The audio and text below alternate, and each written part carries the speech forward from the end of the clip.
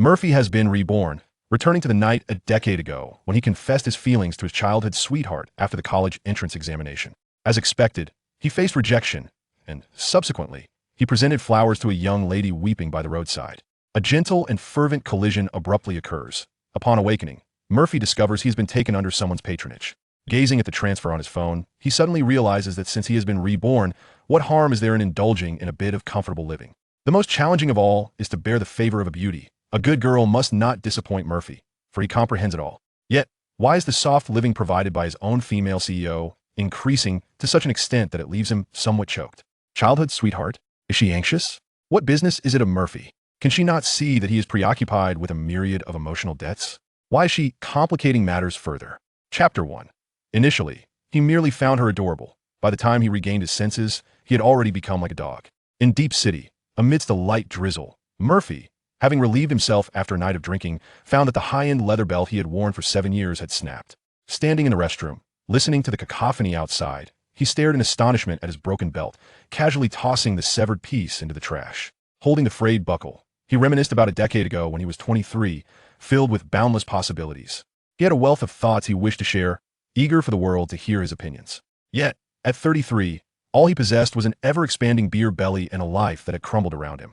After losing his job due to an act of bravery, his repeated failures in job applications, coupled with the crushing burden of mortgage and car loans, left him gasping for breath. A cold bank notice affixed to his front door seemed to foreshadow the inevitable conclusion of his financial strife. The only stroke of luck was that he remained unmarried. Murphy found himself lost in the restroom of a barbecue stall, feeling as though all potential in his life had vanished. Life seemed to have launched a charge without identifying any adversary. As a light drizzle began to fall from the sky, the stall owner gently patted his back. In a daze, he turned to the owner and managed a sheepish smile. "Ligue, I'm fine," he reassured. The owner said nothing. His establishment had been operating at the entrance of this neighborhood for over a decade, and Murphy had been a patron for 7 years. From renting a home to purchasing one in the neighboring community, from walking to acquiring a vehicle for convenience, the passage of time had transformed this young man who had unknowingly spent 7 years in this city. Not long ago, driven by an instinct to help, Murphy had jumped into the water to save someone without a second thought, yet his phone and backpack left on the shore were taken by someone else. It was a rather unfortunate incident, as the loss of crucial documents incurred substantial damage to the company. Unable to maintain his pride, he opted to resign from the company he had been with for 7 years to spare his partner embarrassment. He could not continue in this field, in this merciless urban jungle. Restarting his life at this age seemed increasingly insurmountable. "Go home and get some sleep. Nothing is insurmountable. Shall we have another drink?" Murphy nodded, sitting on a rain-soaked plastic stool, taking a sip of the liquor tainted with rainwater, and offered the owner an awkward grin. "Brother, your liquor is watered down." After a brief release of emotions, Murphy returned home, contemplating his life. If he had known that saving someone would lead to the loss of important documents, would he still have jumped into the water? After much contemplation, Murphy believed he would have acted the same. Lighting a cigarette, he rubbed his temples and opened a notebook he had purchased years ago, searching online for ways to establish himself once more in Deep City. His life felt exceedingly bleak, yet that child's life was just beginning. If all else failed, he could always return home. Selling the house could yield a decent sum. Yet his parents and friends back in his hometown believed he was thriving in Deep City, successfully establishing himself in the metropolis. At that moment, a notification suddenly popped up on his phone. Glancing down, he saw a message from his mother. "Ms. Howe, son, I just saw the news about your heroic act. Ms. Howe, our family restaurant is doing well, and your father's supermarket is stable. If you need money, just let me know. If you don't wish to stay in Deep City, come back home." Upon reading his mother's message, Murphy inhaled deeply. He had promised his parents that he would earn a fortune and take them on a trip, yet now it felt like mere empty words. Staring blankly at the ceiling for a long while, he found himself torn between returning home and continuing to struggle in the big city. "Didn't you have a new email?" Just then, a notification popped up in Murphy's inbox. As he exhaled smoke while gazing at the email, he unexpectedly discovered a peculiar blank email pinned at the top. "Would you like to change the difficulty? Current difficulty setting. Hell difficulty." He pondered over this mysterious email for a moment. Extremely difficult? He could easily switch to super simple mode. He clicked delete, but it would not go away. After some contemplation, Murphy nonchalantly typed activate super simple mode in the reply field. "Sorry, the minimum difficulty is simple mode. Simple mode has been activated. Please cherish this opportunity to start anew." As the text gradually appeared on the computer screen, Murphy found it rather amusing. The scam email felt surprisingly authentic.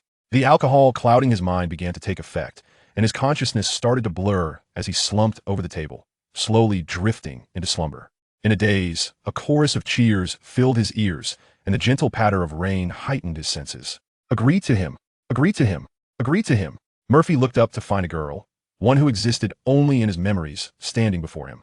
The girl had long hair cascading over her shoulders, flowing like a waterfall. Her features were as exquisite as porcelain, and her eyes shone brightly like stars, glimmering with intelligence. Her straight nose and slightly upturned tip gave her an impish charm. Her lips were adorned with a delicate hue of lipstick, reminiscent of tender cherry blossom petals. When she smiled gently, it seemed as though the entire world succumbed to her charm. Such an enchanting girl could surely cause someone to weep with just a single punch.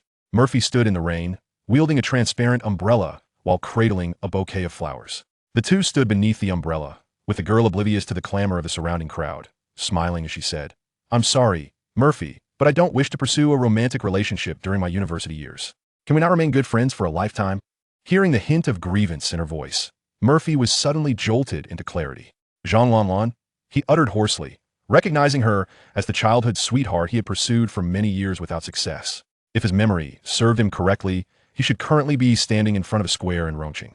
Gentleness aspired to apply to Rongqing University, and her high school friends had coincidentally graduated and chosen to travel, with Rongqing as their first destination. At that time, amidst his friends' plans, he mustered the courage to confess his feelings to Gentleness once more. He had harbored feelings for her since high school, yet Gentleness always made him wait. High school affected his studies, and in university, he focused on academics, leading her to ask him to be patient. Ultimately, during their graduation year, she approached him, hand in hand with her boyfriend, her smile radiant. "Allow me to introduce you. This is my boyfriend." It was then that Murphy realized with dawning clarity that he had perhaps never truly occupied a place in her heart. The notion of childhood sweethearts had been merely a one-sided affair. In truth, Murphy understood that he was not a hopelessly devoted admirer, yet Gentleness neither rejected nor expressed disdain for him. Whenever other girls approached him, she would emerge as the childhood companion to block their advances. Initially, he found her endearing, but before long, he had unwittingly assumed the role of a devoted follower. Ultimately, it was his own wavering resolve that led to this predicament, and he could hardly blame her. Afterward, he graduated and moved to Shenzhen, and they lost all contact. Murphy never harbored hatred towards Gentleness, nor did he feel any resentment. Instead, he experienced a sense of liberation, even a tinge of relief. Fortuitously, they had not ended up together. This woman was wise beyond measure, and perhaps she had granted him a reprieve. "Do not let me be utterly disappointed in you. I must take my leave." Gentleness, exasperated, stomped her foot and departed. They had known each other since kindergarten, and she understood Murphy's character all too well. Without a doubt, he would soon come chasing after her, and here she was, standing in the rain. She pushed through the crowd and briskly walked away, as the onlookers began to disperse after witnessing the failed confession. However, after a considerable time, the anticipated umbrella never materialized above her head. Gentleness hastily made her way into a shopping mall, where her friend greeted her. The two of them sheltered behind a pillar, peering outside, only to discover Murphy walking away, holding the umbrella in the opposite direction. "Lon, Murphy has left," her friend called out. "Let him go," Gentleness replied, reaching up to touch her damp hair, emitting a dissatisfied huff. She took out her phone and blocked Murphy's number and that of her friend. She had given him a chance, but he failed to appreciate it. The rain intensified, and they found themselves unable to leave the area for the time being. After a while, they noticed Murphy returning to the square with the umbrella, and a sense of triumph swelled within her. When Murphy sought her out, she vowed she would never forgive him. If he couldn't learn his lesson properly, he truly did not understand who was in charge. Yet, in the midst of Gentleness's triumph, she beheld Murphy approaching the railing by the riverbank. He stood there, watching the figure weeping in the rain, holding the umbrella over her, offering her the bouquet of flowers. "Do not cry," he urged. Chapter 2, Love? Love for your mother selling mahua. Murphy gazed at the tall and elegant woman before him, who appeared to be around 23 or 24, an age that epitomizes the prime of life. She was adorned in a black spaghetti-strap dress, her gracefully elongated legs encased in exquisite high-heeled sandals. Her long, wavy hair, dampened by the rain, clung to her pristine shoulders. Her deep, luminous eyes were tinged with a subtle melancholy, as if harboring countless untold stories and secrets. Just moments ago, as he departed, he had noticed this girl leaning against the railing, sipping beer. He observed her furtively for a while until the rain intensified, yet she remained there. Surely, she wouldn't entertain such dark thoughts. It was improbable, indeed. Murphy reasoned that her tears were likely the result of heartache. How foolish for a university student of her age to still believe in love, since the bouquet in his hand was destined for the trash anyway. He thought perhaps he could bring a moment of joy to this heartbroken girl, although the likelihood of her contemplating something drastic was minimal. Murphy's nature compelled him to remain somewhat concerned. Wei Nanfeng stared blankly at the flowers before her and the umbrella above her head, holding the beer in her hand. Unsure of what to do, Murphy held the umbrella over her to shield her from the rain, observing her reddened eyes, and began to offer consolation. Three-legged toads are hard to find, but two-legged men are plentiful. It's not worth it to leap into the river for a man. You're still young, aren't you? Wei Nanfeng looked at the youthful boy, comforting her. Her sorrowful emotions momentarily lightened. Yet, upon hearing the word young, her previously subdued feelings erupted as she cried out to Murphy, "You say I'm old. 26, old what?" A ghost would never leap into the river for him. Being young is so remarkable. I assent it. Age is a sensitive topic for women, especially for those who increasingly value their age. Murphy found the southern girl's words to be melodious, even when she was angry, as if she was pouting. Her genuine Guangdong accent contrasted sharply with her tall, cool demeanor. Murphy was momentarily taken aback. This girl appeared exceptionally youthful, far from the age of 26. I apologize. My eyes must have deceived me. I thought you were in your early 20s. I'm glad you're all right. I wish you a pleasant life. He handed the umbrella to her, relieved that she didn't seem inclined to leap into the river. There was no need for him to worry unnecessarily. However, just in case, he felt compelled to check on her. In his previous life, he had not given up even when rejected, and had overlooked this young woman while pursuing Zhang Lanlan. It seemed he had overthought the situation, but it was ultimately a good thing that she was not in despair. Recently reborn, he was still filled with curiosity about this familiar yet enigmatic world. He turned away and glanced at his phone, excitement surging as he saw the date and time. July 21st, 2014, 7:30 a.m. He had indeed returned to the summer, following his college entrance examination.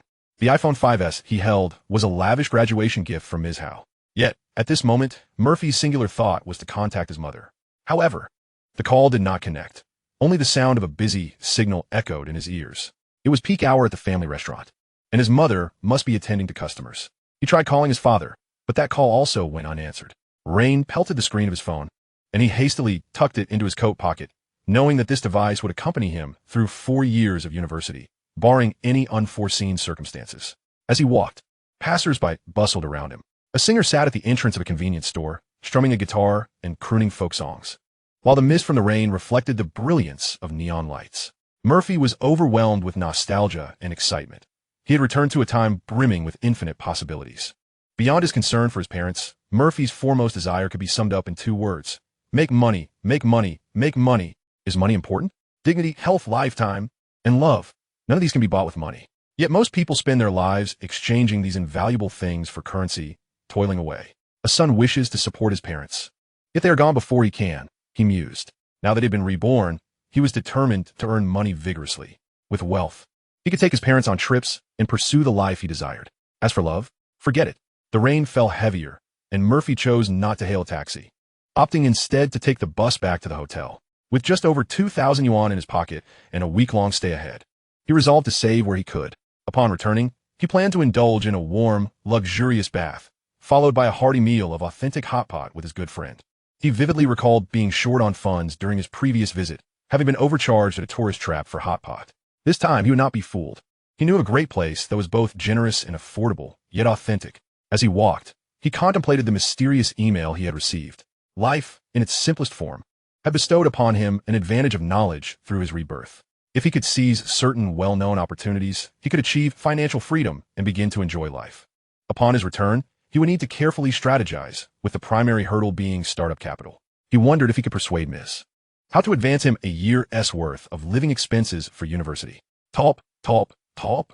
A crisp sound of high heels echoed in his ears, and the rain above was shielded by the umbrella. Murphy turned to find the tall, elegant lady from earlier, instinctively greeting her. Hello, Mississippi. How may I assist you? Wei Nanfeng shot Murphy a glare, irked by his presence. Did he just intend to call her aunt? However, she dismissed the thought, recognizing the boy's good heart. After all, he had shown concern for her well-being even after his earlier rejection. Though the flowers were not meant for her, she still appreciated the gesture. With a gentle smile, Wei Nanfeng placed her arm on Murphy's shoulder and said in a soft voice, "Thank you for the umbrella and the flowers.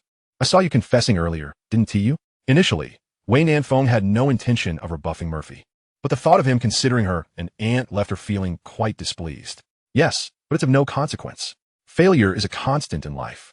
It's not a big deal. Murphy shrugged off Wayne Nanfeng's arm from his shoulder, striving to maintain some distance. Despite Chengdu being progressive in matters of gender relations, he was not yet so desperate as to be easily lured. Besides, a woman of her caliber would hardly look twice at a mere boy like him. Most likely, she was merely toying with him for amusement. Murphy prided himself on his self-awareness. He understood his own worth. Every gift comes with its price. And when something seems too good to be true, one ought to question why. Boring. Wei Nanfeng noticed Murphy's reluctance and pouted slightly, then pointed to the convenience store across the street, suggesting, "Shall we go buy an umbrella? I'll return the umbrella to you and treat you to a cup of milk tea. What do you think?" Murphy nodded. A hot drink on such a chilly day seemed like a delightful idea, especially since it wouldn't tea cost him anything. "Thank you for your generosity. The tea from Xiandao is rather delightful. I would appreciate a large cup of half-sweet soy milk tea. Thank you." Upon hearing Murphy's request, Wei Nanfeng smiled gently, amused by the boy's charm. Though young, he possessed a kind heart and seemed to harbor many secrets. Coincidentally, she had a penchant for secrets. Chapter 3. The First Encounter with the Song's Intent. Crossing the street, Wei Nanfeng joined the queue for milk tea, while Murphy entered a convenience store to purchase an umbrella, a towel, and a pack of cigarettes. Observing the long line at the tea shop, Murphy knew he would have to wait a while. Listening to the music around him, he lit a cigarette. The singer performed a song he had never heard before, which he found quite pleasant, dropping 5 yuan into the guitar case. It was lovely. After giving the singer a thumbs up, Murphy resumed his crouch position. After the singer finished his piece, he tossed his artistic ponytail and pulled out a cigarette from his pocket, skillfully rolling it before leaning over. "Could I borrow a light?" Murphy smiled and ignited the cigarette for him. The two began chatting, and Murphy felt a sense of nostalgia as he gazed at the guitar cradled in the young man's arms. He had played in a band during his university days, but alas, they had disbanded after graduation. "Notice you own my guitar. Would you like to play a song?" Murphy felt a stir of excitement. In Rongqing, one simply had to perform a piece to truly embrace the atmosphere. "Is that all right? The ambience is simply too wonderful." The young man graciously handed the guitar to Murphy, saying, "Feel free to play." Casting a glance back at Wei Nanfeng still inside the tea shop, Murphy guessed she would take some time to emerge. So he decided to play a tune to pass the time. At this hour, Lazy Song Chengdu had already been composed, with its first performance taking place in a small tavern on Yulin Road. Gently strumming the strings, Murphy began to hum along. Intimately familiar with the song after living in Rongqing for 4 years, this melody felt like a vivid recollection of his experiences in the city. "Let me shed tears, not just from last night's wine. Let me feel reluctant, not merely from your tenderness." Unbeknownst to him, Wei Nanfeng had activated her financial prowess, paying an extra 100 yuan to purchase 2 cups of milk tea worth 30 each, thus avoiding the wait. Such is the power of money, able to procure that which cannot be bought with mere currency. Standing behind Murphy, Wei Nanfeng listened intently to his melodious voice, the clarity of his tone and the catchy melody captivating her. Partings always seem to occur in September. Memories linger in autumn's embrace. The tender green willows of late autumn kiss my forehead. In that rainy little city, I have never forgotten you.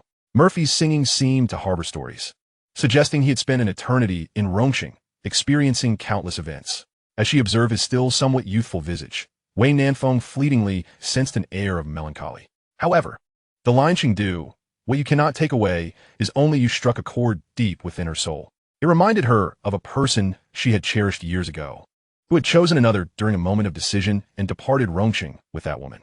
The one he chose was older, his childhood sweetheart and the light of his life, while she was considerably younger and full of potential. Wei Nanfeng recognized these were merely excuses. She had not comprehended it back then, and even now, the memories stirred feelings of unfulfilled longing and pain.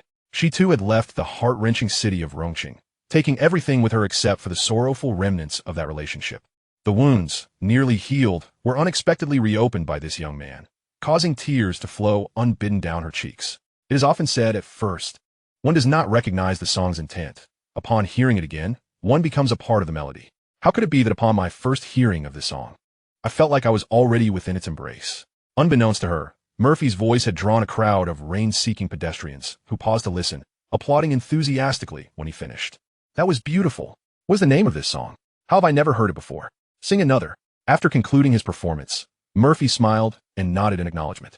Turning to see if Wei Nanfeng had emerged, he discovered her standing behind him, holding the milk tea. Noticing her red-rimmed eyes, he hastily returned the guitar to the singer, thanking him, "Thanks, mate," before walking silently towards the bus station with the still silent Wei Nanfeng. The two walked in silence, Murphy refraining from inquiring about the redness in Wayne Nanfeng's eyes, merely handing her the umbrella and towel. She accepted them without a word, neither opening the umbrella nor drying her damp hair.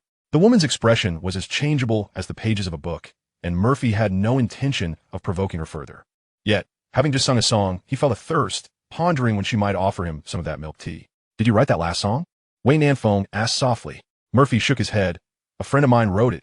He should be singing at a tavern on Yulin Road right now. From your accent, you don't seem to be a local. Are you here on vacation?" Wayne Nanfeng inquired, intrigued by how a young man like Murphy could be so familiar with Rongqing. "Yes, just here to have some fun," Murphy replied, nodding toward her milk tea. "Could I have that milk tea first?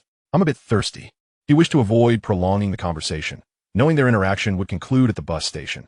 There was no need to delve into too much.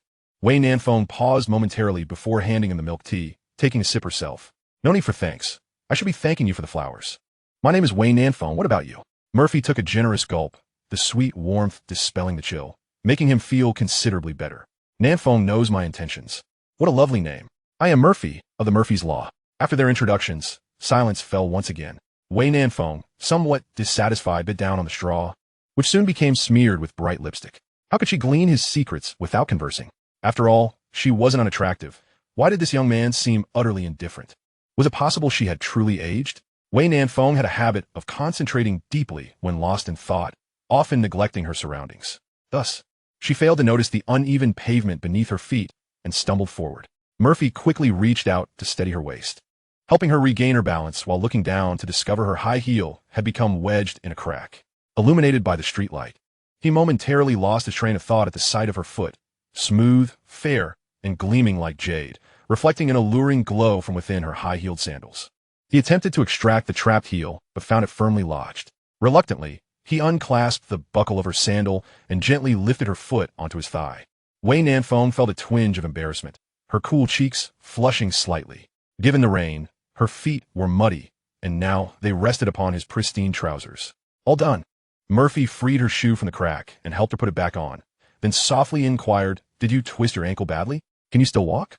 Wei Nanfeng shook her head pitifully, leaning on Murphy's shoulder as she fished her phone from her bag to call an assistant for a ride. However, at that moment, Murphy crouched before her, saying, "You hold the umbrella. I'll carry you. We'll reach the bus station in no time." Murphy believed in the virtue of good deeds, feeling compelled to escort the young lady to the bus station, even going so far as to hail a taxi for her departure. "Thank you," she replied. Wei Nanfeng nestled against Murphy's back, feeling confident in her figure, which allowed him to easily carry her. Their bodies, separated only by fabric, shared a warm embrace. His large, warm hand rested at the top of her thigh, causing Wei Nanfeng to blush and fall silent. Murphy found himself reflecting on her physique. The softness and elasticity nearly captivated his very soul. In this fervent age, an unusual anticipation stirred within him.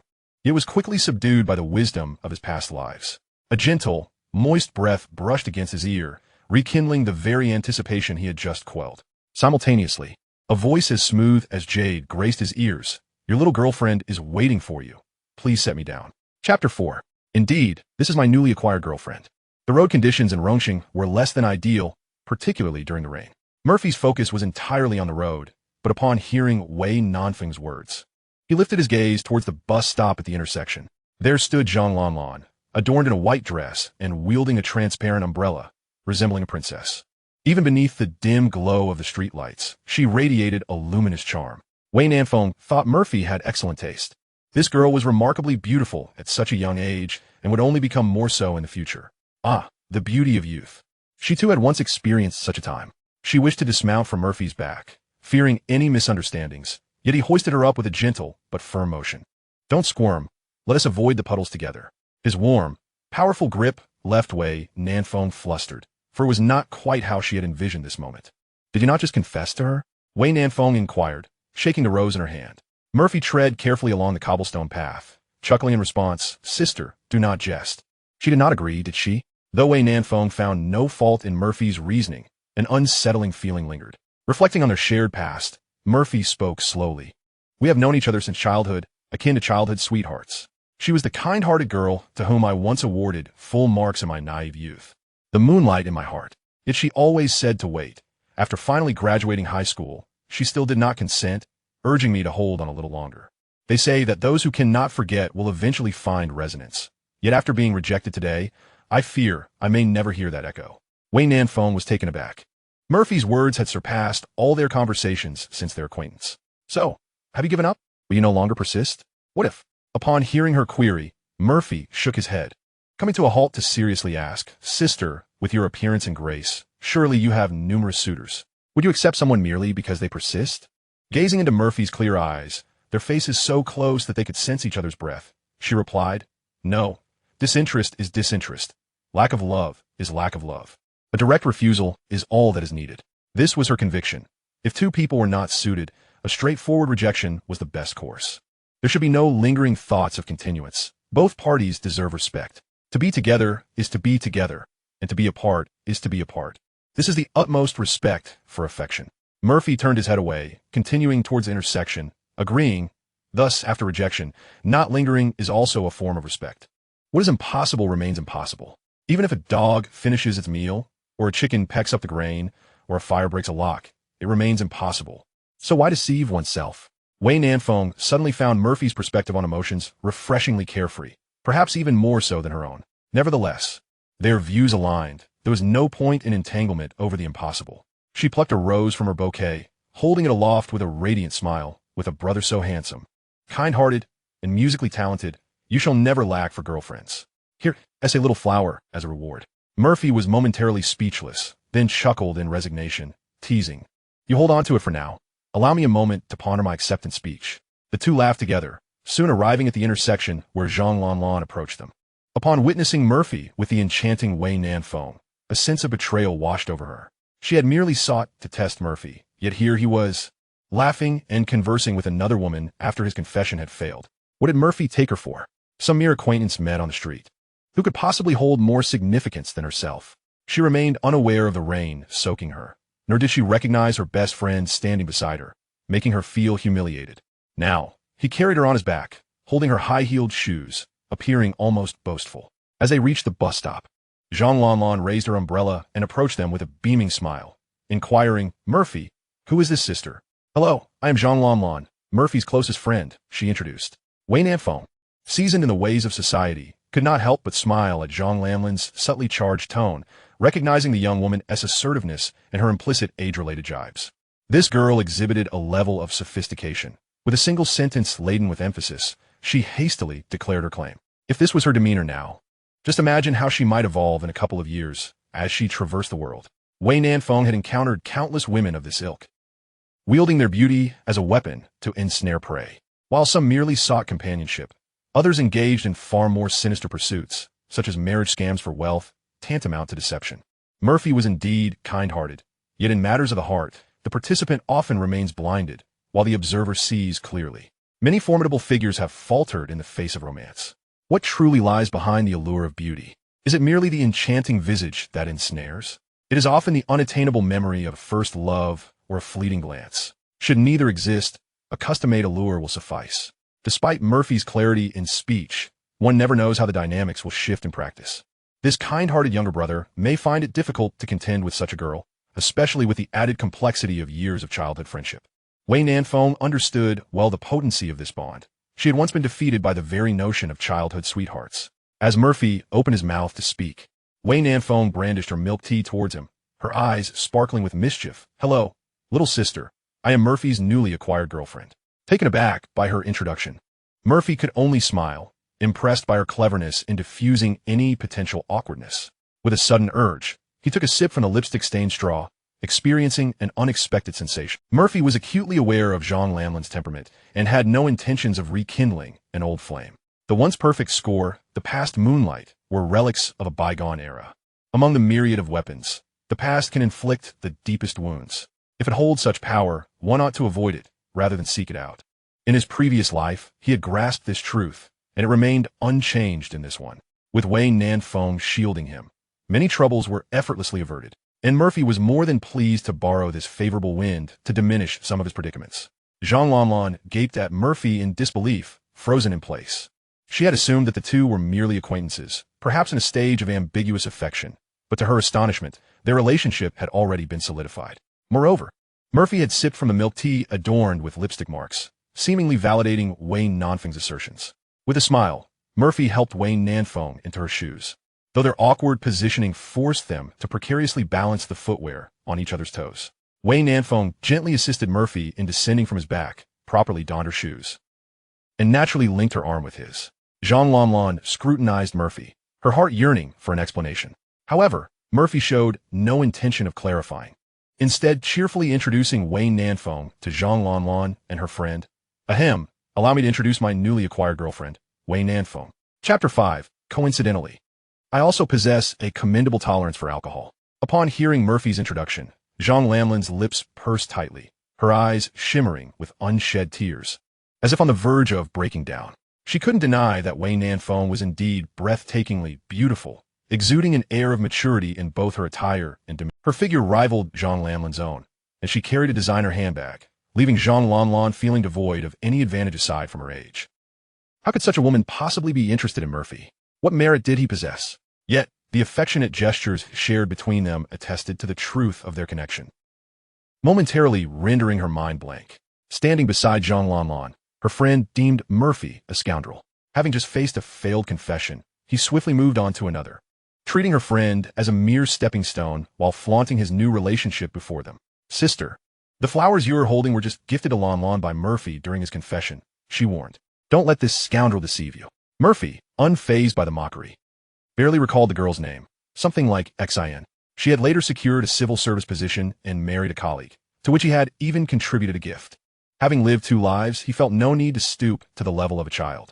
Indifferent to the situation, Murphy's demeanor contrasted sharply with Wayne Nanfeng's, who, rising on her toes, planted a kiss on his cheek. Zhang Lanlan and her friend observed Wei Nanfeng with soft eyes, as she tenderly remarked, Murphy is exceptionally kind, gentle, and compassionate.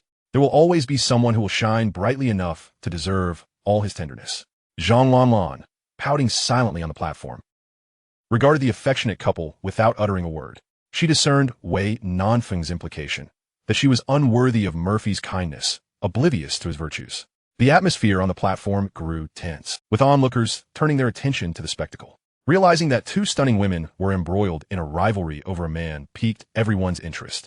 It was in the nature of the crowd to revel in drama, and many men couldn't help but feel envious of Murphy, who stood at the center of this attention. Both Zhang Lanlan and Wei Nanfeng were undeniably stunning, with Zhang Lanlan adorned in a white dress that radiated youthfulness, while Wei Nanfeng, clad in black, exuded an enigmatic allure that was both cold and seductive. Understanding how to leverage her advantages, Zhang Lanlan's eyes soon glistened with unshed tears, her voice trembling as she addressed Murphy.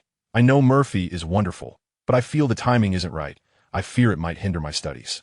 I just didn't expect. Upon witnessing Zhang Lanlan's vulnerable expression, Murphy sighed. He had often been manipulated in such a manner in his past life.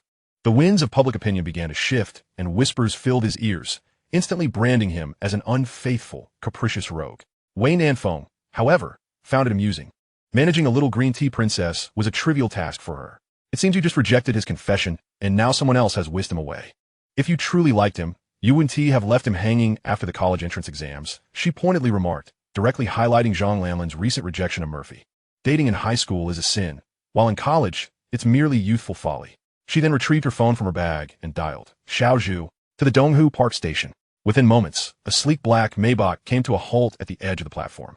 A young lady emerged, promptly opening the rear door to assist Wei Nanfeng into the vehicle alongside Murphy. As Murphy pondered whether he should also enter the car, Wei Nanfeng pulled him in with determination.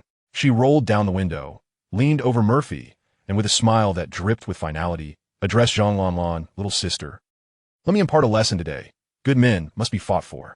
Since you rejected his confession, Murphy is now mine. I hope you refrain from contacting my boyfriend in the future.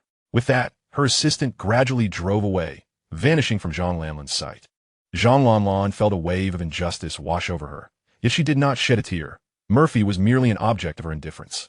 Yet, that woman not only cherished Murphy like a prized possession, but also felt compelled to flaunt it before her. Even if Zhang Lanlan didn't desire him, it was her prerogative to let him go.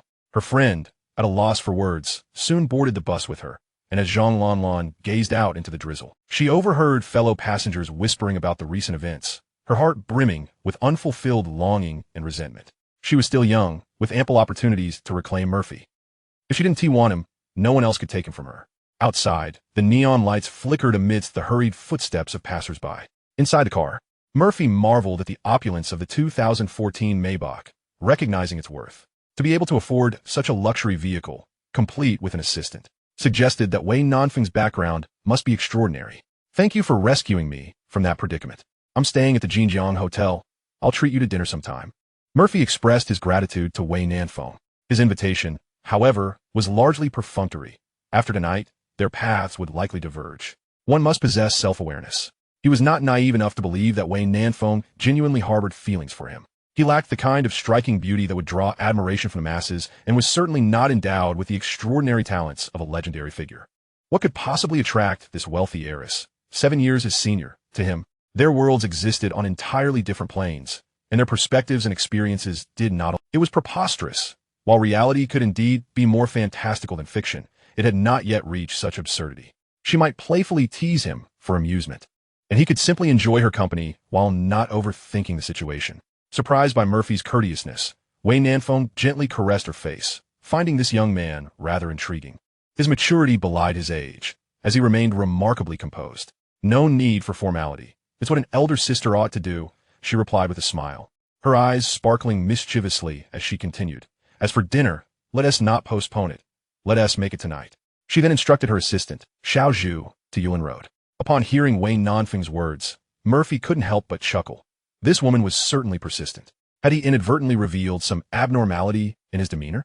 He retrieved his wallet, glanced at its contents, and offered a wry smile. Let me know that I possess only 500 yuan in my pocket. Anything more extravagant is beyond my means. Wei Nanfeng watched as Murphy pitifully retrieved his wallet, her heart brimming with delight. Having assisted this young lad in extricating himself from such a significant predicament, he now sought to nonchalantly brush her off. The prospect of inviting her for a meal in the future? They hadn't even exchanged contact details, making such a notion seem ludicrous. With a swift motion, Wei Nanfeng snatched Murphy's wallet, extracting the 500 yuan within and calculating their expenditure. 500 should suffice. They could enjoy a song or two and perhaps a drink to unwind. Minors could indulge in juice, after all. She was merely teasing Murphy. There was no need for him to spend any money at all. As Murphy gazed out at the familiar scenery through the car window, many buildings appeared as they did in his memories, shrouded in the rain's mist. He found himself reborn, albeit somewhat hastily and with a sense of disbelief. Perhaps a drink would suffice, as alcohol was cheaper than juice. A tone of nostalgia filled Murphy's voice as he recalled his inaugural visit to a bar, where he had ordered a glass of juice. Its price remained indelibly etched in his memory. Wei Nanfeng observed Murphy's youthful profile, the reminiscence in his eyes piquing her curiosity about this young man even further. Yet it mattered not. Juice was out of the question. Only alcohol could unearth the secrets concealed within one's heart. The duo soon arrived at Yulin Road, where Wei Nanfeng made a phone call before heading straight to the small tavern at number 52 Yulin Road. The establishment was modest, comprising 3 storefronts. The rightmost featured a large lattice window adorned with a row of greenery outside. Wei Nanfeng hopped out of the car, assisting her assistant as she cheerfully remarked, Xiao Zhu, you may head home. I'll take a cab back tonight. The assistant hesitated, glancing at Murphy, who was making his way around the car, and nodded, saying, Mr. Murphy, I would appreciate your help in looking after my boss. Murphy nodded in response, assuring him, rest assured, my tolerance for alcohol is commendable. How fortuitous. I possess a commendable tolerance as well. Wei Nanfeng teased, her words laced with playful provocation.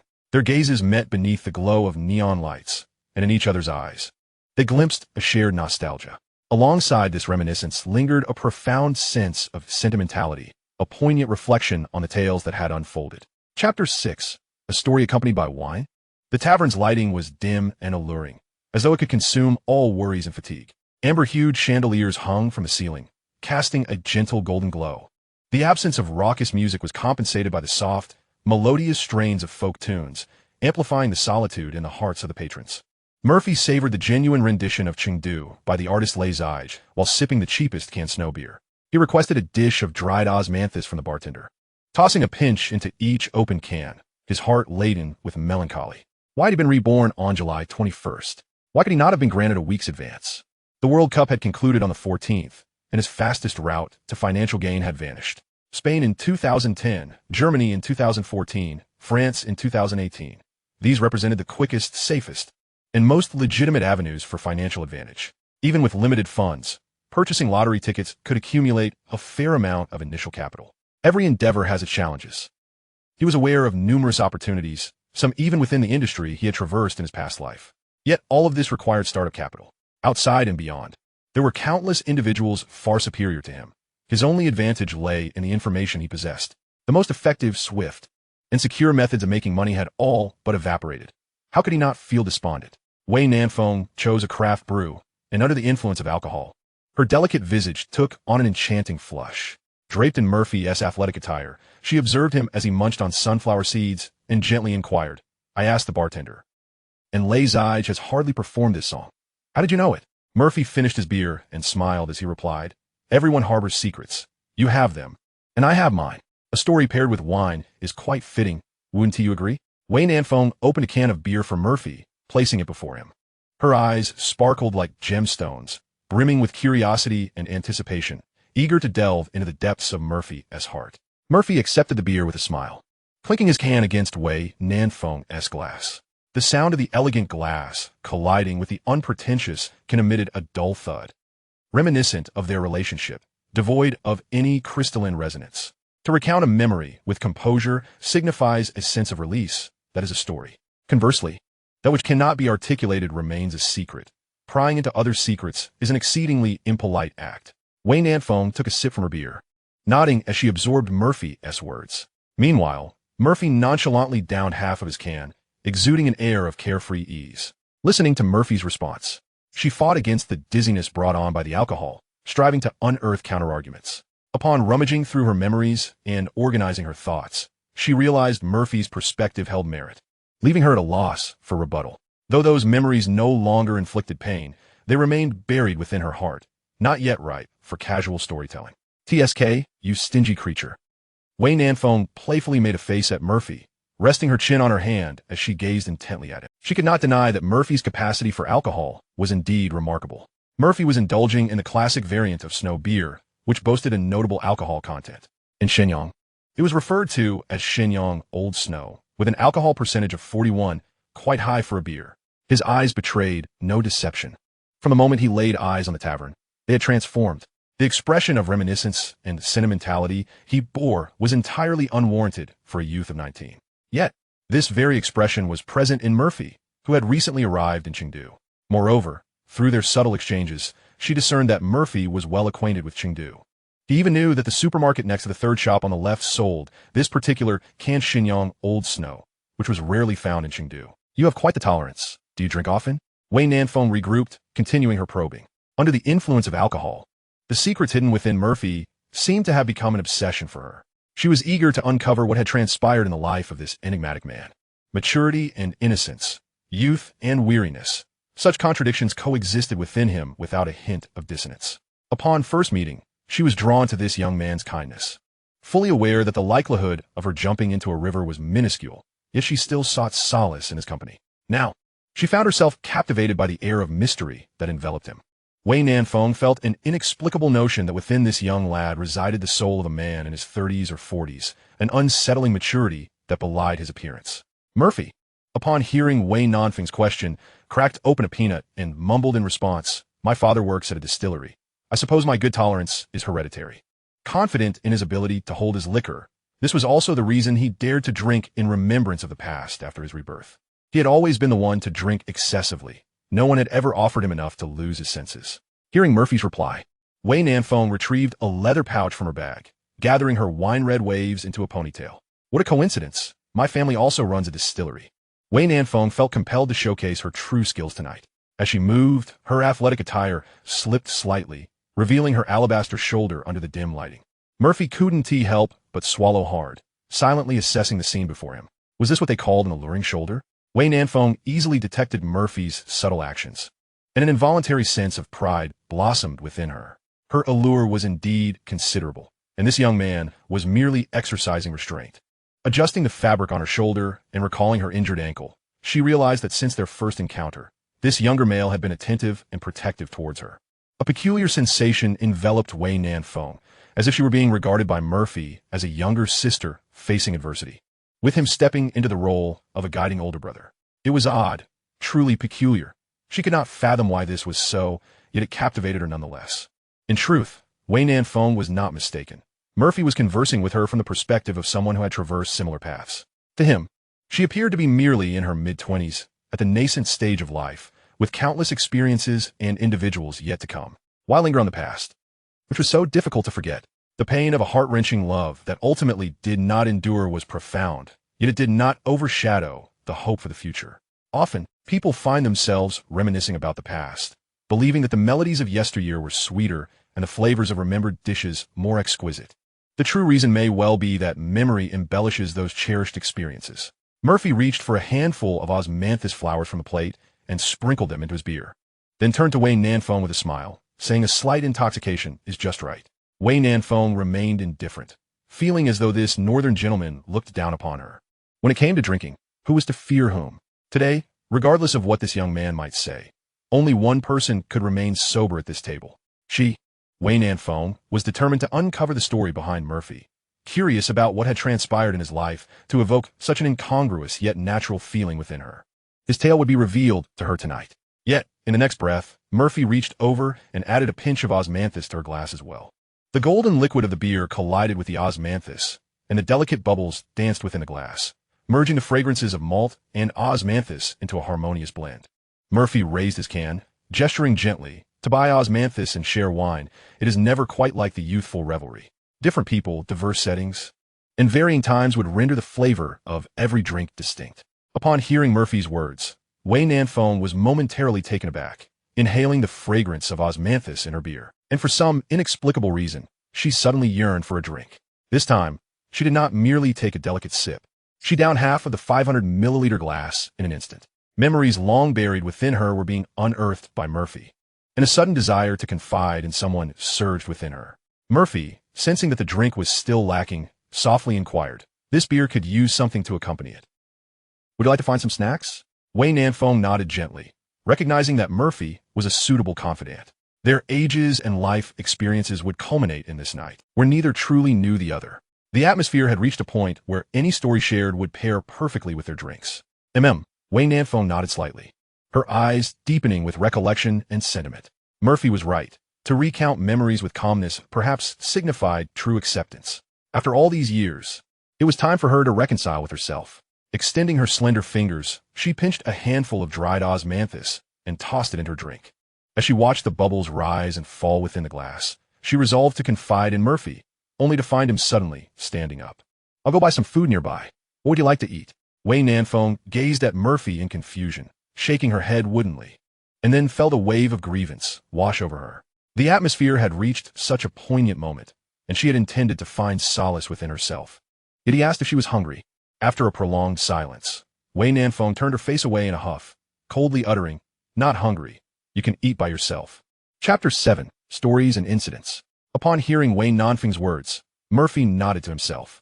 A girl with such a commendable figure surely would not indulge in midnight snacks. While stories and alcohol are a perfect match, he was genuinely hungry, his stomach discomforting him. Though Wei Nanfeng was fit, her stature suggested she weighed around 100 pounds. Carrying her such a distance was indeed a considerable exertion. He had a habitual inclination to drink and eat. With each sip, the hunger intensified, and he found it increasingly difficult to consume more without food. "All right then, wait for me a moment. I'll go get something to eat." At that moment, Wei Nanfeng also had an epiphany and chastised herself internally. What was she doing, acting petulant towards Murphy? How could she, who was being cared for by him, expect to be treated as a sister? She was the elder sister. An elder sister ought to behave accordingly. She was far more mature than this young man. Wei Nanfeng suddenly remembered that the only 500 yuan in Murphy's wallet was still in her possession. She quickly called out to him, "Wait." Then she rummaged through her bag, producing a stack of cash and extending it towards Murphy. "You are still growing. You need to eat more." Murphy shook his head in refusal. The prices in Rongqing were still quite reasonable, and he had 40 to 50 yuan in change, sufficient for some snacks. "Take it. You're treating me to drinks. I'll treat you to food." Wei Nanfeng attempted to get up to press the money into his hands, but the pain in her ankle caused her to fall back in her seat. Seeing this, Murphy hurriedly bent down, extracted a bill from the stack, and soon returned, saying, before swiftly heading out of the small tavern. Wei Nanfeng propped her chin on her hand, staring blankly at the empty seat. The last time she visited Tang Jie's bar was during her university days.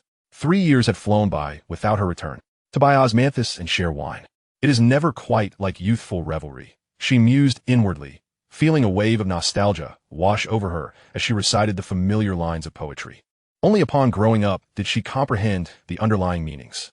With just a few strokes, it encapsulated the essence of life's experiences. She finished the remaining beer in her glass, the rich aroma of dried osmanthus intoxicating her senses. This method of drinking was rather amusing. Wei Nanfeng glanced at her empty glass and called for the server to bring her another. After a while, a familiar voice echoed in her ears. Nanfeng, you returned to Sichuan Chongqing without even calling your sister. A woman clad in simple athletic attire took the seat Murphy had just vacated, placing 2 glasses of beer on the table, her mature and alluring face adorned with playful reproach. Time had left its mark on her exquisite features. Yet she remained undeniably beautiful, the years only adding to her charm. Bailu, what brings you here? Wei Nanfeng exclaimed in surprise, her heart swelling with joy upon seeing this familiar face. The woman before her was Li Bailu, her good friend's aunt. At 30, divorced. She had once taken Wei Nanfeng out with friends during their time in Sichuan Chongqing. With a youthful and passionate spirit, she disliked being called aunt and had insisted that everyone refer to her as sister. Over time, they had all grown accustomed to it. Li Bailu gracefully lifted her glass to clink with Wei Nanfeng's, taking a sip and raising an eyebrow in excitement, her red lips gently inquiring. If it weren't for Tang GM mentioning your reservation, I would have never known you were back in Sichuan Chongqing. Has Yao Yao been informed of your return? You must have kept it a secret. Otherwise, she would have driven over by now. It's me who is well informed. I assenti it. Wei Nanfeng, upon hearing a barrage of questions, could only shake her head in resignation. She had just arrived in Rongqing today, planning to surprise her dear friend in the evening. However, she unexpectedly encountered Murphy along the way, and the situation had inexplicably morphed into what it was now. Her friend, known for her penchant for chaos, would undoubtedly create a ruckus if she learned that Wei Nanfeng was drinking with a young man. It's rather late today. I fear I might disturb your rest. Wei Nanfeng offered, her excuse rather clumsy. Li Bailu, with her charming and alluring visage, regarded Wei Nanfeng with skepticism, a playful smile dancing on her lips. She then leaned closer and whispered conspiratorially, rest assured, I haven't mentioned anything to Yao Yao. No one will interrupt your delightful escapades. Anxiously, Wei Nanfeng attempted to clarify. Oh dear sister, what are you thinking? He is only 19, and we have only just met. Li Bailu's interest only grew, her laughter becoming increasingly unrestrained.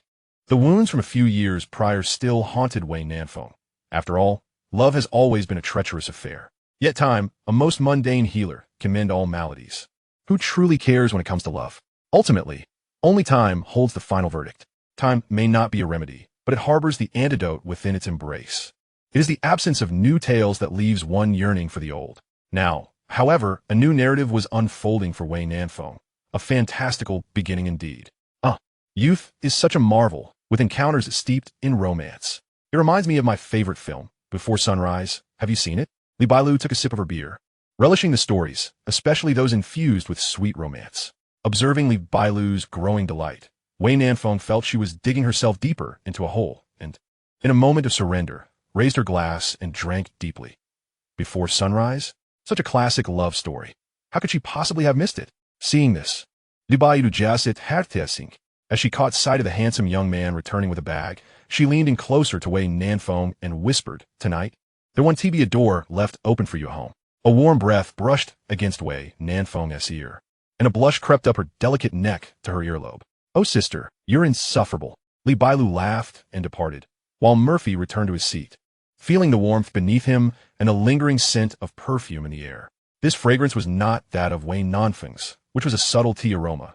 Instead, the air was perfumed with an elegant and rich sandalwood scent.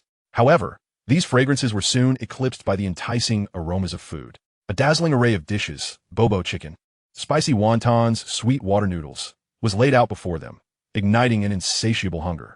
Murphy had initially intended to make a simple purchase, but once he began, he couldn't stop, eager to savor each dish. As he sat down, he immediately dug into a bowl of spicy wontons, beckoning to Wei Nanfeng, who was quietly swallowing her saliva beside him. You must try this. The bobo chicken is exquisite. Wei Nanfeng had already spotted the bobo chicken, its sesame-laden chili oil appearing like a tempting little sprite, awakening her dormant appetite. Remembering her earlier declaration of not eating, she hesitated, but upon hearing Murphy's encouragement, she couldn't resist grabbing a skewer of lotus root. Just one bite, she thought, but once she tasted it, she found herself unable to stop. Li Bailu watched in astonishment, her heart racing with anxiety.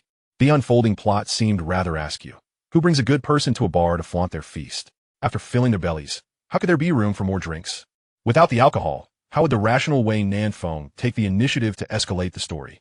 After a moment's contemplation, she leaned against the bar and called out to the busy manager. Xiao Wang, since no one is singing now, could you play a movie for me? Manager Wang nodded in acknowledgement. After all, Li Bailu was a close friend of the owner and held shares in the tavern, making her somewhat of a co-owner. What movie would you like to watch, Sister Li? Without a second thought, Li Bailu replied, Play Before Sunrise. After speaking, she cast a frustrated glance towards Wei Nanfeng and Murphy's table. What a splendid beginning this was. The tale must not devolve into a mere accident. Was Bobo chicken truly so delectable that it outshone romance itself? Chapter 8. The wind must be listened to 800 times. With their appetites satisfied, Murphy returned to his drinking state, his attention wholly captured by the film. He felt the atmosphere was delightful. Beautiful women, fine drinks, and a movie he cherished, Before Sunrise. Released in 1995, it narrated the story of two young souls who meet on a train and share a day and night together. The film is renowned for its authentic and intricate emotional expressions and deep explorations of the characters' inner worlds. The dialogue flows with natural ease, rich in philosophy and contemplation, allowing viewers to appreciate the beauty and complexity of love. It also showcases the picturesque landscapes and cultural essence of European cities, enveloping the audience in a romantic ambience. This film is celebrated as one of the most significant love stories of the 1990s, achieving success both domestically and internationally, garnering numerous awards and accolades.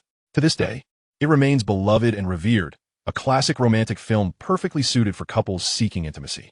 Murphy had to admit that the tavern's owner was indeed a savvy businessman.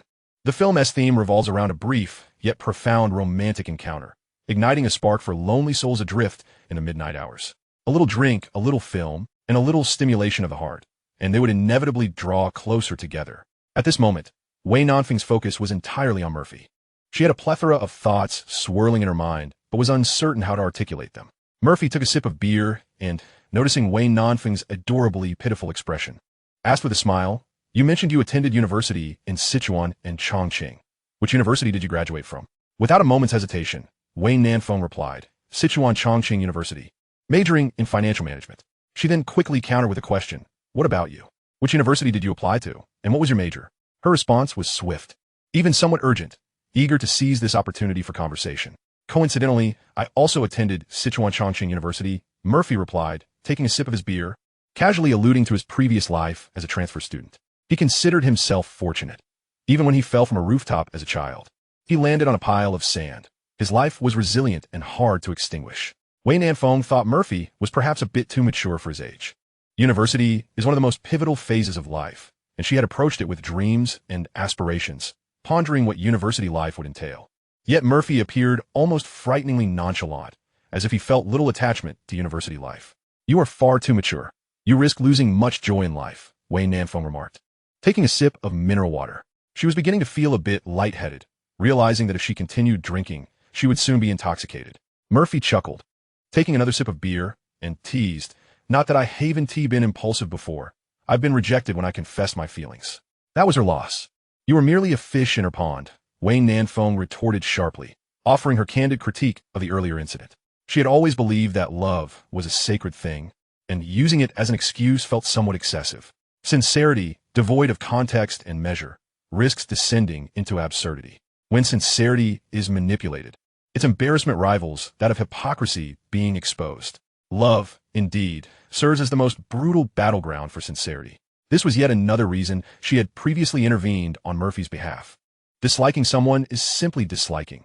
A direct refusal is, in fact, a form of respect for affection. The tiresome tugging and fishing is quite uninspiring. Wei Nanfeng, somewhat discontented, pursed her lips and, adopting the demeanor of a seasoned individual, earnestly continued, You are not the only one who has faced rejection. As if no one else has ever been turned down. Life should be viewed forward, not wallowed in the past. Upon hearing this, Murphy became intrigued, curious about who could ever reject such a beautiful and captivating woman as Wei Nanfeng. He delighted in being a listener, for there is nothing more exquisite than a tale to accompany a drink. He had witnessed friends, intoxicated, standing before bridal shop windows, gazing longingly at the pristine wedding gowns for prolonged moments. He had also seen friends lamenting when the object of their affection was to marry another, uttering disbelief in a daze.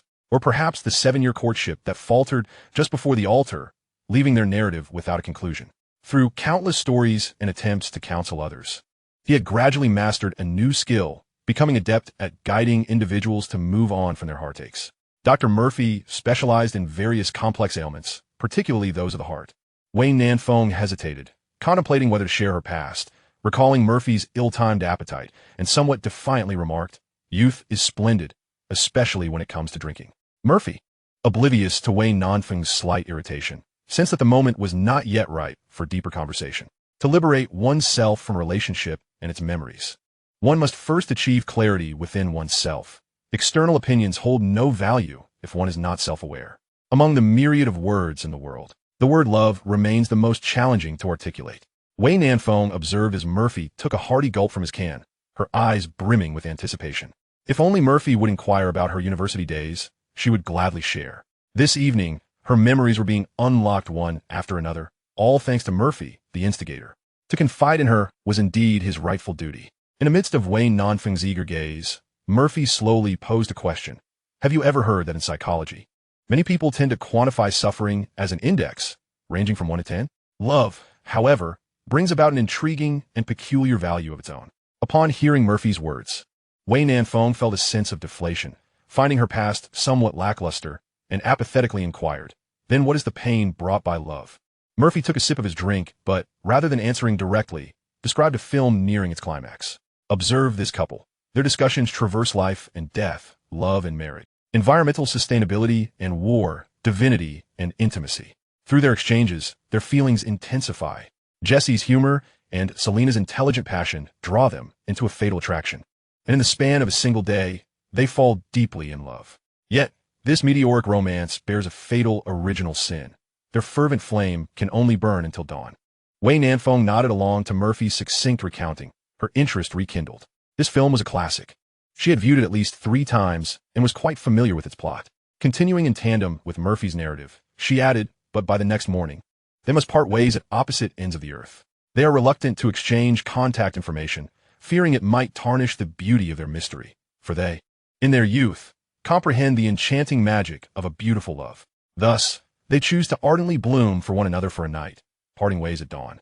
As Wei Nanfeng's gentle voice resonated, the film coincidentally reached its conclusion, capturing the moment when Jesse sends Selena off at the train station the following morning. They could no longer contain their longing to reunite and agreed to meet again in 6 months. Both Murphy and Wei Nanfeng knew that it would be 9 years until they would meet again in the sequel before sunset. Wei Nanfeng's words were imbued with regret and yearning as she recalled her own failed romance, an experience that was simply a failure, yet tinged with a hint of the fantastical. They had engaged in club activities together, embarked on entrepreneurial ventures, and navigated the highs and lows of success and failure. She had believed their mutual understanding of each other's feelings merely required a push to break the barrier, that she would ultimately attain the love she desired. However, when she took the initiative to shatter that barrier, he was preempted by his childhood sweetheart returning from abroad. He resolutely chose the other, rejecting her. Yet, she did not linger excessively in her pursuit and left Sichuan. The enchantment of her story eluded her grasp. Yet, reality is often so unreasonable. The allure of a white moonlight and a childhood sweetheart proved too potent. She too had once been timid, lacking the courage to voice her affection sooner. All her suffering stemmed from a sense of unfulfilled longing. She had been searching for justifications, unwilling to admit her failure. The outcome had been determined, yet she remained ensnared in her own turmoil. How foolish! After coming to this realization, Wei Nanfeng took a large gulp of her drink, feeling as though she had wasted years of her life. Yet, as the liquid coursed down her throat, it bore no flavor. Upon inspecting her glass, she discovered it had been replaced with mineral water at some point. Murphy, observing Wei Nanfeng lost in her memories, sensed the atmosphere was ripe for deeper discourse, and initiated his final advance. Perhaps cinematic portrayals romanticize love, yet therein lies the beauty and agony of it. After cracking open the last can of beer, he continued with guiding words. Even if much time has passed, these memories will forever linger within their hearts. This, indeed, is what is meant by an indelible obsession. What echoes must eventually resonate. And when the echoes receive no response, it becomes suffering. The sound of the beer can opening seemed to correspond with the conclusion of the film, while Wei Nanfeng's mind, now clear regarding her past, lingered on Murphy's earlier question. Thus she inquired, so what exactly is the value of love's pain? Murphy, After taking half a can of beer and placing it on the table, reclined with a carefree demeanor and lazily proclaimed, "The pain of love is 31415927, an infinite loop. Not particularly severe, yet endlessly perpetual." Wei Nanfeng comprehended Murphy's meaning. With her intelligence, she recognized the trap he had laid.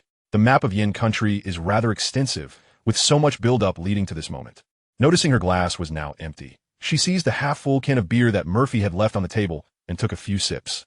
As she gradually emptied the can, a flicker of relief crossed her hazy gaze, prompting her to utter the words Murphy longed to hear. To break the cycle, one must initiate a new one. Murphy nodded in approval, rising to support Wei Nanfeng, casually turning his back to her and lifting her onto his back, tenderly responding, "Exactly. Time is abundant, and stories are plentiful. One must listen to the wind 800 times to understand the myriad of beauty in the world." Wei Nanfeng, comfortably nestled against Murphy's shoulder, let her arms rest naturally on his chest, leaning her head against his neck. She found a delightful scent emanating from him, unsure whether it was the allure of hormones or the magic of pheromones at play. For reasons unknown, she longed to drift into slumber upon Murphy's shoulder, feeling inexplicably at ease in his presence. As I stepped outside, a chilling breeze swept past, intensifying my sense of dizziness. The rain-kissed streets were imbued with a delightful aroma of damp earth, which was quite intoxicating. "Can you hear it?" Murphy's gentle voice drifted into Wei Nanfeng's ears. She, in a state of confusion, lifted her head only to quickly lay it back down. What was she listening for? The wind. Of course, the wind that brings the essence of life and the ephemeral joys of existence. Wei Nanfeng felt the warmth of Murphy's touch on her thigh, the comforting embrace of her own warm jacket, and a mingling sense of Murphy's essence and the breeze. The desire to buy osmanthus flowers while indulging in wine echoed in her mind, a cycle that needed to be broken anew. She needed to listen to the wind. 800 times over. The little man appeared rather honest, yet he had a way of charming young women with his suave demeanor. From the very beginning, he had ensnared himself in a trap of his own making, allowing her to gradually release her final lingering attachment. That last attachment was neither him nor his childhood sweetheart, but rather her own unwillingness to let go. Had she misallocated her care? It seemed that Murphy didn't require her support to navigate emotional dilemmas. Instead, it was she who had her heartstrings unraveled by Murphy's influence. The words Murphy had spoken echoed incessantly in her mind, interrupted only by the unwelcome disruptions of reality. "You've had quite a bit to drink. Should I take you back to your assistant or to your friend's place?" Wei Nanfeng listened to Murphy's gentle inquiry, her heart brimming with dissatisfaction. The film had concluded, yet she sensed that a new narrative was merely beginning. But why did reality always diverge so starkly from her imagined script? Was Murphy disinterested in women, or was it merely her? This little man, mature and composed to an excessive degree, was both unexciting and dependable. Frustrated, she buried her head against Murphy's neck, her exhaustion overwhelming her. With a flicker of energy, she murmured softly, "I don't want to sleep or go home. I want to listen to the wind, to hear it 800 times. Chapter 9, it's done." Murphy, upon hearing Wei Nanfeng's mumblings, chuckled with delight. "You've had too much to drink," he teased. "With a family wine business, is this your drinking capacity? I expected more from you." He felt an immense sense of pride. He had heard countless claims of impressive drinking prowess, yet all had fallen before him. Over time, he had become adept at managing inebriated individuals. Drinking was about drowning sorrows. After all, only when intoxicated could one truly forget their troubles. With Murphy's all-encompassing service, he ensured she would enjoy herself thoroughly before safely delivering her home. "All right, let us listen a bit more then." Murphy coaxed Wei Nanfeng, carrying her down the street. The post-rain chill was palpable, yet the warmth shared between them rendered it inconsequential. Wei Nanfeng felt as though Murphy's back was akin to a small furnace. As he carried her, listening to her soft snores, he meandered aimlessly through the desolate streets, marveling at the bliss of youth, sleeping soundly, oblivious to the world. Meanwhile, he felt invigorated. The excitement of rebirth surpassed any pre-workout rush. At that moment, he could easily ace a 1,000-meter fitness test and manage over 20 pull-ups. Well-fed and well-spirited, he brimmed with boundless energy. As he strolled through familiar surroundings, Murphy began to ponder how to amass the capital needed to launch his ambitions. Despite being aware of the vast information gaps, he recognized that information must flow to attain his desires. Money was the swiftest catalyst for this flow. He was merely an ordinary person, devoid of aspirations to build a commercial empire. Achieving a modest goal to support his dreams was sufficient. Murphy's primary desire in his new life was to pursue and savor existence, fulfilling promises to alleviate his parents' worries. He yearned to explore mountains, lakes, and seas, to indulge in the world's delights, and to experience careers that had always intrigued him. He aimed to chase the fervor he had longed for in his 20s. In his previous life, he had been confined within the steel cage of a bustling metropolis. This time, if he were to become wholly absorbed in his career, it would be a disservice to himself. After much contemplation, Murphy devised numerous paths to attain financial freedom, all requiring initial funds and time to materialize. For years, he aimed to earn a small target within that time frame. Why 4 years? He wished to witness the 2018 World Cup in person, not merely through a screen. Though an ordinary individual, he was self-aware, avoiding greed for what was not his and refraining from reckless pursuits. This way, he would remain unharmed. Certain things, such as lotteries and stock markets, had mechanisms that thwarted time travelers. Perhaps he should return to his original trade. His skills remained intact and should suffice to earn the initial capital. Once that was secured, he could leverage the information he possessed to grow his wealth exponentially. The thought of his ideal future life filled Murphy with exhilaration. Wei Nanfeng, resting her hand against Murphy's chest, felt his heart gradually quickening, strong and steady. In her drowsiness and daze, she envisioned a forest where an aged deer rose slowly, hesitantly pacing in place. Curiosity drew her closer, and to her astonishment, the deer spoke. "Shall I charge again?" Wei Nanfeng, swaying uncertainly, replied with a hint of trepidation. "Perhaps not. Are you not dissatisfied with your past cowardice?" The old deer inquired. Wei Nanfeng fell into a long silence. In that hidden glade, a standoff ensued between a woman and a deer, both caught in uncertainty. Time seemed to stretch indefinitely until a gentle voice echoed from outside the woods, prompting her joyfully to run toward it. "Would you care for a bowl of noodles?" Wei Nanfeng awoke from her stupor, feeling the dampness against her cheek, instantly alert. Had she truly fallen asleep? And so soundly that she had drooled?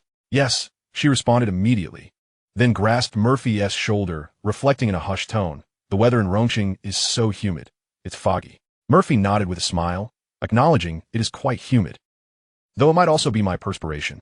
As he echoed Wei Nanfeng's words, he carried her toward a stall at the corner of the street, gently helping her to sit on a nearby bench while he ordered 2 bowls of noodles from the busy vendor. 2 bowls of mixed sauce noodles, one for 3 liang, the other for 1 liang. "Got it," the vendor replied, returning to his work. The stall was modest, featuring a cart and 3 small tables with only a few patrons. The curling smoke from the cooking mingled with the mist, creating a charming atmosphere. Upon hearing Murphy's adept ordering, Wei Nanfeng's curiosity piqued once more. Mixed sauce noodles were a staple for locals, while tourists typically recognized only the dandan noodles. The two were remarkably similar. Yet the practice of ordering by weight was not typical for someone like him, a newcomer to Rongqing.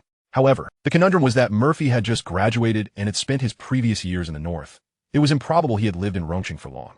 "There's a place beneath my apartment that serves excellent mixed sauce noodles. The owner even explained the differences between mixed sauce and dandan noodles to me. I can't believe it's the same here." Murphy's voice interrupted Wei Nanfeng's suspicions. He had just realized that his ordering was excessively adept and hastily sought to remedy the situation. Noticing that Wei Nanfeng exhibited no unusual reaction, Murphy felt a wave of relief wash over him, recognizing that such occurrences should be avoided in the future. Rebirth was an immense opportunity for him, yet also posed significant dangers. There were countless formidable individuals in this world, including some astute criminal investigation experts capable of dismantling a perpetrator's psychological defenses with mere threads of evidence. He needed to carefully guard this secret, treading cautiously as if on thin ice. Yet, he thought it best to not be overly greedy. One does not perish if they do not act recklessly, and he was self-aware enough to avoid becoming a fool. Wei Nanfeng observed Murphy mechanically consuming his noodles, seemingly lost in thought, and gently inquired, "What are you thinking about? Have you ever dined out like this with a girl before?" At that moment, Murphy was somewhat dazed, coupled with the softness of Wei Nanfeng's voice. He did not catch her question and continued to eat his noodles. Wei Nanfeng nudged his calf with her foot from under the table, bringing him back to reality. He hurriedly responded, "I apologize, I didn't hear your question. I was a bit lost in thought." She reiterated, "I asked what you were thinking. Is it common for you to go out with girls to drink and eat like this?" Her tone held a hint of reproach, yet it was delivered in a manner that felt rather pleasant. Murphy shook his head. This was the first time he had shared a late-night meal with a girl. He often dined with his male friends instead. Upon reflection, he realized that whether in his past life or this one, this was indeed his inaugural experience of having dinner so late with a female companion. Although there had been girls who sought his counsel, none had remained until such an hour. They would typically be sent home upon intoxication.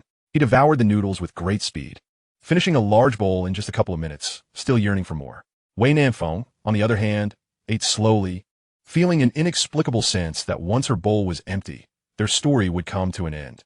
Murphy's mind was consumed with thoughts of accumulating wealth, enjoying life thereafter, and taking his parents on travels to make up for the regrets of his previous existence. To buy osmanthus and drink wine together is not the same as the youthful wanderings of a lad, he mused. In this instance, he was still a youth, directly carrying wine to purchase osmanthus. Wei Nanfeng was remarkably talented and beautiful. He had no desire to take advantage of her, nor to let alcohol lead to anything untoward. He found such pursuits rather uninspiring. He considered university students to be naive for believing in love, yet he himself had not married in his past life. Still yearning for affection. Truth be told, he was not without merit. At least before the incident of saving someone, he was in a favorable position. In Deep City, he owned property and a car, earning a decent salary along with some shares in his company. He was not lacking in physical appearance either, making him quite desirable in the realm of matchmaking. The earlier lament about the boomerang that had unexpectedly struck him left Murphy feeling somewhat disheartened. Humans are, after all, a conundrum of contradictions, an inherently paradoxical species. Ding! At that moment, his phone on the table chimed with a notification. He picked it up to see a voice message from a close friend. Upon opening it, he was greeted by a rich, magnetic voice that resonated like a walking bass, filling the air between him and Wei Nanfeng. Why are you still out so late? Did you manage to seal the deal? Upon hearing this, Wei Nanfeng felt a sudden chill sweep over her. The wind seemed to convey some unspoken message. The bowl of noodles, the satisfied diners around them, the vibrant street stalls, and the warmth of her coat all contributed to a serene yet simple tapestry of human existence. The dormant stag within her heart stirred uncontrollably, yearning to break free. She did not wish to finish her noodles, fearing it would conclude their narrative. Wei Nanfeng desired to learn more about this kind-hearted young man, hoping to use her gentle breeze to dissipate the mystery surrounding him and uncover whether a more beautiful story might yet unfold. Why did she feel such an unwillingness? As though completing the bowl of noodles would leave a lingering regret? Allow me. Wei Nanfeng reached for Murphy's phone, catching him off guard with her sudden audacity. Subsequently, for reasons unbeknownst to him, Murphy found himself inexplicably handing over the device. After acquiring Murphy's phone, Wei Nanfeng pressed the voice button and, with a sweet and tender tone, responded, "I did." Chapter 10. A woman's heart is as elusive as a needle in the sea. A few minutes later, Murphy's phone pinged with a barrage of WeChat notifications. The voice messages brimmed with astonishment and confusion. What? Who did you manage to win over? Listening to his friend's familiar voice filled Murphy's heart with nostalgia and joy. This was one of his closest companions, Li Feng, a name quite ordinary, yet a person of striking handsomeness. His demeanor was decidedly masculine, and his resonant voice echoed like a bass, ensuring that he was never short of female admirers. Initially, he had been rather shy until he met an older sister, a decade his senior. The adage that a girl pursuing a boy is like a thin veil between them holds true. What man can withstand such advances, particularly from a seasoned woman? While Murphy was still lost in the world of gaming during middle school, his best friend had already embarked on more exhilarating adventures. Eventually, for reasons unknown, the two parted ways, leaving Li Feng despondent for a time, until one fateful night when he experienced an epiphany. From that moment onward, he became a master of romance, his ascent comparable to that of a seasoned player, his charm and skill at wooing women reaching their zenith, all while remaining respectful. He also served as Murphy's advisor on matters of the heart, imparting many comforting words that Murphy had learned from him. After university, Li Feng settled in Rongqing, and they maintained their connection, reuniting during holidays. Recently, he had announced that he had found true love and intended to marry, urging Murphy to take time off to be his best man. While Murphy reminisced about the past, in a certain economic hotel in Rongqing, chaos reigned. A handsome youth was nestled with his girlfriend in a standard room, engrossed in a variety show on television. Before long, it was already past 1 a.m, and the atmosphere within the room grew increasingly charged. The girl's gaze was filled with tension and anticipation, her body melting into her boyfriend's embrace, capable of contorting into any shape. Yet, the young man's thoughts were entirely consumed by his phone, glancing at the time. He assumed that Murphy's confession had failed and sent a message to his friend. Moments later, a gentle and sweet female voice emanated from the phone, causing both the boy and girl to exclaim in surprise. That's not Lon Lon's voice. Old Mo hasn't he ended up with Lon Lon? What the heck? Who has Old Mo managed to win over? The romantic atmosphere was abruptly shattered, replaced by a fervent curiosity. The young couple, akin to a pair of frantic squirrels unable to find their acorn, began to analyze the situation. However, their attempts at deduction yielded no clear answers, and just then, the girl's phone chimed with a new message. She glanced down and eagerly shared it with her boyfriend. Wang Xin, Xiaona, are you asleep? If not, would you like to go to a bar for a drink? Li Feng nodded. They were part of a group of 8, 4 boys and 4 girls, who were classmates. He was well acquainted with Zhang Lanlan and surmised that Murphy had confessed and been rejected, only to have someone else intercept his opportunity. Frankly, his friend was quite attractive and kind-hearted, not lacking in female admirers at school. Yet, he had become hopelessly entangled with Zhang Lanlan, and, as a man, he understood the profound emotional wounds inflicted by childhood sweetheart and first love. Thus, he had encouraged Murphy to confess to Zhang Lanlan, knowing full well that her temperament would lead her to decline. At that moment, he would persuade him once more, and, as a new romance began, this matter would be considered settled. It is worth mentioning that Su Qinghuan is quite an admirable girl, beautiful and kind-hearted, having harbored a secret affection for Murphy for quite some time. Is she not superior to Zhang Lanfan? However, it seems the situation has taken an unexpected turn.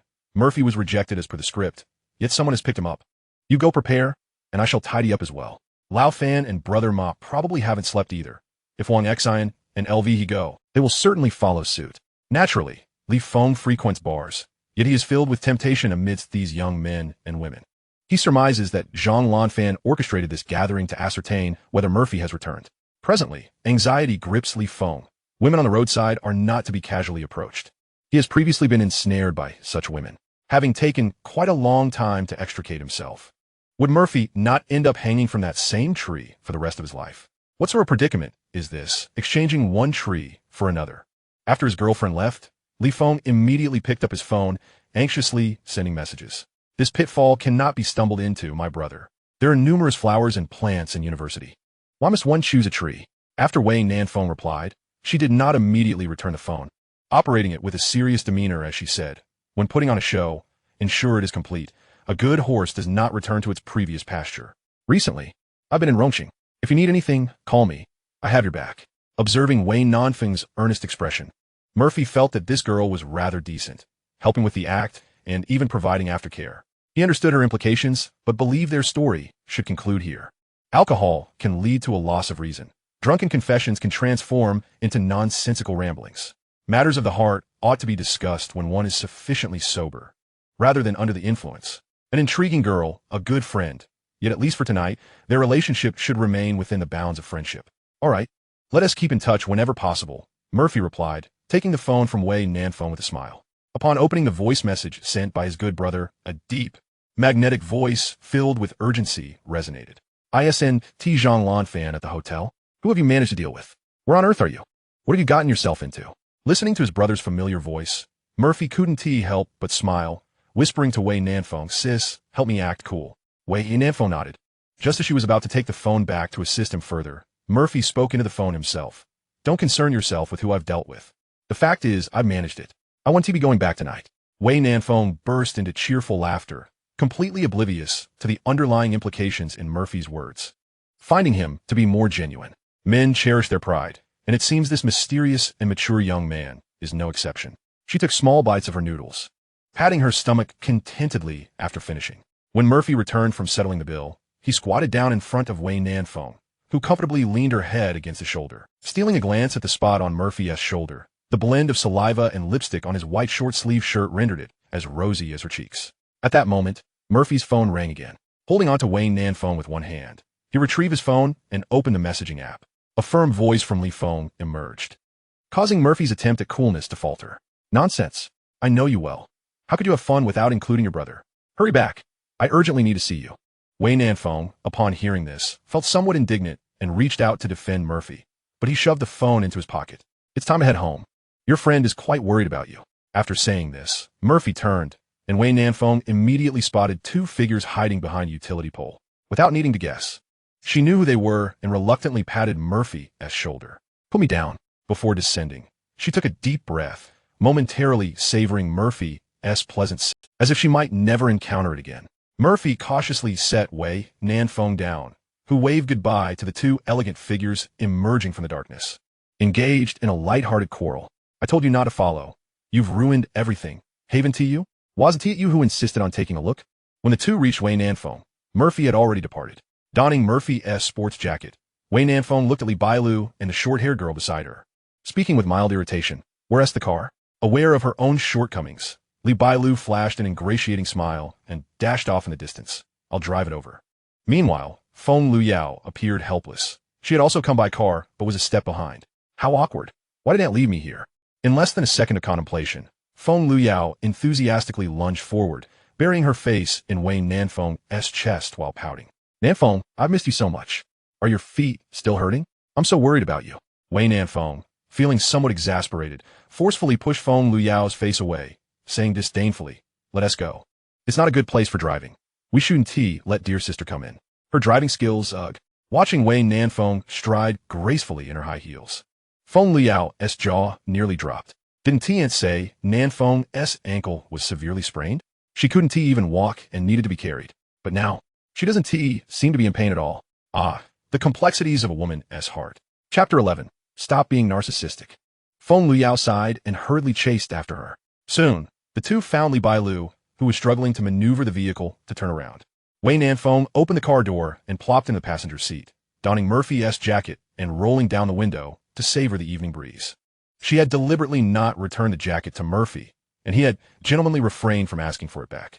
Moreover, both had exchanged phone numbers, leaving the possibility of their story continuing. In her heart, Lao Lu collided forcefully, shattering the long-sealed shackles, yet unaware of the path ahead.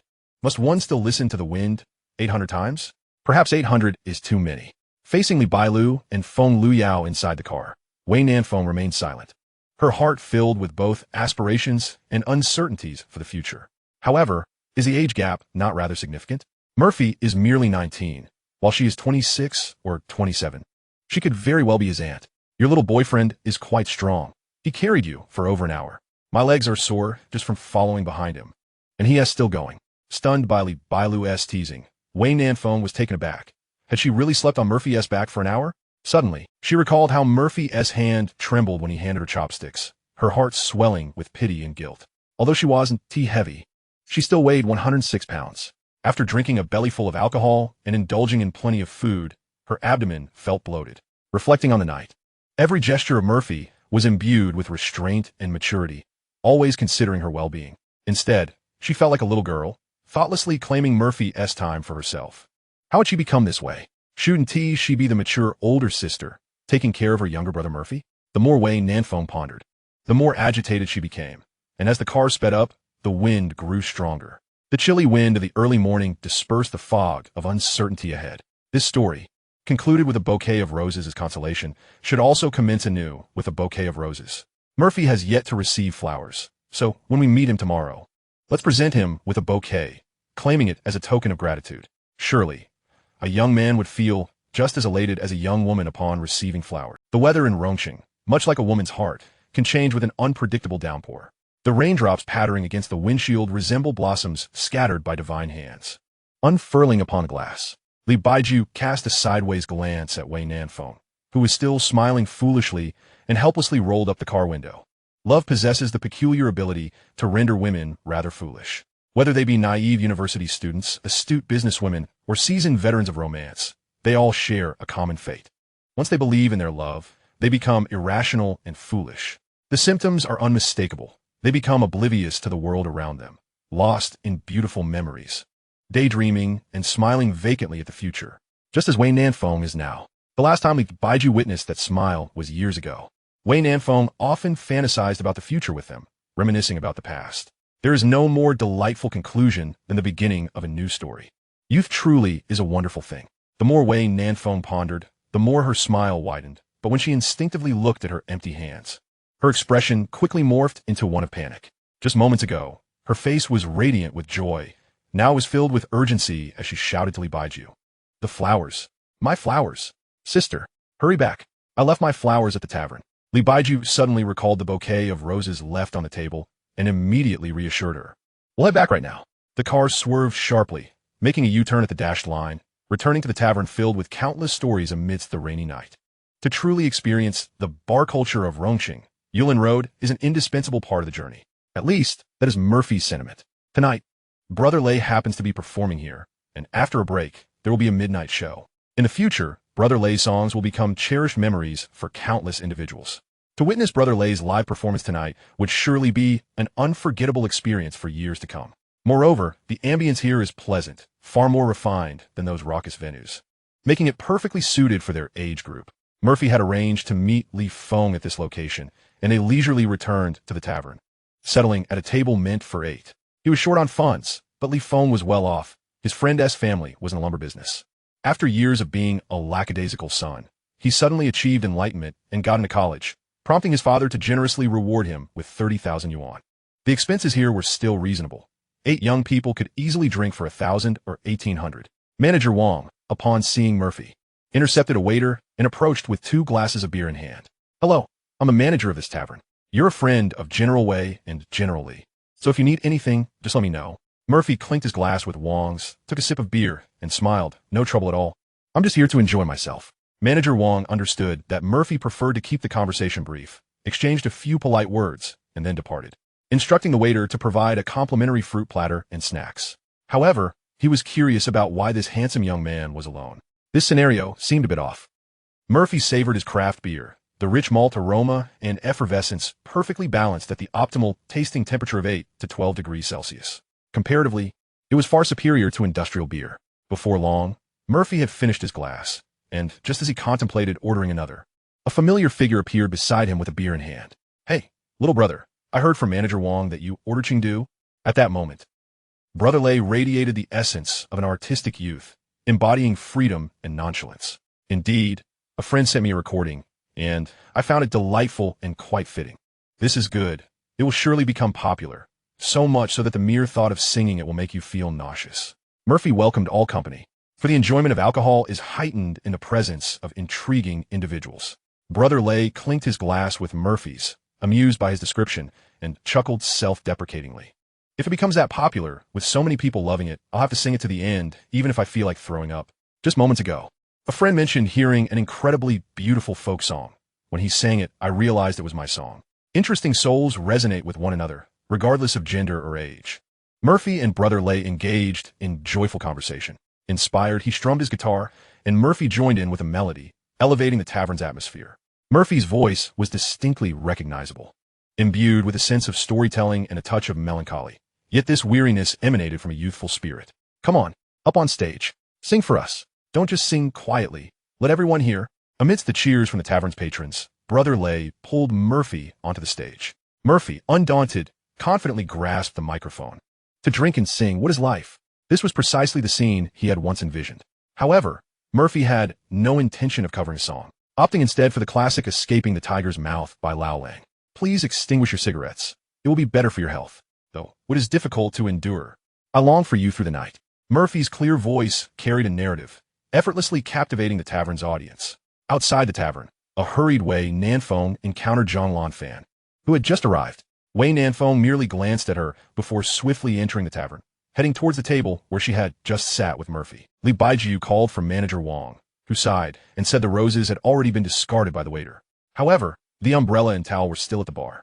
Wei Nanfeng felt an impulse to rummage through the trash, but Li Baijiu and Feng Luyao quickly restrained her. Murphy's song was filled with regret and longing, while Wei Nanfeng sat in her chair, incessantly berating herself. How could she be so forgetful as to leave the bouquet behind? At that moment, Li Baijiu noticed 3 young men standing and glancing in their direction, seemingly searching for something. To lighten the mood, she playfully remarked, "Sister's looks are still quite impressive. See how those boys are captivated." Wei Nanfeng, however, stood up quietly, interrupting Li Baijiu's self-admiration, and gently countered, "Stop being vain. They are Murphy's friends. They are looking at me."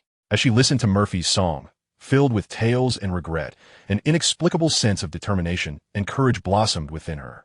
"You all stay here. I will go meet that childhood friend." Chapter 12. Escaping the Tiger's Mouth. Upon seeing Wei Nanfeng rise, Li Feng could hardly contain his frustration, wishing he could slap himself twice. What foolish things had he done, worrying about his brother falling into a pit? Could his brother even match up to her?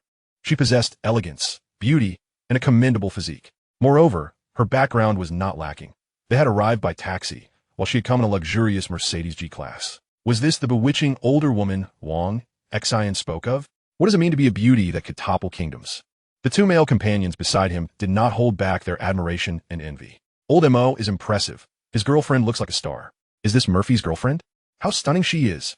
A man remains a boy until death, unless he is hung on the wall. In this age, where survival and future are not a concern, especially for young boys influenced by figures like the landlady, such romantic encounters are common fantasies in every boy's heart. Yet now, this fantasy has transformed into reality, and it is unfolding in the life of one's good friend. A beauty with an ethereal charm, elusive even with a land, has been swept away by Murphy with a mere bouquet of flowers? What cinematic or literary enchantment is this?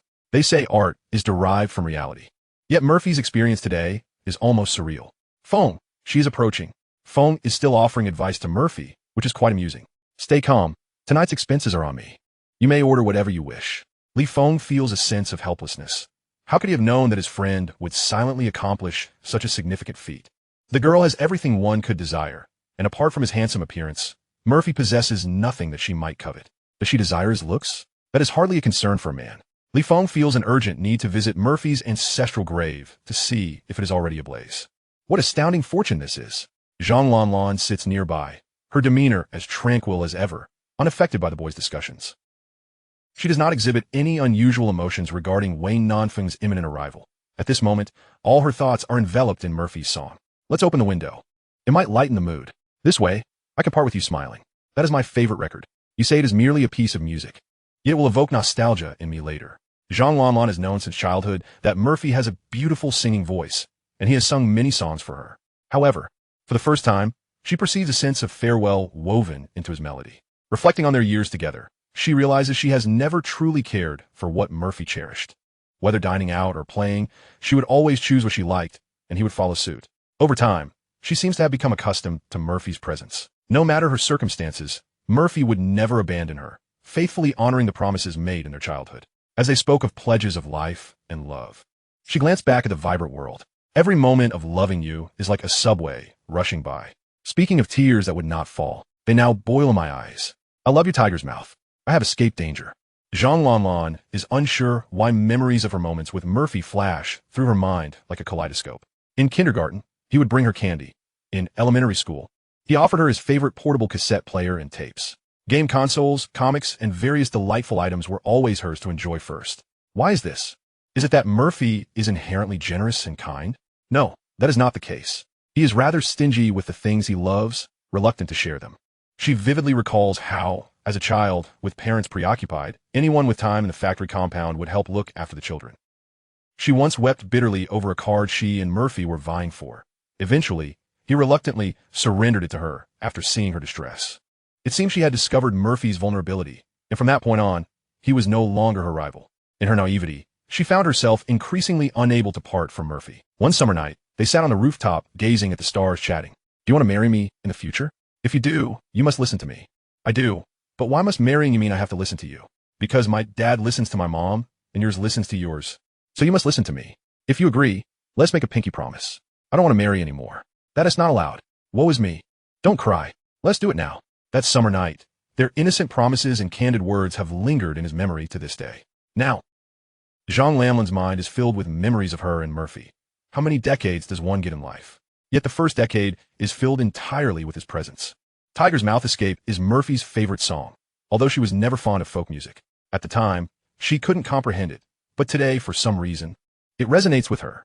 Wei Nanfeng listens to the farewell and liberating sentiments within the song, standing below and gazing at the boy radiating on stage. Murphy's voice is captivating, effortlessly stirring emotions and allowing others to perceive his feelings. In his song, there is neither the reluctance of parting nor bitterness, only acceptance and liberation. When you can narrate unresolved memories as stories, it proves you have truly moved on. Wei Nanfeng once found Murphy's previous statement profoundly insightful, though difficult to implement. Yet Murphy has now imparted another lesson, demonstrating that it is indeed not insurmountable. Following the song's climax, during the interlude, Murphy lifts a nearby wine glass, toasts to Wei Nanfeng below, and gently remarks, "This song, Tiger's Mouth Escape, is dedicated to Miss Wei Nanfeng. May she be free and unencumbered, traversing the winds for 800 miles, experiencing the beauty of the world." Upon hearing Murphy's words, Wei Nanfeng feels a sense of confusion, but quickly understands the meaning behind them. She initially believed Murphy was singing this song for himself, bidding farewell to his past. Little did she realize he was consoling himself at that moment. Fearing she might not move on, he employs various tactics. This song is indeed for himself. Escaping the tiger's mouth, escaping the tiger's mouth. She has completely evaded danger, relinquishing past resentments. Yet simultaneously, tonight, she finds herself ensnared in a new tiger's mouth, one she approached willingly. There remains a flicker of fear within her. The cause of her trepidation is the fear that this little tiger, Murphy, might not desire her. Wei Nanfeng orders a drink, raises her glass in a toast to Murphy, and smiles as she downs in one gulp. Afterward, she waves her arms, urging Murphy to help her ascend the stage. The stage is not high, about 60 centimeters. But for Wei Nanfeng, dressed in a skirt and high heels, it proves to be a formidable challenge.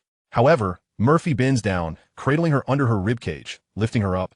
Once on stage, Wei Nanfeng quickly grabs a nearby microphone, and as the interlude concludes, they begin to sing together. Let us open the window. It might lighten the mood.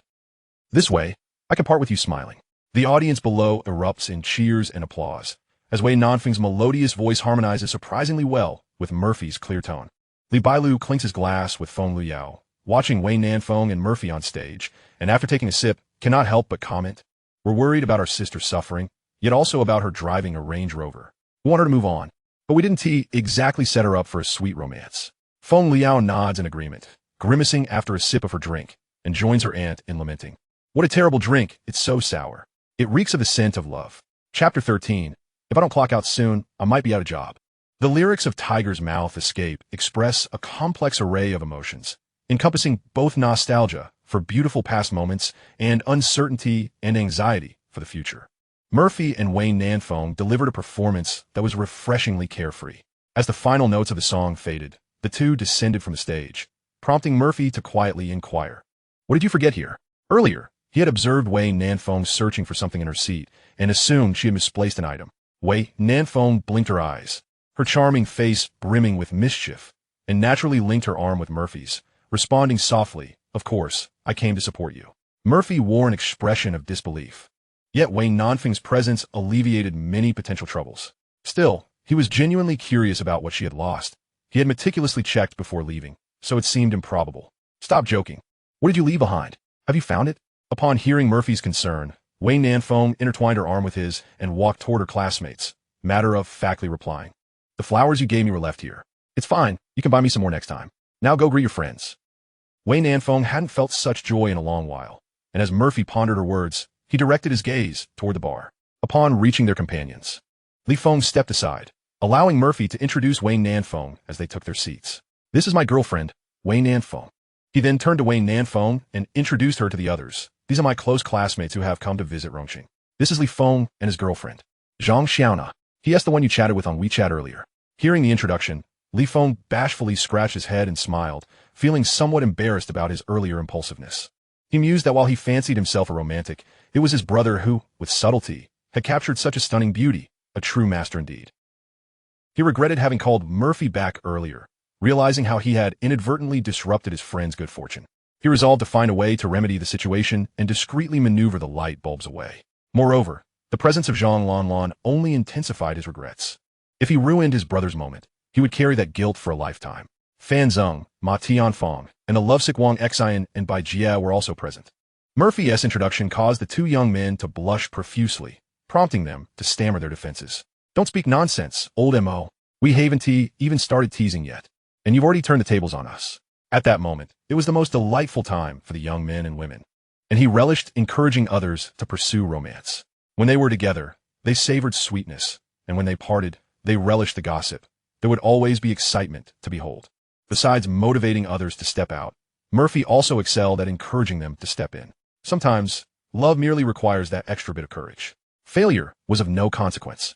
It merely allowed him to activate another skill, the Murphy Master Service. After introducing everyone, when Murphy reached Zhang Lanlan, he noticed her tear-stained eyes but remained unaffected. Continuing with his introduction, "You've met before. This is my childhood friend, Zhang Lanlan." Upon hearing Murphy's succinct introduction, Zhang Lanlan nodded with a smile. Having previously assumed he was joking about being in a relationship, she maintained a calm demeanor as she regarded Wei Nanfeng, her eyes betraying a flicker of intense resentment, and raised her glass to say, "Congratulations to you both." Wei Nanfeng released Murphy's arm, their gazes meeting in the air, and she smiled in response. "Thank you for the blessing." Sensing the atmosphere had turned somewhat awkward, Li Feng regretted his earlier actions and quickly stood to summon a server, cheerfully addressing everyone. It's a good thing that old Mo is in love. Tonight, it's on me. Drink whatever you desire. Aside from Li Feng, everyone was visiting a tavern for the first time. Before long, Li Feng managed to regain control of the situation, recommending drinks and lifting the spirits of the group. Yet, his gaze remained fixated on Zhang Lanlan, apprehensive about her potential mischief. As expected, when it was Zhang Lanlan's turn, Li Feng's instincts were validated. I don't want beer. I want a mojito, she said, gazing down at the menu, her innocent face filled with nostalgia as she softly lamented. Murphy's cocktails were so delightful, but alas, I won't be able to enjoy them again. Li Feng inwardly cringed at Zhang Lanlan's words. Murphy had two passions, mixology and sculpting, both of which he excelled at. His father worked in a distillery, sparking Murphy's interest in liquor from a young age. The first time he heard Li Feng mention cocktails in a bar, he began to delve into the craft. With remarkable talent, he effortlessly executed various techniques, producing exquisite flavors. Li Feng frequented bars and had tasted countless drinks. It would not be an exaggeration to say that the finest cocktail he had ever savored was crafted by his brother. The more he drank, the more he recognized the extent of Murphy's extraordinary gift. Curiosity bloomed on Wei Nanfeng's face as she realized Murphy could also mix drinks. What is a treasure of a man? This is treasure. Just a little digging reveals something that piques my interest. Li Feng subtly nudged Fan Zhang beside him, who immediately understood the implication and loudly exclaimed, I also want to drink Old Mo's cocktails. Who knows when we'll have the chance to enjoy them again. Old Mo, whip me up a Long Island iced tea. Tonight, I intend to drink to my heart's content. Having known each other for years, they shared a bond that allowed them to enjoy each other's company without hesitation. Drinking alone was a privilege. Drinking in a group was an egalitarian experience. Murphy waved his hand, quickly interjecting, let us wait until we're home to discuss that. Mixing drinks here would be disrupting the ambience. No matter how much they urged him, Murphy remained resolute. Even if the King of Heaven himself were to appear, he would not mix drinks tonight. It was a matter of principle. There was a designated bartender here, and to encroach upon that role was disrespectful. He could not break the rule. Seeing Murphy's steadfastness and recognizing the reasonableness of his stance, the group ceased their attempts to persuade him, leaving only feelings of regret and nostalgia in the air. What a pity! The last time I had a cocktail in Shengjing, Old Mo's version was exceptionally delightful. Indeed. Remember that time during our graduation barbecue? Old Mo casually mixed that drink from the convenience store, and it was fantastic. That's nothing. Once, Old Mo made me a cocktail with chocolate. Without exception, everyone was reminiscing about how exquisite Murphy's cocktails were, leaving one to wonder just how delicious they were to evoke such fond memories. Wei Nanfeng, now even more intrigued, leaned closer to Murphy's ear and whispered, is it really that good? Make us one. Murphy felt a pang of bittersweetness. He longed to fulfill their wishes and satisfy Wei Nanfeng's small request. However, rules were rules. Without them, there could be no order. After the event, I'll mix you 2 drinks, but I truly can't do it right now. Hearing Murphy's words, Wei Nanfeng naturally nodded in agreement. The thought of having an excuse to spend more time with Murphy after the gathering filled her with joy. As the group continued to chat, it wasn't long before Manager Wang approached them, his face a mask of apology as he said, I'm sorry, everyone, the bartender has finished for the night. Upon hearing Manager Wang's words, Wei Nanfeng instinctively glanced toward Li Bailu and Feng Luyao's location, only to discover they were no longer seated where they had been. Is he really off duty? Wei Nanfeng asked, seeking clarification. Manager Wang felt a twinge of guilt. The tavern primarily specialized in craft beers, and patrons seldom ordered cocktails. Occasionally, some would place an order, and, on those rare occasions, he would mix a couple of drinks to contribute a modicum of revenue. As he spoke, he subtly gestured towards the bar, and following his hint, Wei Nanfeng quickly spotted Li Bailu and Feng Luyao, who were comfortably seated at the bar. Manager Wang's teasing tone continued, General Wei, I truly am about to clock out. If I don't leave now, I might find myself out of job. If you really wish to indulge, perhaps you could have Mo lend a hand in mixing a drink? Chapter 14. I have seen the mountains in their enchanting beauty. I wonder if the mountains see me in the same light.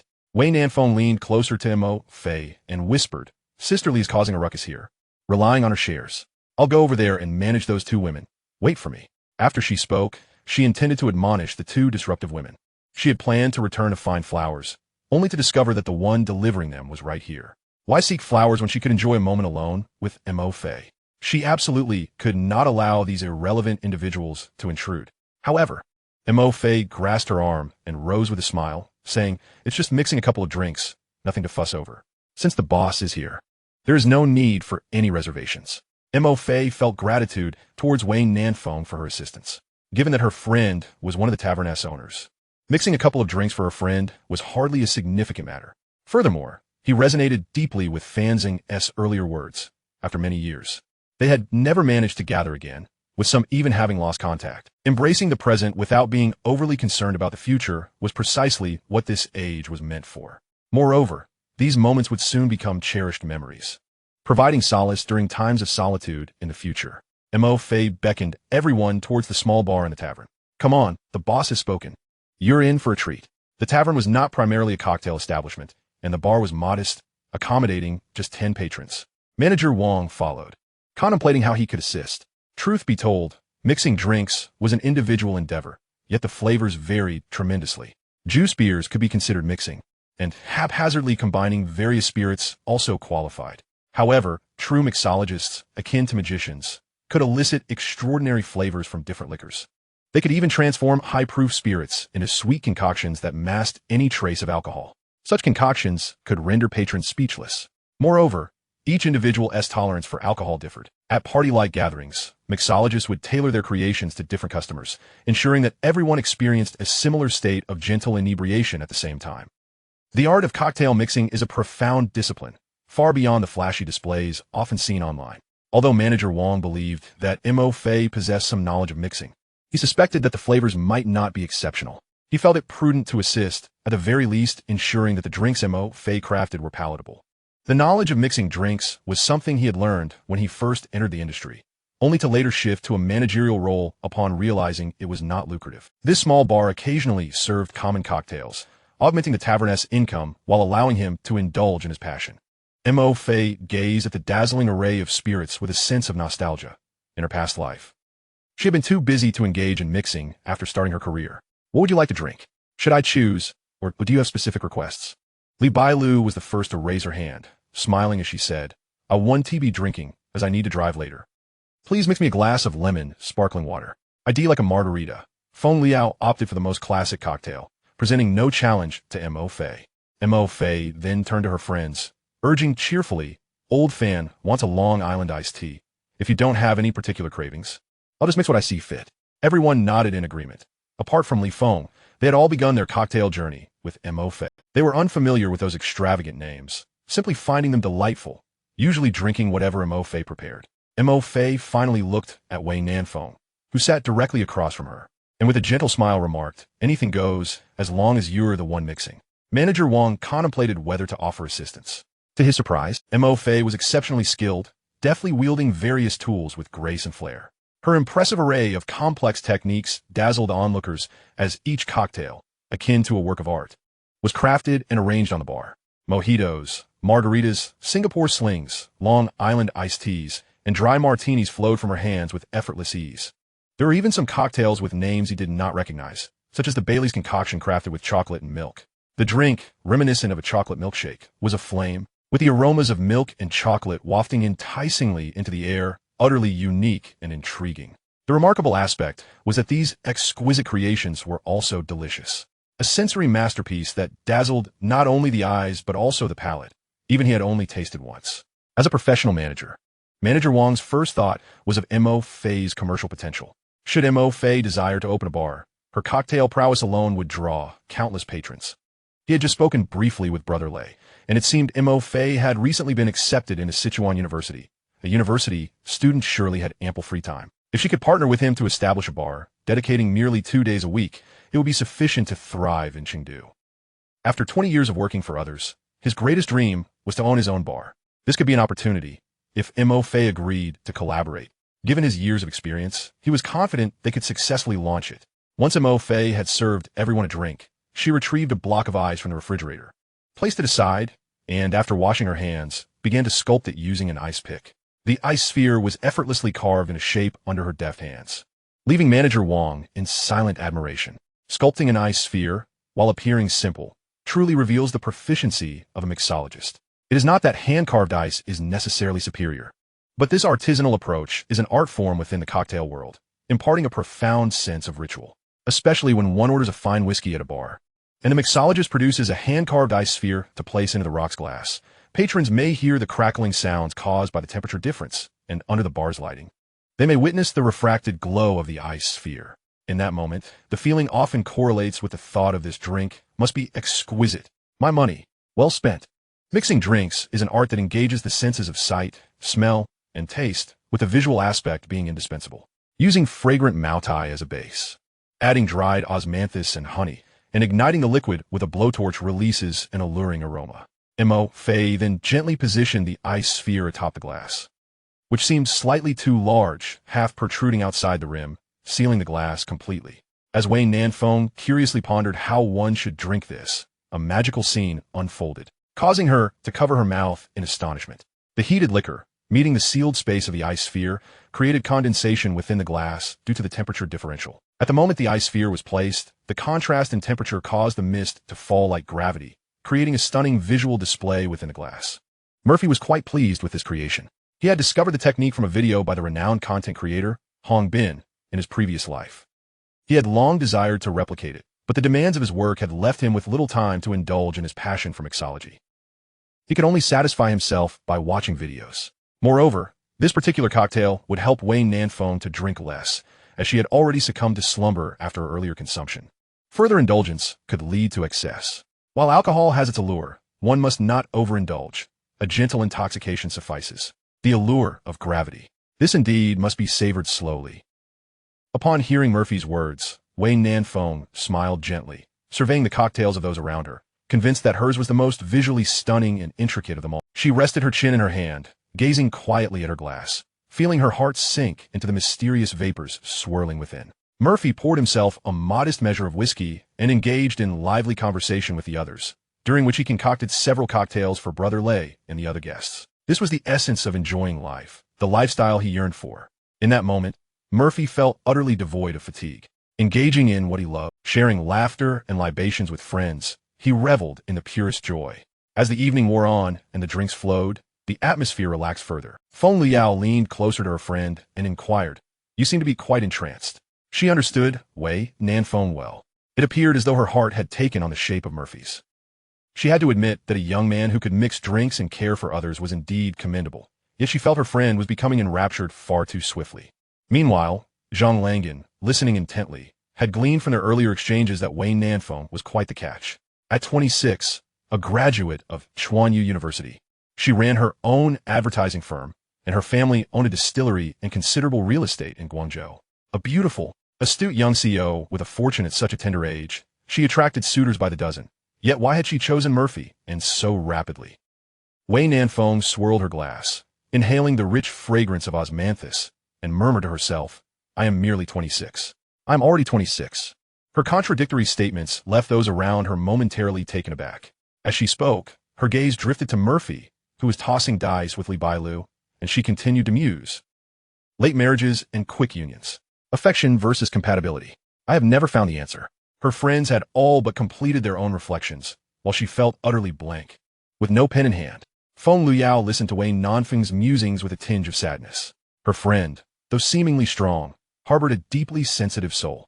But don't let the fact that others have finished lead you to fill in random answers, she gently admonished Wayne Nanfeng. While she was not afraid of her friend embarking on a new chapter, she was concerned about her diving headfirst into another relationship. Wayne Nanfeng diverted her gaze from Murphy, draining the remaining liquid in her glass, and laughed joyfully. But I am fortunate. A completed top-scoring answer sheet has floated to me. If I grasp it and write my name, it is mine. Feng Luyao was taken aback. How could she already know that Murphy's answer sheet was a perfect score after just one evening? Then, Wayne Nanfeng playfully cupped her hand to her ear, leaning towards Feng Luyao to share her secret in hushed tones. The wind has whispered a secret to me. In this bustling world, he alone looks at me, and I look back at him. I asked my heart, and it replied with uncontrollable affection. Feng Luyao felt a sense of helplessness. Her friend had completely succumbed to the throes of love, whether from intoxication or genuine infatuation. But you do not know what his heart truly says. She felt compelled to caution her friend, aware that Murphy, her childhood companion, did not seem inclined to let go easily. Love is not an arena of absolute advantages. Even after a decisive moment, it can give rise to the most absurd scenarios. Humans are the most complex of beings, and love is the most irrational of emotions. Yet, Wei Nanfeng did not respond to her friend's doubts. Instead, she called out to Murphy, who was enthusiastically engaged in dice games with Li Bailu. "Murphy, what follows the line, I see the Green Mountains so charming." Without turning his head, Murphy called back loudly. The Green Mountains see me as such. At that moment, Murphy had thoroughly bested Li Bailu, the so-called dice god of Chengdu, and was taunting the defeated player. 4 threes. I win. Who plays dice and always tells the truth? Don't be a sore loser. Drink up. Wei Nanfeng laughed heartily, while Feng Luyao, resigned, took a sip of her drink, the answer becoming increasingly apparent. The sweet concoction that had been delightful now tasted distinctly sour.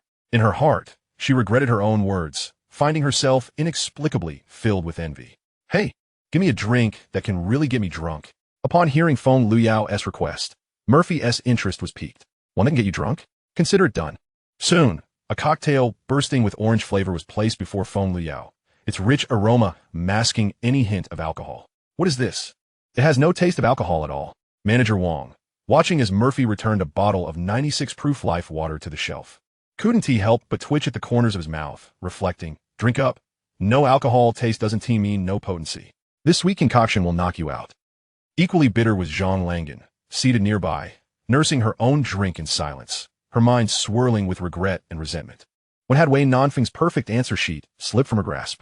Previously, no one had dared to compete for Murphy's affection. He had always remained by her side, impervious to anyone's advances. Even the high school beauty, Su Qinghuan, had failed to sway him. Now, however, she felt an unsettling fear, a sense of helplessness. Already inebriated, Feng Liao was even encouraging Wei Nanfeng to make bold advances to solidify their bond. Moments ago, she had been advising her friend to remain rational. How had she suddenly suggested such a shameless course of action? She knew that if she did not act, Murphy would indeed be swept away by this woman. At that moment, a jubilant shout erupted from the other end of the bar as Li Bailu exclaimed, I finally won. Adare, you must take a dare. Go kiss Nanfeng. Murphy, his face flushed, stood momentarily frozen, flustered, and hastily waved his hands in protest. Let us change the dare, let us change it. Though he and Wei Nanfeng outwardly presented as a couple, they both understood the true nature of their relationship and could not take advantage of the situation to exploit the young woman's affections. Kiss here, Li Feng. Having awaited this moment all night, led the charge in encouraging the dare. The atmosphere grew increasingly vibrant. Murphy found himself at a loss for words, standing still as he extended his hand in a futile attempt to quell the unruly ambience. Just wait a moment, and I'll concoct a potion of slumber, rendering this rowdy crowd utterly unconscious. Amidst the cacophony of voices, Wei Nanfeng swiftly approached, grasping Murphy by the collar across the bar. Rising on her toes and leaning forward, she audaciously pressed her crimson lips against his, leaving an imprint akin to a brushstroke. On Murphy's blank canvas, she inscribed her name. How enchanting the mountains appear to me. I surmise the mountains must view me similarly. Chapter 15, The Essence of Life. This kiss left Murphy utterly disoriented. He had seldom experienced romance, scoring full marks in theory, yet lacking practical application. He often observed others in their liaisons or spectated from the sidelines. But when the situation turned personal, he found himself utterly flummoxed. His mind was clear, yet his tongue remained astonishingly candid. Wei Nanfeng's lips were soft, akin to flame, igniting the fair complexion of his skin. Blushing and standing there in a daze, he listened to the surrounding cheers, quickly regaining his composure. As their eyes met once more, he suddenly recalled the poetic line Wei Nanfeng had just recited. How enchanting the mountains appear to me. I surmise the mountains must view me similarly. It seemed she had been waiting for him all along, and the map of Yin Kingdom stretched far and wide. Observing Wei Nanfeng's beaming smile, Murphy couldn't help but smile back, for he knew he was the one benefiting from this encounter. Perhaps it was the alcohol that heightened their emotions, or the clamor that warmed their hearts. He had no promises to offer, nor could he vow anything at all. If fate indeed intertwined their paths, this night was inconsequential. The love that emerged upon awakening would be all the more genuine, deserving of true affection. Wei Nanfeng discerned Murphy's thoughts. This mature young man remained sober, unfazed by external distractions. Yet, having glimpsed the flicker of hope in Murphy's eyes, she had already received the answer she sought. The tale was merely beginning. A name inscribed upon the page. To be overly bold might scare away the little tiger. Wei Nanfeng shook her empty wine glass and called out to Murphy, "Bring me a drink, one that can truly intoxicate." She yearned to drown in inebriation, transcending the tedium of the night and reaching the dawn of a new day. Upon hearing Wei Nanfeng's words, Murphy nodded with a smile.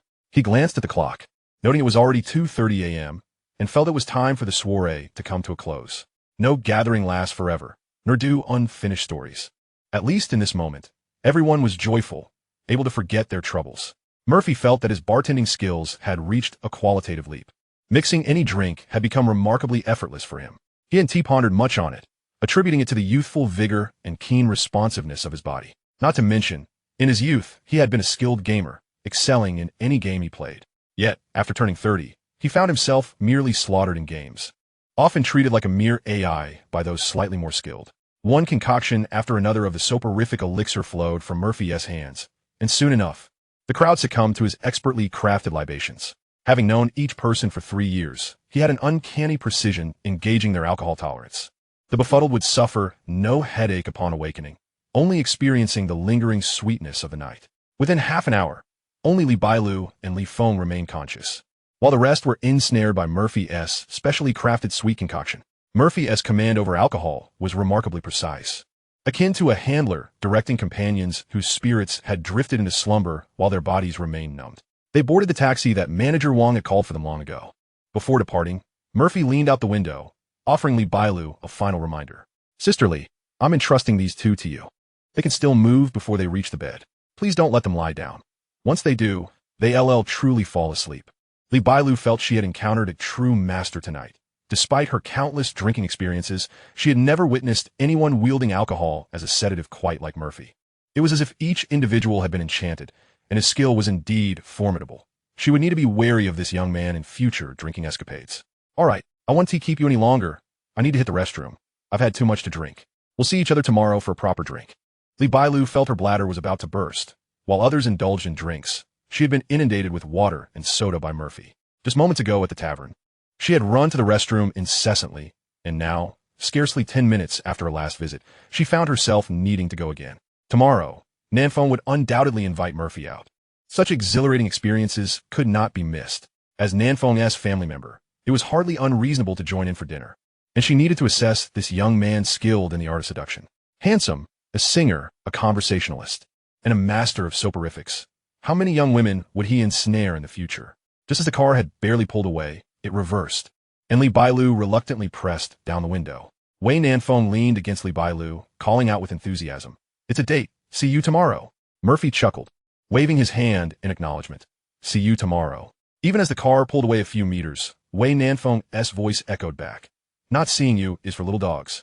A light rain began to fall, and as Murphy watched the car disappear into the distance, he turned to enter his taxi when Li Feng remarked with a sense of wonder, "How wonderful it is. Is it the car or the people?" Murphy pulled Li Feng into another vehicle's back seat. Li Feng chuckled, but did not respond. Such matters were best discussed later, as there was little point in dwelling on them now. The group of 8 fit perfectly into 2 cars. Upon returning to the hotel, Murphy and Li Feng escorted each person to their respective rooms. At that moment, everyone still retained a semblance of sobriety, but the instant they encountered the softness of their beds, they fell silent. Li Feng was astonished at how Murphy's bartending skills had reached such an extraordinary level. After ensuring everyone was settled, the two stood in the hotel corridor, exchanging a glance. In that moment, Murphy felt a lingering disorientation. Everything that transpired tonight felt surreal. Perhaps a mere dream. He aimlessly searched the surroundings, hoping to glimpse a spinning top that would never cease its rotation in some corner. A fleeting dream. No more than that. Tomorrow, who knew if they would meet again, or what the morrow would bring? Overcome with confusion, he halted and turned to Li Feng, inquiring, "Fengzi, what do you think the meaning of life is?" Li Feng, hearing Murphy's call, assumed his friend was intoxicated and quickly turned to support Murphy's shoulder. Grinning as he replied, "How about some fries, followed by a foot massage?" Upon hearing Li Feng's response, Murphy laughed, realizing this was no dream. He had indeed been reborn. Only at such a moment would Li Feng respond in this manner. His answer reflected a long-standing habit rather than any trendy meme. He had always enjoyed munching on something after drinking, and if he could indulge in a cold, refreshing ice cream to alleviate the effects of alcohol, it would be even more perfect. Fortunately, both Colonel Sanders and Uncle MacDonald could fulfill all his post-drinking desires. As for the foot massage, Li Feng was quite fond of it, and it was indeed rather pleasant. Murphy casually draped his arm over Li Feng's shoulder and pulled out 2 cigarettes from his pocket, nonchalantly inserting one into Li Feng's mouth as he spoke. "Are you hungry? Shall we grab some fries?" With a smile, Li Feng retrieved a lighter from his pocket, igniting Murphy's cigarette before indulging in his own. The two strolled towards the elevator, arms linked, and with a grand gesture, Li Feng quietly called out, Let us get a family bucket and 2 strawberry sundaes. Then we can go for foot massage. Chapter 16. I too once harbored aspirations, but they eventually came to naught. Rongqing surpassed both Murphy S. and Li Feng's hometowns in its vibrancy. Fast food chains like KFC, operating round the clock, were ubiquitous. Upon entering, Murphy found a seat while Li Feng approached the counter to place an order. "Hello, miss. 1 family bucket, 2 garden chicken sandwiches, and 2 strawberry sundaes, please." His resonant, mature voice, complemented by his handsome demeanor, made the part-time cashier's heart flutter, causing her to respond with an unusually sweet tone. "Certainly. Please hold on a moment."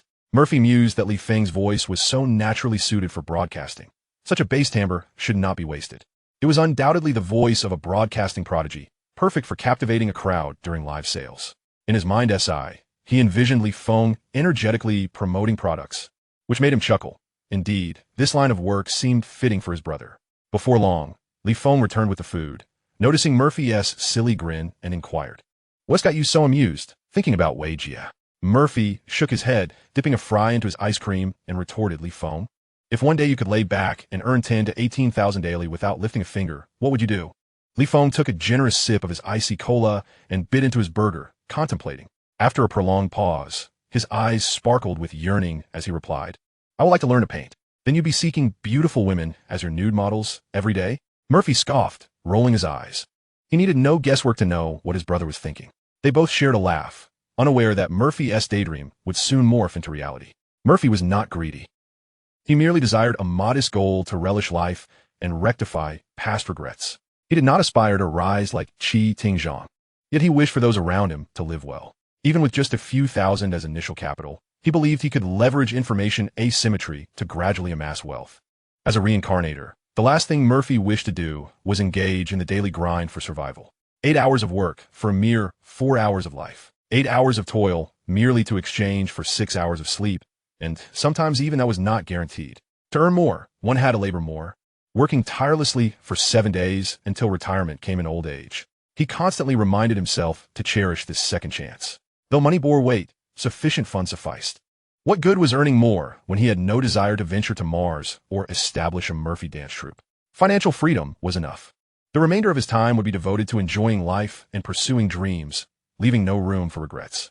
There were countless activities he yearned to explore: travel, photography, mixology, sculpture, farming, archaeology, and so much more. "Save some of your allowance from Uncle Lee. When we get to university, we'll launch a business and make a fortune together. And perhaps even host an art exhibition." Li Feng's laughter grew brighter at the mention, realizing Murphy was referring to his first love. That person had adored watching him paint, and he had been a school's art student to indulge his laziness. She had suggested his artwork deserved a place in exhibitions, foreseeing his future as a remarkable artist. Li Feng chuckled at himself, uncertain of when he last held a paintbrush, aware that a busy future would leave him little time to revisit it. His maturity surpassed that of his peers. He understood the challenges that lay ahead and recognized the harsh reality of a society that only revealed a fraction of its true nature. He too once dreamed of overcoming obstacles, yet ultimately bore no fruit. In this fast-paced city, no one truly lived. Everyone merely existed, forging new lives. He wondered how she was faring now, how her company was thriving. Surely, a focus on art must be lucrative. But he dismissed such thoughts. The past was the past. And affection did not necessitate togetherness. Li Feng swiftly polished off his burger and, after a hearty gulp of cola, continued, "What about you and your lady so?" There was an undertone of concern in his voice, as the experiences he had once endured seemed to echo in his brother's life. In matters of the heart, there were no right or wrongs. He could not blame her for departing, as materially, she bore the greater burden. The disparities in age, lifestyle, perspective, societal expectations, and family backgrounds were all significant factors in the realm of romance. It is often said that love can traverse mountains and seas. Yet, how many can truly navigate the treacherous paths and vast distances that separate them? No one is without regrets. Only some choose not to voice their pain, or perhaps grow numb to it over time. Wei Nanfeng and Zhang Lanfan were different. He could see that the CEO genuinely cared for his brother, much like the woman from his past who had admired him. Yet, the deeper the affection, the easier it is to fall, and the more profound the regret. The notion that love does not necessitate being together is perhaps the most impotent excuse of all. Murphy remained unconcerned as they chatted casually, ultimately concluding their meal with an agreement. Let nature take its course. As for fate, who can truly decipher it? Li Feng found wisdom in Murphy's words. Fate was indeed an enigma. However, the most pressing matter at hand was to indulge in a foot massage and then rest well. Having endured a long night, he would need to explore Rongqing properly the next day, for neglecting rest would bring about severe consequences. Let us go for foot massage, then return to sleep, Li Feng suggested, choosing a well-established spa that appeared reputable. Such establishments typically had clear pricing, devoid of hidden schemes. Besides, the two brothers simply sought a straightforward massage. If anything fell off, they could just leave without hesitation. Arriving at the foot spa, they felt as comfortable as if they were home. After a quick wash and changing into appropriate attire, they were shown to a private room for two and began a chat. Only in a big city can you enjoy complimentary tea and fruit platters, Li Feng remarked with a hint of admiration. Murphy, already accustomed to the southern style of bathing and foot massages, waved the price list and remarked, "Indeed, let us just keep it simple. That 98 yuan package looks appealing." Li Feng glanced at the price list, noting it was somewhat pricey but not beyond his means. After the massage, we could even stay here for the night. That 168 package waives overnight fees. Murphy savored a piece of watermelon and nodded in agreement, his brows raising in delight upon discovering it was chilled. "I'm fine with that. Let us order a fruit platter. This watermelon is delicious." Growing somewhat bored, Li Feng turned on the television and played a song while they awaited the arrival of their massage therapists. As Yang Zhongwei's actually, it's all nothing echoed in the room. The song had yet to finish when the therapist entered. The gazes of the two individuals instantaneously shifted from the fruit platter to the entrance. Beneath the dim lighting, the standard attire of black silk uniforms evoked an unparalleled sense of relaxation. "Greetings, technician number 37 at your service." "Hello, technician number 48 at your service." Upon hearing the sweet and remarkably familiar greetings, Murphy and Li Feng, who were still engaged in light-hearted banter, were momentarily taken aback. Among them, one technician, tall and fair-skinned with flowing, lustrous hair, also found herself momentarily stunned. At that moment, Murphy struggled to articulate the scene unfolding before him. The sister holding the box across from him was none other than Li Feng's first love, the businesswoman who had ventured away for work. What on earth was happening? He was aware that reality could be surreal, but this was beyond comprehension. It felt as if time had frozen, with only the music providing evidence that moments continued to pass. I once harbored dreams, but they led to no fruition. I can only rely on a song that truly narrates my tale. Sung with a particularly hoarse voice, the melody exuded a subtle melancholy. The unique timbre of Yang Zhongwei's voice rendered the song even more sorrowful, further thickening the atmosphere within the room. At this juncture, the petite technician, sensing the awkward ambience, bravely inquired in a soft voice, "Dear guests, what package would you like? We offer packages at 68, 98, and those above 398 can be upgraded to a suite." Once she concluded her introductions, Li Feng inhaled deeply. He nudged the still-dazed Murphy beside him and, with a hoarse voice, declared, "We'll take the most expensive one. Upgrade to the suite. I invite you to indulge until dawn." Murphy contemplated interjecting, yet he noticed Li Feng's firm grip on his shoulder, his eyes brimming with earnestness. The words he intended to voice were swallowed back, and ultimately, he refrained from uttering anything. Chapter 17. The Love That Spans Mountains and Seas. Yet the mountains and seas remain unyielding. Even after ascending to their room, Murphy remained in a state of bewilderment. Lying on the bed, he could hardly fathom the occurrence of such a fantastical and melodramatic event. How could the seemingly severed bond between Li Feng and his first love suddenly be rekindled? The establishment's amenities were quite commendable. The private room upstairs was lavishly decorated, reminiscent of the private rooms back in their hometown. With a large bed, a television, and a private bathroom, it bore no distinction from a hotel suite. This evoked a sense of nostalgia, as if he had returned to the Northeast. Perhaps because the owner had come from that region to expand their business. The small, diligent hands kneading his shoulder provided just the right amount of pressure, lulling Murphy into a drowsy state. He held a vivid impression of that sister, as the previous 6 months had been quite indulgent. During that time, Li Feng would often bring him an array of exquisite meals, and they would share cigarettes from a pack of soft ones. Various expensive snacks, chocolates, and beef jerky were a constant presence. That half year was a time of abundance. His good friend's backpack was akin to Doraemon's pocket, containing everything imaginable. Furthermore, during that period, Li Feng seemed to awaken, attending classes with remarkable seriousness and spending entire nights in the art studio, even dragging Murphy along to tutor him. But then, after celebrating Li Feng's 18th birthday with that sister, she mysteriously vanished. Thereafter, Li Feng never touched a paintbrush again, returning to a regular class amidst the art teacher's lamentations. A prodigy for art, A prodigy for art indeed. You paint well, and your academic performance is impeccable. Why should you not pursue the arts? Murphy recalled that day, which was also rainy. Li Feng's father appeared distressed in the face of the art teacher's outburst. A father knows his son best. When the son resolutely decided against studying, the father felt powerless. Having lost his wife many years ago and not remarried, his son was also a romantic at heart. As for matters of affection, as a father, was at a loss for words. Murphy, too, was uncertain about how to advise him. Even now, he remained unsure. Eventually, it was Li Feng who came to terms with it. During the summer break, he ventured south and returned with much to say. I also went to the magical cities of Guangzhou and Shenzhen. It just doesn't suit me. The pace is too fast. You have no idea. Old M.O. The girls are stunning. Big cities have their charms, but the food is exorbitant. A bowl of noodles cost me 58.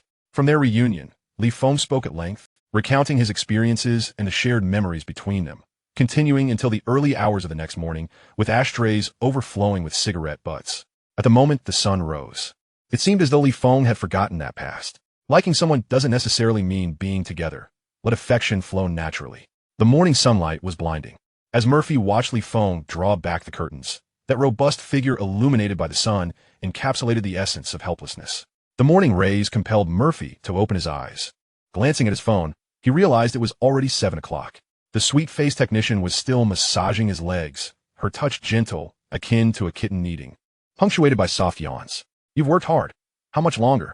Murphy, rubbing his face as he awoke, inquired about the remaining time. 2,688 includes 4 hours. You're almost done, her dulcet voice, laced with drowsiness, accompanied an increase in the pressure of her hands. No need for any more. I'll get up, Murphy replied, adhering to his understanding of brotherhood, presuming Li Feng would be waiting for him in the lobby until he awoke. Thank you, boss. You look so young and handsome. Visiting Chengdu? For you, Rong, conserving some energy was indeed a delightful prospect. Moreover, it must be said, Murphy was undeniably handsome, with abs that she had secretly admired the night before. While all massages are fundamentally the same, encountering such a sincere and attractive client was far more pleasant than dealing with those who were overly familiar.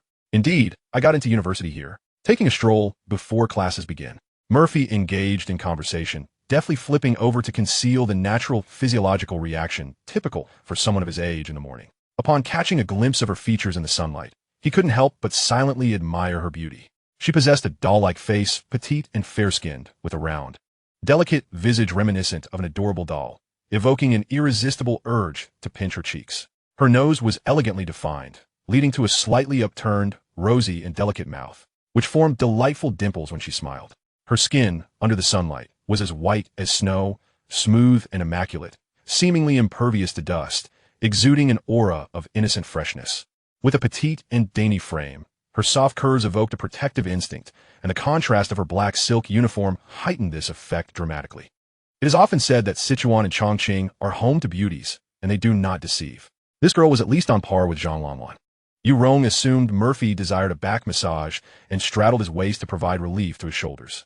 He didn't T-way much, but this sudden closeness caused Murphy's neck to flush, leaving him speechless. Which university? I also study in Chengdu. Do you know Li Jie?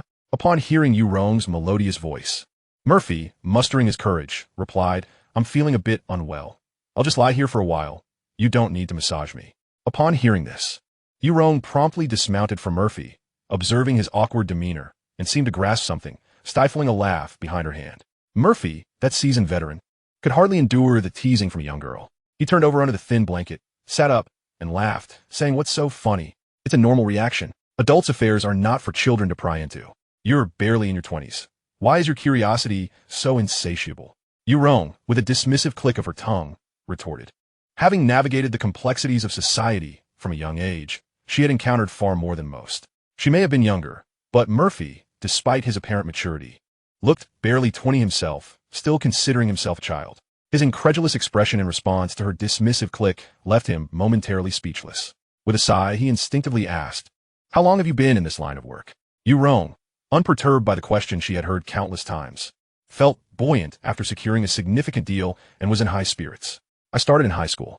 Unlike your kind, I had to earn my tuition and support my grandmother. She glanced at Murphy, noting his reaction, then casually extracted a cigarette from his pack, lit it, and remarked with disdain, What S with that incredulous look?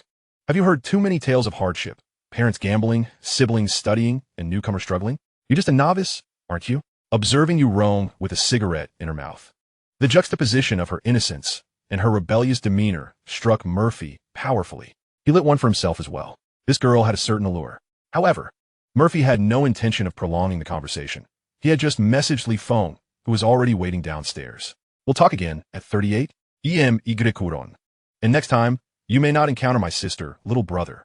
With their brief exchange concluded, Murphy dismissed it and took a quick shower. As he donned his clothes and stepped outside, he found Li Feng in the lobby, smoking. Upon seeing Murphy, Li Feng stood to settle the bill, just as Yu Rong, now in casual attire and stifling a yawn, descended from upstairs. Leaning against the bar, she addressed the cashier. Xiaoya, just charged $26.88.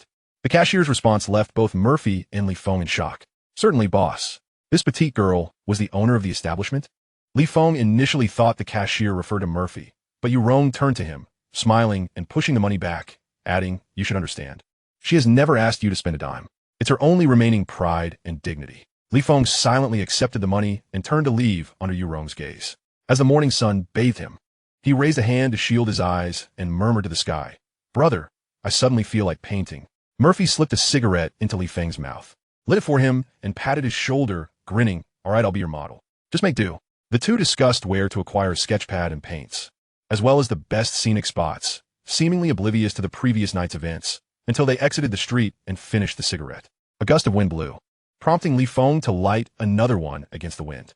Accepting the flow of life ultimately transformed into an irreparable regret lodged in his heart. Love, separated by mountains and seas, cannot be reconciled. Those mountains, those seas, these helpless, poignant regrets left him unable to move forward or even pretend to be strong. Li Feng crouched on the ground, gasping for breath, his eyes reddened, hoarsely lamenting to Murphy beside him, brother, don't buy that Red Bull next time. This smoke packs quite a punch. Chapter 18, Leisurely Summer Days.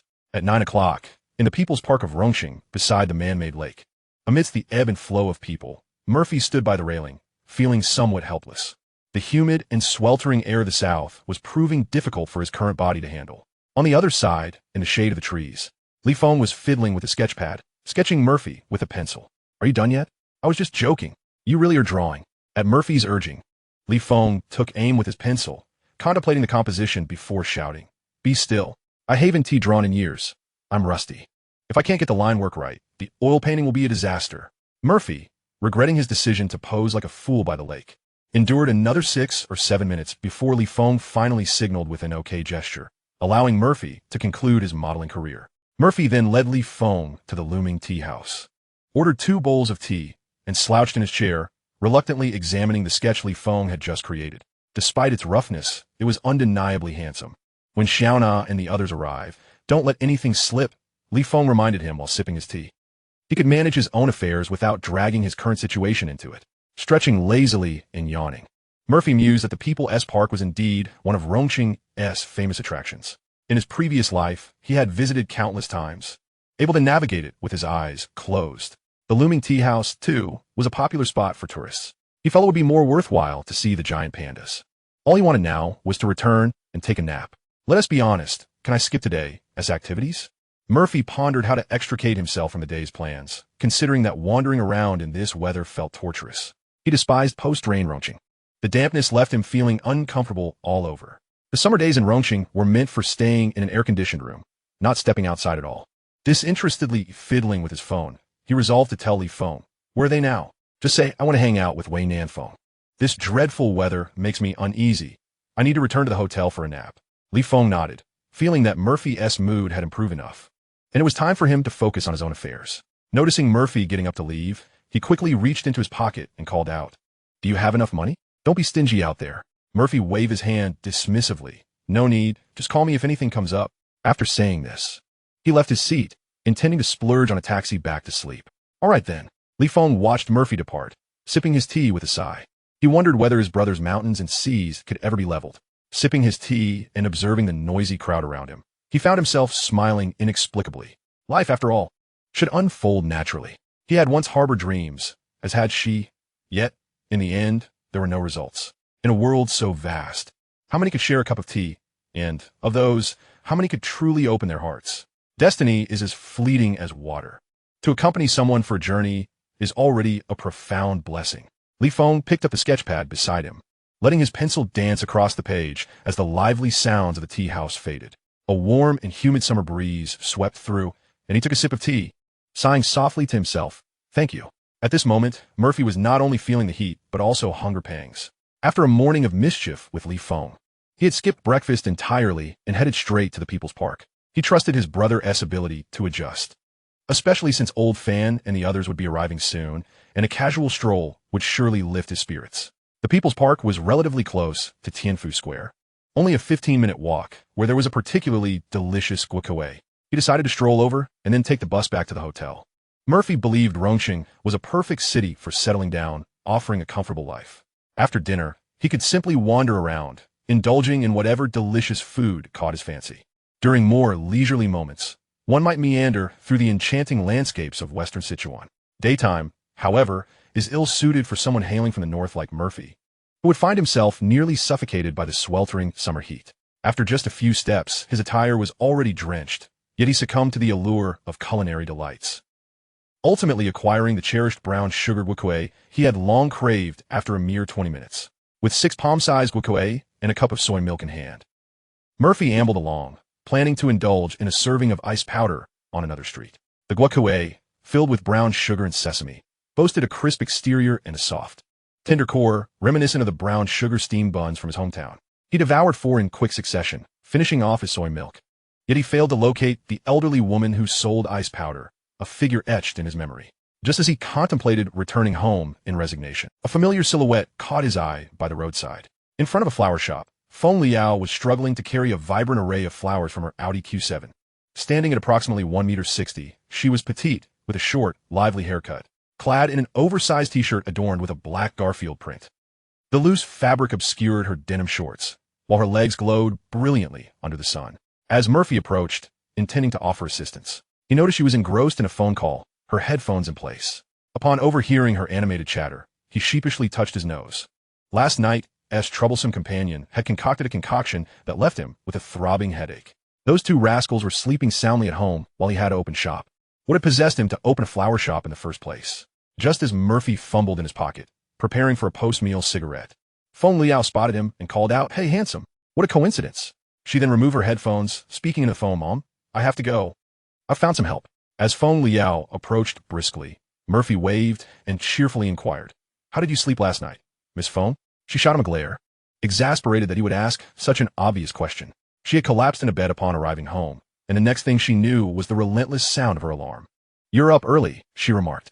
"Where are your friends? Come help me. I'll treat you to ice powder later." Feng Liao didn't afford him the opportunity to decline. Murphy had indeed come to assist, and after his recent meal, it was the perfect way to work off some calories. The cargo was minimal, primarily packaged flowers, which posed no challenge for Murphy.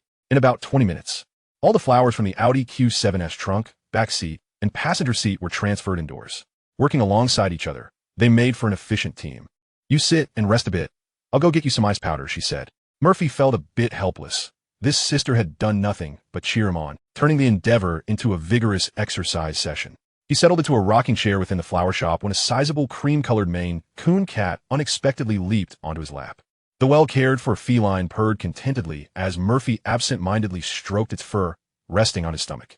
Both man and cat reveled in the shop's cool air conditioning, surrounded by the rich fragrance of flowers, which lulled Murphy into a state of profound relaxation and drowsiness.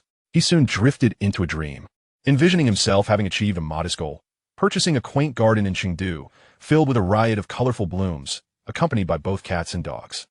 When Feng Liao returned with the ice powder, she found Murphy peacefully asleep, cradling the cat. She couldn't help but reflect, youth is such a blessing. He can sleep soundly anywhere. She placed the ice powder in the refrigerator, adjusted the air conditioning slightly, and draped a light blanket over him. Subsequently, Feng Liao began organizing the flowers Murphy had brought, unwrapping and sorting them, bringing life back to the once quiet flower shop. Her primary vocation was not running this flower shop, but rather that of a reasonably successful writer. This space served as a workspace, where she endeavored to maintain some semblance of routine amidst her daily activities.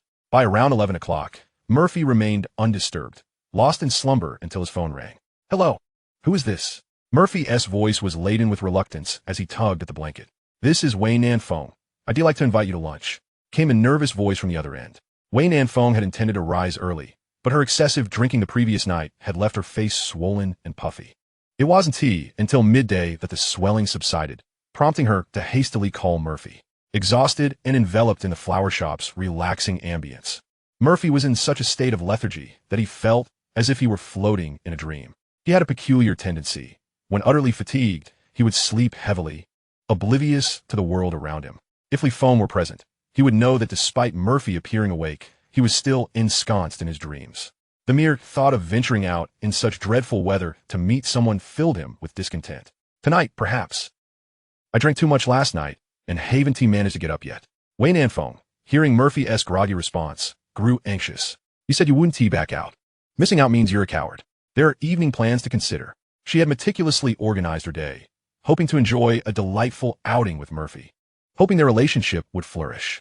However, Murphy seemed impervious to her excitement, as if nothing mattered more than sleep. A cacophony of barking erupted from his end. Woof, woof, woof. He barked with unrestrained delight, seemingly willing to do anything as long as it meant staying in. By this time, Feng Liao, who had been observing for some time, was nearly in stitches from laughter. Murphy's state was not uncommon. Exhaustion had a way of rendering people like him so. After a night of revelry and an early morning stroll through People's Park, followed by some labor, it was indeed remarkable that he was utterly spent. She picked up Murphy's phone, and he, feeling liberated, pulled the blanket closer and slipped back into a deep slumber. His sudden barking left Wei Nanfeng bewildered. What was this familiar laughter from a woman? Just as her mind began to churn, her friend's voice echoed from the other end, further deepening her confusion. Your little boyfriend is in my flower shop. Just come over. She added, by the way, we haven't eaten lunch yet, so it's perfect. Wei Nanfeng, momentarily stunned, hung up the phone, and just as she emerged from the shower, Li Bailu casually asked, Nanfeng, how did your conversation go? When are we leaving? Wei Nanfeng did not respond to Li Bailu's inquiry, but slowly turned her head to regard him as he stepped out of the bathroom. Li Bailu, noticing the bemused expression on Wei Nanfeng's face, found himself equally perplexed. Chapter 19, Mom. Murphy was deeply asleep, feeling as though he were back in college. Forced to attend class after an all-nighter. In class, he drifted into a profound stupor, dreaming vividly, all while his consciousness remained alert. Suddenly, he felt a wet, prickly sensation near his mouth. Smack, smack. This sensation seemed rather out of place. Wei Nanfeng's lips were not like this. How could they be so prickly? His chest felt heavy. He recalled that Wei Nanfeng wasn't that weighty. Hadn't she just spoken to him? In his dreamlike state, Murphy furrowed his brow, sensing something was amiss, and mustered all his strength to open his eyes. He abruptly awoke to find a small cream-colored lion cub perched on his chest, fervently licking his cheeks. At that moment, he realized he was not in a hotel. His consciousness gradually returned as he cast a bewildered glance around. Oh, he had fallen asleep in Feng Liao's flower shop. Murphy gently stroked the creamy-colored Maine Coon, who responded with a soothing purr. He then noticed a golden hollow bell around the cat's neck, weighted in his hand, and secretly lamented that humans were not as fortunate as cats. However, he couldn't shake off the feeling that the hue of the gold seemed somewhat off. This silent golden bell must weigh around 30 grams, he mused. Upon hearing Murphy's inquiry, Feng Liao returned the phone she had been holding, contemplating for a few seconds before responding. Auntie says it's 40 grams for fatty. That weight is nothing. If you want to buy gold in the future, come to my aunt. She runs a gold shop. Murphy glanced at the time after taking the phone and began scrolling through his contacts, recalling that someone had called him earlier. After noticing he had spent 3 minutes on the phone with Wei Nanfeng, Murphy felt a wave of unease wash over him and hurriedly dialed back. Hello. Sorry. I just woke up in a daze. Now that I'm awake, I'm fine with anything to eat. I happened to see Sister Feng working as I passed by this morning. It was too tiring, so it's no trouble at all. After hanging up and clarifying the situation, Murphy let out a sigh of relief. It had been years since he had felt this way. In his future work, he had trained himself to wake quickly from dreams whenever the phone rang, instantly becoming alert. His mind was as sharp as before, but his body did not allow him to feel the same. It was a pleasant sensation. After hanging up, Feng Liao brought over the promised ice powder. Thirsty from just waking up, Murphy took a seat on a small wooden stool at the door and began to eat. The handmade ice powder was filled with delicate bubbles, and the red sugar ice was incredibly refreshing, complemented by the simplest red sugar syrup and some crushed peanuts and hawthorn slices. Murphy scooped up the ice powder with a spoon, blissfully unaware of what the earliest and most authentic ice powder in Rongqing looked like. All he knew was that the version sold from a small cart behind the university looked just like this. As time went on, ice powder became increasingly elaborate, Yet none could compare to the simplicity of this red sugar version. After finishing his meal, Murphy sat on the stool, holding the hefty fatty in his arms, gazing outside in a daze, allowing himself to relax. Rongqing was a leisurely city, and living here, if one did not consider making money, was a delightful experience. Feng Liao lounged in a rocking chair, swaying gently. Her flower shop had received only one order that morning, and it was from Wei Nanfeng. As for her writing, she planned to tackle that after lunch and a short nap, followed by a couple of rounds of mahjong. The life of a freelancer was indeed quite liberating. Xiao Montak, stop daydreaming at the door. In the afternoon, let Nanfeng take you out for a nice stroll, Feng Liao remarked. Upon hearing her words, Murphy slowly turned his head, cradling Fatty, and asked in confusion, what is there to see in Rongqing? Just a casual walk will do. In this dreadful weather, we must protect your delicate skin from the sun. Feng Liao, curious, thought it strange that he, who seemed like a tourist, had the air of a local. It was well known that the people of Rongqing loved to wander, but they usually lingered near their homes and seldom made an effort to visit tourist spots. You're right, so I want to go out this afternoon. You go have fun with Nanfeng. In this weather, no amount of sunscreen can shield my skin from damage. Murphy felt a twinge of envy. He also wished to stay home. But he couldn't possibly say to a girl he was going out with for the first time that he would rather stay home watching television and playing on his phone. Moreover, he had no home in Rongqing, only a hotel room. How could he express that? It was too hot to wander around. So they should just stay at the hotel. What had become of him? Was he really that kind of person? Even if he were, he shouldn't say it out loud. Feng Liao was a local, and if he took her out, she would surely find a cool and comfortable place to relax. Then what will you do? Let us go out and play together, Murphy suggested mischievously, but Feng Liao, swinging in a rocking chair, bluntly declined. I want to be a third wheel. I'm mooching off lunch and then going to play mahjong in the afternoon. At the mere mention of mahjong, Murphy's eyes sparkled with envy. He too longed to play. It had been years since he had engaged in Sichuan Chongqing mahjong. That game was a masterful way to pass the time, and he found its rules to be faster-paced and more engaging than those of other regions.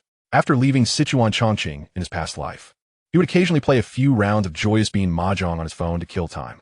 Feng Liao, recalling Wei Nanfeng's request, mentioned that he had asked her to prepare a bouquet that would bring joy to a boy.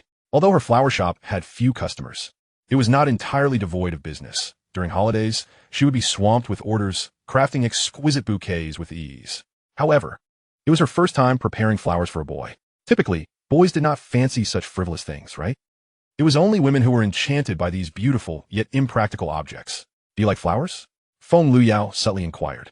Murphy, with Fatty in his arms, surveyed the myriad of blossoms in the shop and nodded earnestly. I do. Feng Liao appeared taken aback, a hint of curiosity crossing her features as she questioned. Shouldn't boys be less interested in such symbolic meanings? Don't you think they're not very practical? Murphy shook his head and picked up a sprig of baby breath. The significance of giving flowers lies in expressing emotions and care, not merely in presenting a tangible item or currency. He then waved his hand, lowering Fatty to the ground. The hefty mane coon stretched languidly, while Murphy teased him with the baby breath, continuing, in most cultures, flowers are regarded as symbolic gifts that convey love, respect, gratitude, blessings, and apologies. From a psychological perspective, even though many people claim flowers are useless, the joy and happiness derived from receiving flowers often surpass that of other gifts. Fatty and the baby's breath became engrossed in play, delicate petals scattering everywhere and adorning the soft fur. Men, just like women, share the same need for joy and happiness. Look, even cats are the same. All creatures crave happiness and joy. Flowers are the simplest yet most vibrant way to express love. How could a boy not appreciate that? Murphy felt his response was flawless. What was so wrong with boys liking flowers? Feng Liao squatted down, lifting the rolling Fatty with one hand and brushing off the tiny petals stuck to him. You make a compelling point, but now this line belongs to me. She found his words quite profound. Love has its colors, and flowers are the simplest means of expressing that love. Coincidentally, she had a scene about this topic to write later, and thought she could easily modify it to make it her own. Murphy, unconcerned, fetched a broom to tidy up the scattered petals while pondering what to have for lunch, when Feng Liao's question echoed in his ears once more. What kind of flowers do you like? Or rather, if you could choose flowers to express love, what color combination would you prefer? Feng Liao hadn't forgotten her task from Wei Nanfeng. It wasn't easy for him to get flustered, and as a friend, she felt she should help him out. Murphy contemplated for a moment. He realized he had never received flowers from a girl before. However, since one must express love, it ought to be truly unique. He took out his phone to search, and, upon discovering that the flower he remembered did not exist, He smiled and replied, "If love is to be unique, the color must surely be unique as well. Do you have a customer with a request?" Feng Luyao nodded and, following Murphy's lead, added, "There's a customer who wishes to send a bouquet to a boy she likes, but I must admit, I find this rather perplexing." "Unique? You seem quite knowledgeable about flowers. Why not lend me your expertise? It's a 10,000 yuan order, and I'll share half with you." Feng Luyao's persuasion struck at Murphy's vulnerability. Money was what he needed most at present. Murphy believed that the idea was worth far more than 5,000. If executed well, it could even transform Feng Luyao's struggling flower shop into a sensation. "All right, I'll step out to purchase a few items. Please wait for me." Feng Luyao watched with a smile as Murphy departed. Though she was unaware of his errands, she trusted his ability to select an exquisite bouquet. Truly, she was a little genius. The success of the flower shop this month hinged on Wei Nanfeng's order. After about 10 minutes, Murphy returned to the flower shop, carrying a bag of supplies. Feng Liao inquired curiously, "What did you buy?" "Some chemical supplies," Murphy replied. Squatting down as Fatty, the cat, approached him, seeking affection. Feng Liao was intrigued by Fatty's unusual fondness for Murphy. The cat was generally timid, often hiding when her aunt and Wei Nanfeng visited. Yet, Murphy did not pet Fatty. Instead, he pulled a magnet from his pocket. The magnet collided with the golden bell around Fatty's neck, producing a crisp sound. Fatty tilted its head, looking bewildered at its owner, full of questions. The adorable gaze seemed to silently interrogate Feng Luyao's fragile heart, even causing her to hear an auditory illusion of Fatty speaking. Mama, when you bought me this, didn't you say it was 24-karat gold? Meow?" Chapter 20. They coated me in poison, yet bestowed it with the name of romance. On a sweltering summer day, the flower shop remained refreshingly cool, filled with delightful fragrances. "Grandpa, libailu de chi. Will you not intervene on behalf of your daughter? The golden bell she gave Fatty is a fake. The magnet stuck to it immediately. I didn't pay for it. What money could I give my aunt? Don't concern yourself with whether I made friends or not." Feng Liao's furious outburst echoed throughout the shop, while Murphy cowered in a corner, clutching Fatty. His curiosity had led him to discover that the bell felt somewhat off. Having worked with materials in his past life, he was sensitive to such details. He had not anticipated that a mere test with a magnet would reveal the truth. Family matters cannot be labeled as deception. It was merely a playful ruse. Upon hearing her family pressuring her about marriage, Feng Liao hung up the phone. Sulking in a corner, she had noted how that woman always smiled at Fatty. She knew her aunt was not one to be concerned over a bit of gold, but she was undoubtedly being intentional. It was simply a matter of using her as a shield during the family's marriage push during the new year. How petty. After ending the call, Feng Luyao felt a thirst arise and, hands on her hips, asked Murphy, "I'm going next door to buy a drink. What would you like?" "Diet Coke," Murphy replied, suddenly recalling that in 2014, the market for diet beverages was just beginning to emerge and was not yet ubiquitous. "That may not be available. Your taste is rather peculiar," Feng Luyao retorted. As a connoisseur of carbonated drinks herself, she found nothing more refreshing than an ice-cold soda on a summer day. Yet, she felt that Diet Cola always had a strange taste and did not quite suit her. Murphy fidgeted with the items he had just acquired, not bothering to lift his head as he replied, "If they don't have it, then just get some Dongfang Shai. And also bring me a bottle of room-temperature Waha purified water." Feng Liao waved her hand and stepped outside. Murphy then placed Fatty back in the cage before unpacking the items onto the table. Just as he donned rubber gloves, Feng Luyao returned. The supermarket was right next to the flower shop. She handed the drinks to Murphy. Her curiosity piqued as she watched him handle the 2 chemical reagents. Earlier that morning, while searching for pigments with Li Feng, he had spotted a chemical reagent store near People's Park and Gina Hotel, and he hadn't anticipated using it so soon. When Feng Luyao saw Murphy dilute one powder with the bottled water and then pour another liquid in, she gasped. The 2 liquids, when mixed and stirred in the cup, emitted a dreamy fluorescent reaction. Feng Luyao had already guessed what Murphy was attempting to create. This, a glow stick, the glow sticks we played with as children. Murphy nodded. He was about to make the glowing roses that had once gone viral online in his past life. He did not know when this trend would emerge, but it was certainly a novel idea for now. Oxalic acid ester is a type of carboxylic acid, while hydrogen peroxide is a strong oxidizing agent. When combined, the oxygen atoms from the hydrogen peroxide oxidize the carboxyl groups in the oxalic acid ester, resulting in a compound that emits a vivid green fluorescence, a phenomenon known as fluorescence.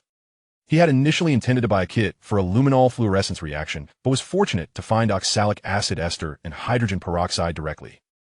These 2 substances were simpler and yielded even better results. Murphy found a wilting white rose in a vase, and, using a straw, placed a few drops on the dying flower. "Sister, the light is too bright. Please close the roller shutter." Upon hearing this, Feng Liao immediately checked her pocket and pressed the button for the roller shutter. As a flower shop owner, she thought this idea was truly ingenious. As the shutter descended slowly, the light began to fade, revealing a fantastical rose before them. In the dark, the petals emitted a soft mixture of greenish-white, blue, or with gentle yellow hues. It possessed an enigmatic quality, as if it were a flower from a fantastical realm, capable of captivating attention and igniting curiosity. "What do you think?" Murphy asked. Feng Liao candidly replied, "Beautiful, but it must be toxic, right?" She reached over to turn off the desk lamp, and under the warm light, the rose appeared even more enchanting. Murphy remained unfazed. He was certain this creation was indeed toxic, yet there were also non-toxic fluorescent products available. For instance, non-toxic fluorescent reagents like gel red and gel green are primarily used for staining nucleic acids, allowing visualization of DNA or RNA under ultraviolet light. However, they were somewhat pricey. That is for certain, but with non-toxic fluorescent reagents, encasing them in a sealed acrylic box and labeling it as toxic would work just fine. Feng Liao donned her rubber gloves and carefully picked up the dreamlike fluorescent rose. Moving away from the warm light, she found it increasingly beautiful. If at night, a bouquet were made using such glowing roses, it would elevate the expression of love to its zenith. At least in today's Ronching. This dreamlike color could undoubtedly be deemed unique. "How do you know so much?" Feng Liao asked curiously, recognizing that this young man her friend fancied was indeed quite skilled, exuding a mysterious aura that belied his age. Murphy walked to the side, turning on all the lights in the shop before responding. "Mixology. You've had gin and tonic, right?" Tonic water glows under ultraviolet light. Gin and tonic is a classic cocktail composed of gin, tonic water, and lemon, characterized by the refreshing and soothing herbal notes of gin intertwined with the bittersweet flavors of tonic water. Feng Liao is certainly aware of this cocktail, yet she has never experienced its luminescent variant. She has tasted it before, but never one that glows. Murphy added some reagents into a jar, transforming them into non-toxic, harmless solids. Chemistry experiments, as long as they are not conducted in a laboratory, can be fascinating anywhere. "I shall treat you next time." After Murphy completed his preparations, he intended to open the shop door, only to find Feng Liao lost in thought, gazing at the fluorescent rose. Holding the rose, she murmured, "They have coated me in poison, yet it is adorned with the name of romance." Soon, she realized the peculiarity of her sentiment, and, glancing at Murphy, she self-deprecatingly remarked, "Apologies, I seem to have succumbed to my literary pretensions. How delightful! I must inscribe this line into my book." Murphy brought her an intriguing plot and structure today, a delightful occurrence for any author.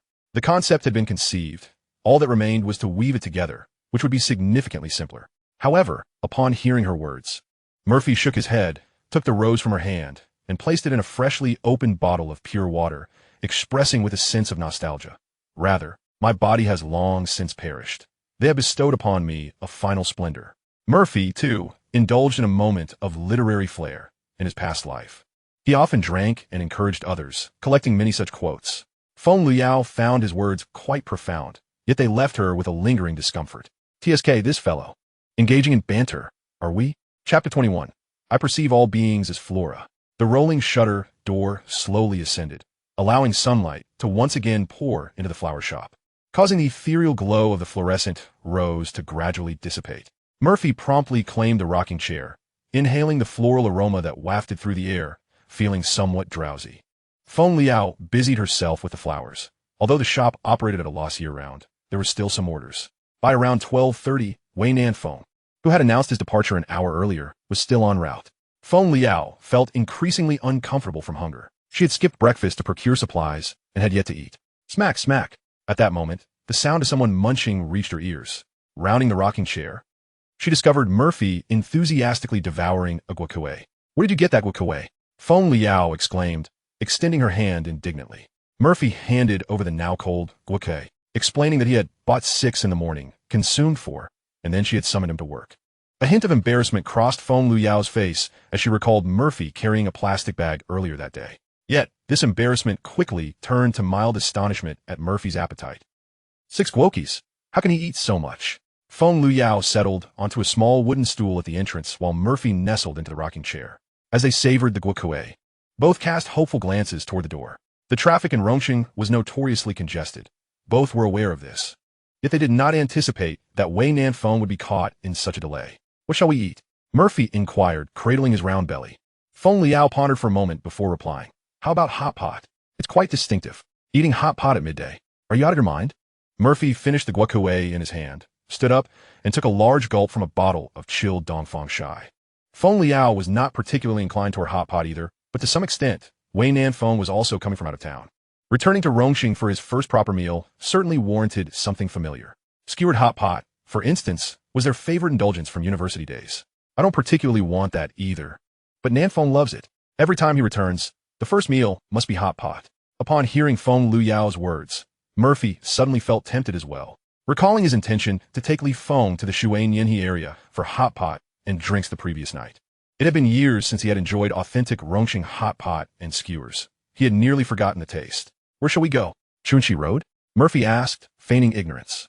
Although there were numerous hot pot establishments on Chunxi Road with appealing decor, most had adjusted their flavors significantly, catering to tourists from other regions. Feng Liao shook her head, then nodded in agreement. As a local, she certainly preferred to avoid dining in tourist traps like Chunxi Road, yet with Murphy accompanying her. They ought to choose a more upscale venue today.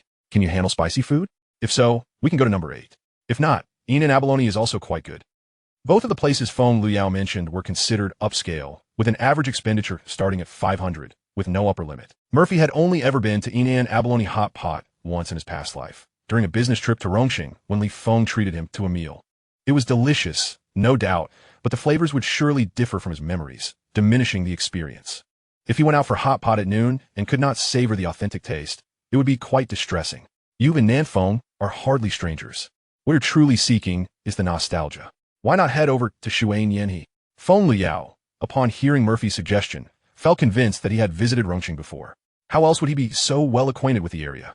This uncanny sense of familiarity with a local was growing stronger. One would not possess such knowledge without living in Rongqing for a few years. After confirming their lunch plans, they resumed their eager watch of the outside world. During their wait, Wei Nanfeng called, stating he was still stuck in traffic and urging them to remain patient. Feng Liao, having consumed a bouquet, did not feel excessively hungry and reminded Wei Nanfeng to be cautious on the road. Meanwhile, Murphy began to meander through the flower shop. On the surface, this shop appeared to be merely a flower shop, yet behind the broad screen lay Feng Liao's studio. Behind a partition was roughly 40 square meters of space, furnished with a cozy cat tree, a cat bed, a wooden desk, and a large bookshelf. The desk held a computer and keyboard, while the bookshelf was adorned with various small ornaments alongside books. Among them was a picture frame bearing a single phrase, "I perceive all beings as flora." This was inscribed in a strong, elegant cursive, revealing considerable skill in its execution. What beautiful handwriting! Upon hearing Murphy's compliment, Feng Liao couldn't help but feel a sense of pride, responding with a smile, "Isn't it lovely? A friend of mine wrote it for me. He is part of the calligraphy club at school." Murphy nodded. The calligraphy was indeed impressive, but then he abruptly shifted the conversation, asking, "Do you know what this phrase means?" Without hesitation, Feng Liao replied, "He enjoys reading novels. This line is from some character's dialogue, quite a powerful statement." Murphy was taken aback. His curiosity piqued as he queried, "Sister, are you truly a writer?" "Of course, I am at least a best-selling author," Feng Liao retorted, proudly brandishing her published book at Murphy. The Case of the Fifth Murder, a mystery novel. He had not anticipated that Feng Liao was a writer of this genre. After a moment of contemplation, Murphy changed the subject. "What did you major in at university?" Feng Liao returned her book to its place and answered, "Financial management." "Nanfeng and I are in the same field."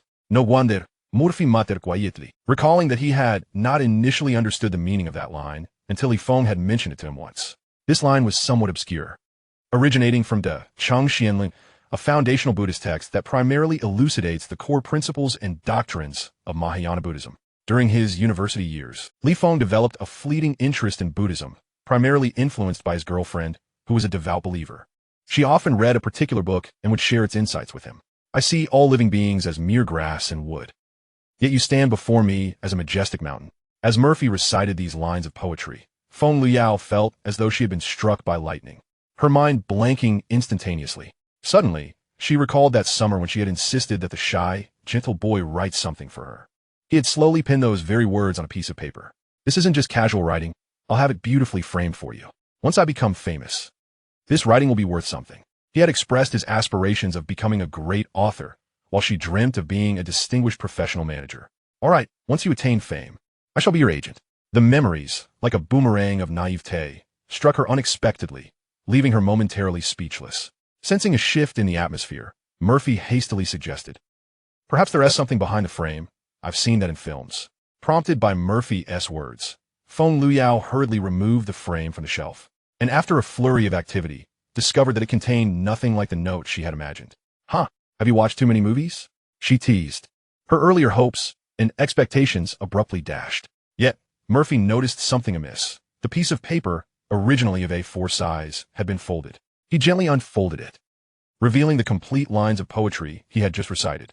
As Feng Luyao read the words, a wave of bitterness washed over her, and tears flowed unbidden from her eyes. She quickly refolded the paper and returned it to the frame.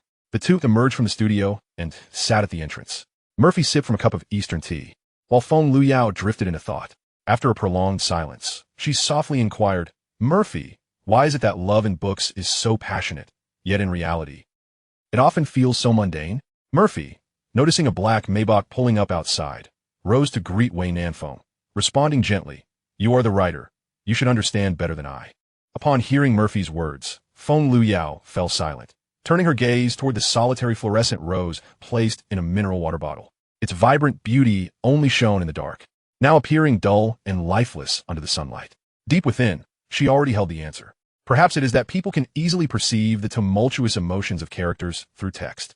In contrast, real-life feelings are akin to this fluorescent rose, difficult to discern in the light, yet possessing a muted, unspoken beauty. Love is a game for the brave, yet the courage of most is often quite subtle, much like this rose. Just then, Feng Luyao saw her friend, brimming with joy, push the door open. The tumult of regret and frustration within her could no longer be contained, and she burst into tears, collapsing into Wei Nanfeng's embrace. She felt as though she had won a lottery, but the prize was expired. Chapter 22, Film and Reality. Wei Nanfeng held the sobbing Feng Luyao close, a mask of pain overlaying her otherwise serene features.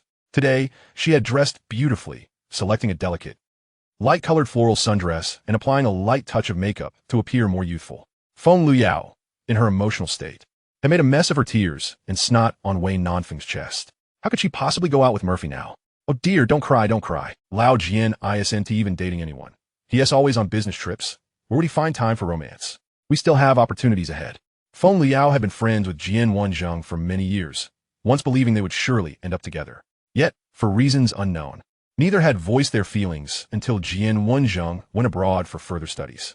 Both had remained stubborn, unwilling to speak up. Jian Wenzheng felt unworthy of Feng Luyao, while she feared hindering his ambitions. Coming from a wealthy family, she aspired to study financial management and eventually take over the family business. Jian Wenzheng, on the other hand, was from humble beginnings, wishing to study classical literature and become a distinguished writer. They had grown up as childhood sweethearts, attended the same high school, and ultimately ended up at the same university. Eventually, after graduating in classical literature, Jian Wenzheng became a talent agent, while Feng Luyao, after studying financial management, emerged as a best-selling author. A fateful entanglement indeed. Wei Nanfeng felt the wetness on her chest and cast a reproachful glance at the chubby Murphy, who seemed to possess some peculiar skill for probing into people's emotional wounds and tearing open old scars. Last night, when she had encountered him, it had been 3 successive blows that left her feeling vulnerable. Today, Feng Luyao, having been single for 27 years, had no defenses left. Yet Murphy had somehow created a wound, delivering a harsh blow to Feng Luyao. She couldn't help but feel a sense of loss, akin to winning a lottery only to discover the prize had expired. Murphy, equally perplexed, was taken aback by how a scenario straight out of a movie or short video had unfolded in reality. Upon hearing Wei Nanfeng's words, Feng Luyao's sobs intensified. "Woo, that little girl, Nangong Gulan, is so beautiful and young. Woo, Xiong Yamen is so enchanting and graceful. Just yesterday, the news was filled with gossip about celebrities and their agents. I have nothing. I'm short and flat-chested." As Feng Luyao lamented, Murphy felt a sudden jolt of realization. Nangong Gulan was the newly crowned songstress, while Xiong Yamen was the goddess of millions of men. He was aware of the gravity of what he had just heard. Feng Luyao's cries grew more sorrowful, and Wei Nanfeng could only hold her, feeling her chest become increasingly damp, realizing that her plans for a date today had been thwarted. Yet, it hardly mattered. Murphy would be in Rongqing for a while longer, and this day was not a loss. Wasn't this a kind of togetherness? Wei Nanfeng glanced at Murphy, only to find him wearing a curious expression, seemingly eager to ask something. What time is it? And you're still thinking of gossip. Stop playing with the chubby one and come over to comfort her. Murphy was adept at offering solace, despite having been metaphorically stabbed several times last night. He had managed to purge the poison and heal his wounds. He then remarked, regret is a constant thread woven through the tapestry of life. Before he could complete his thought, Feng Luyao's sorrow deepened. My life is filled with regrets. Nanfeng, am I a failure? If only I could be as brave as you. Woo woo woo. Wei Nanfeng found herself at a loss for words. Fortunately, she had truly come to terms with her own feelings last night. Or else Feng Luyao's lament would have pierced her defenses as well. She remained unaware of Murphy's situation. Facing Zhang Lanfan, her advantages were minimal. Moreover, someone like Murphy would undoubtedly be surrounded by admirers in the future. How about we drink a little? Murphy proposed, suggesting a very sensible idea, without alcohol. He had no means to offer comfort. Matters of the heart often required a drink and a chat. Feng Liao had intended to nod in agreement, as nothing could alleviate her sorrows better than a drink. However, just as she was about to acquiesce, she suddenly remembered that today was not her day to shine. It was Nanfeng and Murphy, the little rascal, who were the true stars. A woman's mood can shift as swiftly as the turning of a page. Feng Liao was acutely aware that she could not impede Wei Nanfeng's important matters. Within mere moments, she had regained control over her emotions. As a mature adult, the ability to manage one's feelings is an essential skill. In the presence of Murphy, even if tears streamed down her cheeks, she would not allow herself to wail and unleash her emotions as she would in Wei Nanfeng's embrace. She understood that Wei Nanfeng was someone she could rely upon, a confidant with whom she could weep unabashedly. In Wei Nanfeng's company, there was no need for emotional restraint. She could freely express her feelings. Feng Liao dabbed at her tears with a tissue. Although her eyes remained red, her emotions had stabilized. Very well, if it's expired, it's expired. I shall pen this chapter into my book. Inspiration is fleeting, and it is time for me to work.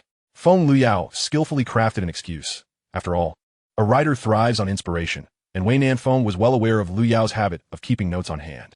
All right, I'll head home to change, she stated. Murphy, please keep her company for a while longer. Noticing the large wet patch on Wei Nanfeng's chest, Feng Luyao scolded herself internally before hastily adding, why go home? I have clothes here. The traffic is dreadful during the day. You two should just have dinner together. She continued, and that little rascal annoys me. Last night, he drugged me, and today he's torn my wound. Either take Murphy with you, or wear my clothes. Wei Nanfeng pondered for a few moments. Having stayed at Li Bailu's place last night, it seemed inappropriate to bring a boy home unannounced. She would like to take Murphy back, but she had no residence in Rongqing, only a hotel room. It simply wouldn't do to take Murphy to a hotel on their first encounter. What would she possibly say? The weather is too hot for wandering. Let us just stay at the hotel. What has become of her? Is she really that kind of person? Even if she were, such words would be ill-advised. Wait for me. I'll change my clothes, she said, following Feng Luyao into the changing room. Murphy waited at the shop's entrance, cradling a plush toy, contemplating how to persuade Wei Nanfeng to accompany him to the tea house. Even if he didn't sleep in the afternoon, playing cards and sipping tea would be quite enjoyable. Ideally, a nap would be the most refreshing choice. Before long, Wei Nanfeng emerged, clad in Feng Luyao's oversized t-shirt, paired with denim shorts. The loose neckline of the t-shirt hung slightly askew, revealing her delicate shoulder. Her long, fair legs were adorned with chic high-heeled sandals. Exuding a blend of innocence and a hint of shyness, her previously frosty demeanor softened, resembling a sweet older sister from the neighborhood. Let's go eat. Wei Nanfeng beckoned to Murphy, who had been dawdling at the entrance. The two departed the flower shop, with Feng Luyao clad in Wei Nanfeng's dress, watching them leave with a twinge of envy. How delightful it is to be young. She still needed to prepare a bouquet for Murphy. That little rascal was indeed fortunate. Suddenly, it struck Feng Luyao that she had forgotten something significant. The essence of the fluorescent rose bouquet lies in its glow. Where could she possibly procure the non-toxic fluorescent material Murphy had mentioned? Never mind. She would inquire with her aunt later. Given her aunt's dealings in gold, she surely had contacts knowledgeable about chemical reagents. Reflecting on her expired coupon, Feng Luyao felt a void in her heart. She gently placed her hand over her chest, applying light pressure in an attempt to touch her heartbeat. The thin fabric could scarcely withstand the pressure of her palm. The once prominent swell of her chest deflated like a punctured balloon. Upon feeling her heartbeat, Feng Luyao fell into silence. After a prolonged moment of stillness, she turned and re-entered the flower shop, muttering to herself. Chapter 23. Matters of girls should remain unqueered by boys. Nianshui community is not far from Tianfu Square. A 20-minute ride on Line 2 will suffice. In the future, this area will gradually transform with the city's growth, characterized by towering skyscrapers and bustling commerce. The eateries here offer more authentic and substantial fare compared to those on Chuanchi Road. Wei Nanfeng strolled leisurely alongside Murphy, both intending to take the subway to Ninshui Community for a taste of the local skewers. Murphy walked at a leisurely pace, fully aware that he was accommodating Wei Nanfeng. She longed to leap onto his back, but her attire today was not conducive to such antics. You need tea, wait for me. These long legs of mine aren't tea for naught. Wei Nanfeng urged Murphy to hasten his pace, noting that it was nearly 1 in the afternoon and traffic had prevented him from eating lunch. She recognized Murphy's hearty appetite. Particularly at his age, when he was still growing, she couldn't allow this little tiger to go hungry. As Murphy felt Wei Nanfeng pat his thigh, he instinctively glanced at her, noting the subtle tremor of her muscular leg. Last night, he had admired her legs for quite some time. Not only were they aesthetically pleasing, but they also radiated health. A little more weight would appear plump, a little less would seem frail. This balance was just right, allowing her to wear various outfits that accentuated her figure. Feng Liao, adorned in a loose t-shirt, bore a lackluster Garfield print. Yet, on Wei Nanfeng, the Garfield seemed invigorated, as if it had consumed an energy drink. Are your feet feeling better? Murphy teased, catching up to her side. Upon hearing Murphy's remark, Wei Nanfeng felt a twinge of embarrassment. Her impulsiveness had caused him to carry her for so long the previous night, and she felt somewhat guilty. They're fine. I just twisted my ankle a bit. Nothing major, she replied softly, her voice sweet and endearing, akin to a playful pout. As the subway station came into view, Wei Nanfeng grasped Murphy's hand, quickening her pace. Hurry, we'll have to wait ages for the next train. Their palms brushed lightly before intertwining firmly. Contrary to the anticipated electric shock, this clasp felt seamlessly natural. With a sense of triumph at her little scheme's success, Wei Nanfeng felt elated. Even after entering the subway car with the throng, she did not relinquish his hand. Murphy's hand dwarfed hers, its roughness a testament to his long-standing dedication to fitness. Marked by calluses, his palm radiated warmth and strength, yet the grip was perfectly comfortable, imparting an indescribable sense of security. She recognized her own capriciousness. Yet Murphy always indulged her whims. How gentle he is. Last night, he had carried her around Yulin Road for over an hour without a hint of impatience. Seating was available on the subway, and given Murphy's languid nature, he would undoubtedly seize the opportunity to sit down. Once seated, Wei Nanfeng reluctantly released Murphy's warm hand. Stealing a glance at his profile to gauge his expression, she discovered him gazing at her with a broad smile. A flush crept up her neck, blossoming into a rosy hue on her cheeks, her endearing demeanor stirring a whirlwind of emotions within Murphy. Recalling the sensation of Wei Nanfeng's petite hand, he initiated a conversation. Complimenting her, "Your hands are lovely. You must be wasting them not playing the piano." Elated, Wei Nanfeng lifted her hand, agreeing that they were indeed beautiful, proudly displaying them before Murphy. "Aren't they? This pair can cook, you know. I'll make a mean meal." After uttering this, she eagerly looked towards Murphy, as if casting a bait. "Absolutely. When the opportunity arises, I must give it a try," Murphy responded without hesitation, seizing the bait she had cleverly cast.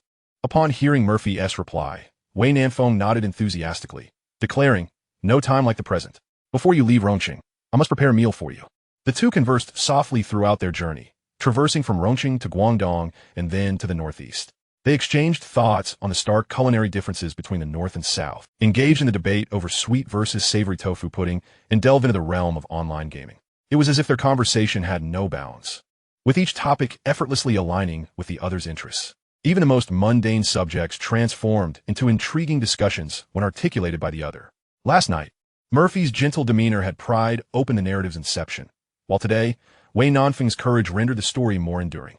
As the subway reached its station amidst a throng of commuters, Wei Nanfeng instinctively wrapped her arm around Murphy's shoulder to shield them from the surging crowd.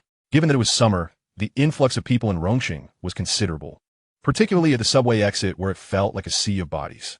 Murphy had to reach out to encircle Wei Nanfeng's waist, drawing her close to navigate through the crush. After much effort, they finally emerged from the station, only to be met by a gust of warm air that nearly sent Murphy tumbling. The humid atmosphere instantly coated him in a fine sheen of perspiration, especially in the areas where their bodies were pressed together, which soon became damp. Yet, Wei Nanfeng did not release his hold on Murphy's shoulder, oblivious to any discomfort that the dampness might evoke. The alluring scent emanating from Murphy intensified, filling her with an insatiable desire to breathe him in deeply. In her heart, She longed to leap onto Murphy's shoulder, just as she had the night before, burying her face in the crook of his neck to inhale his fragrance. It was intoxicating, truly intoxicating. Having conducted some online research, she learned that beyond mere hormones, the scent of pheromones plays a significant role in attraction. According to online communities, the ability to detect another's pheromones signifies a genetic compatibility, implying that only those genuinely fond of each other can perceive such scents. Her heart and body were not deceiving her. Murphy was indeed the person she cherished both emotionally and physically. As Wei Nanfeng's heart raced, she suddenly noticed that Murphy's breathing had grown somewhat labored, more rapid than before. "Are you feeling overheated?" she inquired, aware that Murphy, a quintessential northeasterner, was struggling to acclimate to the sultry southern climate. She had prepared for this, carrying supplies to combat the heat just in case. Upon hearing Wei Nanfeng's concerned voice, Murphy quickly turned her head away and softly replied, "No, I have yet to become that fragile." Standing a good 10 centimeters taller than Wei Nanfeng, at 182 centimeters, while Wei Nanfeng was approximately 170 centimeters, their closeness placed Murphy's lips just above Wei Nanfeng's head. As they walked out of the subway station, Murphy had already caught a whiff of a particularly pleasant aroma clinging to Wei Nanfeng. It was a scent that eluded precise definition, neither distinctly identifiable as a specific perfume nor shampoo fragrance. After a moment's hesitation, Murphy succumbed to curiosity and asked, "Your perfume is delightful today. What brand is it?" Upon hearing her question, Wei Nanfeng's face flushed deeper, feeling bashful as she unconsciously tightened her grip on Murphy's arm, leaning slightly against her. Following the advice from Li Bailu, she had refrained from wearing any perfume today, opting for a more natural scent. The fragrance that Murphy detected was indeed the scent of pheromones, and she could hardly endure the intoxicating sensation it provoked. Summoning all her strength, she extricated herself from Murphy's embrace and mischievously winked, responding, "That's a secret for girls. Boys should refrain from prying." Chapter 24. Love is a grand gamble on human nature. Murphy found great wisdom in Wei Nanfeng's words. However, this was the first time he had encountered such a fragrance, which he found utterly captivating. Struggling to articulate its essence, he speculated it must be an expensive perfume, perhaps one he had never encountered before. Indeed, costly items have a certain allure. This perfume seemed infused with something addictive. Once they exited the subway station, Wei Nanfeng could no longer justify maintaining her hold on Murphy. Reluctantly, they released each other and ambled side by side toward their destination. Their path was filled with laughter, as Wei Nanfeng recounted a brief history of Feng Luyao's romantic escapades, summarizing it as the tale of a poor boy enamored with a wealthy girl. However, there were no melodramatic familial objections. Feng Luyao's parents were quite fond of Jian Wenjing. Their values aligned harmoniously, as despite being affluent, Feng Luyao shared the modest lifestyle and spending habits of ordinary folk. She found comfort in donning inexpensive t-shirts and relished the delights of roadside vendors. The most extravagant thing Feng Luyao had ever done, after years of friendship, was her financially failing flower shop. Nonetheless, her writing fees were substantial, which allowed her to maintain a studio that inspired her creativity. Feng Luyao and her family were indifferent to societal expectations of class matching. Yet, Jian always felt as though he were living off her wealth. As Wei Nanfeng shared her insights, she observed Murphy's expressions, noting a resemblance between him and Jian Wenjing. Both appeared gentle and cultured on the surface, yet such men possess strong internal principles. Is it really such a misfortune to live off someone else's prosperity? Jian is truly unaware of the fortune he has, Murphy jested. However, as a man, he understood Jian Wenjing's psyche well. A young man with ambition, he was reluctant to be the subject of gossip and wished to protect his beloved from judgment. Intrigued by Murphy's playful banter, Wei Nanfeng replied, "All right then. I shall let you experience Jian's good fortune. Today, I will cover the expenses." Murphy's words struck a chord with Wei Nanfeng, who had been harboring guilt over the 500 yuan she had spent the night before. While that amount was not significant to her, it was quite a sum for freshly graduated Murphy. Having gleaned some insight from Li Feng, she knew both of Murphy's parents were in the working class, meaning their spending money for outings was limited. Last night, in a bid to uplift her spirits, she had readily taken money from her wallet without a second thought. Although she treated all her friends in such a manner, Wei Nanfeng felt genuinely touched by Murphy's generosity. With a smile, Murphy agreed, saying, "Sure. The doctor mentioned my teeth have always been a bit weak, but over the years, aside from my mother, I've never truly indulged in the pleasures of life."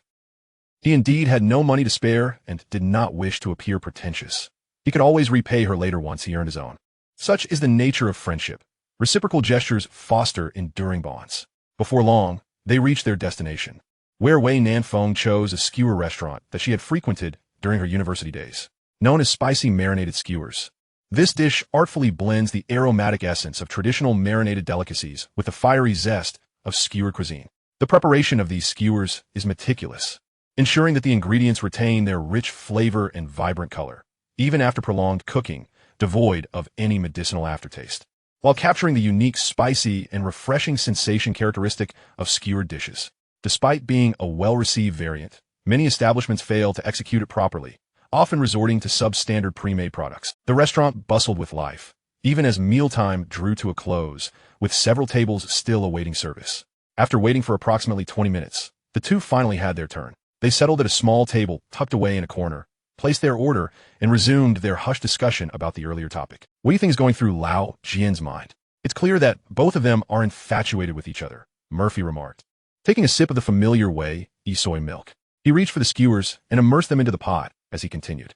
From your descriptions, and those of Sister Feng, it seems that Brother Jiang has been exceptional in every aspect since childhood. Wei Nanfeng nodded in agreement, her body shaking with laughter at Murphy's playful reference to Brother Jiang, while she delicately chewed on a piece of pickled cabbage. The familiar flavor made her squint her eyes in satisfaction, much like a contented cat savoring a fish. Indeed, Lao Jian was remarkably accomplished, excelling in various domains. You must try his family's pickled vegetables. You simply cannot find this flavor outside of Sichuan and Chongqing, Murphy added, popping a piece of pickled radish in his mouth. Instantly awakening his taste buds, eagerly, he used a ladle to fish out the recently cooked pork intestines and shared some with Wei Nanfeng before he spoke again. However, such outstanding individuals often possess a formidable pride. Someone like Brother Jiang tends to be more self-sacrificing in relationships, unwilling to take advantage of his partner. As Wei Nanfeng listened to Murphy's analysis while eating, she felt he had a profound understanding of relationships.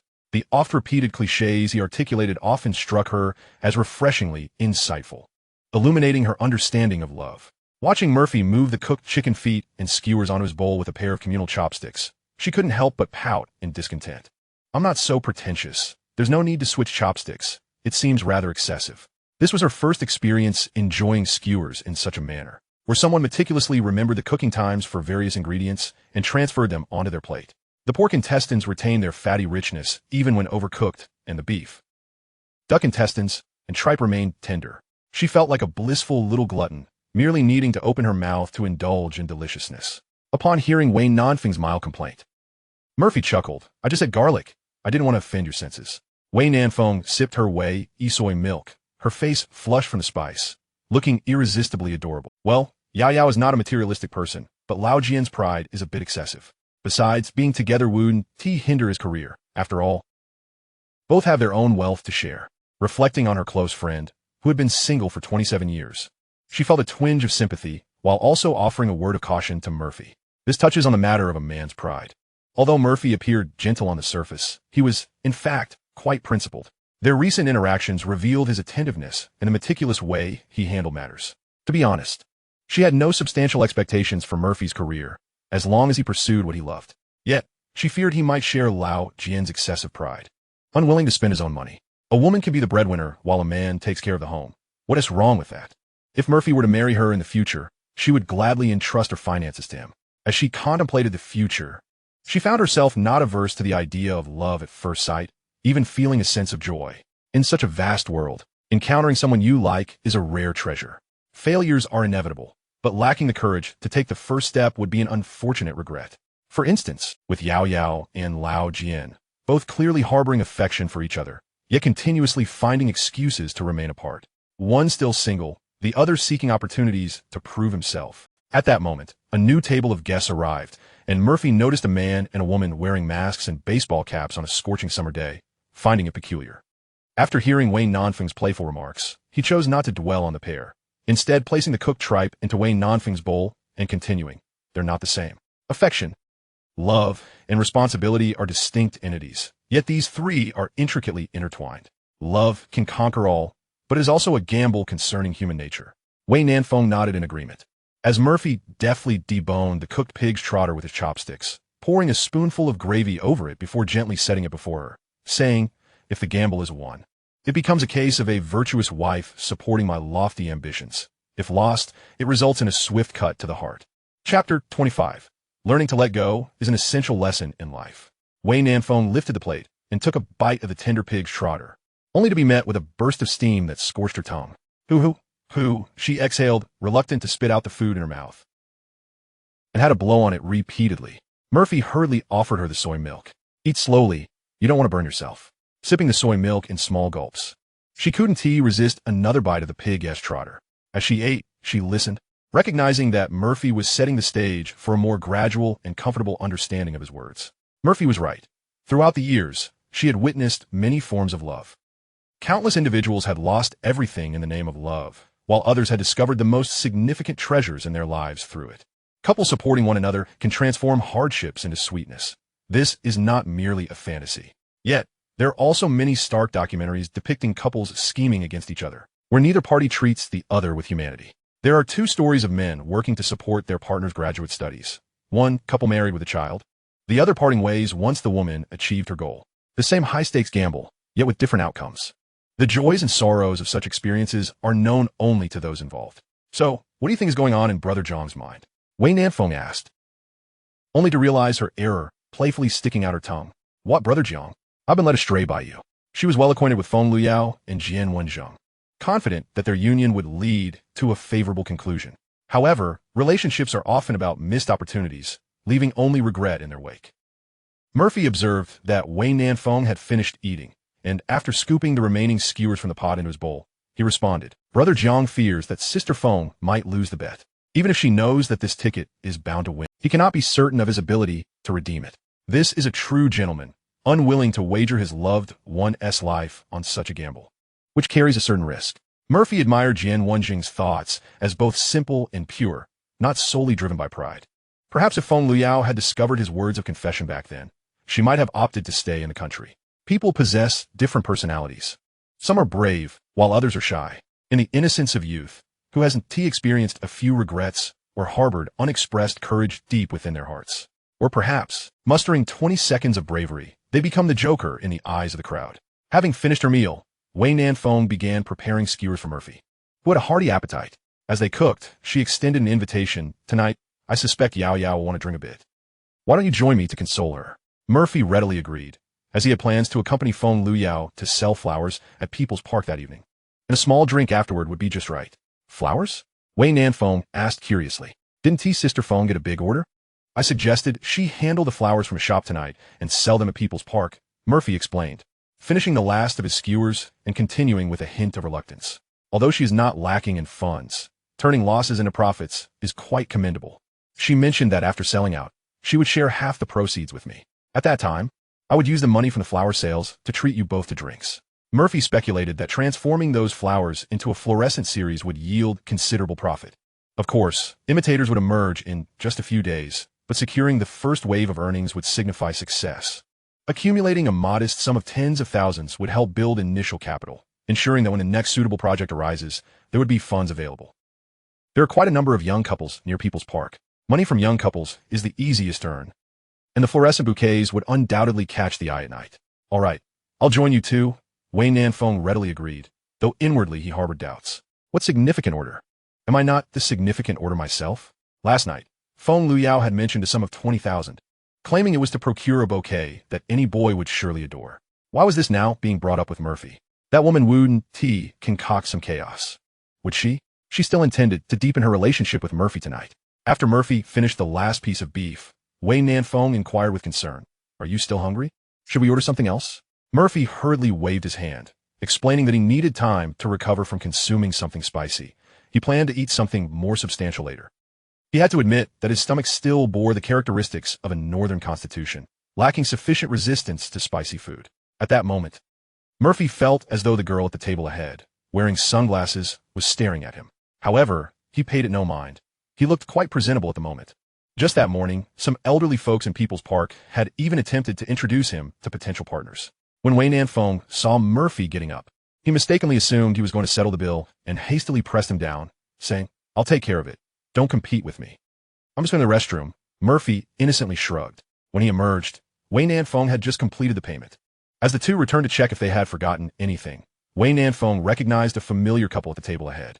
Suddenly, her eyes widened, and she reached out to remove the girl's sunglasses, whispering, Old Jian, when did you return to the country?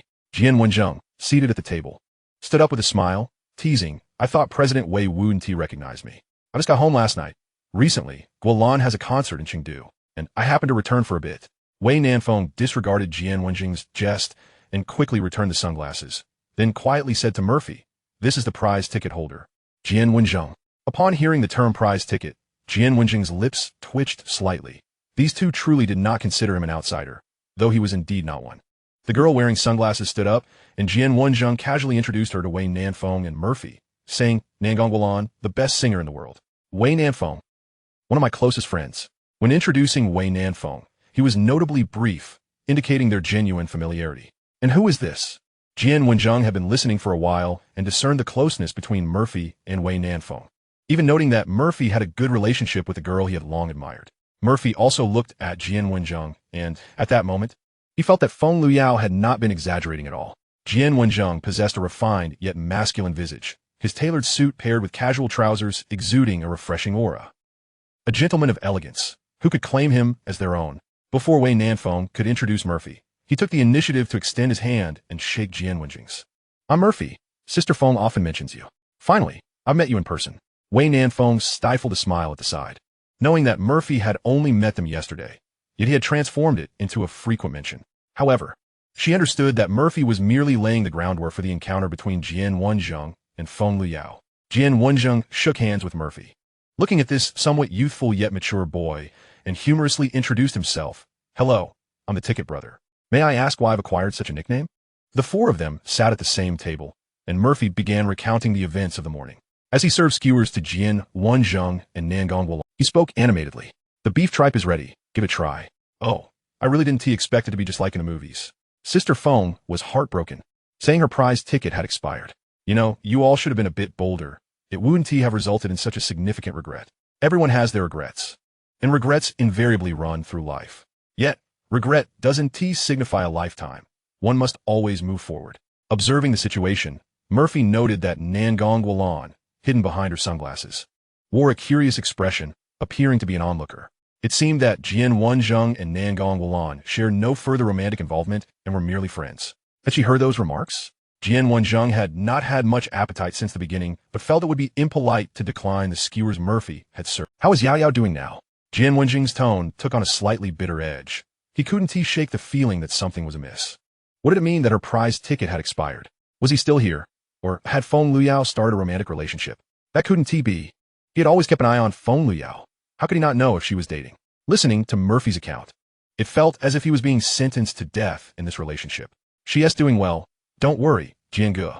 I assure you, after a few drinks tonight, Sister Feng will be back to her usual self by tomorrow. Wei Nanfeng chuckled to the side, knowing that Jian Wenjung's character needed someone like Murphy to set him straight. This morning, Yao Yao cried quite a bit. Her little dress was soaked with tears. As Jian Wenjung sat there, unable to consume any more food, Wei Nanfeng sensed it was time for Murphy to deliver a heartfelt jab. Don't worry, Jiange. With us around, Sister Feng will soon move on and begin a new chapter in her life. Regret will always be part of life. Who doesn't have a few regrets? Meanwhile, Nangong Guolan, who had been silent, felt increasingly uneasy. Why were all of Murphy's words laced with sharpness? Each statement seemed to pierce Jian Wenjing's heart. She felt a surge of indignation. Clearly, Jiange had never forgotten Liao Jia. Yet in Murphy's words, he sounded like a heartless man. Wei Nanfeng felt triumphant, finally relieved. If it weren't for Jiange's timid nature, he wouldn't have been compelled to wear an oversized t-shirt to go out on a date with Murphy. She had even envisioned taking a few beautiful photos in the afternoon as a keepsake. How could she not notice the frown on Jiange's face? As if he were on the verge of a breakdown? Good, drive you crazy. However, her little man was indeed bold. He had declared that regret would always run through life. This directly sentenced Jiange to be the embodiment of Feng Luyao's regret. Sensing the moment had arrived, Murphy stood up to fetch a bottle of Wuliangye from the front, opened it, and poured a glass for Jian Wenjung. Jiange, don't fret. Learning to let go is a lifelong lesson. I see you're struggling to let go right now. How about a couple of drinks? Both Nangong Guolan, who had remained silent, and Wei Nanfeng, who had been cheering him on from the sidelines, simultaneously interrupted, saying, No, Jiange never drinks. No, Jiange doesn't drink alcohol. Murphy felt a bit awkward. Who could have foreseen that Jian Wenjung did not drink? Such a lovely atmosphere wasted. Yet Jian Wenjing lifted the glass and downed it in one gulp. The spiciness immediately flushed his face. Yet he felt it was insufficient and proceeded to take a few swigs directly from the bottle. The few individuals at the table were momentarily taken aback by Jian Wenjing's sudden outburst, prompting Murphy to swiftly retrieve the wine bottle. It was evident that this fellow had little experience with alcohol. The courage derived from it was not to be so easily acquired. Jian Wenjing, slightly unsteady, rose and surveyed his surroundings, earnestly addressing the three companions. I harbor some regrets. The time for absolution has not yet arrived. Chapter 26. Hello, goodbye. Jian Wenjing rarely consumed alcohol, only indulging when absolutely necessary, but he felt the need for a touch of courage. He did not wish to become a regret for Feng Liao. His return was solely for the purpose of confessing his feelings. What had made him so timid in the past? Why had he been unable to voice his thoughts over the years? Was he afraid of rejection, or was it the fear of being unable to provide her with a good life? No, it was a matter of his own bravery. Yet what could he offer to the woman he loved? His siblings' weddings were grand affairs, adorned with jewelry of exorbitant value. Feng Liao might not desire such extravagance, but he could not afford to offer her less. She deserved every bit of what others possessed, and he must ensure she had it as well. Jian Wenjing was brimming with words he longed to express, but hesitated. He felt somewhat pretentious, perhaps, to an outsider. Feng Liao's affection for him seemed like an unattainable fortune. He speculated that his pride was hindering him. He simply wished to spare her any embarrassment. The intricacies of traditional courtship, 3 letters and 6 rituals, grand palanquins, and lavish bridal adornments, were all things she must possess, none to be lacking. Wei Nanfeng cast a glance at Murphy, recognizing the state Jian Wenjing was in, reminiscent of her own experience from the previous night. The atmosphere still lacked a certain spark. A couple more drinks would set the stage for storytelling.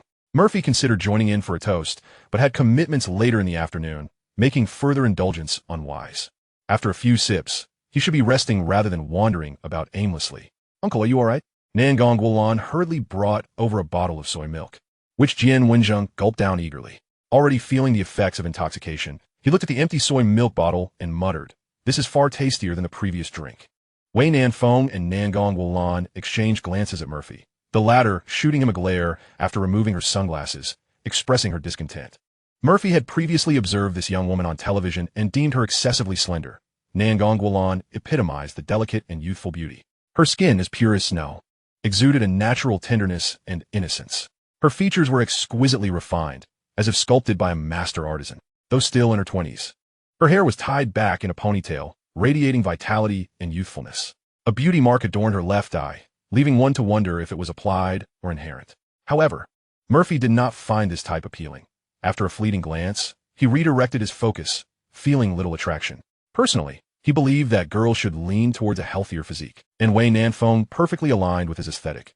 A touch of softness was indeed the ideal. Feeling the atmosphere was still lacking, Murphy resolved to stoke the flames a bit more to facilitate Jian Wenjing's confession.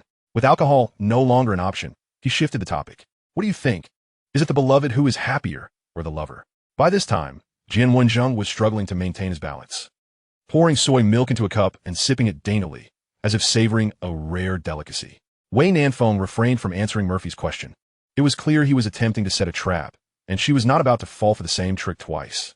Nangong Wulan, encountering Murphy for the first time, pondered before responding. The beloved is perhaps a bit happier. Murphy's lips curled into a smile as he gazed at Jian Wenjing, leisurely articulating, regrettably, I too do not know the answer. Love itself is an unsolvable paradox. Is it that Jian Ge does not cherish Feng Jie?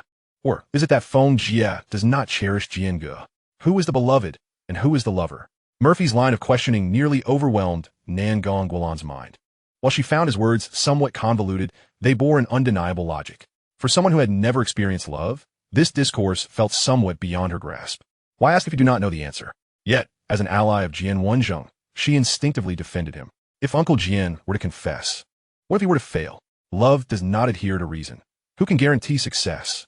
Wei Nanfeng sighed. The young lady was clearly no match for Murphy, having fallen into his trap within a single exchange. Murphy was right. Love was an enigmatic conundrum. No one dared to define what love truly was. They could only dream and hope for what it might be. Regardless of how others responded, Murphy would maintain his stance that love was an unsolvable riddle, thus securing the conversational reins for himself. What appeared to be a multiple-choice question was, in reality, a mandatory one. Feeling it was time to pivot, Murphy poured himself a glass of soy milk, clinking it with Jian Wenjing's cup and softly addressing Nangong Wulan. Let's not dwell on the past or speculate on what-ifs. Let's only hope for brighter tomorrows. Do not let waiting become a source of regret. At that moment, Nangong Wulan realized that Murphy's focus had never truly been on her. It had consistently remained on Uncle Jian. The conversation had circled back to its original topic. Wei Nanfeng remained silent, sensing that Murphy possessed an uncanny ability to unearth the deep-seated regrets within others. Jian Wenjing, having navigated through life for so many years, was no longer the naive young man he once was. Yet he found himself emotionally vulnerable to Murphy's probing. For a second time, Murphy had struck at the heart. Nangong Wulan perceived Murphy's words as akin to a penetrating arrow in her gaming experience. While a heavy shot may not pierce armor, whispered words could strike deep at the heart. Do not let waiting become a source of regret. Echoed Jian Wenjing's earlier sentiments. He wished to avoid becoming a regret, to evade absolution. Nangong Wulan cast a concerned glance at Jian Wenjing, her mentor who had guided her into this field and had always looked out for her. Jian Wenjing's gaze was fixed on the soy milk before him, as if it possessed an inexhaustible allure, drawing his attention and evoking memories. Was he still worried about? Was he truly afraid of being unable to make her happy? No, he was capable now. His return was for the purpose of confession. So what was he waiting for? The longer he hesitated, the more likely it was that he would become a regret in Feng Luyao's eyes. Murphy perceived that Jian Wenjing was finally in the right frame of mind, and like a devil whispering sweetly, he gently uttered, "Love is indeed an unsolvable paradox." The three turned their attention to Murphy, with Nangong Wulan wishing she could silence him at that moment. Unfortunately, she could not intervene under their watchful eyes. Murphy lazily revealed his conclusion. Love cannot conquer anything, but mutual affection can. Jian Wenjing felt as though this statement had triggered a switch within him. He fixed his gaze on Murphy, articulating each word. I have returned this time to confess to Yao Yao. Wei Nanfeng covered her mouth in astonishment, feeling as if the two iron trees she had nurtured were finally about to bloom. After years of anticipation, the sweetness had finally reached her lips. Meanwhile, Nangong Wulan felt a twinge of sadness, not for herself, but for her sister who had cared for her. Life paths diverged, and the people they encountered were different. Her lack of familiarity with Feng Luyao rendered her neutrality quite reasonable. Is it merely a confession? Murphy pressed further. Jian Wenjing rose to his feet, his resolve unwavering as he declared, I shall propose to Yao Yao. Nangong Wulan was taken aback by Jian Wenjing's proclamation. She was utterly astonished, having been completely unaware of such developments. Having already been surprised by his confession, the notion of a proposal left her bewildered. What kind of proposal is this? She thought. Murphy also stood up, resting a hand on Jian Wenjing's shoulder, pressing for details. How will you propose? Jian Wenjing, invigorated as if electrified, vociferously expressed the dreams that had long resided in his heart. 3 mediators and 6 invitations. 3 letters and 6 rituals. An 8-littered bridal sedan. 12 invitation cards. A 10-mile bridal procession. Not a single detail may be omitted. Surrounding patrons were equally astonished by Jian Wenjing's exuberant declarations. Someone was the first to shout, bravo. And soon the restaurant was alive with a fervent atmosphere. Yes, I'll sponsor one. It must succeed today. Another exclaimed. I'll join too. That was splendid. Everything will fall into place. Success is imminent. I'll take a shot. Jian Wenjing, caught up in the infectious excitement, opened a bottle of soy milk and downed it in one go, shouting, thank you for your blessings. Love can conquer all.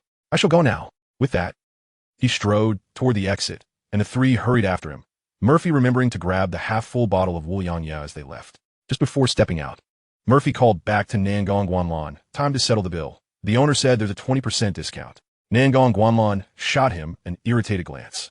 If they weren't so unfamiliar, she would have liked to leap up and thump Murphy on the head. What a turn of events. After finally having a day off, hoping to savor authentic Sichuan hot pot with Uncle Jian, this little rascal had ruined everything. Her holiday was spoiled, but more importantly, Sister Xiong had received an irrevocable sentence today. Nangong Guanlan and Jian Wenjing had driven there, and after Murphy assisted him into the passenger seat, a breathless Nangong Guanlan hurried back after settling the bill. Guanlan, can you drive? Wei Nanfeng inquired, having worn high heels for appearance's sake and left her flats in the car, thus unable to take the wheel. Nangong Guanlan approached the driver's seat, her voice sweet as she replied, Sister Wei, I can drive. She then turned to the still lingering Murphy, urging, hurry up and get in the car. Murphy ignored her sharp words. It was only natural for a young girl to have a bit of a temper. Most importantly, they were on the cusp of experiencing something fresh and delightful, which was indeed a wonderful prospect. Wei Nanfeng quietly sent a message to Feng Luyao while in the car. Every girl loves beauty, and now Feng Luyao was in her own clothes, having neglected to dress up, surely feeling quite embarrassed. Just as Wei Nanfeng had surmised. Upon receiving the message, Feng Luyao was first taken aback with joy, followed by an overwhelming sense of regret. She immediately rushed to the mirror, her eyes still red, her hair unwashed, and her dress ill-fitting. How could she possibly face the boy she had longed for in such a disheveled state? Feng Liao had envisioned countless scenarios of reuniting with Jian Wenzheng, but never had she imagined it would occur under such circumstances. In a frenzy, she scooped up her sleeping pet, Fatty, and exclaimed joyfully, "Fatty, the prize ticket hasn't expired. You're going to have a dad." After the exhilaration, anxiety set in. She placed Fatty in his cage and dashed out with the car keys. She absolutely could not meet Jian Wenzheng looking like this. She had to present herself beautifully. By the time everyone arrived, Feng Liao had already vanished without a trace, having driven away. The flower shop was deserted, leaving only Fatty in his cage to keep watch. Meanwhile, Jian Wenzheng was sound asleep in the car, impervious to all calls to wake him. His phone screen still glowed, displaying his conversation with Feng Liao. "Feng Liao, I heard from Nanfeng that you're back. Why didn't you call me?" "Jian Wenzheng, I just arrived last night. I tried calling you, but your phone was off. Now I'm heading to your flower shop." "Feng Liao, oh dear, I totally forgot. I'm not at the flower shop right now. Can we meet in the afternoon?" "Jian Wenzheng, any time is fine, but I must say your prize ticket has expired. I've come back to redeem it." "Feng Liao, yes, let us meet. We must see each other." Nangong Guanlan gazed at the slumbering Jian Wenzheng and, after placing a call to his assistant, drove back to their hotel. Wei Nanfeng managed to reach Feng Luyao, who was stuck in traffic on her way home, nearly in tears. Knowing Jian Wenzheng had drunk too much and fallen asleep lightened her mood a bit. Soon after, she began to grumble about "Murphy, you little rascal. How dare you drink with me while taking advantage of Uncle Jian? Just wait for tonight. Don't you dare run. Are you still selling flowers?" Murphy chuckled at Feng Luyao's complaints, taking the phone and calling out, "Give me a bouquet, one that all men adore. How much will you charge?" Murphy quietly asked Wei Nanfeng.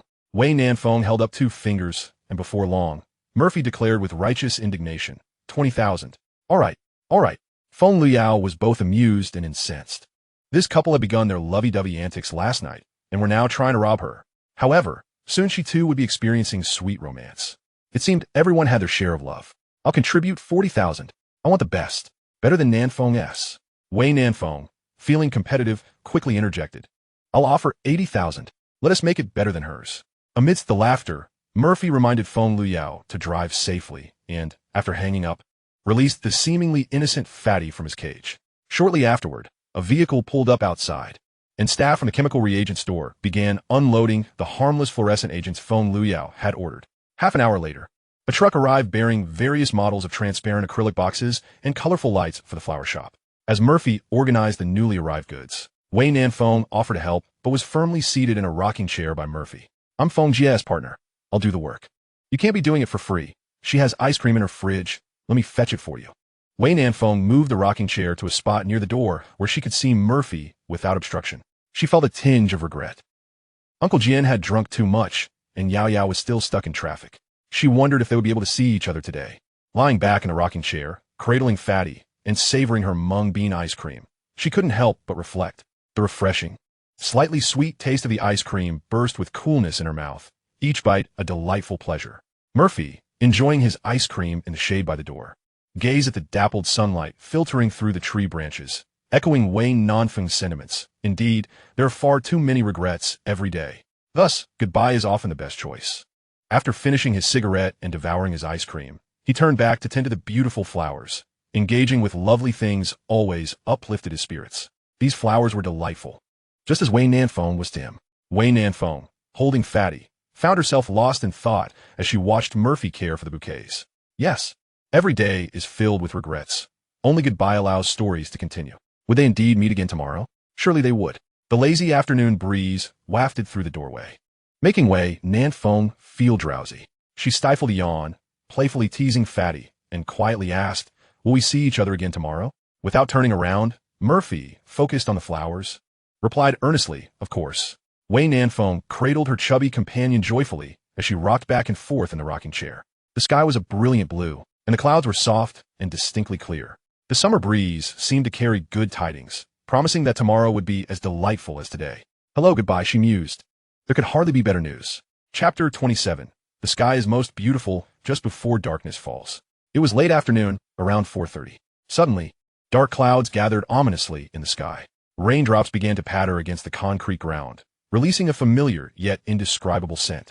Murphy returned, sprinting with 2 large bags. And just as he stepped inside, the downpour commenced. Phew, lucky me. I managed to avoid getting drenched. Wei Nanfeng blinked her sleepy eyes open and, gazing at the torrential rain outside, tugged at the small blanket wrapped around her, drowsily inquiring, "Is it raining?" Murphy placed the freshly purchased ingredients on the floor and replied to Wei Nanfeng's confusion, "Yes, it's raining quite heavily." Wei Nanfeng pulled out her phone to check the time and realized with astonishment that it was already 4:30, abruptly waking her from her stupor. Did I really sleep the entire afternoon? She murmured to herself. A wave of regret washed over her. How could she have slept for so long while rain poured outside? All the plans she had made, aside from dining, had gone unrealized. Murphy retrieved a chilled bottle of Dongfang Shai from the fridge, took a swig after unscrewing the cap, and chuckled. "You must have been exhausted last night. Catching up on sleep is quite beneficial." While Wei Nanfeng had slept soundly in the rocking chair, Murphy had busied himself throughout the afternoon, meticulously dyeing bouquets with harmless fluorescent agents, packaging them into acrylic boxes of various sizes, and even taking a moment to visit the nearby copy shop to print ingredient labels, which he affixed alongside photos of their chubby friend as logos. Feng Liao had whimsically named the flower shop Liao Studio, a nod to her own workspace, devoid of any profound significance. Murphy had studied advertising in university, and although he never pursued a career in that field, designing a simple logo came easily to him. A minimalist depiction of a Maine Coon cat holding a sign emblazoned with the cursive Liao instantly elevated the brand's sophistication. Wei Nanfeng, despite her comfortable slumber, was acutely aware of the importance of earning income. Only with her first pot of gold could she gradually launch the remaining projects. Feng Liao had promised to share half of the profits, and with her pricing strategy, this venture could yield a surplus of 30 to 40,000. The smallest fluorescent rose, consisting of a single rose accompanied by some baby-esque breath, was encased in an acrylic box adorned with simple fairy lights, forming an enticing product. Even with the costly fluorescent dye, the production cost remained around 5 yuan, while Murphy planned to set the retail price at 30 yuan. Additionally, by diluting the fluorescent dye and adding a touch of glitter, costs were further minimized. And as for the brief duration of the glow, please, he mused. The non-toxic fluorescent agents are rather expensive. A short glow is more than sufficient. Wei Nanfeng rose to admire the array of packaged fluorescent roses filling the room. Casually selecting one box, she marveled at the logo and ingredient list displayed upon it. Furthermore, Murphy had designed 3 tiers of products: basic, intermediate, and premium. Although the bouquets varied, each option was exquisitely crafted. As someone who owned an advertising company, she was highly attuned to the concept of brand impact. What Murphy was creating was undeniably a brand. Impressive, truly impressive, she unabashedly praised, while Murphy, amidst preparing the ingredients, simply replied, "Oh, just a casual sketch. I wouldn't dare compare it to your professional standards." Wei Nanfeng felt a flicker of annoyance at Murphy's modesty, as his design was undoubtedly remarkable yet dismissed with such nonchalance. Murphy possessed admirable qualities, yet his excessive humility seemed out of character for someone his age.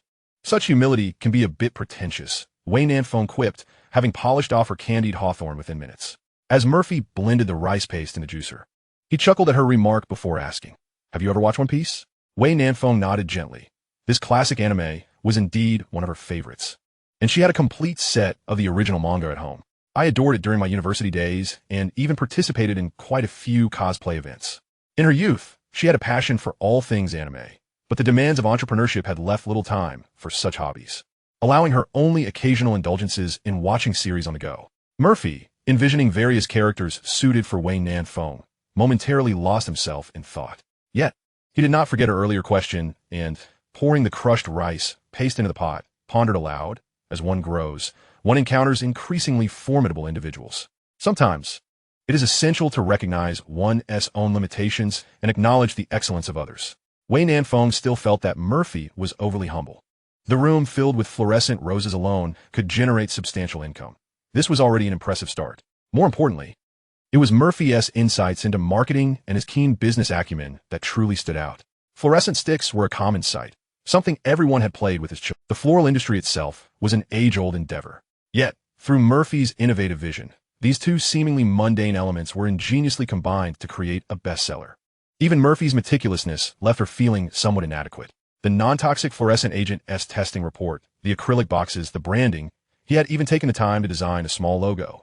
All of this contributed to establishing the authenticity of their product, creating a protective moat around a potentially replicable hit. This moat might not endure indefinitely, but the very notion of it was a rare and commendable ambition.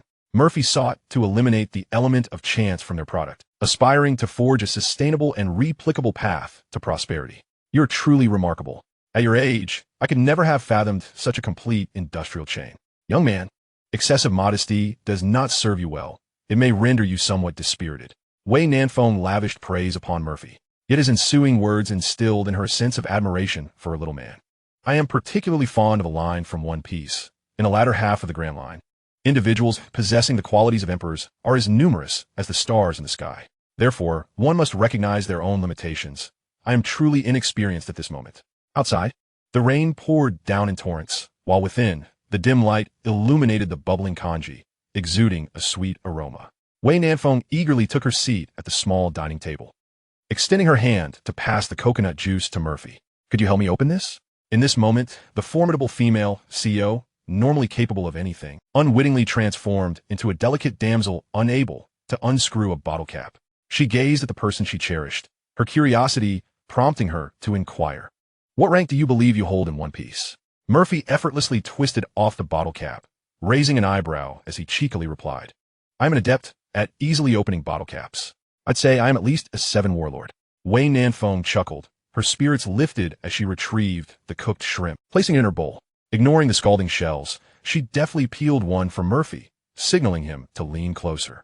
Murphy felt a twinge of shyness, uncertain if he should indeed accept the shrimp from her hand. What, after all, was the nature of their relationship? The moment just before nightfall is the most beautiful, and love is most enchanting in its nascent stage. Water is at its clearest before it reveals its depths, and a person is most liberated when on the brink of understanding. This innocent ambiguity and the unknown brought forth an intoxicating atmosphere, a sensation Murphy had never experienced before, and the only matter devoid of information disparity. However, Wei Nanfeng's boldness shattered Murphy's reverie as she playfully urged him, I peel shrimp for you, and you open bottles for me. It is a fair exchange. Hurry, or it will get cold and unappetizing. Murphy lowered his head, cautiously savoring the succulent shrimp meat. Its firm, bouncy texture was accompanied by an inexplicable savoriness. Outside, the rain fell relentlessly, the raindrops pattering against the ground. Inside, the kanji hot pot exuded a rich fragrance, bubbling delightfully. Following Wei Nanfeng's instructions, Murphy added the ingredients one by one. As a hometown delicacy, the kanji hot pot granted Wei Nanfeng considerable authority on the matter. With a single shrimp as a reward, she secured her continued role as the self-proclaimed slacker. The shrimp had been expertly peeled, the crab meat meticulously extracted, and even the vegetables and beef were cooked to perfection. I am quite skilled in the kitchen. Perhaps I could serve as your chef on the ship, she declared. You can cook? Murphy asked curiously. Wei Nanfeng confidently asserted, Not really, but I can peel shrimp. She repeated her earlier gesture, presenting the peeled shrimp meat to Murphy's lips.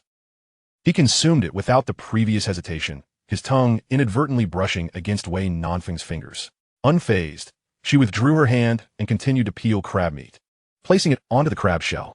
Having had her fill, she felt it was only fair to reciprocate the care Murphy had shown her. Next time they dined together, she resolved to take the initiative. She could not always rely on Murphy's attentiveness. What shall we eat tomorrow? Perhaps authentic Sichuan cuisine? It seems Murphy is not particularly fond of spicy food, which establishment excels at plain boiled vegetables. At that moment, Murphy's words interrupted Wei Nanfeng's contemplation. That works perfectly. The captain can cook. Wei Nanfeng's eyes sparkled with surprise at Murphy's response. In this moment, the bustling sounds faded, leaving only the tranquil joy within the secluded flower shop. Wei Nanfeng halted her actions, her gaze fixed upon Murphy.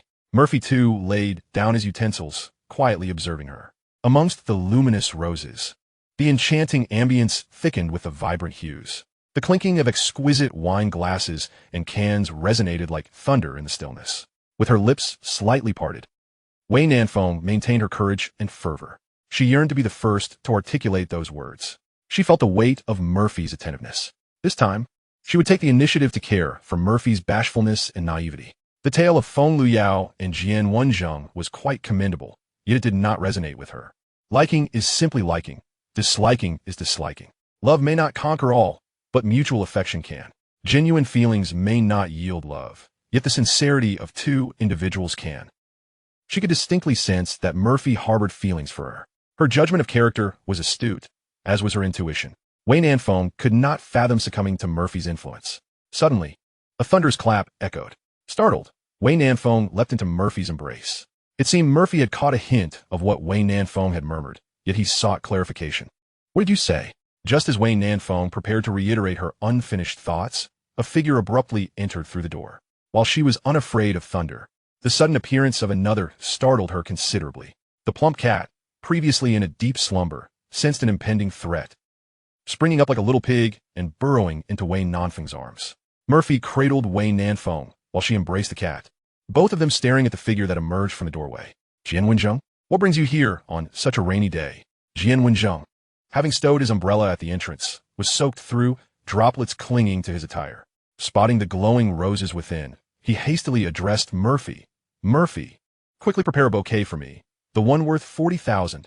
No, make it 80,000. I want the one at 80,000.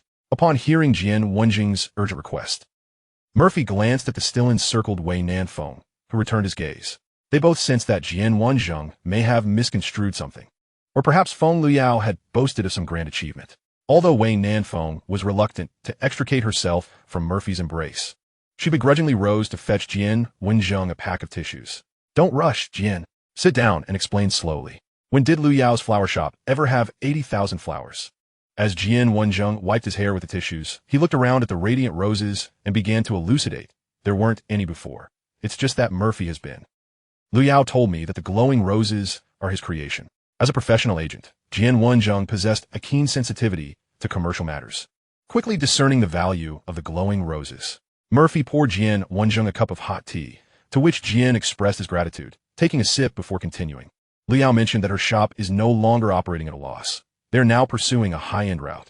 With Murphy's involvement, their flower shop is thriving. Just today, they sold a 20,000 bouquet and a 40,000 bouquet. Wei Nanfeng felt a twinge of embarrassment at Jian Wenjing's earnest assertions, yet he regarded it as entirely normal. Bouquets, akin to luxury items, often carry significance that far exceeds their material value. Especially upon witnessing the abundance of glowing roses, he became even more convinced of Feng Luyao's words. Are luxury items truly worth their exorbitant prices? No, it is the compelling stories behind luxury goods that imbue them with value beyond their mere existence. Likewise, the bouquet embodies a similar phenomenon. When a product is imbued with meanings and values beyond its intrinsic nature, the premium attached to it can become exceedingly daunting. Wei Nanfeng found herself at a loss on how to elucidate this to Jian Wenjing, casting a helpless glance towards Murphy. The bouquet priced at 20,000 was a result of Feng Luyao's opportunistic antics the previous night, while the bouquet costing 40,000 stemmed from Murphy's playful antics with Feng Luyao that afternoon. Altogether, they had inadvertently contributed a staggering 60,000 to the flower shop's monthly revenue. Wei Nanfeng could almost envision the triumphant expression on Feng Luyao's face as she would undoubtedly assert, it matters not who foots the bill. What matters is whether the shop is profiting. What was to be done? Wei Nanfeng tentatively inquired of Murphy, reluctant to expose her friend's little secret, yet uncertain of how to navigate Jian Wenjing's naive belief. Murphy shrugged and whispered, just sell it. After all, the shop belongs to Sister Feng, and the profits go to her. Wei Nanfeng found Murphy's reasoning quite astute. It was evident that Jian and Feng Luyao were bound to become a couple, and thus the money would ultimately still belong to them. She swiftly donned a professional smile and addressed Jian Wenjing. Mr. Jian, please hold on. The 80,000 package will be ready shortly. Will you be paying by card or cash? Jian Wenjing promptly opted for card payment, while Murphy appeared somewhat flustered. Wait, bro. Are you really buying this? What does he know about flower arrangement? How does one even arrange these flowers? In a moment of desperation, Murphy retrieved his phone and began searching for tutorials online. Noticing Murphy still lingering in a state of bewilderment, reminiscent of an elderly person on the subway, Wei Nanfeng approached him with the authority of a shop owner and urged, stop playing on your phone. Mr. Jian is in a hurry. She casually glanced at the information displayed on Murphy's screen and was suddenly overcome with dismay. Tutorial 2, Advanced Flower Arrangement, teaching you to create more beautiful bouquets. Chapter 28, The Worth of Mutual Pursuit.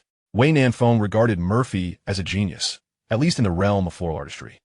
Within a mere 20 minutes of following the tutorial on his phone, Murphy had constructed an exceptionally beautiful bouquet. 999 vividly colored roses were meticulously arranged, creating a strikingly pleasing composition. This bouquet deviated from the traditional red roses, featuring a predominance of blue and white roses, which shimmered like stars in the night sky when the lights were dimmed. Wei Nanfeng recalled the bouquet Feng Liao had crafted for her, which, albeit beautiful, lacked the intense impact of this creation. Grandeur equated to beauty. Abundance signified magnificence. After completing his arrangement, Murphy muttered to himself in satisfaction, if skill is lacking, let quantity compensate. Flowers, inherently beautiful, undergo a transformative effect when presented in sufficient numbers. To this end, Murphy even dismantled several of the pre-packaged bouquets, contemplating that the quantities still fell short, failing to elicit the desired sense of surprise. Flowers, the most commonplace of entities, regardless of how they are arranged, remain bouquets at heart. The expression of affection through such gifts ought to evoke a threefold or fourfold sense of astonishment, surpassing the recipient's expectations to elicit that profound emotional response. After pondering for a moment, Murphy suddenly recalled a classic notion from past life and turned to the somewhat anxious Jian Wenzheng, inquiring, "Did you drive here, Brother Jian?" Upon hearing Murphy's question, Jian Wenzheng nodded, "Yes, I drove my father's car." "What kind of car?" Murphy pressed on. "A Buick GL8. It's spacious enough for the flowers," Jian Wenzheng replied.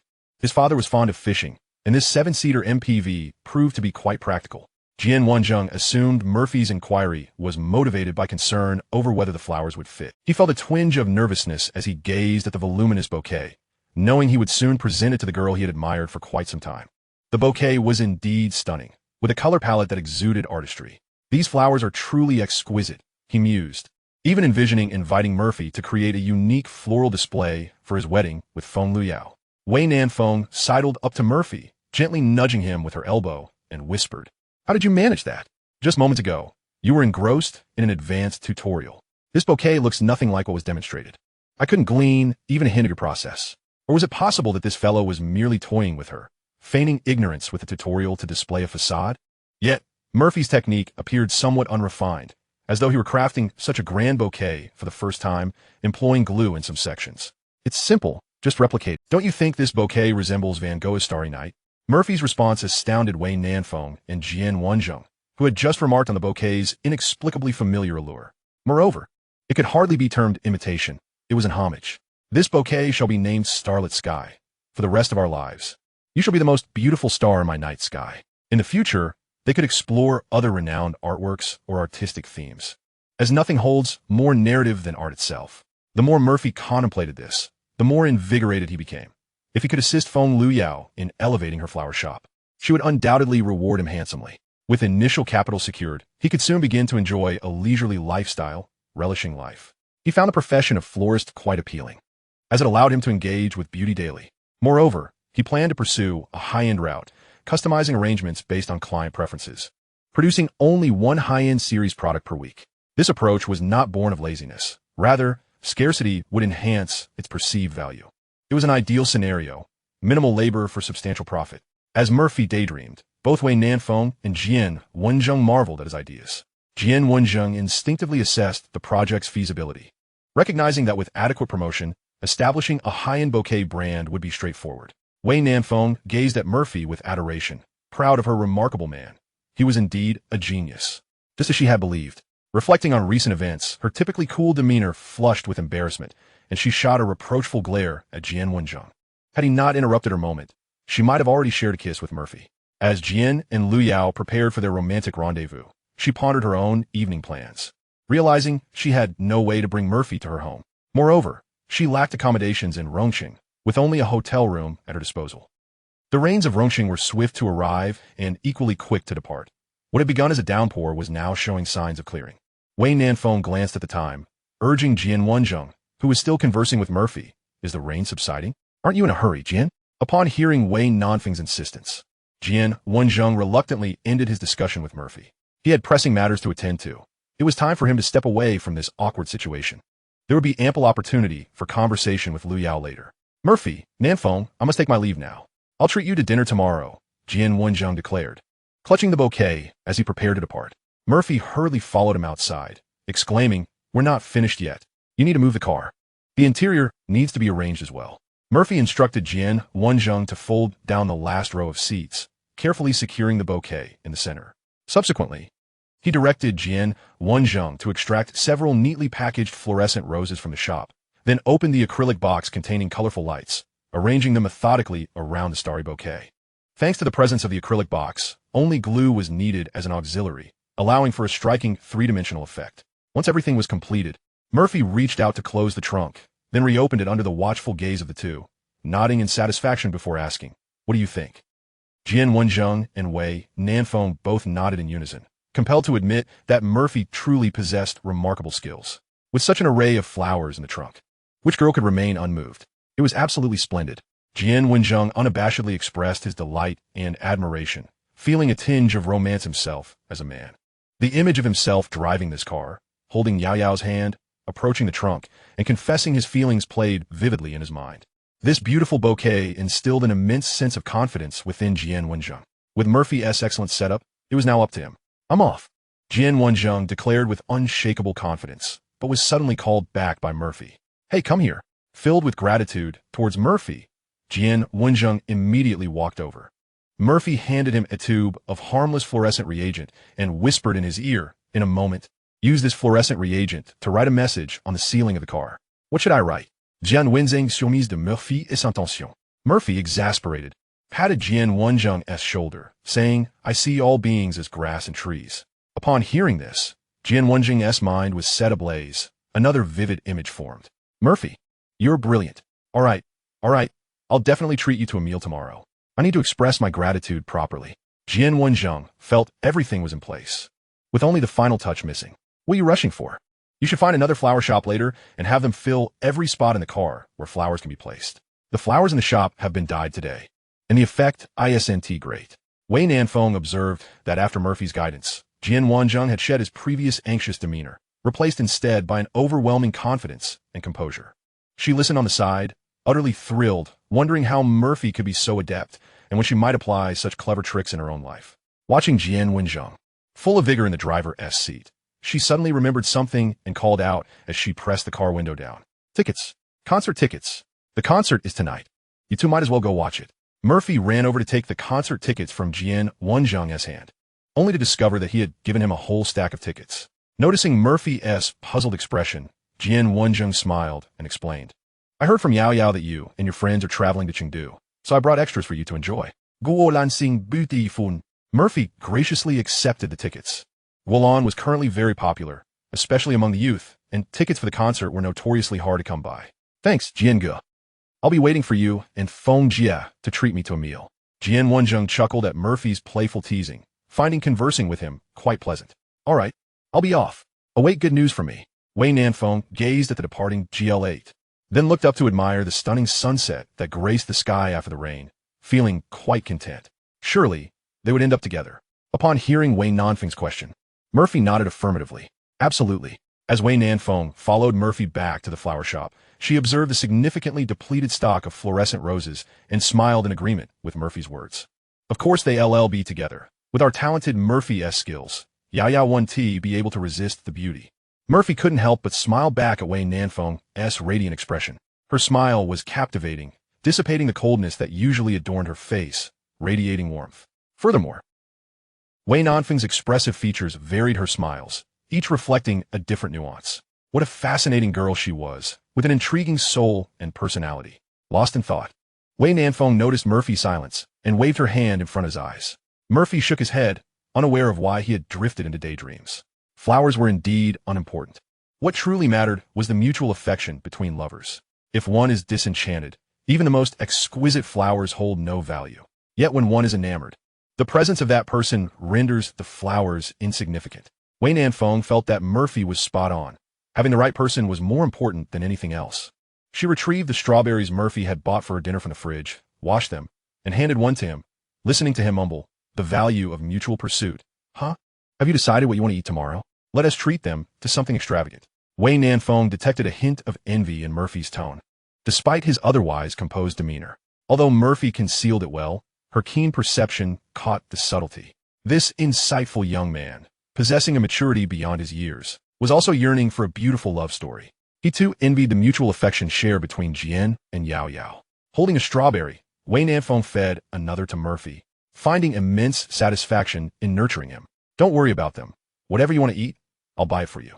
Ah, another strawberry, please. Murphy opened his mouth to receive it, savoring the sweet and tangy flavor of the strawberry, its unique aroma reminding him of the previous night. Last night, after much of Wei Nanfeng's lipstick had been rubbed off by the straw, she had opted to remove the remainder and applied a lip balm instead. Even with the subtle hue, her lips remained alluringly red, leaving an impression on his own. The strawberries tasted delightful, soft, and moist.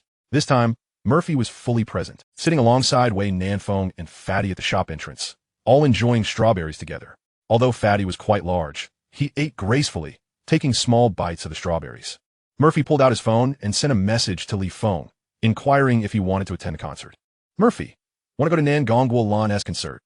He recalled that Li Feng's girlfriend was fond of Guolan's music and had cried over not securing a ticket before coming. Li Feng, gut fata. Tickets, please. Murphy, how did you know I have tickets? Li Feng, even if you didn't you wouldn't ask, right? Murphy, you really understand me. I have 7 tickets, but they're not adjacent. You should find out who is going. Murphy, it starts at 8. Let us gather at the Chuan Yu Sports Center at 7:30.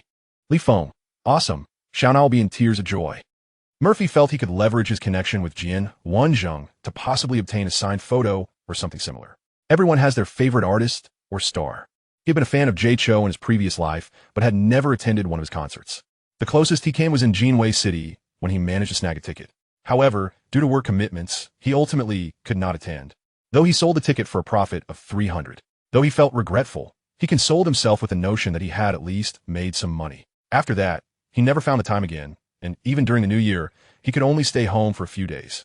Wei Nanfeng continued to pluck the green tops off the strawberries for Murphy, eagerly feeding him. As she reached out, he instinctively opened his mouth. After Murphy sent his final message, Yu Guang caught another glimpse of Wei Nanfeng's delicate, snow-white hand extending towards him, prompting him to open his mouth once more. However, this time, he did not indulge in the anticipated strawberry. Instead, he bit down on something he ought not to have. Upon glancing down, Murphy hurriedly released his grip, allowing Wei Nanfeng's finger to slip free, and softly murmured, "I apologize." Wei Nanfeng, unperturbed, felt a twinge of joy in her heart.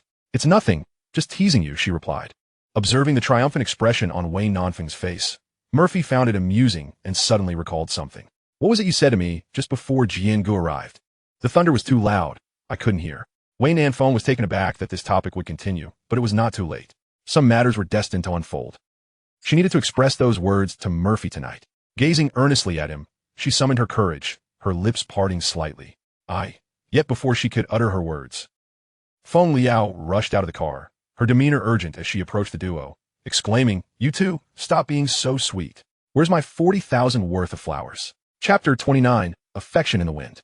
As evening approached, at 5:30, the rain ceased. Feng Liao made a grand entrance, her white backless gown accentuating her reasonably proportioned figure. Due to the necessity of driving, she wore flat shoes, intending to change into her newly purchased Valentino heels upon exiting the vehicle. Truth be told, she seldom wore high heels, unlikely Bailu and Wei Nanfeng, which led her to develop a misplaced belief that walking in them was effortless. Nevertheless, she considered it manageable. A few steps should not lead to a fall. Moreover, when old Jian confessed to her, she would be in a relationship herself. At that moment, she could have him carry her, just as Murphy had done for Wei Nanfeng the previous night. Boyfriends, who doesn't have one? No, this was her boyfriend. Nanfeng's little tiger was yet to be secured. This one was the genuine article. In stark contrast to Feng Liao's exuberance, Wei Nanfeng stood nearby, simmering with frustration. Her cool visage was marred by displeasure, and she felt aggrieved. She wished to strangle Feng Liao along with Jian Wanzheng.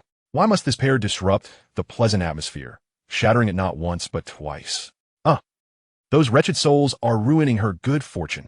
Grumbling, Wei Nanfeng poked at the soft flesh of Feng Liao's waist, venting her pent-up anger. Feng Liao, feeling the incessant pokes, found it rather ticklish. She rarely exercised, leaving her with a slight excess around her waist. To fit into this gown, she had refrained from eating all afternoon and had hardly sipped any water. Quickly, she pressed down on Wei Nanfeng's disgruntled little hand, hastily explaining, "Oh dear, I realize I've interrupted your good fortune. Look what I prepared for you." Seizing the moment while Murphy busied himself with the flowers, Feng Liao, her face alight with eagerness, stuffed 2 boxes from her pocket into Wei Nanfeng's hands. Curious, Wei Nanfeng opened the boxes to reveal a pair of diamond rings. The diamonds sparkled brilliantly under the dim light, and Wei Nanfeng promptly closed the boxes, her face aglow with delight. Nothing could serve as a more fitting token of affection than a ring. Moreover, nothing could be more exhilarating than personally placing a ring on Murphy's hand. Flowers? What surprise could they offer compared to this? When she presented this little ring to Murphy, no matter how mature or cunning he might be, he would surely be taken aback. He might know many tricks, but sincerity would always be the ultimate weapon. She would leave him utterly defeated and nestled in her embrace. Sobbing, all traces of Wei Nanfeng's earlier ire evaporated, and she quietly inquired of Feng Liao, "Did you rob your aunt again?" Feng Liao, recalling the jingling gold bell adorning her plump aunt's neck, couldn't help but smirk. When juniors are in love, the elders should contribute something. You have no idea how embarrassed I was when that bell got stuck to the magnet this morning. Wei Nanfeng had heard Murphy recount this incident, but she was still puzzled. It was no surprise that Feng Liao and Li Bailu knew her ring size, but how did they know Murphy's? How did you find out Murphy's ring size? Upon hearing Wei Nanfeng's query, Feng Liao flashed a mischievous grin and whispered, "It might not be exact, but it will fit for sure. I can always adjust it at my aunt's place. Once the rice is cooked, there's no going back." Wei Nanfeng's face flushed crimson at Feng Liao's audacious words. What did she mean by once the rice is cooked? How utterly embarrassing. Feng Liao, meanwhile, felt a twinge of envy at Wei Nanfeng's porcelain skin. Though her own complexion was decent due to limited sun exposure, Wei Nanfeng genuinely possessed a cool, fair complexion that shimmered under the sun. Those with fair skin are truly fortunate. The right places blush, and the tender spots glow. Even the earlobes and cheeks can flush with color. Murphy was indeed fortunate, but today she also basked in Murphy's glow. Had it not been for Murphy's provocation of Jian Wenzheng, she and old Jian might still be waiting indefinitely. Feng Liao took the opportunity to wrap her arms around Wei Nanfeng's waist, sighing with nostalgia. What a fine cabbage, destined to be ravaged by swine. How do you and Li Bailu maintain such a fine figure? Teach me your ways. Wei Nanfeng, her face contorted with disdain, pushed her friend away. The morning's events still fresh in her mind. Had it not been for Feng Liao's tearful pleas, she would have been wearing a lovely little dress instead. "Stay away from me. You're getting powder on my clothes." Feng Liao, flustered, pulled a small mirror from her bag, anxiously asking, "Nanfeng, please help me touch up?" Due to her profession, she rarely engaged in social activities, spending her days either at home or in the flower shop. If she needed makeup for an occasion, she simply hired a professional artist. A woman adorns herself for the one she loves, and now that she was also a prize flower, she needed to present herself as exquisitely as Nanfeng and her aunt. In simple terms, Feng Liao's makeup skills were virtually non-existent. She couldn't even handle minor issues like caking. Seeing her friend's anxious expression, Wei Nanfeng could no longer tease her. She quickly reassured her, "All right, I was just joking. After all these years, I've never seen you look so beautiful." Upon hearing her friend's compliment, Feng Liao exhaled in relief. She had waited far too long for this day. Nothing could go amiss. She must present herself in the most perfect state to welcome her destined happiness. At that moment, a perspiring Murphy wiped the sweat from his forehead. He plopped down on a nearby stool and began to drink some chilled Dongfang Shai. Noticing this, Wei Nanfeng promptly abandoned her friend, retrieving an exquisite handkerchief from her bag and offering it to him. "You must be exhausted. Wipe your sweat." Murphy accepted the handkerchief, using it to dab at his perspiration. The silk fabric felt delightful against his skin, imbued with the familiar fragrance that Wei Nanfeng often wore. He inhaled deeply, convinced that his sense of smell was intact. The fragrance he detected was indeed the same perfume he had encountered the previous day. But what scent had he perceived that afternoon? Murphy believed that the perfume worn by Wei Nanfeng that afternoon was the most delightful fragrance he had ever experienced. He would even consider spending a little money on that perfume to spritz it on his pillow for a more pleasant night's sleep. Not too bad, not overly exhausting. Practice makes perfect. Murphy approached the sink to wash the handkerchief that Wei Nanfeng had handed to him, allowing it to dry on the edge of the table. Feng Liao thought her best friend was quite devious, employing every tactic to bring Murphy, this little tiger, home. Typically, tissues flew everywhere, but today she had even brought a handkerchief. How pretentious.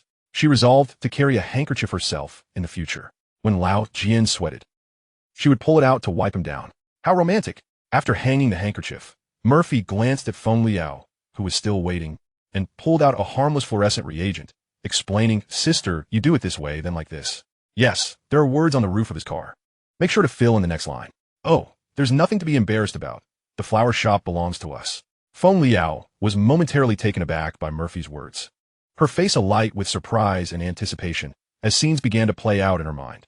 She envisioned herself in the car with Lao Jian as he demonstrated the phrase, "I see all living beings as grass and trees," while she filled in the following line. Wouldn't that set the mood just perfectly? All right, let's do it. Feng Luyao felt a swell of pride, determined that her love and surprises must outshine those of her partner today. She had never compared herself to anyone before, but now it was essential. She had waited too many years. Lao Zian, oh hot Lao Zian. This flower shop bears the surname Feng, and Murphy is her little brother. Today, she would do whatever it took to win over Jian Wenjing's heart, to bind the boy she had cherished for so long to her side. Moreover, Murphy's design was simply flawless, like a scene from a dream, as if plucked from the pages of a novel. Art indeed springs from life. This was far more engaging than any cliché declaration from a domineering CEO.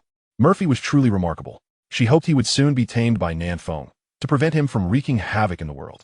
As a freelancer, she envisioned wandering the globe alongside her beloved, always by his side. Murphy's prowess in floral artistry was several levels above her own. If only he had time to help manage the flower shop, he could also look after Fatty. She needed to carve out some time to discuss this with Murphy. Otherwise, her flower shop would have to close its doors for the time being. Once everything was completed, Feng Luyao stood proudly at the entrance of the flower shop, calling out to the two, "I'm off to claim my reward. From now on, your sister will be a woman with a boyfriend." Murphy waved goodbye while Wei Nanfeng also waved, though a twinge of bitterness settled in her heart.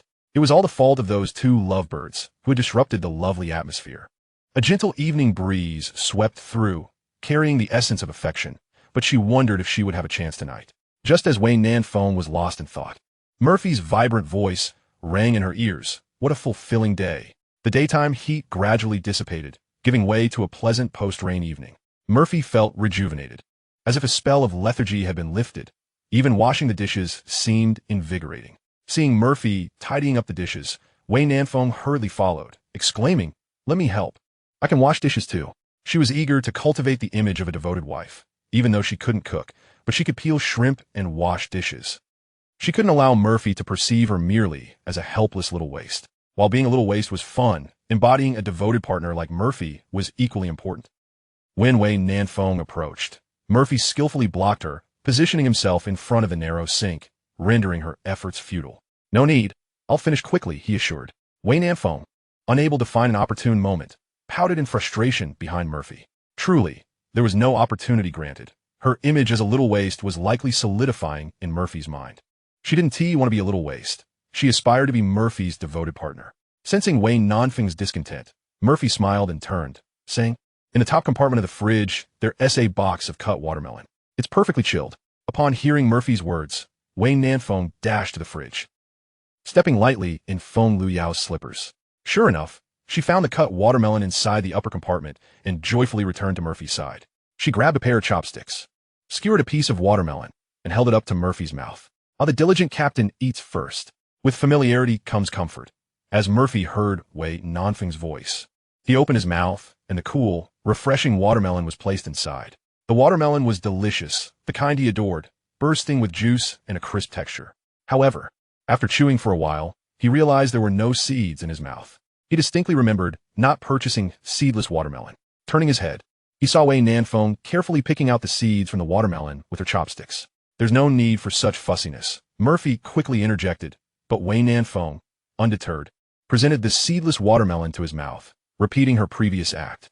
Murphy couldn't help but laugh, accepting the piece, and found it even sweeter than the last. What luck he had to have Wei Nanfeng, this female executive, selecting watermelon seeds for him. Whether in this life or the past, he had never experienced such a thing. The feeling was quite delightful, even wonderful. "Really, there's no need to pick out the seeds.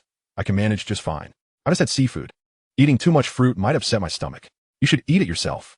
Upon hearing Murphy's explanation, Wei Nanfeng immediately ceased her meticulous actions, grabbing a piece of watermelon with her chopsticks and popping it into her mouth. "Then I won't be a bother," she mumbled, stepping away from the sink. And at the entrance of the flower shop, she called out, "Fatty, Fatty, it's watermelon time." Fatty, who had been dozing in his little nook, bolted over at the sound of Wei Nanfeng's call, resembling a little tank charging forward. Wei Nanfeng placed a piece of watermelon in Fatty's food bowl. She then found a bag and spat out all the watermelon seeds she had accumulated in her mouth. The evening breeze was delightful. She turned to look at Murphy, who was washing dishes, enjoying the cool watermelon. An unprecedented sense of comfort and relaxation washed over her, as all recent pressures and fatigue vanished without a trace. She even felt an urge to retire, to open a flower shop with Murphy in Rongqing, living such a simple yet fulfilling life every day. Fatty quickly finished the watermelon in his bowl, gazing at Wei Nanfeng with eager eyes, his paws banging against the food bowl. Initially unfazed, Wei Nanfeng was reluctant to share. For although it was ordinary watermelon, the person who had cut it was anything but ordinary. She had had enough herself, and giving a piece to Fatty was already a stretch. However, Fatty persisted, placing his front paws on Wei Nanfeng's knee and meowing incessantly. The adorable, pleading gaze of the big-eyed creature melted Wei Nanfeng's heart. "You can only have one more piece," she said, as she prepared to place a slice of watermelon into the bowl for the chubby one. Just as she was about to do so, the watermelon was snatched away by another. With a look of eager anticipation from the chubby one, Murphy popped the watermelon slice into his mouth and muttered, "You've had enough for today. You can't have any more." Seated side by side at the entrance of the shop, they discussed the upcoming concert. "Shall we drive there? It might be difficult to find parking." "No worries. I'll have Xiao Zhu drive us." Wei Nanfeng thought about leaning closer, but was at a loss for an excuse. "It's all that couple's fault," she sighed. She had courage, but even courage had its limits. At that moment, the wind conveniently stilled, as if to signify that the atmosphere was not conducive for expressing her feelings. Love arose with the wind, yet when it ceased, her emotions remained tumultuous. "The wind has stilled, yet my heart is restless. The clouds have dispersed, but my feelings have already faded." Wei Nanfeng murmured this sentiment, feeling a tinge of disappointment. However, she quickly rallied her spirits. The day had progressed remarkably well, and she had even acquired a treasured item. When she later presented flowers to Murphy, perhaps it would all fall into place. The longing in her heart stood ready, poised for a charge into the depths of the little tiger's heart. Murphy observed the bustling crowd outside, locals strolling after their meals and curious tourists milling about. The outside world was alive with chatter, while their little corner remained serene. The symphony of summer, with the chirping of insects and croaking of frogs, accompanied the gentle rustling of leaves. In a quaint courtyard, with both cats and dogs, a graceful figure lingered in his thoughts. With a resolute heart, Murphy softly asked, "Do you have time tomorrow?" His tone was laced with caution, devoid of the commanding presence he had displayed earlier with Jian Wenjin and Feng Luyao. Upon hearing his words, Wei Nanfeng immediately nodded, her previously cool demeanor transforming into a radiant smile. "Yes, I do." The moment Murphy heard her affirmative response, his anxiety dissipated, replaced by a comforting sense of ease. It had been years since he had felt such a delicate balance of hope and trepidation. When was the last time he had felt this way? That mattered little. What was important was that she had reciprocated his expectations. Suddenly, an idea struck Wei Nanfeng. She wiggled her pinky in front of Murphy. "Let's make a pinky promise. If we don't meet tomorrow, you'll be a little puppy." Pinky promise. Murphy recalled the incident from that morning and quickly linked his pinky with hers. As the evening breeze swept by, their pinkies remained intertwined. "This time, you can't be a little puppy," Wei Nanfeng teased, though she didn't relinquish her hold. Murphy found himself momentarily speechless, a hint of embarrassment creeping in, and promptly took out his phone to set Wei Nanfeng's contact as a priority. "I sleep deeply, but now you can reach me anytime." Wei Nanfeng cheerfully nodded and did the same with her phone. From now on, they would be each other's special concern, always able to connect. The wind brought love, but it also ushered in an unexpected visitor. Just as Murphy and Wei Nanfeng were reluctant to part, the chubby one dashed inside as if spooked. At that moment, a sultry voice floated into their ears. Oh. Holding hands already? Things are progressing swiftly." "Not so fast. What did Yao Yao's flower shop sell today? 14,000 in revenue?" Upon hearing the voice, Wei Nanfeng and Murphy quickly withdrew their hands, turning to see Li Baidu crouching in front of them. After a brief moment, Wei Nanfeng stood up, pouting as she lunged at Li Baidu. "What is wrong with your family? I'm telling you all." Chapter 30. Love at First Sight and Selective Choices. Li Baidu found herself caught in a playful chokehold by Wei Nanfeng. Despite appearing lean, Wei Nanfeng was surprisingly strong due to her regular workouts. Li Baidu, who spent her days playing cards, drinking, and smoking, was no match for her niece. Similar in stature to her niece, Li Baidu was swiftly subdued. Feeling as though she were being engulfed by the plush Garfield emblazoned on Wei Nanfeng's chest, Li Baidu gasped for air. Let go. My makeup is ruined. I was wrong." She attempted to swat Wei Nanfeng's pert backside, leaving Murphy at a loss. After a minute of playful tussling, Wei Nanfeng huffed and released Li Baidu, raising her head proudly like a victorious rooster. Li Baidu, panting beside her, gazed sorrowfully at the smudged Garfield on Wei Nanfeng's shirt, mourning the loss of her meticulously applied makeup. Murphy watched as Li Baidu produced an array of makeup product from her bag, seemingly conjuring them from thin air, and began to retouch her face in front of the shop's mirror. Though she typically wore light makeup, the passage of time had gradually left its mark. Sensing Murphy's scrutinizing gaze, Li Baidu defended herself. "Sister, I've aged. Back in the day, I could easily outrun Yao Yao. In your northeastern dialect, it's called polling, right? Just incredibly impressive. Sigh, the children of Nansuan bully me for being old and feeble." While Wei Nanfeng wiped her chest with a wet wipe, the Garfield design on her black t-shirt losing its makeup, she disdainfully remarked, "I know about that. Yao Yao told me that when she was 8, she raced you and lost all her New Year's money." Li Baidu paid no heed to Wei Nanfeng's revelation, instead responding with delight, "What of it? When she was 10, I told her that money could expire, and she believed me." Murphy, overhearing their exchange, instinctively glanced inside, recalling the 24K gold bell that could be attracted by a magnet hanging from the chubby one's neck. This family was quite interesting. Feng Luyao was delightful, and her aunt was even more so. Having finished her makeup, Li Baidu plopped down into a rocking chair, swaying as if she were Feng Luyao's twin. "Now, let us get to business. What did Yao Yao's flower shop do today?" 14,000 in earnings. "I know you're 2,000, but where did the remaining 12,000 come from?" Listening to Li Baidu's inquiry, Wei Nanfeng retrieved a bottle of Dongfang Shai from the fridge and took a hearty swig before responding with irritation. "Selling flowers, of course. Your niece bought 4,000 worth, and Jian Wenjin purchased 8,000. Today's revenue is half of what Murphy contributed. Send the money." Wei Nanfeng was quite familiar with the flower shop. The premises belonged to Li Baidu, who also assisted with the business permits. And even the POS machine for transactions was from her shop. Feng Liao had taken a calling for her aunt whenever needed, and Li Baidu indulged her immensely. "That little rascal Jian Wenjin is back. Yao Yao has started dating him. When did that happen?" Li Baidu exclaimed, staring in shock at Wei Nanfeng. She had always been the one to look after Feng Luyao, and now she was the last to know such significant news.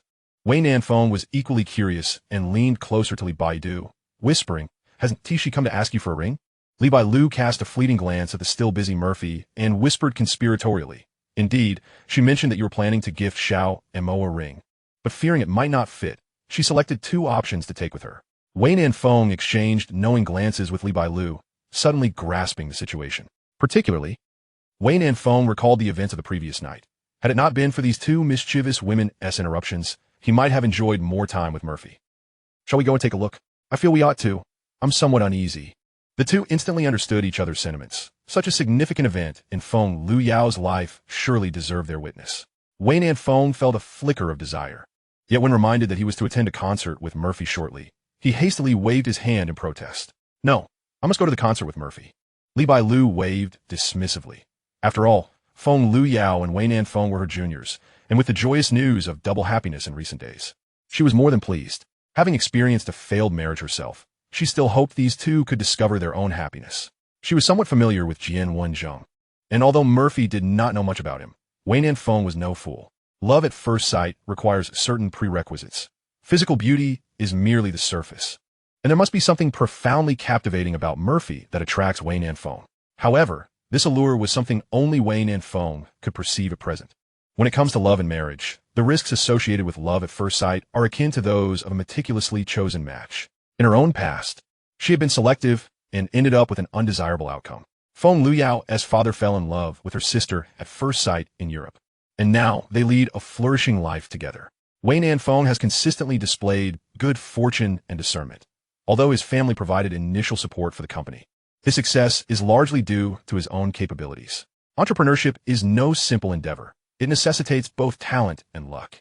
Feng Luyao's father, who once aspired to start a business, learned the hard way after suffering losses and now contentedly dedicates himself to family life. Li Bailu, aware that Wei Nanfeng's heart was solely with Murphy, called out into the interior, Murphy, sister is taking you out for some gossip. Who cares about the concert when we can indulge in some sweet moments? Plus, we can snag a late-night snack." Just then, Murphy had finished tidying up the flower shop and was feeding the plump pet. Upon hearing Li Bailu's call, she approached with a smile. "All right, witnessing Sister Feng and Brother Jian's significant moment is a must.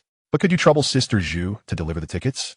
Upon hearing Murphy's response, the inner turmoil of Wei Nanfeng dissipated instantly. Whether or not they attended the concert was of little consequence, as being with Murphy was all that mattered. "Let Xiao Zhu make the trip. We can ride in Sister Li's car." After receiving Wei Nanfeng's reply, Murphy called Li Feng and conveyed a few instructions. On the other end, Zhang Xiaona's excited voice rang out. Just being able to attend her idol's concert was a monumental surprise, let alone receiving precious inner circle tickets. Murphy forwarded assistant Zhu's number to Li Feng and ensured everything was in order with Wei Nanfeng. At this moment, Murphy posed a thought-provoking question. By the way, do you know where Sister Feng and Brother Jian are meeting? They're supposed to enjoy some sweet moments, but we're unsure of their exact rendezvous. Wei Nanfeng and Li Bailu responded in unison. People's Park. It must be People's Park. Chapter 31. Free is the most expensive. After a brief interval, Wei Nanfeng's assistant arrived in another vehicle to collect the tickets.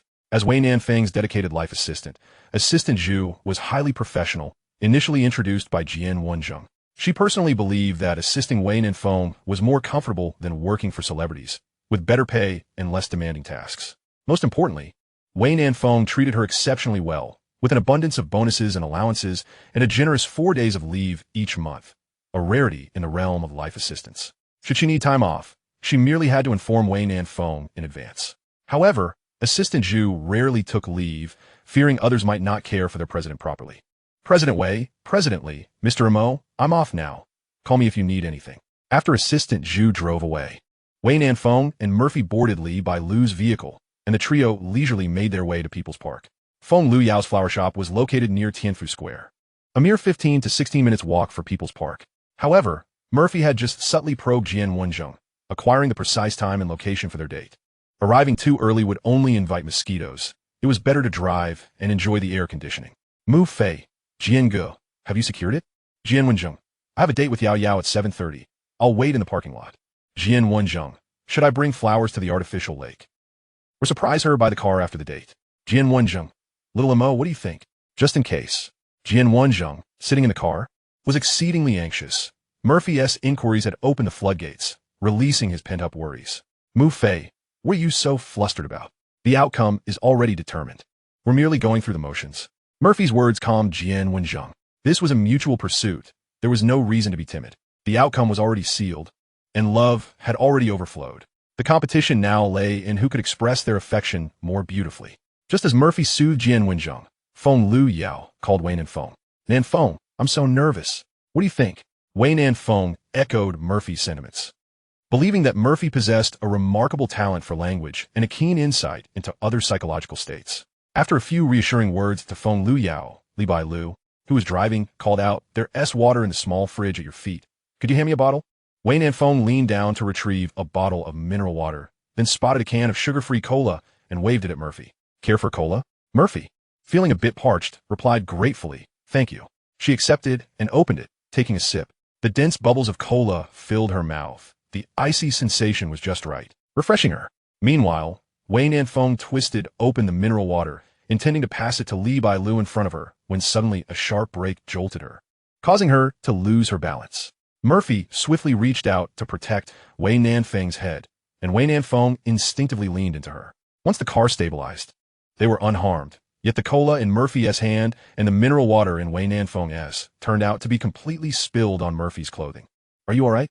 Does this kid even know how to drive?" Li Bailu scolded, as the roads in Rongcheng were notoriously congested, and a car had just cut into her lane. Wei Nanfeng hurriedly offered Murphy some napkins to wipe off the mess. The gray sweatpants were now stained with large patches of liquid. In her fluster, she began to wipe more frantically, only to suddenly freeze, retract her hand, and shyly glance at Murphy, softly replying to Li Bailu, "It's nothing serious, just got Murphy's clothes wet. Pull over at the nearby mall. Let us buy him a new outfit." As Wei Nanfeng contemplated purchasing clothes for Murphy, she realized it would also provide an opportunity for her to don a lovely new dress. Though Feng Lu Yao's oversized short sleeves are undeniably comfortable, she is determined to present her most beautiful self to Murphy, the little tiger, tonight. Despite the passage of time, adding years to her life, a touch of makeup can still evoke the youthful essence within her. She was quite pleased with her attire this morning, but alas, it had been sullied by the tears and snot of Feng Lu Yao. Wei Nanfeng harbored concerns about her age, as she is 7 years senior to Murphy. The 7 years felt like an invisible blade, and no matter how well she maintained herself, fine lines had begun to etch around her eyes, leaving traces of time upon her form. Li Baidu nodded, catching sight of Murphy's damp attire in the rearview mirror, and boldly declared, "All right. The cost of the clothes will be covered by your sister. Let us take a moment to shop. We can head over directly after finishing." The two offered Murphy no chance to refuse, and by the time he regained his senses, They had already arrived at a shopping center next to Tianfu Square. Though the selection was somewhat limited, there were still suitable garments available. Once Li Baidu had parked the car, she expertly led the two into the mall, heading straight for a suit store. Having known Wei Nanfeng for many years, she was well aware of her dressing style, and Murphy's physique was quite proportionate, perfectly suited for stylish attire. Such a handsome young man would be remiss not to don a suit. Is it too hot? No matter. A pair of dress trousers and a shirt with rolled-up sleeves will suffice, she insisted. Really no need. The sportswear next door is perfectly fine. Murphy vehemently resisted the idea of wearing formal attire in this weather. Moreover, he was acutely aware of the exorbitant price of Burberry, a brand he may not have fully understood in his previous life, but recognized enough to know its worth. No free lunches, he thought, even with his clothes damp. He could not accept such an expensive gift. Li Baidu regarda Murphy's objections, selecting the chosen outfit and holding it up to him before calling over a sales assistant to check out. We'll take this set, please. After completing the purchase, she beamed at Murphy and added, Today, you may choose whatever you like. Your sister will foot the bill. Dress handsomely, and in a few days, you can assist me. Hearing Li Baidu's flattering tone, Murphy reluctantly accepted the suit she handed him and retreated to the fitting room. Just as he removed his trousers, Li Baidu entered, inspecting his shoes for size. Sister, my dear sister, Murphy exclaimed in exasperation upon realizing her intrusion, prompting Li Baidu to quickly shut the door. Moments latte. She shoved a pair of leather shoes and black socks into him, calling from outside, put on the whole ensemble. Murphy found Li Baidu's assertiveness rather overwhelming. Though she was now a married woman, she had surely seen it all. Still, some boundaries ought to be respected. After all, he was not an innocent young lad. Nothing is truly free. He pondered how he could possibly assist this affluent woman. However, since it was a TA freebie, he felt no qualms about wearing it. Due to his previous work experiences, he was accustomed to wearing formal attire, though this was his first time donning such an expensive suit. Once dressed, he adjusted his shirt and stepped out, catching the attention of both Li Baidu and the sales assistant. His physique was robust and elegant. The suit, though not perfectly tailored in every aspect, conformed beautifully to his shoulders, exuding a natural and fluid grace. The suit was a classic deep hue, either navy or charcoal, crafted from high-quality fabric that was soft and subtly lustrous. The lapels were sharply pressed, conveying an air of meticulousness, while his crisp white shirt, with two buttons undone, lent him an air of nonchalance. Li Baidu had intended to assist Murphy further, but was taken aback by his self-sufficient adjustment. Do you often wear suits? She inquired, astonished. Murphy nodded, concocting a vague excuse. After all, bartending was all about looking suave, and he had studied the craft. Li Baidu accepted this explanation, linking her arm with his as they stood before the mirror, nodding in satisfaction before snapping a photograph. Truth be told, Murphy wore the suit with an air of maturity and gravitas, quite the opposite of any naive demeanor. However, he couldn't help but wonder if, in a few days, Nanfeng would allow her little tiger to lend a hand. The constant pressure of marriage was becoming unbearable. After all, she considered herself a small-scale affluent woman. Was it too much to ask to take care of a male college student? As Murphy sensed the impending doom of Li Baidu sending the photo to their family group chat, his heart sank. He caught a glimpse of her, sending the picture, feeling an ominous premonition wash over him. Li Baidu, in 2 days it's Dad's birthday, and I'm bringing my fiancée home. Feng Liao. Chapter 32. Life's Choices Filled with Regret. At that moment, Feng Liao was nestled in the car, savoring a freshly purchased dish of spicy pork intestines. A day without food was simply intolerable, and she had fortuitously encountered a vendor while cycling, leading her to indulge. The dish was both satisfying and light, ensuring it wouldn't disrupt her figure. As for the fats, she could worry about them tomorrow. She planned to hit the gym then. While munching, she scrolled through her phone and nearly choked on her food upon reading the family group messages. Her barrage of question marks quickly drowned out by the rest. Her parents were the first to respond. Li Baifeng. Bailu has finally found true love. I'm in tears. Feng Song. My brother-in-law seems a bit young. Em perplexed. Feng Liao found herself at a loss for words. How could he not be young? Murphy was only 19. What on earth was this woman thinking? Setting her sights on him? She recalled their earlier conversation about marriage pressure. Li Baidu had appeared far too confident. Feng Luo Wang. Youth is an issue. What does the young man do for a living? Seeing her composed aunt finally chime and brought her some relief. Knowing her aunt's character, she would never allow Li Baidu to act recklessly. After all, this was akin to announcing to the entire family that she was supporting a college student. Li Baidu. My young Mo just started his freshman year. He won't need to work. I'll support him. Feng Liao hastily finished her intestines, exited the car and tossed the box into a trash bin, her expression revealing her foreboding thoughts. The family had been relentless in their marriage pressure, akin to a haunting specter. Previously, she had been the focal point of scrutiny as the eldest remaining single woman in the family.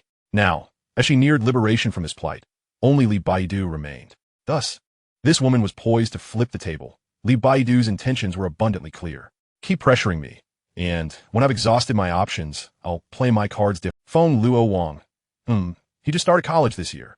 He barely in his 20s, not of legal marriage age yet. Li Baifeng. No matter, our family is wealthy. As long as Bai Lu has found true love, that is what matters.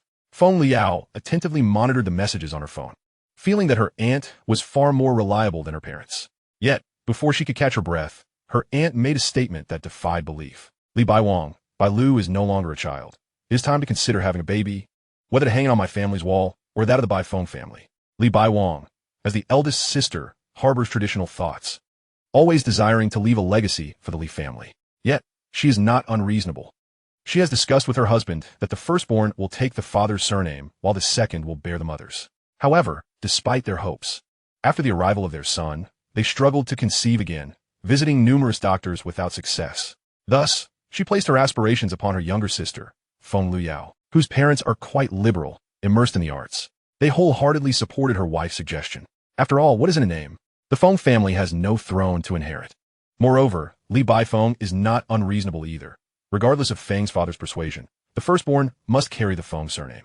And that was the end of the discussion. From a young age, Feng Liao yearned for a younger sibling to command, yet she remains an only child. This matter has almost become the obsession of her aunt, who has resigned herself to placing her hopes on the family's youngest member. Subsequently, there truly was no further development.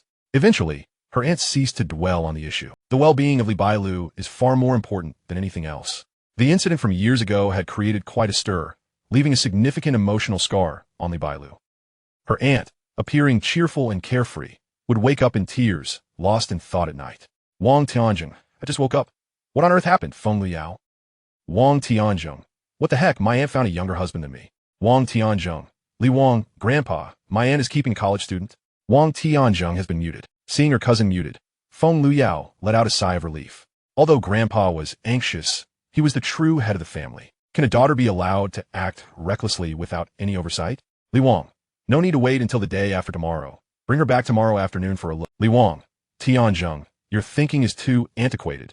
Your grandmother's only 10 years younger than me, and she is doing just fine. Li Wang, so busy, so busy. Thinking of Suiqin, Feng Luyao felt utterly numb. Has the pressure of marriage proposals escalated to this desperate extent? However, she indeed must return home tomorrow, as Grandpa has stated.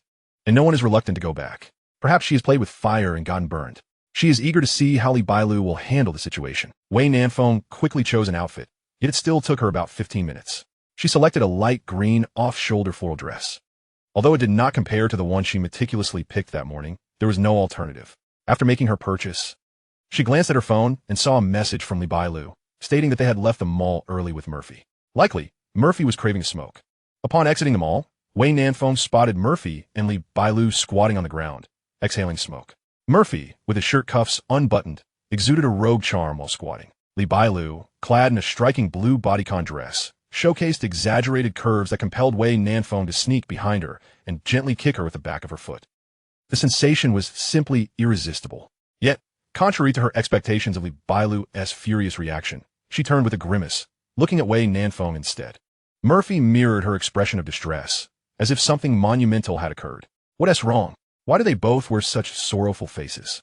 Observing their pained expressions, Wei Nanfeng inquired with concern. Li Bailu exchanged glances with Murphy, and they took turns explaining the situation. Ultimately, Li Bailu made a pitiful summary, clutching Wei Nanfeng's arm and lamenting, I merely wanted to flip the table, yet they ended up lighting the house on fire. Wei Nanfeng was both amused and exasperated as she began to analyze the situation for Li Bailu. It is quite a burden for an elderly man like Li's grandfather to worry about his daughter. Don't panic. They are merely excited and mean no harm. The incident involving Li Bailu had previously caused a significant uproar, resulting in no one daring to encourage her to remarry in the years that followed, with all the scrutiny directed at Feng Luyao instead. For the Li family, the mere fact that Li Bailu was dating someone represented a monumental step forward. Once the first step is taken, the second and third will follow. Unsuitable, No waities. One can always find someone more fitting. Li Bailu dating someone sends a signal. She is ready to embrace love once more. Upon hearing Wayne Nanfeng's analysis, rather than feeling reassured, Li Bailu's expression grew even more pained. This is disastrous. I can't even handle a relationship. How am I supposed to date? Can Murphy protect me for a moment, let alone a lifetime? Murphy, trailing behind Li Bailu and Wayne Nanfeng, listened to their conversation and felt a deep resonance. Just yesterday, he was firmly entrenched in the camp of those who avoid relationships, but after meeting Wayne Nanfeng, his convictions began to waver and crumble. Although he still held some reservations, they were dwindling. While he spoke such words, who does not secretly yearn for a sweet romance? Wayne Nanfeng playfully poked at the soft flesh of Li Bailu's waist. In less than a week, you will be embarking on a sweet romance. How can you still consider yourself a dog? Don't criticize me. I can live just fine without a man. Toys are far more convenient than men, bigger and more enduring. Li Bailu murmured her grievances to Wei Nanfeng, causing her to blush fiercely at the audacity of such words. Such boldness could be tolerated in private, but with Murphy present, it felt inappropriate. Just as she was a loss, Murphy caught up from behind, speaking with a hint of nostalgia. There are merits to both being single and being married. Whichever path you choose, happiness is within reach. Upon hearing Murphy's words, Li Bailu's spirits lifted instantly, linking arms with Wei Nanfeng and cheerfully exclaiming, "Look at our brother. He knows just what to say. Regardless of the path, happiness is attainable. For me, my life is at its happiest without a man." Wei Nanfeng gazed at Li Bailu with pity. Murphy seemed particularly eager to see his friends thrive, passionately encouraging them to move past their past traumas. He appeared to possess a unique ability to effortlessly pierce through the facade of strength others maintained. Last night's self, Feng Luyao this morning, and Jian Wanzheng at noon. 3 strikes, each more lethal than the last. Yet, in the end, the results were always splendid. Murphy seemed to possess the antidote to their ailments. Li Bailu was now exceedingly joyful, thrilled to find someone who validated her thoughts, particularly a man. In this society, it seems that remaining unmarried is frowned upon. Over the years, she has wavered, yet the painful memories of the past render her unable to love another fully. She has attempted to strive for normalcy, accepting affection while being able to hold hands and hug in public, enjoying movies and meals together. Even meeting parents is not an insurmountable task. Yet in truth, holding hands or embracing evokes no emotional response. Uncertain whether it is a matter of her own insincerity or the loss of her capacity to love, it appears that love has been irrevocably erased from her life. Thus, her choice to refrain from inflicting harm upon others is, in itself, a form of respect for love. So, why don't you enlighten my sister about the merits of remaining unmarried? Li Baidu recognized that Murphy possessed insights into relationships that belied his years. She instinctively sought Murphy's perspective, attempting to fortify her own beliefs through his words. Meanwhile, Wei Nanfeng silently prayed that Murphy would exercise restraint. The scars Li Baidu bore were far greater than those of either Feng Luyao or Jian Wenjun combined. Should Murphy breach her defenses, the tranquility of the night would be shattered for everyone. Upon hearing Li Baidu's words, Murphy took a drag from his cigarette and replied with a sense of reflection. There are numerous advantages to remaining unmarried. He had pondered this question on several occasions, ultimately finding the answers provided by ChatGPT most aligned with his thoughts. If I choose a life devoid of marriage, after my parents have passed, I will no longer have any direct blood ties in this world. This signifies that I have completed all the main quests in the game of life. I shall bask in pure freedom, unencumbered by vulnerabilities or worries, and explore this world without restraint. Although my time may be limited, the remaining days will be the most exhilarating experiences in my life's journey. Furthermore, I reserve the right to withdraw from this game at any moment in a serene and picturesque location. The nonchalance and clarity in Murphy's words compelled both women to turn their gazes toward him. Li Baidu grew increasingly uneasy, while Wei Nanfeng felt a rising trepidation. They sensed that Murphy had perhaps adopted an overly cavalier attitude toward life, even broaching the ominous subject of death with such casualness. It was difficult for them to reconcile that these profound thoughts emanated from a mere 19-year-old boy standing beside them. Yet, Wei Nanfeng discerned an underlying disquiet. Murphy might genuinely have contemplated the significance of both marriage and death, but he was also leading Li Baidu astray. The use of I in his discourse naturally drew them into the perspective of an only child. In contrast, Li Baidu was not an only child. She had siblings to consider. So, what are the benefits of marriage? Wei Nanfeng inquired hastily. She was eager to understand Murphy's views on love and marriage, as she envisioned a future with him, even a lifelong partnership. The benefits of marriage are manifold.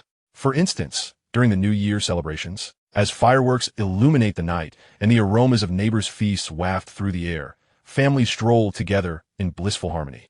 And you know, amidst the myriad of lights, there will always be one that shines for you. Upon hearing Murphy's words, Li Baidu immediately countered, aromas wafting through the air. Who prepares the meals?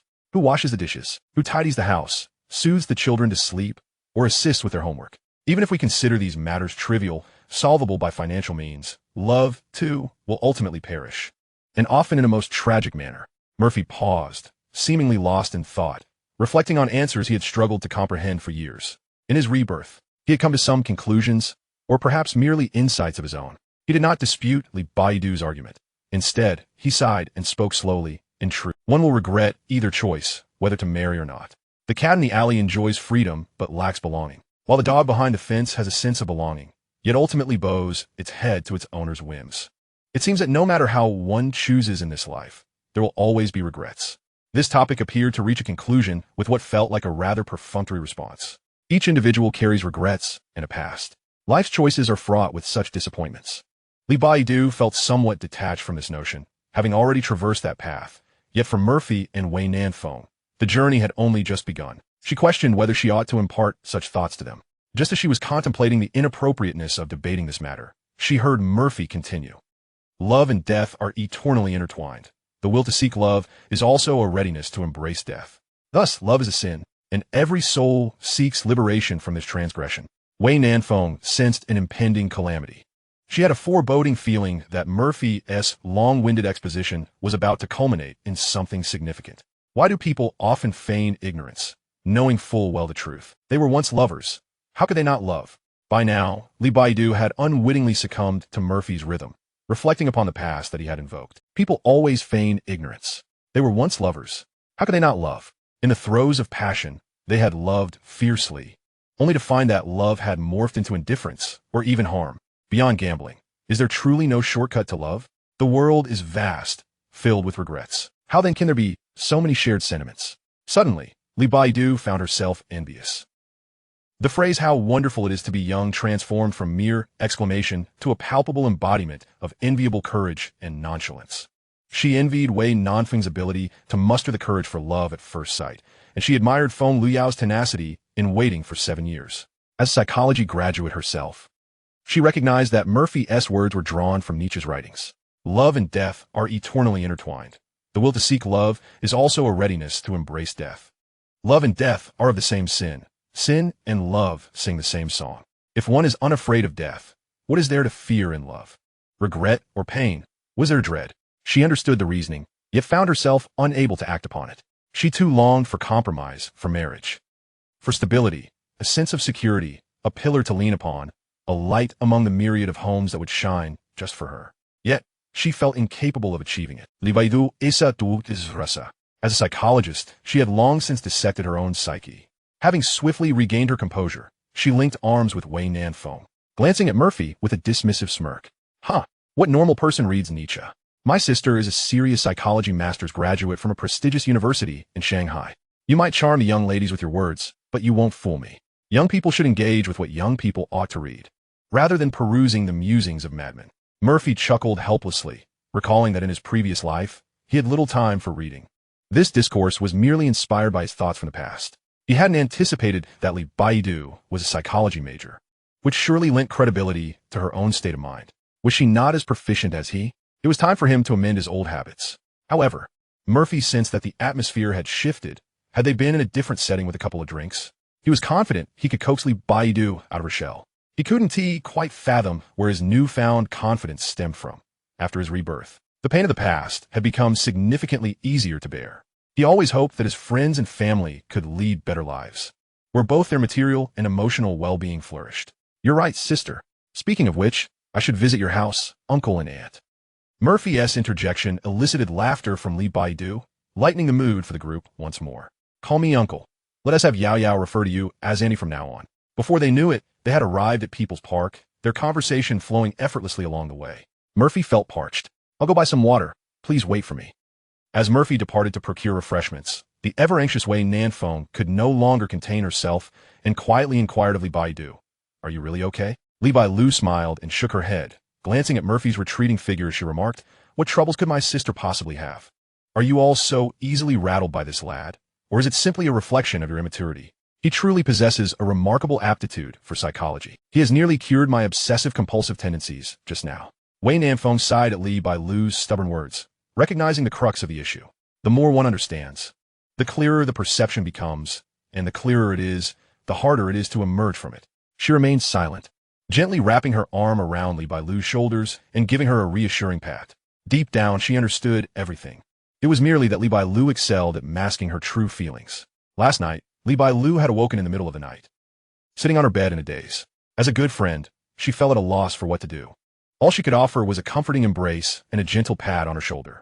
Feeling Wei Nanfeng's solace, Li Bailu suddenly began to tremble, tears streaming uncontrollably down her cheeks. When that deceitful man had betrayed her and initiated their divorce, she had teetered on the brink of depression, unable to sleep through the night. Especially when she witnessed him entwined with another woman on their shared bed, an indescribable nausea enveloped her. She averted all encounters, isolating herself within her room, convinced that her life was an abject failure. This grand gamble of hers had resulted in utter defeat, something her nature could hardly accept. No one in her family was aware, nor did she have the courage to confide in them. She had always been the exemplary child in others' eyes, consistently achieving the highest accolades, making the most prudent choices. She had only made a phone call to Wei Nanfeng, yet found herself unable to voice her woes. Wei Nanfeng sensed her friend's distress. During the day, they attended classes, and, at night, she would take leave to keep Li Bailu company. Nanfeng was not particularly eloquent and offered no sage advice. She simply stayed by her side. For an entire month, she slept on the sofa beside her, sharing takeout meals. Each sleepless night, she would hold Li Bailu, gently patting her shoulder to lull her into a peaceful slumber. Gradually, she helped her emerge from that seemingly bottomless abyss. In the end, Wei Nanfeng gained 10 pounds, while Li Bailu gained 15. One day, with a pained expression, Wei Nanfeng held up her pants and remarked, "We ought to hit the gym. These no longer fit." Li Bailu rose to fetch her own jeans and, after a struggle, managed to squeeze into them, only for them to tear as she took a step. Well then, subsequently, Wei Nanfeng made it a point to visit Rongqing every year, specifically to check on her. Even though it was the sight of her sorrow, she would still make the journey for her friend. That gentle pat on the shoulder surpassed all words of comfort in the world. In that moment, Li Bailu could no longer contain her emotions, collapsing into Wei Nanfeng's embrace, weeping profusely. "Look at the kind of boyfriend you found. It's utterly infuriating. You too. I was managing just fine until you had to go and pat me." She sobbed. "Woe is me, that scoundrel Murphy." Li Bailu was remarkably resilient. She could handle any situation and endure any grievance. She could even publicly berate her ex-husband at family gatherings, using her past as a cautionary tale for the younger generation. Yet, she feared the concern and unexpected inquiries from her dear friend. Only one person understood that she had never truly moved on. Chapter 33. The Wind is Nice. Let us dance. Li Bailu shared a peculiar habit with Feng Luyao. When she cried, she instinctively sought solace against Wei Nanfeng's chest. For her, shedding tears was a normalcy, and she always managed to swiftly recalibrate her emotions. Li Bailu lifted her head, gazing at Wei Nanfeng's shirt, now soaked with her tears, perplexed at the sheer volume of her weeping. Alongside the tears, traces of foundation and blush from Wei Nanfeng's new dress marred its fabric. Feeling a pang of embarrassment, Li Bailu realized that while crying was one thing, staining her friend's clothing was another matter entirely. At that moment, she felt a twinge of guilt. What girl doesn't wish to look beautiful before the boy she fancies? "Nanfeng, your chest always brings such a sense of comfort. Why don't you wear my clothes?" Wei Nanfeng gently shook her head, chuckling as she teased, "My posterior is not as ample as yours. A bodycon dress wouldn't suit me." "Oh, come on. Our Nanfeng is not so small," Li Bailu retorted without a shred of embarrassment, playfully pinching Wei Nanfeng's rear before linking arms with her, heading toward Murphy. "Let's go buy some wet wipes and tissues." In contrast to Feng Luyao, who would often sob for over 10 minutes, Li Bailu could indeed be considered mature. Upon arriving at the convenience store, they found Murphy squatting at the entrance, smoking a cigarette, a plastic bag containing newly purchased bottled water at his feet. Seemingly engaged in a phone call. "I have enough money. No need to call me. I'm taking my medicine. You can rest assured." "Long? No, we're not together." "Love you, Mom." After hanging up, Murphy glanced around, preparing to head back when he spotted Li Bailu and Wei Nanfeng behind him. Upon noticing the tear stains on Li Bailu's face, he felt a pang of embarrassment, his expression filled with remorse as he said, "I'm sorry. What is there to apologize for? Helping me through this, and you're sorry? I feel much better after crying." Li Bailu dismissed nonchalantly. Today, if she didn't cry, she would likely end up weeping on Wei Nanfeng's shoulder in the following days. Regardless of when she cried, it was inevitable, and crying would eventually bring relief. However, it was Wei Nanfeng who was genuinely concerned about Murphy's mention of medication. Noticing her friend's hesitation to inquire, Li Bailu boldly leaned closer, casually draping her arm around Murphy's shoulders and whispering, "I just heard my aunt remind you to take your medicine. Is something bothering you?" Wei Nanfeng understood that Li Bailu was asking on her behalf, and she anxiously tuned in. Upon hearing Li Bailu's question, Murphy smiled wryly and answered straightforwardly. "During my senior year, I was under immense pressure, and my sleep has been poor. The doctor said my late nights have left me with a deficiency in energy. He prescribed me several herbal remedies to restore my health, which I brought along for this trip and stored in the hotel fridge." Thinking about it, Murphy felt helpless. If it weren't for the call with his mother, he would have forgotten about the herbal concoctions entirely. He had indeed struggled with insomnia for a while. Now, reborn and with clearer thoughts, the troubles of youth had dissipated, and he no longer grappled with sleepless nights. "Am I deficient?" Murphy flexed his arm, simply showcasing his muscle as he continued. "Look at these muscles. Do I seem weak to you?" Li Bailu pinched him, confirming that his muscles were indeed firm. "Your physique is impressive. Did you train yourself or hire a coach?" Upon hearing Li Bailu's inquiry, Murphy raised an eyebrow with pride, responding with a grin, "Of course. I train myself. Do I look like someone who can afford a personal trainer?" Li Feng told me my insomnia stemmed from a lack of fatigue, and that I should exercise more. He guides me in my workouts, and I use his protein powder and BCAAs. Murphy resolved to maintain this fitness habit. After parting ways with Li Feng for university, his exercise routine diminished significantly, and he completely abandoned it after entering the workforce. No matter how hectic life became, he knew he had to prioritize his health. His body was his greatest asset. In reality, dedicating just a little time each day to home workouts was better than doing nothing, yet he often succumbed to laziness. These are just excuses. A cup of black coffee each morning is what discipline looks like. It's time to act. Seeing Murphy's confident demeanor, Wei Nanfeng felt a surge of concern.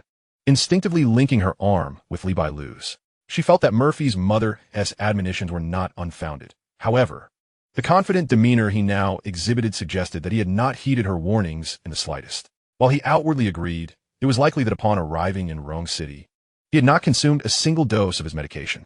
No, it was certain that Murphy had indeed neglected his medicine. For drinking traditional Chinese medicine required abstaining from alcohol and avoiding spicy or raw foods.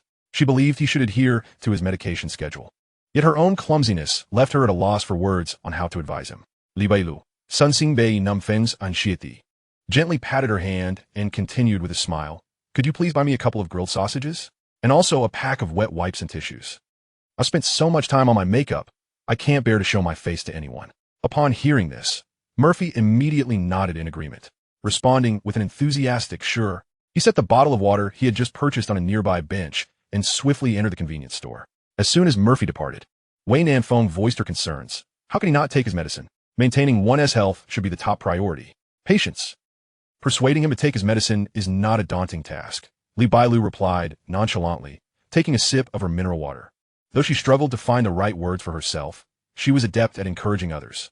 She had suggested Murphy buy the sausages because eating can significantly lighten one's mood, which would facilitate their upcoming conversation. Both she and Wei Nanfeng were quite passionate about health and fitness.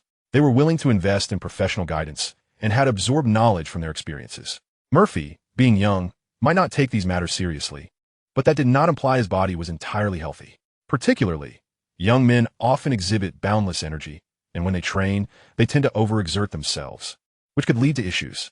As Li Bailu anticipated, Murphy soon returned, a grilled sausage in his mouth and 3 more in his hands.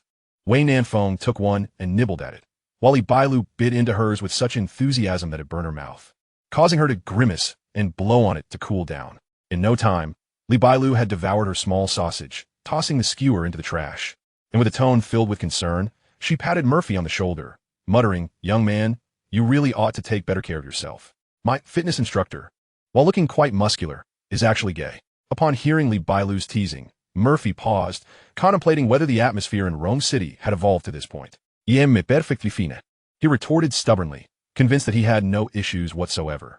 This morning, he had risen feeling completely energized. Was he weak? Absolutely not. Li Bailu, wiping her face with a wet wipe, casually replied, "Youth is indeed a blessing. Your body can endure much. My father-in-law was the same when he was young.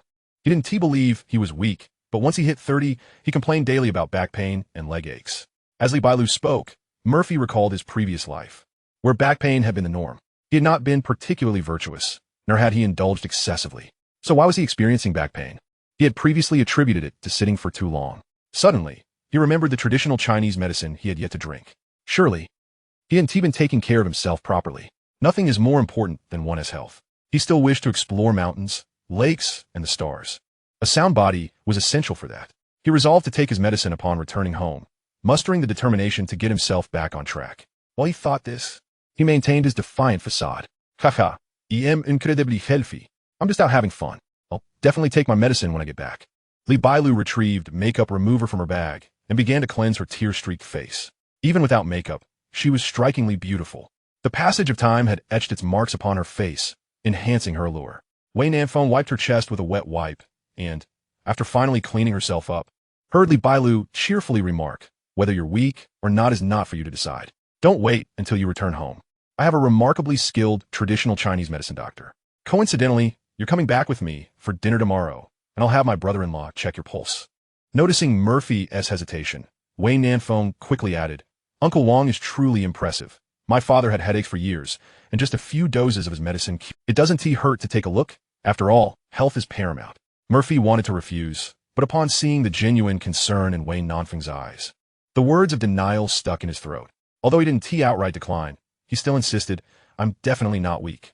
I'm fine with Uncle Wang checking me tomorrow." To be honest, Murphy was uncertain about his own health. Nonetheless, the notion of weakness was one that no man would easily admit to. Li Bailu stifled a laugh at his defense, while Wei Nanfeng sighed in relief, the worry in her eyes diminishing. The more Murphy protested, the more Li Bailu's laughter grew. Boys should exercise some restraint. Otherwise, they might find themselves in trouble later on. She teased, her laughter ringing out. Wei Nanfeng playfully poked Li Bailu's side, expressing her discontent at the teasing. Murphy's face flushed in embarrassment. How could he withstand such banter? Being called weak was simply too much. Li Bailu held a grudge like no other. Helpless against the situation, Murphy pretended not to hear her laughter, instead reaching into a convenient bag to retrieve a large packet of cheese sticks. "Care for some? Cheese sticks?" He attempted to divert her attention with the snacks, but Wei Nanfeng's eyes sparkled with desire at the sight. Li Bailu reached for the bag, grabbing 3 or 4 to hand to Wei Nanfeng, while she herself took one to nibble on. Wei Nanfeng had always enjoyed cheese sticks. She had learned this during their time together. It was said that food could heal one's mood. Back then, they indulged in every delicacy without a care for weight or appearance. Wei Nanfeng often clutched a large tub of Häagen-Dazs ice cream alongside a bulk pack of cheese sticks while watching shows, devouring them in silence until there was nothing left. Cautiously, Wei Nanfeng opened one and popped it into her mouth, stashing the remaining cheese sticks in her bag. Li Bailu, having had her fill, disposed of the plastic stick into the convenient bag, then elegantly pulled out a cigarette case, lighting one to savor the smoke. The lingering effects of the snacks Murphy and Wei Nanfeng had brought were still strong. She needed to take a moment to calm herself with a drag. Cigarettes were the most accessible and affordable source of dopamine, and while she was aware of the health risks, there was no quicker remedy available. Wei Nanfeng's embrace was comforting, but she had her own life to lead. Ultimately, one must learn to navigate their own path and rise on their own. Meanwhile, Murphy devoured the cheese sticks with gusto, quickly finishing the entire bag. He glanced longingly at Wei Nanfeng, who then produced 2 more sticks from her bag and handed them to him. With a smile, Murphy accepted them, mimicking Wei Nanfeng by placing one in his mouth. As he savored it, he found it mysteriously vanished, leaving him with only the plastic stick. "Why do you like Nanfeng? Enjoy such childish snacks." Li Bailu castioned, bewildered. From the moment she met Murphy, he had always exhibited a maturity beyond his years. Yet, she was surprised to discover his fondness for treats typically enjoyed by children. The 3 of them strolled towards People's Park, certain that Feng Liao and Jian Wenzheng would be by the artificial lake there, based on what Li Bailu and Wei Nanfeng knew about them. Murphy sipped his cola, reminiscing slightly. "I used to dislike it, but my cousin from my aunt's family adored it. Once I entered middle school, I had more pocket money, so whenever we met, I would buy her a couple of bags. One time, during the New Year at my grandfather's house, there was hardly anything to eat in the middle of the night, so I sampled it lightly. He found it amusing, and perhaps I was genuinely hungry at that moment. In any case, the cheese sticks left a profound impression on me. Once I started, I couldn't stop. They were simply delectable. The next day, my cousin woke up bewildered, crying out to find my grandfather, claiming that a rat had invaded the house. I remember that morning, my grandfather took some sugar and went to the neighboring village to bring back a large orange. When I awoke, the plump orange was presenting itself to me in a rather amusing manner. As Murphy spoke, he seemed to walk deeper into the memory, even recalling some of the flavors from that time. In my household, we have a custom called inviting the cat, which requires bringing something to the host family to exchange for their cat. Aside from my sister, no one in the house ever touches cheese sticks. Not a single person thought I was the culprit. They were astonished that the rat had the cleverness to tear open the packaging. By the time I woke up from my noon nap, it was too late. The cat had already been invited back, and the entire family was rummaging through drawers in search of the mouse hole. At this point, Wei Nanfeng became curious and softly asked from the side, "Aren't you all supposed to be sleeping on the Kong? Why didn't you get up until noon? Didn't everyone see you?" This morning, she had worried about having nothing to talk about with Murphy, so she had specifically consulted her friends from the Northeast to brush up on the customs of the region. Murphy, however, was indifferent, stating that they had all grown accustomed to it. He had always been a late riser. Even during the new year, would they expect him to wake up early? Not only had his family gotten used to Murphy's penchant for sleeping in, but even the villagers who came to pay New Year visits had slowly adapted to it. Being able to stay in bed had garnered him envious glances from many children and siblings in the village, and he had long understood the benefits of shamelessness. Wei Nanfeng envisioned her friend's description. Every New Year, distant relatives would come to visit, sitting on the Kong and chatting. Meanwhile, Murphy would be cozily wrapped in a small blanket, sound asleep, showcasing an impressive level of resilience. Was he really a poor sleeper? Did the ants have some misunderstanding about his sleeping habits? This morning, he had even imitated a dog barking just to stay in bed. As the agreed-upon time approached for Feng Luyao and Jian Wenzheng to meet, the trio strolled around the artificial lake, yet found no sign of them. Logically, Jian Wenzheng, holding 999 roses, should have been quite conspicuous. Given the Chinese penchant for enjoying a spectacle, it should have been easy to spot him.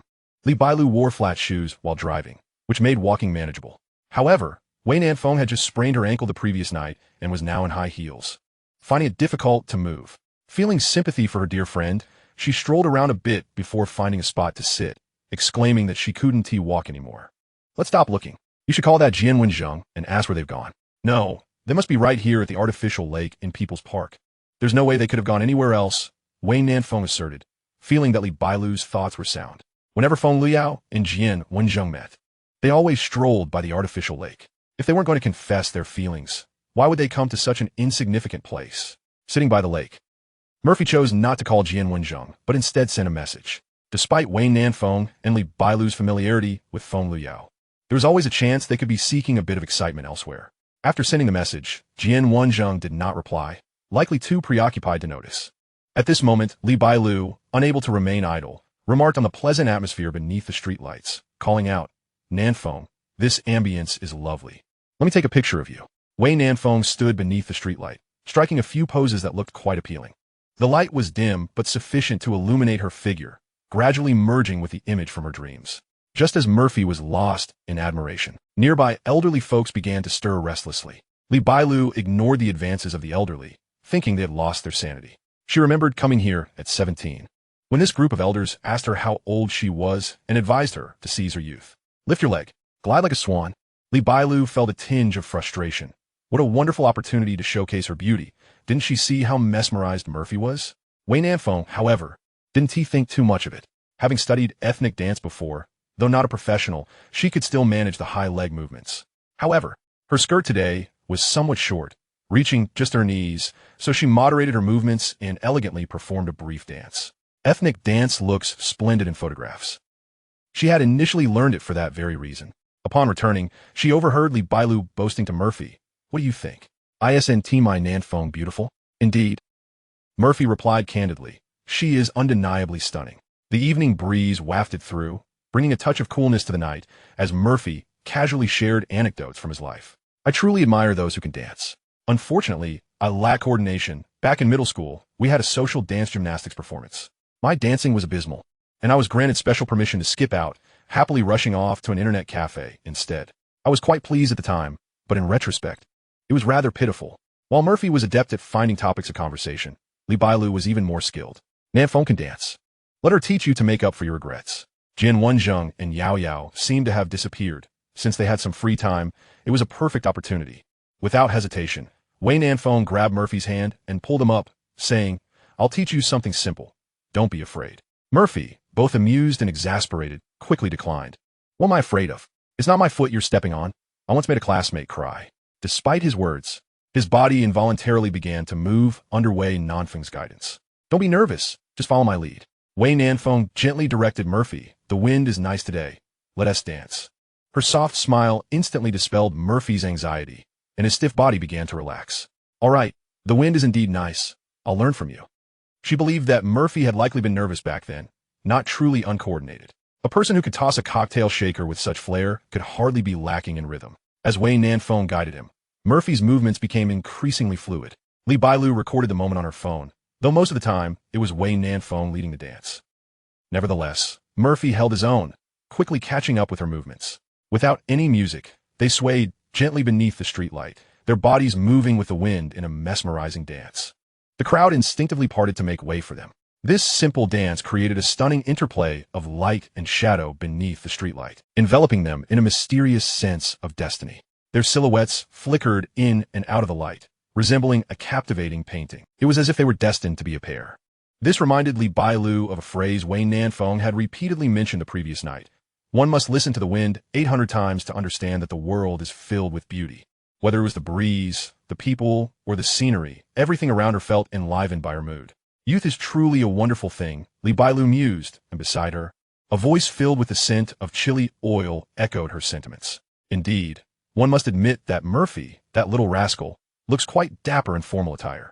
She turned in astonishment to find Ade as protagonists.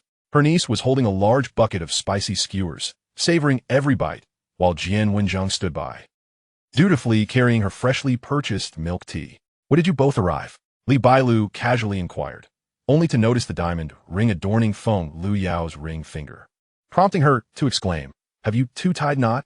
Feng Luyao, crunching on a slice of lotus root, handed her spicy skewers to Jian Wenjung, who promptly reciprocated with the milk tea.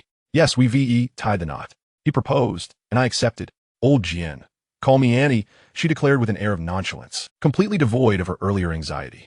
However, only she knew how awkward the day had truly been. On a whim, she had decided to indulge her cravings and, upon returning from the parking lot, had unexpectedly encountered Jian Wenjun, who was puzzling over how to lift a massive bouquet of roses. At that very moment, Jian Wenjung fortuitously glanced back, leading to their dramatically serendipitous meeting. There was no romantic atmosphere, no grand declarations, nor the anticipated tears. He merely stated, I've come to claim my prize, and she slipped the ring onto his finger. After a fervent kiss lasting no more than 2 minutes, they ambled towards the artificial lake, both feeling a curious blend of familiarity and change. Jian Banzing respectiva talibailu, untuntia, libailu, visibly pleasa. Paused her recording to pat Jian Wenjung on the shoulder, sighing, Ah, with Liao's temperament, you'll have a challenging time ahead, dear Jian. Upon hearing this, Feng Luyao was less than pleased and began playfully tussling with her aunt. Wei Nanfeng and Murphy, having witnessed the protagonist's arrival, ceased their dancing and returned. As the duo approached, Li Bailu, with a hint of exasperation, patted Jian Wenjung again, now call him uncle. Chapter 34. The Little Girl Selling Flowers Alone. Li Bailu's remark left Jian Wenjung momentarily speechless, at a loss for how to respond. Earlier that day, upon seeing Wei Nanfeng and Murphy, he had sensed that Murphy was Li Bailu's partner.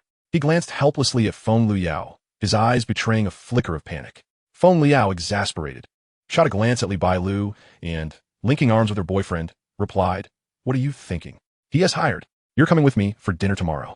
Change your address now, lest you mistakenly call in the wrong name tomorrow. Jian Wenjung stammered, struggling to utter the words. This was truly absurd. Murphy was only around 20. How could he possibly address him as uncle? Was Wei Nanfeng not going to intervene? Were these two women truly going to continue this absurdity? Seeing Jian Wenjung's reluctance to speak, Li Bailu feigned wiping away a tear. Oh, dear Jian, you have no idea how urgently my family is pushing for marriage. Now that you and Luyao are officially together, all the pressure will shift onto me. If you mess this up tomorrow, I might just have to share stories of the family banquet. Upon hearing Li Bailu mention stories, Feng Luyao involuntarily shivered. What tales could Li Bailu possibly tell? Surely, it would be about her and Jian Wenjung. Feng Luyao could already envision the loving yet nosy expressions of their elders. Come on, it's not like you'll lose anything. Do you want to be publicly executed with me tomorrow? Prompted by his girlfriend's urging, Jian Wenjung mustered the courage to call out to Murphy, Uncle. After the initial awkwardness, he found that saying it once wasn't so shameful. It actually made the situation feel more amusing. Feng Liao exhaled in relief, believing the matter was settled, only to hear her aunt's mischievous voice whisper in her ear. Liao, you should also call him. What? Why should I? Feng Liao protested vehemently. Murphy and I are practically siblings, engaged in a legitimate partnership. At that moment, she understood the embarrassment her boyfriend felt. Calling Murphy uncle was something she simply couldn't bring herself to do. Can't we discuss this separately? I already have one person in the family. Old Jin calls Murphy uncle, and I'll just call you Annie. Li Bailu, sensing the moment, grasped Feng Liao's hand with heartfelt sincerity. Your grandfather is getting on in years. If this gets out tomorrow, it would break his heart. I've never asked you for anything in all these years. Murphy looked helplessly at Wei Nanfeng, realizing how formidable Li Bailu truly was. With just a few words, she had deftly maneuvered both Jian Wenzheng and Feng Liao, and yet she remained entirely unoffensive. Wei Nanfeng awkwardly chuckled, feeling a twinge of embarrassment herself, her toes instinctively curling with anxiety. How could she not feel awkward? Murphy had come out to date her, but had first spent the morning helping another friend. Now, he was set to play the role of boyfriend for yet another friend. It seemed her boyfriend was doing quite well for himself, effortlessly juggling these two women. Don't worry, I won't let you go empty-handed. I'll make sure to get a watch for her family.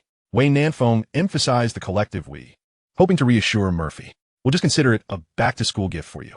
Before either Li Bailu or Feng Liao could respond, Murphy quickly interjected, no need. That's truly unnecessary. Watches can be quite pricey, and given the circumstances, I'm certain the gifts from Wei Nanfeng and Li Bailu will not be lacking in quality. Today, he had already benefited from Wei Nanfeng's generosity, but he had indeed put in significant effort at the flower shop. Not only did he create a logo for Feng Liao, but he also designed the production process and product positioning. If the fluorescent roses were well managed, Feng Liao's flower shop could very well become a prominent high-end brand in Rongqing. Enough with the formalities. Let us not linger and attract mosquitoes, Feng Liao declared, pulling her boyfriend along. With a dramatic wave of her hand, she asserted, you truly underestimate my aunt's prowess. Jian Wenzheng, eager to impress, quickly chimed in. I also have a watch. I'll bring one for Murphy tomorrow. No need. We'll take care of it ourselves, Li Bailu remarked, feeling a bit itchy from standing still while Murphy and Wei Nanfeng danced. Even with mosquito repellent, it seemed she had still become a target. Single men and women of a certain age, none of them are good for anything. As the group made their way to the parking lot, Wei Nanfeng and Feng Liao prepared to part ways, planning to reconvene later in the night. However, Li Bailu pulled them back. Where do you think you're going? Now that you have men, you forget about your sisters, do you? Jian, you take Murphy around. We three will have a tea party, she ordered. Feng Liao and Wei Nanfeng exchanged resigned glances, having intended to enjoy a couple more hours with their favorite people before heading out for drinks. Little did they expect Li Bailu's urgency. See you tomorrow. After dinner, I'll come pick you up, Wei Nanfeng said, leaning against the car window, bidding farewell to Murphy with a lingering gaze. Feng Liao appeared rather relaxed as she handed the car keys to Jian Wenzheng, gesturing as if to make a phone call before waving goodbye. Jian Wenzheng understood the meaning behind her actions. They always performed this gesture upon parting, signifying that they would call each other upon her return. Once the car drove away, Jian Wenzheng felt a wave of anxiety wash over him at the thought of meeting his parents tomorrow. Mulaudi, my dear uncle-in-law, I'm worried I might fumble my words. I need to prepare myself, he mused. What do you think we should bring for the elders tomorrow? Montak Fai, puffing on a cigarette and exhaling a cloud of smoke with a weary expression, replied, Brother Jian, I'm only 19. Please don't make this so daunting for me. Jian Wenzheng couldn't help but agree with him, realizing he had been overly anxious. Mo Fei was indeed just 19. Jian had assumed he must be at least 22 or 23, given his mature demeanor. Come on, let us get in the car and take a little drive. Jian Wenzheng urged, contemplating where to purchase some gifts, and resolved to pick up something for Mo Fei as well. Even if Mo Fei's role as a son-in-law was a facade, it was still necessary to bring a token when visiting. Speaking of which, what do sons-in-law typically bring when visiting in the Sichuan-Chongqing region? He would need to call his parents for advice shortly. Upon entering the car, Mo Fei was greeted by a delightful medley of floral fragrances that overwhelmed him, making it difficult to breathe. You've hardly used these flowers, yet you're so comfortable with each other, he remarked, feeling a twinge of sympathy for the abundance of blooms that could fetch a handsome sum if sold. Jian Wenzheng, however, was unfazed, grinning at the ring in his hand and declaring, as long as the ending is perfect, we'll hold the wedding this year. You'll be my best man. Even a mature man in love, like Jian, could exhibit the naive exuberance of a boy.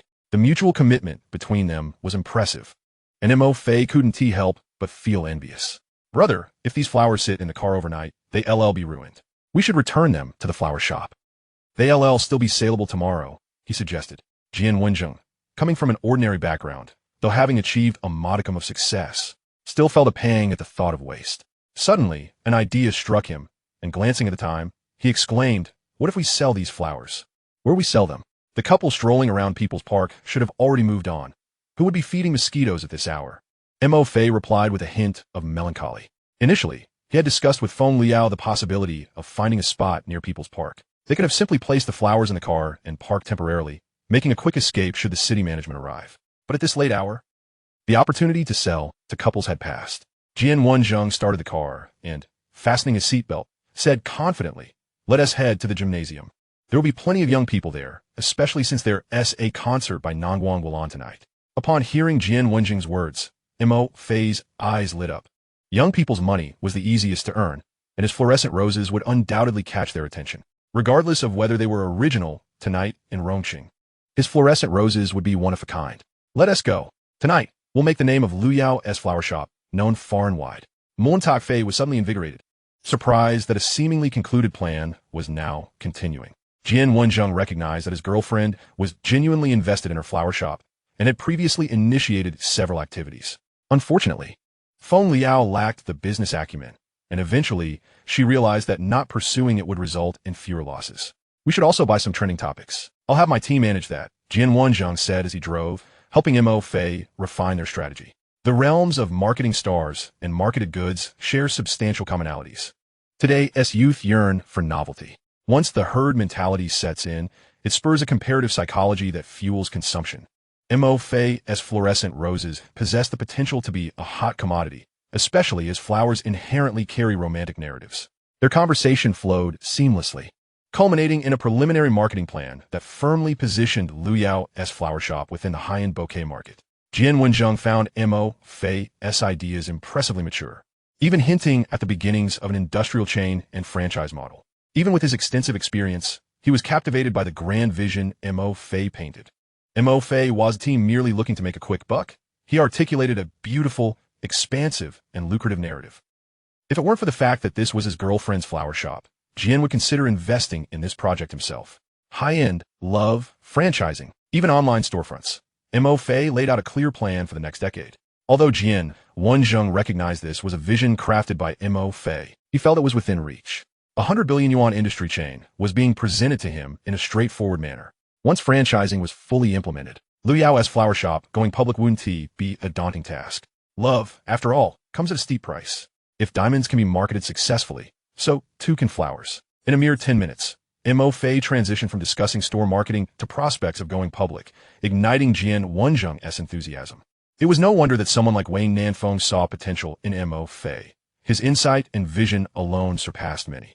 Moreover, Mo Fei spoke with remarkable organization, employing a methodical approach that made his ideas particularly accessible and comprehensible. This was a formidable social skill, especially in discussions with investors.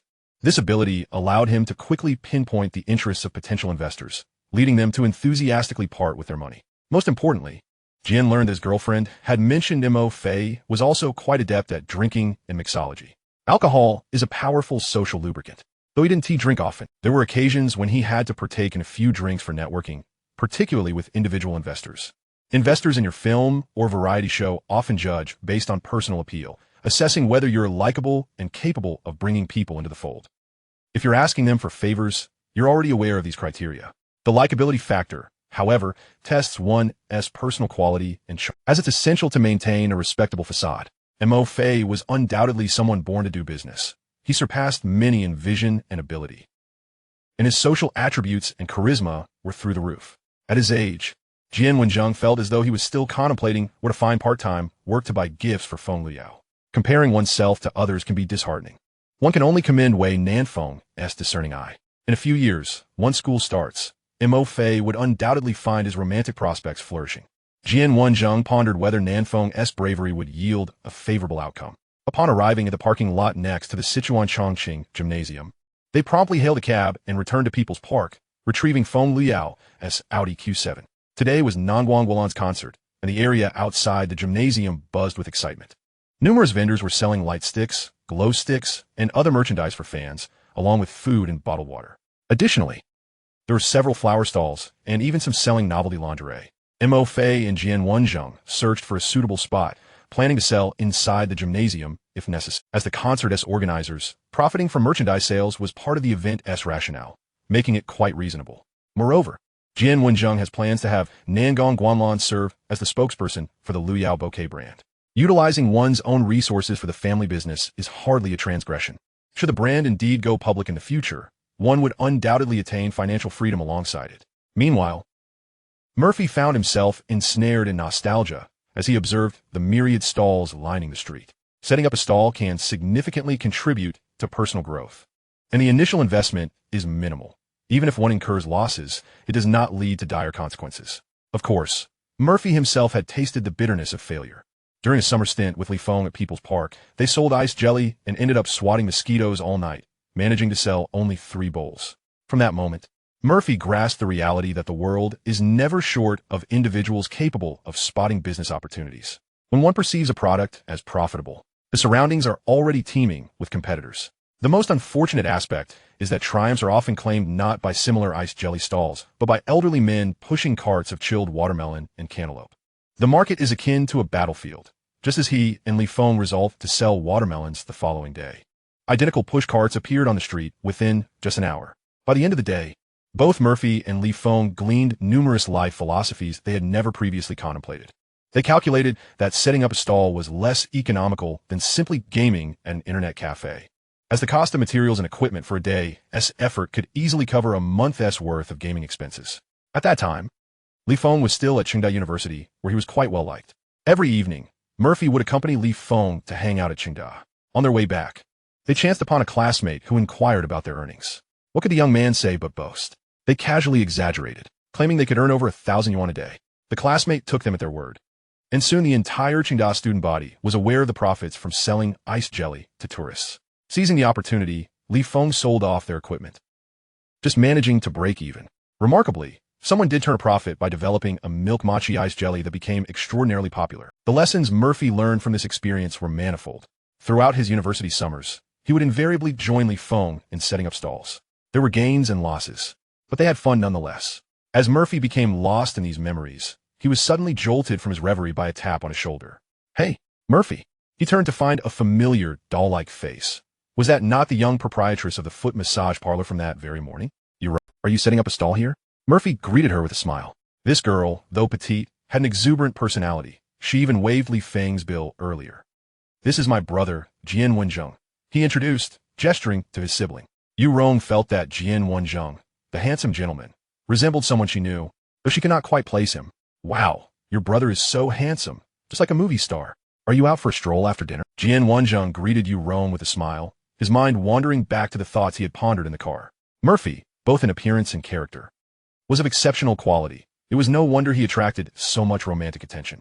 Given that he felt himself to be inferior to Murphy, it was only natural that he would also experience a steady stream of admirers, especially since Murphy surpassed him in many ways. Nanfeng needed to step up his game. Now that he was conversing with Murphy, this girl was not to be underestimated. Being alone at the stall was quite a challenge, especially with so many flowers to transport. Yu Rong was a beautiful and exceptionally astute girl from Sichuan and Chongqing. While Jian Wenzheng contemplated the relationship between Yu Rong and Murphy, Murphy shook his head and said, "No, we're looking for a spot to set up a stall." "Setting up a stall? There are no spots available now. Let me clear some space for you," Yu Rong exclaimed, immediately pushing her flowers aside in an attempt to create a spot for Murphy. She had a favorable impression of him, and making room for a friend was a small matter. Earning money is not easy. If friends can support one another, why not? Yu Rong did not even give Murphy a chance to decline, urging him to act swiftly. "You need to move quickly. The crowd will be massive after the concert ends. By the way, what are you selling? Is there enough space here?" Feeling a bit embarrassed, Murphy hesitated before finally mustering the courage to respond. "Flowers." "Selling flowers? That's good. Flowers have high profit margins." Suddenly, Yu Rong's demeanor shifted, and she halted her preparations, her youthful face filled with shock as she exclaimed, "What did you say you were selling?" Chapter 35. Thank you. At 8 o'clock in the evening, the weather was pleasantly cool. The temperature difference in Chengdu after the rain was notable, with daytime highs reaching over 30 degrees Celsius, while the evening dipped to a refreshing 18 or 19 degrees. Clad in a white tank top and blue denim overalls, Yu Rong felt quite uncomfortable. Flowers are goods with high profit potential. These items, capable of expressing love, often carry a significant markup. Whenever a concert is held in the city, Yurong visits the flower market to wholesale fresh blooms for resale.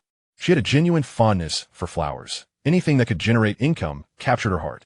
Conversely, anyone attempting to vie for her profits was seen as a competitor, an enemy. Yurong earnestly wished to reclaim the space she had relinquished to Murphy, and she certainly had the means to do so. However, the dilemma lay in the fact that she had come with Sister Lee, who was quite fond of Murphy and that young man. Having received much care from Sister Lee, it felt somewhat inappropriate not to extend the same courtesy to Murphy. In this world, one must navigate the complexities of human relationships. While money is crucial, human connections are equally significant. Yet, why must this lad choose to sell flowers? She had meticulously calculated the quantity of her goods against the anticipated foot traffic. Barring unforeseen circumstances, she expected to sell out completely. A conflicted expression settled on Yurong's doll-like face, and ultimately, she decided to give Murphy a portion of her space. Losing a bit was inconsequential. She suspected Murphy was low on funds, and a loss would likely leave him scraping by in Chengdu. Young people could pursue various paths. Yet why choose the difficult road of business? Setting up a stall this late was a gamble, but fortunately for him, luck was on his side today with her assistance. Quickly, move your flowers over. The more you can sell, the better. Murphy, grinning, extended a cigarette, remarking, "My brother had a whole truckload of flowers left over from confession, and I figured it would be a waste not to try selling them. You certainly have a knack for making the most of life. Flowers sell best when emotions are high. Whatever profit can be gleaned is welcome," Yurong remarked, carefree as she accepted the lit cigarette. The more she looked at Jian Wenzheng, the more familiar he appeared, though she couldn't recall where they had met. After hearing Murphy's comment, Yurong felt somewhat reassured. How many flowers could one use in a confession? A truckload probably wasn't that much. She recalled the conversation with Sister Lee earlier in the day, and with a playful grin, she inquired, "Did you fail in your confession? What about our brother? Did he succeed?" Upon hearing Yurong's question, Jian Wenzheng exuded confidence and nonchalance as he displayed the ring on his left hand, his demeanor akin to a victorious general. Thanks to Murphy, it was a success. Yurong had already noticed the ring in his hand, which is why she teased him. She was quite adept at engaging in conversation. However, her teasing piqued Jian Wenjing's interest. Murphy had been so methodical, yet he had failed in his confession last night. "Who did my brother confess to last night?" he asked. Curious. Despite not having known Murphy for long, their connection was already deepened by their mutual friend, Lu Yao, establishing a bond of familiarity. He was indeed curious to know what kind of girl could refuse Murphy's elaborate approach. It wasn't merely his curiosity. Rather, it was the undeniable fact that Murphy was exceedingly adept. How could a strategist ever fail? Upon hearing Jian Wenjing's inquiry, Yurong's heart sank as she feared that Jian Wenjing and Murphy were genuinely as close as brothers and would be aware of the events from the previous night. Wasn't this rather awkward? It was one thing to joke around, but revealing someone's wounds was another. Wasn't she essentially tearing open Murphy's scars? "My childhood friend." But she didn't agree. Murphy puffed out a cloud of smoke and immediately answered Jian Wenjing's question on Yurong's behalf. He surmised that Li Feng must have informed Sister Lee, who in turn had relayed the news to Yurong. This matter, trivial as it was, simply amounted to failure, nothing to be overly concerned about. Upon hearing Murphy's words, Jian Wenjing felt a pang of anxiety for Wei Nanfeng. Childhood friendships held immense power. Why did Wei Nanfeng always seem to encounter such narratives? Even though he and Feng Luyao could be considered childhood friends, he was acutely aware of the weight those four characters carried. Yet, every relationship was unique. Childhood friends did not necessarily have to end up together. When both parties held mutual feelings, such a connection could significantly enhance their emotional bond. "Ah, you two. Hurry and move the goods. We truly won't have time shortly." Yurong, sensing the awkwardness, hastily urged the two to help with the cargo. She rushed over to take the large bouquet of flowers from Sister Lee's hands, saying, "Sister Lee, I'll help them with the goods. You keep an eye on the stall." Seeing Sister Lee, Murphy quickly approached to lend assistance, softly greeting her, "Sister Lee." She smiled gently at him, patting his shoulder with a sense of nostalgia, remarking, "Little Mo has grown into quite a young man." Back then, Murphy had not been fond of fitness. He had appeared delicate and frail, nowhere near as robust as he was now. Feeling bashful, Murphy scratched his head and smiled awkwardly, unsure of what to say, eventually letting out a long sigh as he embraced her, saying, "Sister, it's been a long time." "Indeed, it has," Sister Lee responded, taken aback by the embrace, gently stroking the nape of Murphy's neck to soothe his emotions. Yurong sensed an odd atmosphere and called to Jian Wenjing, saying, "Brother, let's go move the flowers first." Jian Wenjing nodded, pulling out his phone as he walked to make a call. Matters like this hardly required him and Yu-Rong to get their hands dirty. After all, Murphy wasn't a visitor from afar. He had local friends in Rongqing. Once the two departed, Murphy unwrapped the bouquet, beginning to bind it with craft paper. "Sister, why didn't you say anything when you left back then?" he inquired. Sister Lee, assisting him, chuckled wryly and responded, "I emerged from a remote valley, lacking both capital and connections. How do you think I managed to start the company?" Before Murphy could reply, Sister Lee continued to manipulate the flowers, speaking to herself, "I was only able to accumulate some wealth by working for others. But once he went away, my company collapsed right along with it. I never believed I was deserving of Li Feng, nor did I hope for a future with him. I only wanted to accompany him for a while. I never anticipated causing him such deep harm." Sister Lee held nothing back, and the two conversed as if they were siblings. She was aware of Murphy's relationship with Li Feng and hoped he might persuade Li Feng, wishing to convey the truth through him. She lacked the courage to voice it herself and could only rely on Murphy to relay her sentiments. However, Murphy merely posed one question. "Sister, how are you doing now?"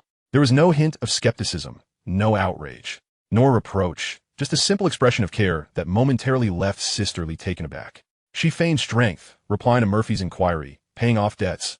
I've incurred quite a bit, but in a few years, I should be able to clear it all. Thankfully, Rong has been helping me.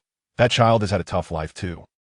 After he went in, I took over a small foot massage shop and returned to my old trade. Aside from repaying debts, I can at least make a living. Murphy lit a cigarette for himself, fully aware that Sister Lee's current circumstances were far from favorable.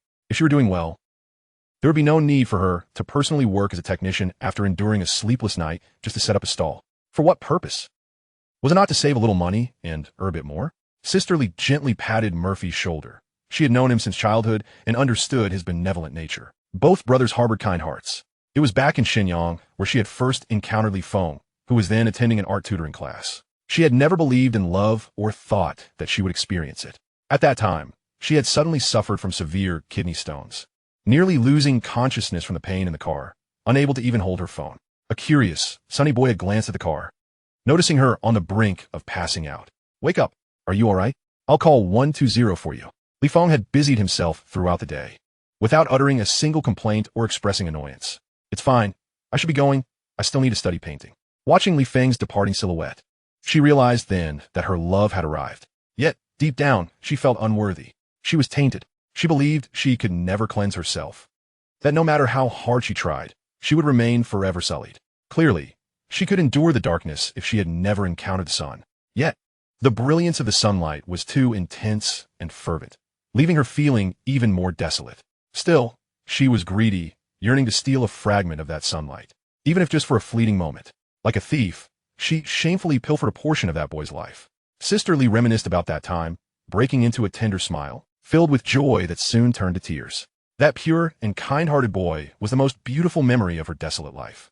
A refreshing evening breeze swept through, and she wiped away her tears, lifting her gaze to the bustling streets around her, murmuring a heartfelt thank you. Chapter 36. The Beauty of Tradition. Yu-Rong returned after a while, pouting with visible displeasure. She had to admit that the flowers Murphy had arranged were indeed stunning. She had never seen such exquisite bouquets before. The delicate acrylic box and the small fairy lights imparted an air of luxury. Moreover, her brother was Jian Wenzheng, the ace agent of the entertainment industry. No wonder he seemed so familiar. How wonderful it was to have money. With a single phone call, he could summon Minnie to help with the flowers, while she had just been contemplating whether to drive the electric tricycle over. With such wealth, it seemed he was merely out for fun, experiencing life, while she was genuinely in need of money. She wondered if she could gain some benefits from Murphy, at least earning a few thousand. Otherwise, she might as well stay at the foot massage shop. Just as Yu-Rong returned, her lips immediately pouted, and she lamented, "Oh no, Sister Lee, our flowers will end up unsold." Sister Lee, observing Yu-Rong's pitiful demeanor, shook her head with a hint of helplessness. Yu-Rong was a clever child, adept at leveraging her advantages. This was her subtle way of hinting to Murphy that she wanted a share of the profits. Sister Lee pinched her cheek playfully, chiding, "Stop pretending. Little Mo isn't selling here, and neither will you." Yu-Rong, after being called out by Sister Lee, became much more subdued, yet she still cast a defiant glance at Murphy. With such beautiful flowers, where could they not sell? If she had encountered such a bouquet on her birthday, she would even be willing to spend a little money for it. Murphy was tending to the bouquet nearby, wholeheartedly agreeing with Yu-Rong's sentiments, and chimed in, "Indeed, let us profit together. After deducting the costs, we shall split the proceeds equally." These flowers can be considered a form of recycling, and, at most, they might fetch over 30,000. Besides helping Feng Luyao break even. I could also pocket a bit of change. Otherwise, I would be at a loss for what to do. Most importantly, this is the only way I can assist Sister Li at the moment. The rest will have to wait for another time. Although Sister Li buys double the goods, primarily out of regard for Li Feng, I have genuinely benefited from it. One must repay favors. Relationships, as fragile as water, thrive on reciprocity. Upon hearing Murphy's words, Yurong's spirits lifted instantly, and she gazed at the beautifully arranged bouquet, praising it with delight. Wow, you possess such skill. It looks marvelous. Sister Li, grasping Yurong's hand, pulled her aside and quickly addressed Murphy. Little Mo, earning some money is no easy feat. You needn't share it with us. Rong is far wealthier than you think. She remembered vividly that Murphy's family was no better off than Li Feng's. Merely an ordinary working-class household. Selling flowers while out having fun suggested that he might be short on funds and too embarrassed to ask his family for help. As Murphy noticed Jian Wanzheng pushing a cart filled with bouquets toward them, he beckoned Sister Li to step aside. It's all right, sister, come here. I need to discuss something with you. Once Sister Li approached, Murphy whispered, Fengzi is inside watching a concert. Would you like to go take a look? Jian Gu is the manager of Nangong Wulan, so it would be quite convenient. Murphy was cautious, knowing that according to Li Feng's character, he would undoubtedly purchase a bouquet upon encountering a vendor. Last night, he was unaware of what Sister Li and Li Feng had discussed or done, but their demeanor suggested they intended to conclude their relationship here. Sister Li waved her hand with a smile, her expression revealing no discernible emotion. At my age, why would I still be chasing stars? There's work to attend to at the shop. I must leave now. Today is Rong's birthday, and she adores Nangong Wulan. If you could get her in, it would be a favor for me. She then called Yurong over and imparted a few instructions. Reluctantly, Yurong nodded, casting a sidelong glance at Murphy and making a face. Soon, she received a gentle tap on the head from Sister Li and listened, looking rather pitiful as Sister Li spoke. After ensuring that Yurong would look after Murphy, Sister Li leisurely made her way to the bus stop. She had enough sunshine in her life. That memory had sustained her through countless tough times. Over the years, she had finally begun to live with a semblance of dignity, free from fear and guilt. As dawn broke, she knew she had to move forward. She too had to advance. Yuli straightened her back. Perhaps now, she could be considered a good person. Li Feng was the greatest fortune in her misfortunate life. To encounter him once more was enough to fill her with gratitude. Goodbye. And then she vanished. Yurong watched Sister Li's somewhat forlorn silhouette and sighed. Had it not been for Sister Li taking her and her grandmother, she could only imagine what state she might be in now. Earning money was essential. If only she could amass a fortune. Sister Li would no longer have to toil from dawn till dusk. In that future, she would buy Sister Li the most exquisite clothes and the finest cosmetics. Take her grandmother to see the sea and feast on lobsters and crabs. Recalling Sister Li's words, Murphy turned to Yurong and inquired, Rong, would you like to attend the concert? It's free. Yurong shook her head. Considering the sizable booth, she feared Murphy would be overwhelmed. Sister Li had insisted on her looking after Murphy as she left. Jian Wenzheng, noticing Yurong's hesitation, subtly suggested, I too need to check on the backstage. Wouldn't you want to see the real Nangong Wulan? Yurong felt her resolve wavering. This might be her only chance to meet her idol. Tickets for Nangong Wulan's concert were priced at over 700 each. She had queued overnight to secure 2 tickets, but had sold them for 3,000 to buy a new phone for Sister Li instead of attending. Aren't you going, Murphy? Yurong asked. Surely, no young person dislikes Nangong Wulan. Murphy shook his head, recalling how he had urged Jian Wenzheng to drink to excess earlier that day. The thought of Nangong Wulan's ferocity sent a shiver down his spine. After all, she had nearly torn him apart at noon, and he didn't want to exacerbate the situation.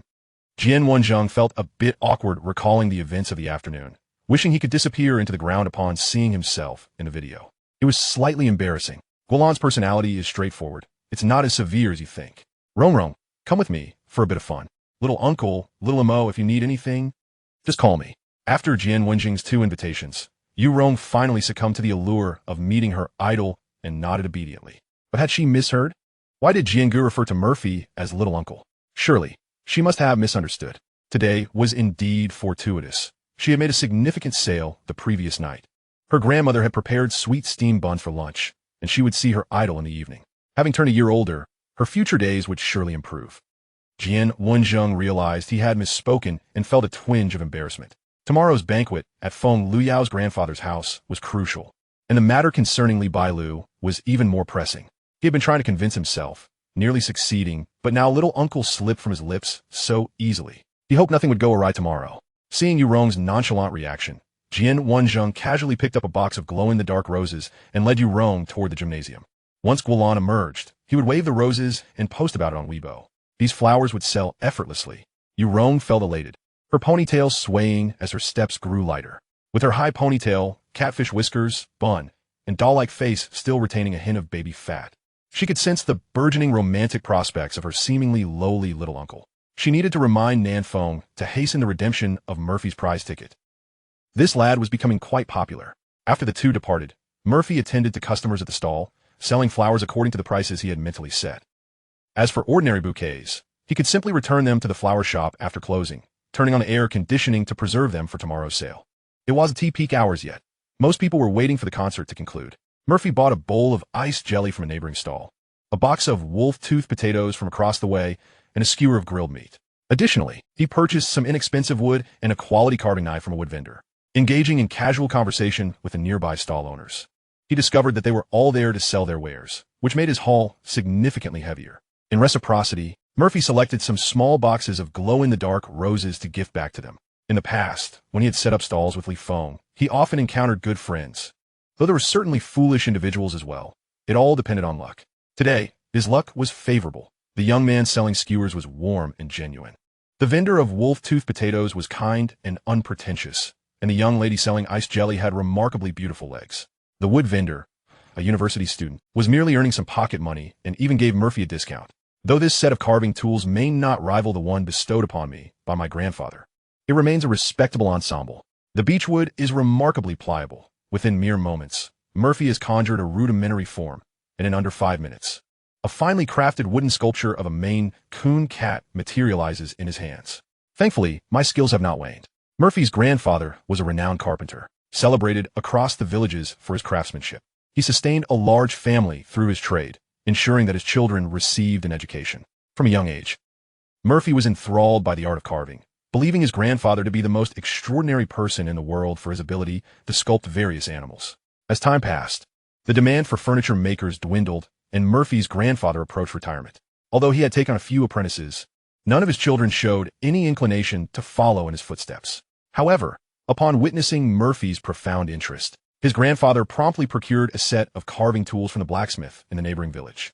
Under his grandfather's tutelage, Murphy's carpentry skills flourished, and within 5 years, he was proficient enough to craft large furniture independently. This skill would later become the cornerstone of Murphy's livelihood in the city, greatly aiding his career. In a previous life, he had created monumental art sculptures, ranging from bronze figures in parks to landmark statues for entire cities. While Murphy was engrossed in his carving, a voice suddenly broke through his concentration. "Excuse me, how much is this wooden sculpture?" He looked up to see a middle-aged gentleman, bespectacled, who was captivated by a small cat statue he had displayed among the flowers. Delighted to see someone so taken with his work, Murphy smiled and replied, "I carved it just for fun. If you like it, consider a gift."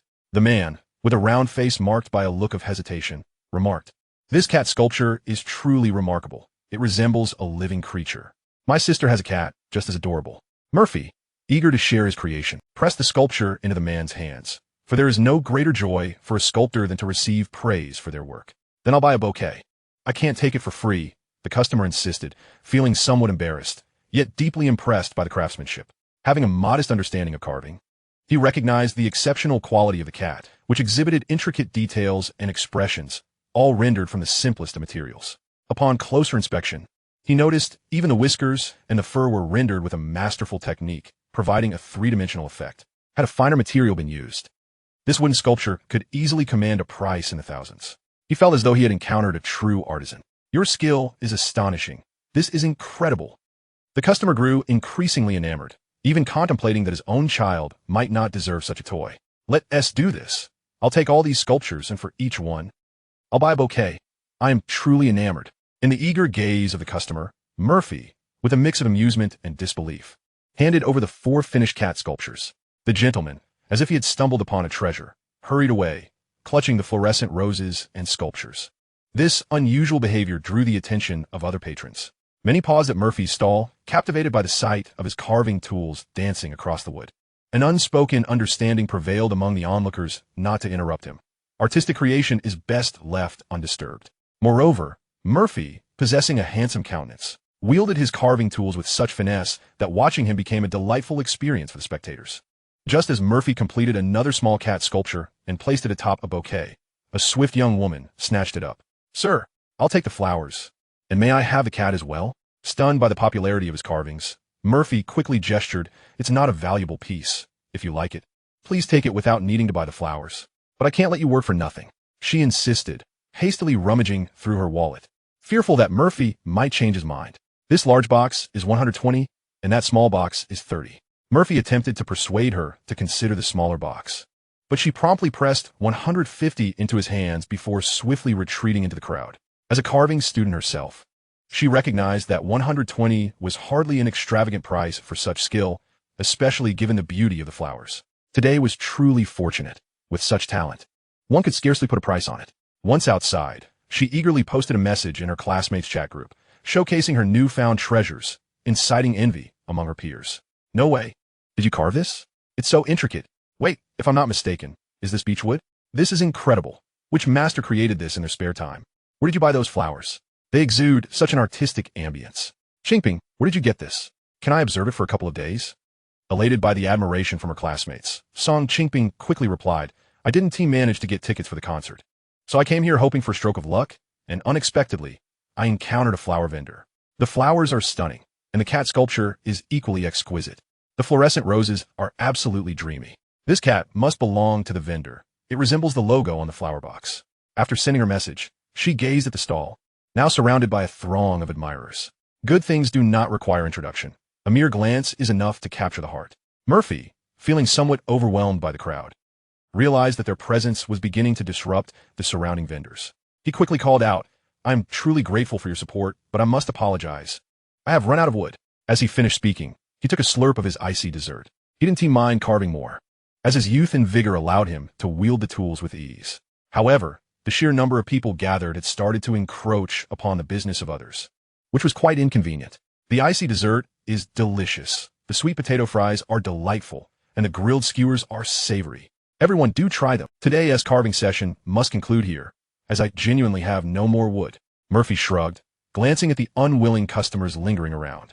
He knew that without wood, even the most skilled artisan cannot create. Just as he finished his announcement, before he could take another sip of his icy dessert, a young man from a nearby wood stall shouted, "I have wood available. If Boss Moo wants to carve more, he can create some pieces for everyone. Please form a line. This is right at the intersection, so it won't cause any inconvenience." The bespectacled university student helped maintain order and then squeezed through the crowd to ask Murphy, "How many more can you carve? We don't want anyone to leave empty-handed. You need not worry about impacting our business. Your presence here will draw plenty of customers. Many of my classmates are coming this way," he added. After surveying his remaining bouquets and estimating their quantity, Murphy provided an accurate figure. "I can carve 15 to 20 in an hour.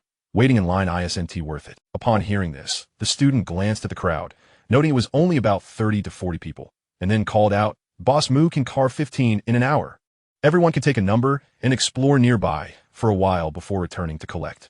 He promptly retrieved a marker from his stall, jotted down queue numbers on slips of paper, and began distributing them to the waiting customers. He then moved his table lamp closer, while a nearby vendor selling grilled skewers quietly provided Murphy with a chair before rushing back to his own stall to resume his work. With a steady flow of people, there's always business to be had. While waiting, many would likely purchase other items. Additionally, Murphy's stall was strategically positioned at the street corner, ensuring it did not disrupt the movement of other vendors. The final queue number settled at 63, and Murphy rose, exclaiming loudly, "63. That's the number of sculptures I shall carve today. Those who have received their numbers may take a leisurely stroll. Within 2.5 hours, I assure you, everyone will be served." Despite his words, many remained nearby, captivated by his artistry, albeit with an assortment of snacks in hand. The Chinese people have an enduring admiration for traditional beauty. For instance, the nostalgic art of sugar figurines and blown sugar creations. Was it truly the sweetness that enticed? The essence lay in the process. Witnessing the master gradually conjuring beloved designs, it imparted a sense of simple yet profound satisfaction. 2 hours later, Li Bailu, who had been drowning his sorrows at home, was jolted by the incessant ringing of his phone. Wei Nanfeng, languidly nibbling on a cheese stick, muttered that the wine was subpar, lacking the exquisite touch of Murphy's concoctions. Meanwhile, Feng Liao sipped her red wine delicately, her cheeks flushed, contemplating whether to surprise her partner Jian with a midnight visit. The three sisters donned matching silk nightgowns, yet their thoughts wandered in disparate directions. Upon glancing at her phone, Li Bailu discovered a barrage of notifications from the family group chat, where her nephew was fervently messaging Feng Luyao. Bang Tianzeng, Li Bailu, Fem Luyao, Dea, Own. My beloved little aunt, my cherished sister, could you procure a bouquet of glowing roses for me? Wang Tianzheng, please retweet the dreamy, glowing roses and the stunning Maine Coon statue. Wang Tianzheng, I beg you, can I find a girlfriend? It all depends on you. Wang Tianzheng, make sure my uncle helps me get a chubby statue. Wang Tianzheng has been muted. Upon reading the messages in the family chat, Li Bailu and Feng Luyao perked up, while Wei Nanfeng leaned in to watch the video content. In the bustling market, a young man sat at a flower stall, showcasing the exquisite beauty of wood carving. To phrase it more delicately, Murphy's carving knife was nearly sparking from overuse, unable to satisfy the growing throng of visitors. Wei Nanfeng, feeling a sudden surge of emotion, leapt up and tackled Feng Luyao onto the carpet, playfully shouting, "You two have already thwarted my efforts during the day. Must you also send my dear Murphy to toil for you at night? I shall not stand for it." Feng Luyao, momentarily pinned by Wei Nanfeng's soft embrace, gasped for breath, urgently pleading, "I can't breathe. Let me go. Aunt, help." Li Bailu took a sip of her wine, feeling a twinge of bitterness. The world around her was merely a cacophony. "Curse those insufferable fools," she muttered under her breath. Chapter 37. Abandoning Possessiveness, Embracing Usage Rights. At 10:30 in the evening, Yurong, wearing a cap, hastily returned from the conference hall, beaming with delight. In response to the audience's enthusiasm, Nangong Wulan had extended her performance by half an hour. Although this would incur a fine, it was a common occurrence. She frequently engaged in such antics. Jian Wenzheng still needed to address the fine matter and called Murphy, informing him he would come by shortly, suggesting Yurong return on her own. Murphy's stall remained a hive of activity. He had already lost count of the number of chubby figures he had carved that day, yet the fervent customers remained unsatisfied until he had exhausted all the beech wood. Among the crowd were those intrigued by carving as well as those enchanted by floral artistry. Yurong squeezed her way through, heading straight for the stall, exclaiming, "Where are the flowers? Hey, young lady, come back. Don't disturb Boss Murphy," shouted some impatient customers, attempting to halt Yurong's recklessness. Murphy, now working with better quality wood, took a longer time, opting to hold a lottery for fun. "This boss lady," he called out, looking up quickly before triumphantly declaring to Yurong, "They've all sold out." Impressive, right? Upon hearing that the boss lady had returned, the surrounding customers showered her with compliments, cheering, "Ah, the boss lady is back. I was just thinking of introducing my daughter to Boss Murphy. What a match made in heaven. Boss lady, could you urge your husband to carve a bit faster? Your husband has sold all the flowers. You can head home shortly." Murphy interjected, increasingly distressed by the escalating banter. "We're merely friends. Please refrain from such nonsense. I'll stop carving if this continues." Yurong, however, paid no heed, whispering in Murphy's ear, "How could you sell all the flowers? What shall we sell now?" She had rushed back precisely to assist Murphy in managing the crowd. Just moments prior, Jin had asked Nangong Wulan to showcase a box of glowing roses. Nangong Wulan had praised their dreamlike beauty, indicating they would sell like hotcakes. Unexpectedly, Murphy had sold out of all the flowers within 2 hours, with nearly every onlooker clutching a box. "A gift from Wulan? Isn't it beautiful?" Yurong boasted about her cap before continuing, "Do you have any stock left?" Jian just, hearing Yurong recount the earlier events. A look of dismay washed over Murphy's face. He mentioned that her cap seemed familiar, recalling it was the very one worn by Nangong Wulan at noon. Indeed, having connections in high places facilitated matters. Nangong Wulan's hat must be worth a fortune. Yet, was this issue merely about money? Murphy, feeling dizzy from his relentless carving, awaited Yurong's return to conclude the day's work. "It's all gone. Everyone bought the flowers to allow me to carve in peace," he replied with a wry smile, never anticipating his casual creations would garner such acclaim. The idol effect is truly formidable. They possess an innate ability to influence purchasing behavior, their every action prompting fans to emulate. However, mishandling such influence can lead to pitfalls, transforming idols into liabilities for brands. Murphy aspired to establish Liao's flower shop as a high-end brand and could not afford to chase after fleeting profits. Yurong also felt a twinge of regret, wishing Murphy had prepared more stock. Her little savings had just flown away. How much less would she sell tonight? What do we do now? Is it too late to restock? Yurong lamented, unwilling to concede, wishing she had skipped meeting her idol to prepare more flowers. Murphy pulled out his phone and dialed Feng Luyao, gesturing for Yurong to hold it as he resumed his work. Hello, Feng Jia, it's Murphy. I've taken apart the flowers you requested. At that moment, Feng Liao, slightly tipsy, was being plied with drinks by Li Bai Lu, who was attempting to drown the overwhelming scent of romance permeating the room. Yes, I'm your sister. Feel free to take them apart. Tomorrow, let the chubby one assist you. Nanfeng mentioned you should come stay at my place. It's quite spacious. You could bring Jian along. Murphy, bewildered by her disjointed responses, quickly hung up, realizing the absurdity of her words in the presence of so many people. How much has she had to drink to speak so nonsensically? This cat is so adorable, Yu Rong exclaimed, captivated by the statue in Murphy's hands, her wide eyes revealing her desire. The onlookers nearby immediately began to jest. The boss lady enjoys having the boss return home to sculpt. There's no need to compete with us here. Upon hearing this, Yu Rong shot a glare at the heckling customer, hands firmly on her hips, retorting with spirited indignation. I said it's just a friend. If you keep this up, I might as well pack up and leave. Murphy completed the last statue in his hands, conducted a lottery draw with his phone, and after announcing the winner, stood up and declared, I can't carve any longer today. My hands are losing steadiness.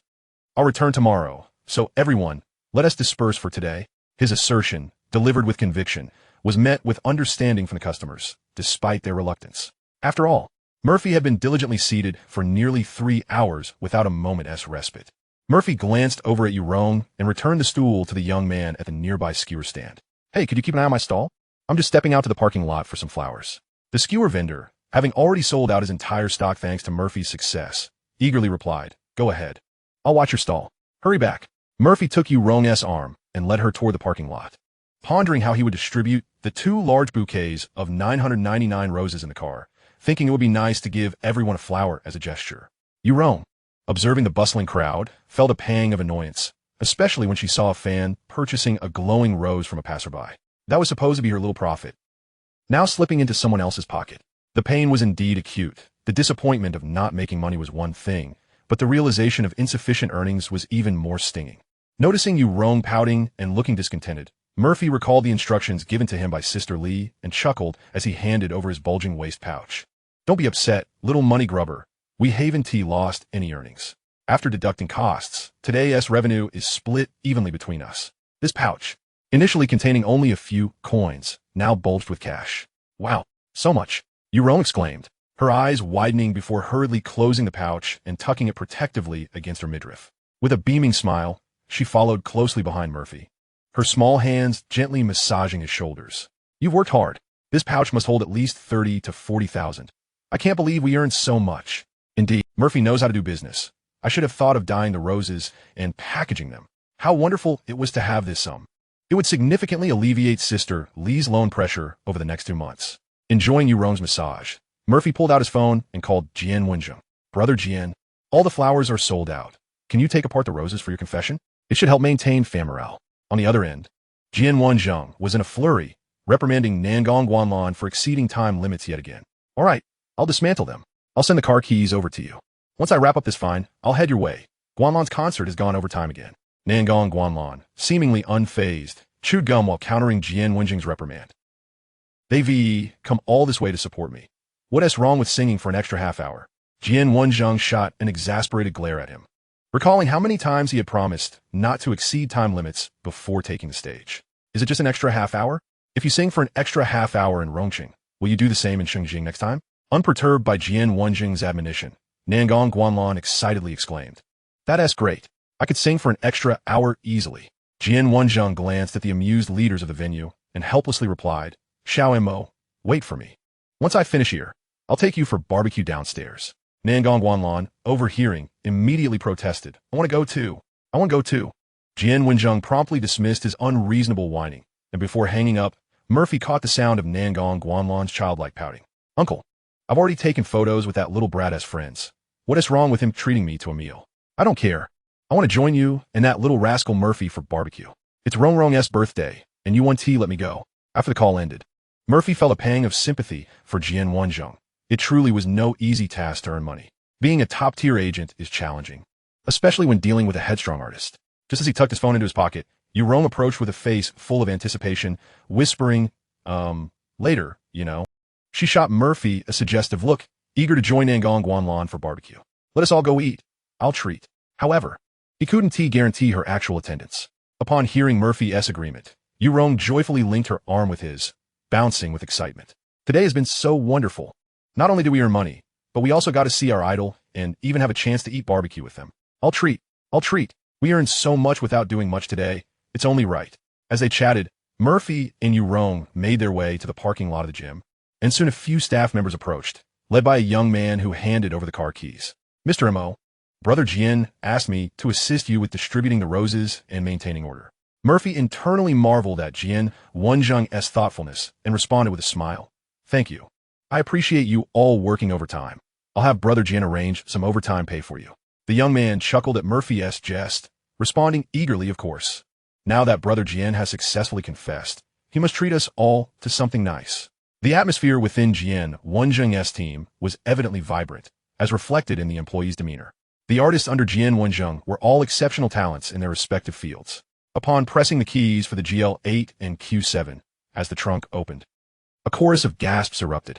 Wow, that is stunning. Where did you buy these flowers, and how much did they cost? They're so beautiful. I wouldn't want to take them apart.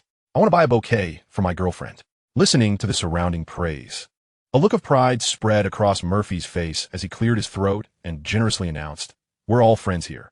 If you want to order flowers, come to me. No need to queue." To be honest, I only produce one of these large artistic-themed bouquets a week. But who could resist when the boss lady of the flower shop is making a mutual effort with Brother Jian today? Murphy's words elicited laughter from the crowd. Viewing the enchanting bouquets inside the car, Yurong found herself momentarily feeling that money wasn't so significant.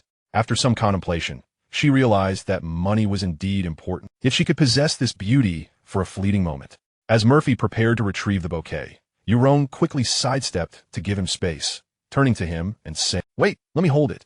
You must take a picture of me." It was simply too gorgeous. A photographer with a DSLR nearby chimed in, "I'll take the picture. Once it's developed, I'll have Jian send it to you." Yurong, feeling shy, waved her hands dismissively. "No, it's all right. Just have Murphy take a picture with his phone. We're all friends here. Don't be shy. It'll only take a few minutes." However, Murphy took a step back, gesturing for Yurong to enjoy the moment fully. Jian Wenjing's team is comprised of industry elites. What is referred to as road photography is, in fact, predominantly the handiwork of professional photographers. It is said that in the future, the wedding photos for Jian and Feng will be effortlessly captured by their own team. A far superior choice. Makeup artists, scene designers, photographers, and costume stylists. None of these essential elements are lacking. Stand tall, lift your chin, and relax a little. Yes, utterly breathtaking. One strap of the suspenders has been let down. Oldly, style Rongrong's hair. Today is the birthday of the younger sister. Let us make sure to capture her beautifully. Goodness, Rongrong looks stunning even without makeup. Wait a moment. I'll apply a light touch of makeup for her. A flurry of activity ensues in the parking lot, as this is the younger sister personally escorted backstage by Jian Wenzheng. Nangong Balan even serenaded her with a rendition of Happy Birthday and gifted his favorite hat to Yurong. After over 20 minutes of diligent effort, a series of photos of Yurong was taken. Murphy and the young leader conferred briefly and ultimately decided to split up to expedite the process. Yurong, however, was somewhat reluctant to part with the bouquet of stars, insisting on carrying it herself all the way to the stall. This hefty bouquet of 999 flowers is no light load, yet Yurong manages to carry it with remarkable speed. Such a petite figure, yet possessing immense strength. Murphy couldn't help but marvel inwardly. Just as they were about to return to the stall, he suddenly heard someone calling from behind. "Oldemo! Oldemo!" Li Feng dashed through the crowd, grinning as he draped an arm around Murphy's shoulder and began to whisper, "Adoptive father, where did you put my fluorescent roses?" Glancing at the bouquet in Yurong's arms, Li Feng, not recognizing her due to her baseball cap, mused, "Who is this?" Murphy playfully swatted away Li Feng's hand, knowing full well he had set aside several boxes for them, albeit not here. "Just wait. Everything I reserve for you is at the flower shop. Once we're done, I'll take you to collect it." Speaking of which, what progress has old Ma made with Fanzung? Li Feng shook his head in exasperation. Those two fools are still lingering. They're hesitant to act, having seen the consequences of your earlier choices. Upon hearing his brother's words, Murphy felt as though Li Feng was targeting him, and he reached into Li Feng's pocket. As Murphy extracted both a cigarette and a lighter, Li Feng hurriedly called out, "Leave me one. I was just carving, and sparks were flying from the chisel. I've run out of smokes." Murphy handed Li Feng one, noting that about half a pack remained. "You've got time. Just buy another pack later." "Where are Xiao Na and the others?" Murphy, having just run out of cigarettes, eagerly sought news of his other friends. Li Feng lit a cigarette and replied with a smile, "Jingu took them to find Nangong Wulan for a photo op." He mentioned you were outside selling flowers, so I came out first. In truth, he had little interest in the stars. He was more keen to see if he could assist Murphy in any way, but he hadn't expected to witness this scene. Murphy had always been quite popular with the ladies. Throughout high school, many girls were smitten with him, and he had unknowingly delivered countless love letters. However, his heart was solely occupied with Jean Lanfan, who often played tricks, leading others to believe his romantic prospects were less than vibrant. Matters of the heart, after all, require practice to master. Nonetheless, Wei Nanfeng indeed possesses admirable qualities. A straightforward approach isn't out of the question. Yet, this girl looks so familiar. Have I seen her somewhere before? Ah, never mind. I'm not in a position to critique Murphy. As long as my brother is happy, that suffices. While Li Feng was lost in thought, someone suddenly leapt onto his back, excitedly recounting her earlier experience. Hubby, I just got a photo with Nangong Wulan. Upon noticing Murphy's presence, Xiao Na quickly expressed her gratitude. Old Mo, you're incredible. Today, it's all thanks to you. Murphy smiled and waved dismissively, attributing his luck to simply knowing Jian Ge, as other stars were not as accessible. Yet upon hearing his girlfriend's words, Li Feng felt a pang of anxiety. Having his girlfriend present implied that Zhang Lanfan and the others should also be emerging. Sure enough, just as he intended to lead his girlfriend away, a familiar voice called out from nearby, Murphy, you're here too. Zhang Lanfan stood behind him calling out. However, she soon realized something was amiss. The girl with the large bouquet and baseball cap did not resemble Wei Nanfeng. Wei Nanfeng was easily recognizable, with a figure that matched her own, impressive by any standard. The girl next to Murphy, however, exuded a different charm, appearing petite and adorable, all but concealed by the enormous bouquet. Zhang Lanfan was taken aback, then shot an accusatory glare at Li Feng. This is all you're doing. Murphy was quite innocent before. How has he now become like you? Upon sensing Zhang Lanfan's gaze, Li Feng immediately understood the situation. What did this have to do with him? Murphy had always attracted admirers. After all these years, how could he not be aware? Yes. Just selling flowers with friends, Murphy casually replied, while Yurong, hidden behind the bouquet, cast a sidelong glance. Is this the girl Murphy confessed to yesterday? She certainly has a well-endowed figure. It seems this lad has a particular taste. It's understandable that he wouldn't be fond of Guolan. Everyone has their preferences. Yet, having been rejected, why does this girl seem so reluctant, as if she were the girlfriend? Given the current scenario, with her cradling such a large bouquet, how could she not understand what was happening? Never mind, it's best not to explain. The more one explains, the more convoluted it becomes. As Yurong silently critiqued Murphy, Li Feng beckoned Xiao Na, ready to leave. Let us head back to the hotel. Old Mo has saved flowers for us to take home. Yay, love you to bits. Xiao Na recognized that now was not the time to disturb Murphy. But just as she was about to depart, she caught sight of Yurong's hat. Finding the baseball cap familiar, she cautiously inquired, is this the same style as Nangong Guolan's? Yurong beamed and nodded, clearly a fan of Nangong Guolan herself. Encountering someone with shared interests is always delightful. Yes, it was a birthday gift from Sister Guolan. Can I try it on? Really, is that all right? Xiao Na's excitement was palpable as she gingerly accepted the hat from Yurong and sweetly called out to Li Feng, hubby, please take a couple of photos. Yurong felt a swell of pride. It seemed she alone possessed this special gift. What a perfect birthday this has been. Even her idol took the time to sing her a rendition of Happy Birthday. Perhaps they would even enjoy some barbecue together later. She was positively bubbling with joy. After greeting Zhang Lanfan, Murphy began to bid farewell to the other friends. Although Zhang Lanfan was slightly miffed by Murphy's apparent disregard, she felt powerless to change anything. Nonetheless, she believed it was necessary to correct Murphy's misguided notions of romance. Meanwhile, Li Feng snapped pictures of his girlfriend, observing Zhang Lanfan's increasingly discontented expression. He sensed trouble brewing. This woman, having been in charge of Murphy since childhood, truly believed she had a claim on him as his girlfriend. Though he sensed that Murphy's current situation with the girl was somewhat amiss, Li Feng refrained from voicing his thoughts directly. He felt an unease creeping in and called for his girlfriend, Xiaona, suggesting they leave, as it would soon be difficult to hail a cab. Xiaona, noticing Zhang Lianlan's discomfort, carefully returned the hat to Yurong, expressing her gratitude. Thank you so much. We'll take our leave now. Let's hang out together sometime. Goodbye. See you soon, she added. Yurong had quite an affection for Li Feng's girlfriend, yet felt unable to comment on the matter between him and Sisterly. Sisterly had her own considerations, just as Li Feng had his own path in life. At the very least, she hadn't observed such a joyful smile on Sister Li's face in quite some time. Whenever Sister Li was mentioned, her expression radiated pride and happiness. The thought of their relationship caused Yurong a slight discomfort in her chest.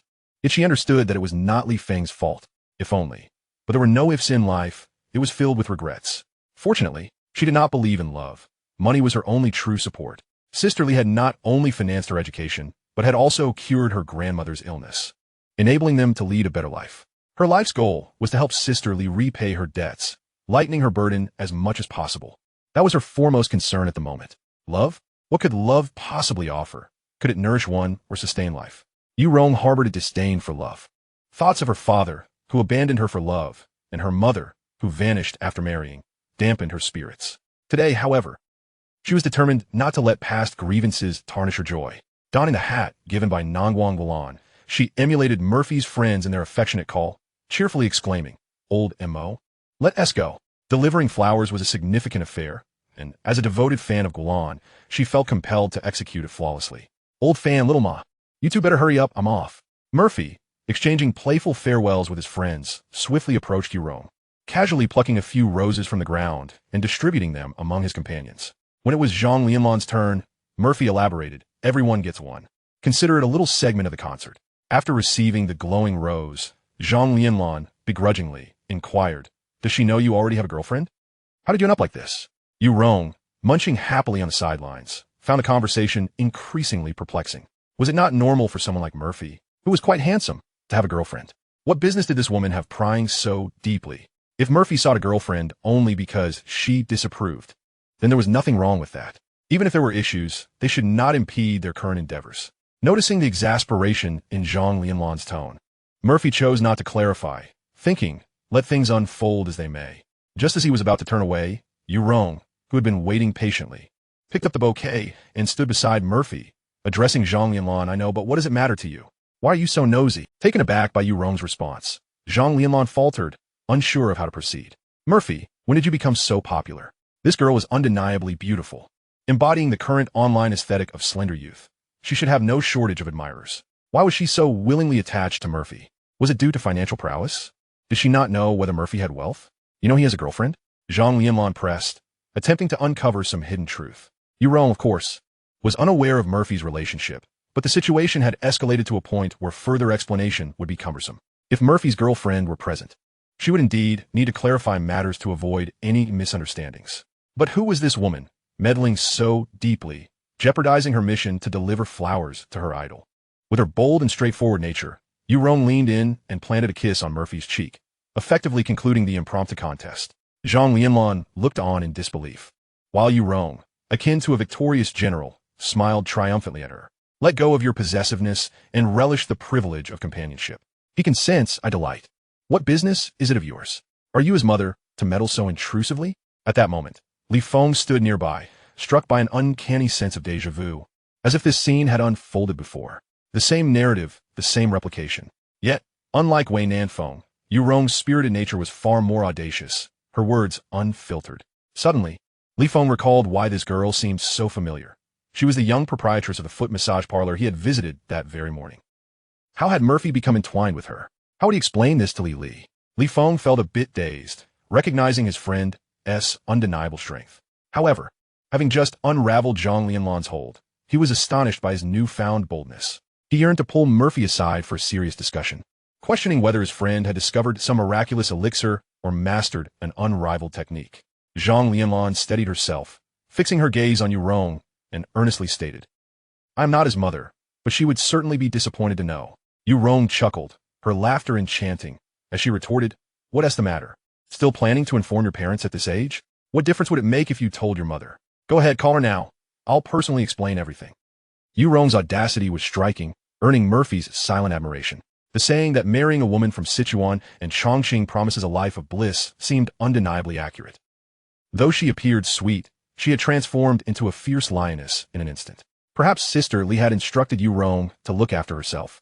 Or perhaps Yu Rong had initially intended to be an observer, but found herself drawn into the fray. Regardless, he found himself once more benefiting from a woman standing up for him. Though unnecessary, the sentiment was appreciated. He understood Zhang Lianlan well enough to know how to quiet her down. "All right, enough of this. We must focus on the matter at hand." Murphy called out to Yu Rong, who seemed eager to continue the exchange, but he interjected, "Guolan's affair is important. Soon the audience will disperse." Yu Rong, still brimming with enthusiasm, recognized the truth in his words. Her idol's matters took precedence. With a haughty toss of her ponytail, she left Zhang Lianlan with a striking silhouette. Murphy, addressing Zhang Lianlan, replied nonchalantly, "It doesn't matter. My mother would be delighted." He knew Zhang Lianlan all too well. She would indeed inform her mother.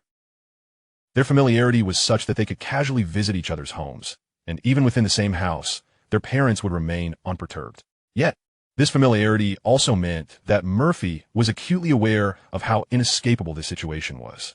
He certainly could not allow Zhang Lianlan to contact his mother. Irritated, Zhang Lianlan began to stomp her foot, her eyes welling with tears, but Murphy's next words shattered her resolve entirely. "Isn't it preferable for us to remain lifelong friends? Why must you resort to telling tales? That's not what friends do. When you broke the television at home, I took the blame for you. Consider this a favor returned." With that, Murphy followed you roam away, feeling an exhilarating sense of freedom. Having known each other for so many years, they were privy to each other's secrets. Utilizing childhood memories as leverage for moral coercion is a tactic that Zhang Lianlan has mastered. The phrase "a lifelong good friend" has become so familiar to Murphy that it has nearly worn calluses on his ears. This is Zhang Lianlan's favorite maneuver, and indeed, what one excels at often becomes their greatest fear. Standing there, Zhang Lianlan found herself at a loss for how to proceed. She had not anticipated Murphy would speak first. It turned out he was not oblivious, but had been accommodating her all along. She also realized that Murphy's words today signified he would no longer indulge her in the future. Could it be that she and he would truly never return to their former selves? She merely wished to wait a bit longer. She was still young and reluctant to define her feelings so prematurely. Yet, Murphy was also within her realm of contemplation, and she simply sought a moment to ascertain her true sentiments. Now it dawned on her that many admired Murphy. He had previously chosen her over others, rejecting their affections. Time, however, waits for no one, nor does love. She had yet to encounter anyone superior to Murphy, nor anyone with whom she felt more at ease. Yet, she had not outright rejected him. Why then had Murphy suddenly lost interest in her? She did not wish to make such an early choice. Why was he forcing her hand? She should be grateful that her assessment was correct, that Murphy did not genuinely harbor feelings for her. Yet, why did her heart ache so profoundly? This was the essence of regret, a sentiment she had never anticipated. The boy with whom she had grown up would become her source of sorrow. In an instant, Murphy had transformed into an irremediable regret in her life. He seemed perpetually surrounded by admirers, and he had been exceedingly kind to her for so long that she had come to take his kindness for granted. Wang Xian had been persistently restrained by Li Feng, insisting that the matters between Murphy and Zhang Lianlan were for them to resolve alone. Once Murphy departed with that girl, she hurried over to Zhang Lianlan's side, whispering, "Lianlan, are you all right?"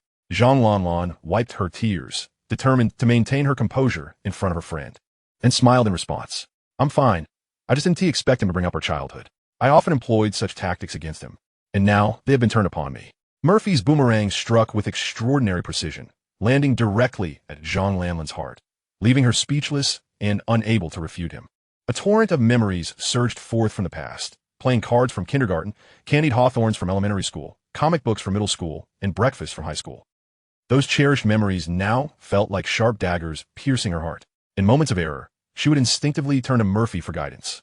Yet this time, she can no longer seek his counsel. "We'll still be friends, right?" Li Feng approached at the opportune moment, attempting to reassure Zhang Lianlan, hoping to prevent her from complicating matters further. The situation was already chaotic enough. He was oblivious to what had transpired the previous night, wondering how Murphy had suddenly grown so close to Jerome. After chatting with Yuli all night, what exactly had Murphy engaged in with Jerome? As friends, they surely wished for each other's well-being, right? Li Feng continued to guide Zhang Lianlan, and suddenly realized her expression had shifted to one of newfound confidence. Zhang Lianlan felt Li Feng's words rang true, as if she had grasped a lifeline. Even if she rejected Murphy, even if he was now in a relationship, they had been friends for many years. She could still maintain contact with him under the guise of friendship. You're right. Friends always wish the best for one another. Yet, Murphy is in a precarious state, and I don't want him to lose himself. Li Feng felt a bit overwhelmed. He recognized Zhang Lianlan's newfound confidence, yet wondered when she had become so self-assured. Nearby, Fan Zeng and Ma Tianfang were equally puzzled by Zhang Lianlan's assertiveness. Murphy lost himself? Sister, don't you realize how much happier Murphy is now than when he pursued you? Last night, he picked up a stunning, tall, cool-headed female CEO by the roadside. Today, an adorable, petite girl with a doll-like face is throwing herself at him. My goodness, they can hardly imagine just how joyful Murphy must be now. Neither of these girls paled in comparison to her, and their affections for Murphy were sincere. Despite pursuing her for years, Murphy had never engaged in public displays of affection. Lost himself? How happy could he really be? We're all aware. Although they thought this within, they found themselves unable to voice such thoughts. They could only echo Li Feng's sentiments, advising Zhang Lanlan against complicating matters for Murphy at this critical juncture. We may not be able to be lovers, but we can still be friends. Let us not meddle in Murphy's private affairs. Exactly. Old Mo can handle his own matters. Let us take the bus back to the hotel. Northeasterners tend to value their reputation, especially the boys. As men themselves, Li Feng, Ma, Tianfeng, and Fan Zeng endeavored to preserve their friend's dignity. No matter how colossal the issue, even if Murphy were truly straddling two boats, they would still need to discuss it later. The others sighed, with even Wang Xian acknowledging that Murphy's situation had little bearing on Zhang Lanlan at this moment. Since their ambiguous relationship had concluded, Murphy would tread his own path, while Zhang Lanlan would forge hers. Aside from maintaining a superficial cordiality, they had no deeper entanglements. Yet, Wang Xian understood her friend's nature and cast a pleading glance at Li Feng, hoping today as events wouldn't escalate into something too awkward. Li Feng, noticing Wang Xian's beseeching look, felt a pang of discomfort. As one of the more mature members of their group, he frequently helped his friends navigate their dilemmas, and they often sought his advice. Yet in this instance, he felt utterly powerless. Matters of the heart are the most irrational and magical phenomena in the world. Sighing helplessly, Li Feng discreetly sent Murphy a message, urging him to remain cautious. However, Murphy was indeed formidable, turning Zhang Lanlan's most frequently used tactics against her. Among all the weapons in existence, none cut deeper than the wounds of the past. How swiftly his evolution had occurred. Meanwhile, Murphy, carrying a bouquet, returned to Europe, disassembling the floral arrangement and placing it into a previous plastic container as he prepared to distribute them. Thank you all for your support. I cannot let you wait in vain. Please take one each and collect them in an orderly fashion. After Murphy's announcement, the nearby kebab vendor and a bespectacled university student assisting with the wood distribution came over to help maintain order. A long-legged young woman selling ice powder and an elderly lady selling potato skewers also joined in to assist with the bouquet distribution. Yurong observed in astonishment, wondering when Murphy had become so well acquainted with the vendors. It was remarkable that they would abandon their businesses to lend a hand. Murphy was not operating under the banner of Nangong Wanlan. Some matters required the fermentation of public opinion to yield better results. With the help of the crowd, the distribution of roses was completed in just over 20 minutes. Yurong drove over in her electric tricycle, while Murphy tidied up the plastic containers and garbage to load onto the vehicle. Today had been productive, and Murphy felt quite pleased. Yurong tossed a packet of tissues towards Murphy and unfastened the waist pouch hidden within her overalls, extending it to him as she spoke. Wait for me. I shall venture ahead to procure some stockings. The quality of goods here is commendable and reasonably priced, provided one possesses the art of bargaining. This skill was one that Yurong had honed to perfection over the years.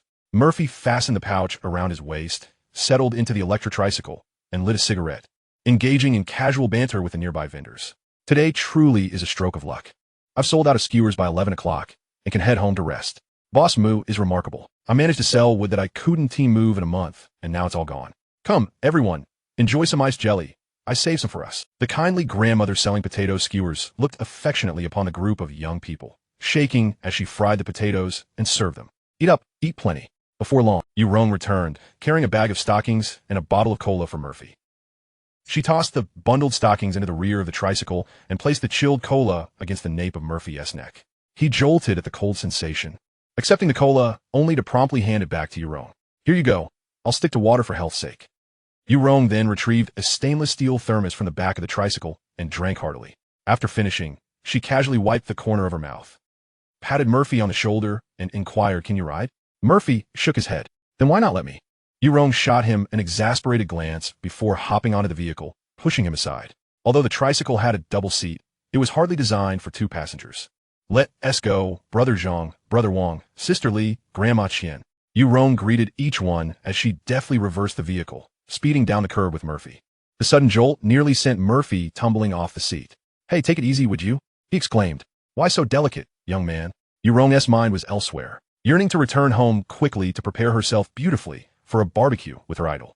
Once on the road, Yurong drove smoothly, the cool night breeze refreshing her spirits as she took a sip of cola, contemplating that life was not so bad. She had accumulated a fair amount of initial capital today, allowing her plans for financial freedom to gradually unfold. It had only been 2 days since her rebirth. The wings of the butterfly fluttered both lightly and heavily. She had encountered numerous new faces and many whom she had never met in her memories. By the way, what is your relationship with Sisterly? Upon hearing Murphy's inquiry, Yu Rong reflected on that night and replied softly, "Didn't T Sisterly mention it to you?" Murphy shook his head. No, I haven't had much interaction with Sisterly. In his recollection, he had seldom met Sisterly, with many gifts exchanged through phone. With a sense of idleness, Yu Rong decided to elaborate. Oh, I see. Let me share. Sisterly and I are from the same village. She earned a fortune and repaired the roads for our community. Yu Rong began slowly, feeling no shame in recounting her past. Murphy noticed her tone remained remarkably calm, as if she were narrating someone else's tale. As for me, I was born to parents who did not raise me. My grandmother raised me. 6 years ago, when my grandmother fell ill, I found myself at a loss. I sold our ancestral home, but the money was still insufficient. So I came to Rongqing and found Sisterly. Yu Rong's calm demeanor faltered upon mentioning Sisterly's name. A spark ignited in her eyes. Her wretched life, when Yuli appeared, I came back to life. Chapter 39. The ways of love. The glow of the streetlights cast mottled shadows on the ground as Murphy listened to Yu Rong share her past against the wind. She helped me with my enrollment procedures so I could continue my studies and pay for my grandmother's medical treatment. Sisterly was extremely busy at that time, and I had no idea what kept her occupied. All I knew was that when I excelled in my studies, it brought her joy. She loved attending parent-teacher meetings for me, no matter how busy she was, insisting that I would surely become a talented individual, even surpassing her, capable of truly leading our village out of the mountains. The mountainous regions of Sichuan and Chongqing were steeped in poverty, a hardship unimaginable to a city boy like Murphy. Yu Rong had emerged from such conditions, as had Yu Li. Eventually, Sisterly's business faltered. She sold her house and car, leaving me with enough money for 3 years of high school tuition before purchasing a small foot massage parlor. I wanted to drop out to help her, but she sent me back to school. In the end, neither of us could sway the other, and I began attending school while living at home. We ran this little household together, and gradually business improved. Now, we managed to pay off debts and live decently. We have meat for meals, new clothes for the new year, and I believe life will only get better. Yu Rong briefly glossed over the chaos of that time. Beyond selling her house and car, there were many distressing matters. Sisterly had no place to live, often sleeping at the foot massage parlor. Daily, she faced creditors demanding repayment, scrambling around amidst a myriad of troubles. Once, when Sisterly was absent for an extended period due to an investigation, Yu Rong was left frightened and disoriented. She could only hide under the covers and cry, and once her tears dried, she resumed her daily routine, managing the household and awaiting Sisterly's return. Stretching her arms, Yu Rong's eyes sparkled with hope for the future as she confidently declared, "Things will surely get better from here on out, and I will grow stronger." Murphy found himself inspired by Yu Rong's optimism. "I see no issues. You're already incredibly capable, and you'll only become more formidable." He gave her a thumbs up, convinced that her future achievements would be remarkable. "But could you perhaps slow down? We seem to be speeding," he added, gripping the handrail tightly, fearful that a sharp turn might send him flying. "Time is money, my friend." Yu Rong laughed joyfully, easing off the accelerator slightly. "Wherever grandmother is, wherever Sisterly is, that is home. To outsiders, my life may appear difficult, yet I consider myself fortunate. By the way, do you know why I share Sisterly's surname?" She continued. "I originally had no mother, but later I did, so I adopted the surname Yu. My original name was quite unpleasant. Zhao Di, can you believe it?" Murphy couldn't help but smirk at Yu Rong's exclamation. Her spirited nature was truly refreshing. Yu Rong remained unfazed, knowing that to survive in the world, one must be a bit fierce, otherwise, it was easy to be bullied. Sisterly had a gentle disposition, but Yu Rong was different, aside from their small household. She had nothing else. Surviving was already a challenge. Shedding her shame allowed her to live a little more comfortably, which was worthwhile. Sisterly also named me something beautiful. She hoped my future life would be easy, free of worries and troubles. Murphy instinctively pulled out a cigarette, placing it between his lips, while Yu Rong gestured for him to share one. "Let us enjoy one together. Don't sigh. I believe I'm quite lucky. If it weren't for Sisterly, I can't imagine where I would be working or what circumstances I would find myself in. Now, I'm a bona fide university student at Sichuan University, something no one from our village has ever achieved." Murphy handed a cigarette to Yu Rong, who deftly extended her delicate, rosy tongue to grasp the cigarette between her lips, awaiting Murphy to ignite it for her. She considered cigarettes to be a delightful indulgence, one of the rare luxuries she was willing to spend her money on. 5 yuan for 20 sticks. The emotional value they provided far surpassed their mere monetary worth. However, Murphy's lighter was not windproof and refused to spark, compelling Yurong to pull the vehicle to the side. As they inhaled and exhaled wisps of smoke, Yurong transformed from a carefree little girl into someone with a hint of rebellious charm, embodying a certain stylish bravado when a cigarette dangled from her lips. Do you think I'm quite unfortunate? Yurong inquired, glancing sideways as she sensed Murphy's mood. Having navigated the complexities of society for years, she had honed her skills in reading emotions and body language. It was unclear whether Murphy felt sympathy for Sister Lee or for her, a peer of similar age. Murphy, observing Yurong's profile, nodded in response to her question. Upon seeing his acknowledgement, Yurong leaned closer to him, her small face instantly adopting a pitiful expression. Right? Even you think I'm quite unfortunate. So, could you help me dye another batch of fluorescent roses tomorrow? I feel there's a tremendous market for them, but alas, school hasn't resumed yet. If I could sell them to those naive college students who believe in love, the profits would be even greater. Yurong astutely identified the primary demographic for fluorescent roses, and she could hardly fathom the profits they would yield at the university gates. While Sister Lee remained silent, Yurong felt comfortable discussing this with Murphy, as the financial gains were not solely hers. With Sister Lee's connection, Murphy could feel somewhat reassured. The profit margins for flowers were substantial, and those processed by Murphy commanded even higher prices. Earlier, while purchasing stockings, she had witnessed a young couple pay an additional 200 yuan for a box of fluorescent roses. I intended to discuss this with you, but we must pursue a high-end strategy. It will yield greater profits. Soon, counterfeit products will flood the market, and we must devise a plan to eliminate them to expand our profit margins.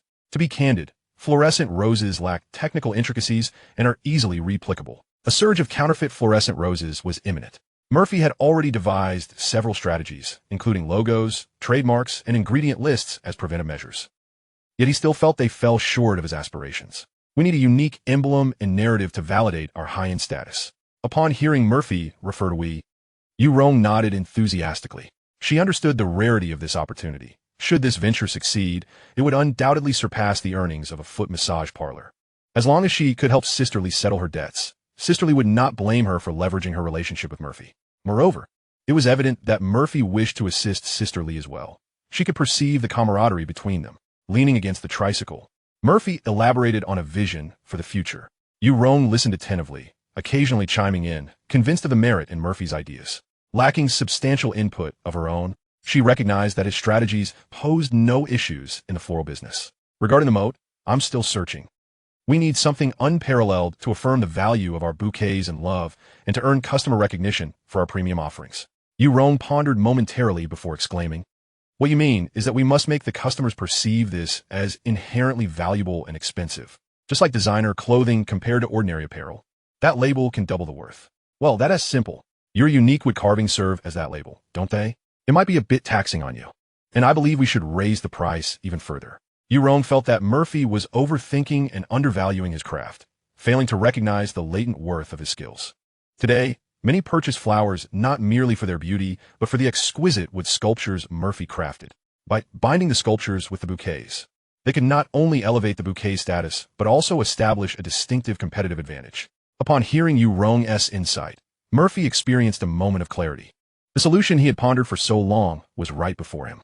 In his past life, he had thrived in the city due to the carpentry skills passed down by his grandfather, and in this life, he had unearthed the answer to his dilemma through those same skills. Mastering a trade ensures one won't starve. I once sustained myself through my craft. He recalled his grandfather's frequent counsel, feeling a surge of inspiration from Yurong's words. He could sculpt any form for the rotund figure, associating it with various renowned paintings and poems, or even collaborate with landmarks to create high-end artistic floral arrangements. A Starry Night theme could don the artist's hat and include a palette, while a heroic theme could see the figure sporting a hat and wielding a sword. And a marriage proposal theme could feature the figure elegantly dressed amidst flowers, presenting a ring. Art is splendid. It truly is lucrative. Gazing at Yurong, Murphy took a deep breath and, after calculating his output, said earnestly, when the time comes, you and Sister Lee can handle the finances. And I'll authorize Sister Feng to help you open a branch. The market in Rongqing is vast. Ordinary wood sculptures pose no challenge for me and can easily support the needs of 2 flower shops. I'm not comfortable with outsiders managing it, but you and Sister Lee can assist me. Yurong nodded enthusiastically. Every business carries risks, Yet Murphy's opportunity rendered those risks nearly negligible. With Nangong Guanlan lending its brand image, even if they only enjoyed a brief period of success, they could reap substantial rewards. Should Murphy's vision come to fruition, this flower shop would indeed become a golden goose. Moreover, Yurong could sense Murphy's sincerity. This young man genuinely wished to aid both her and Sister Lee. Even without feigning vulnerability or shamelessness, he would still strive to help her earn. Sister Lee, being such a kind-hearted person, deserved to encounter someone as benevolent as Murphy. Empathy breeds empathy may sound simple, yet in reality, it is remarkably rare in society. She considered herself fortunate, as Sister Lee was equally blessed. Perhaps this is what it means for good people to be rewarded for their goodness. Yurong beckoned Murphy to join her in the vehicle, struggling to articulate her gratitude. After a lengthy pause, she softly remarked as he settled beside her, "Thank you. When I become successful, I will surely repay you." Murphy understood the weight of her words and recognized her sincerity. "Oh, please, I couldn't possibly compare myself to your grandmother or Sister Lee. That would be too much for me. Whether we make money is uncertain. Just don't expect me to work for you in the future if we incur losses." Yurong pouted at Murphy's teasing. She had spoken earnestly, yet he responded so dismissively. "My family doesn't hire male technicians. Have you been watching too many domestic dramas? That's illegal, young man." Initially, Murphy hadn't considered that angle. But Yurong's remark immediately conjured an image in his mind. After their playful exchange, Yurong became slightly more reserved. In their brief interaction, she had discerned a weakness in Murphy. He habitually deflected awkwardness by changing the subject. All she needed to do was be a bit bolder to regain control of the conversation. Fortunately, Yurong had never been one to shy away from confrontation. She could haggle over a meager discount for vegetables for an eternity. However, reclaiming that control bore little significance. Yurong considered herself a formidable individual. However, when faced with Murphy, she found herself at a loss for her usual assertiveness. Earlier that morning, she had gleaned from Sister Lee information about Murphy and Li Feng, who were visitors from out of town. Remarkably, Murphy had managed to establish a rapport with Jian Wenzheng in a short span of time, even referring to him as brother. It left Yurong perplexed as to how Murphy had achieved this, indicating his profound capabilities and depth of character. Sister Lee, before departing, had earnestly implored her to look after this younger brother, who was, apart from her grandmother, the dearest person in her life, and someone to whom she owed an immense debt of gratitude. Since the day she and her grandmother had sought refuge with Sister Lee at the age of 14, Sister Lee had never asked anything of her. It was Sister Lee who had financially supported her grandmother's medical treatment, enabled her to continue her education, and imparted invaluable lessons on survival, even in the face of business failures and crippling debts amounting to millions. Sister Lee had tirelessly ensured that Yurong could live a life akin to that of any normal child. Today marked the first instance where Yurong had pleaded with Sister Lee to assist her in caring for Murphy. As Sister Lee's cherished younger brother, it was only natural for her to accord him some leniency. Sister Lee spoke highly of the Northeast, describing it as a wonderful place. Yurong's curiosity was piqued. Having never ventured beyond Rome City, she was eager to witness the beauty of the Northeast that Sister Lee had so fondly chronicled. She learned from Sister Lee that the people there were kind, the sea was splendid, and winter brought with it heavy, fluffy snow. Upon hearing her inquiry, Murphy's interest was immediately piqued. Realizing that Yurong had likely never left Rome City, he hastily extended an invitation. "The Northeast is quite delightful. Why not join me for an adventure sometime? School doesn't start for a while. After all, we can return together then." Sister Lee had treated him like a brother, indulging him in every way, and the most expensive bottles of wine he possessed were gifts from her.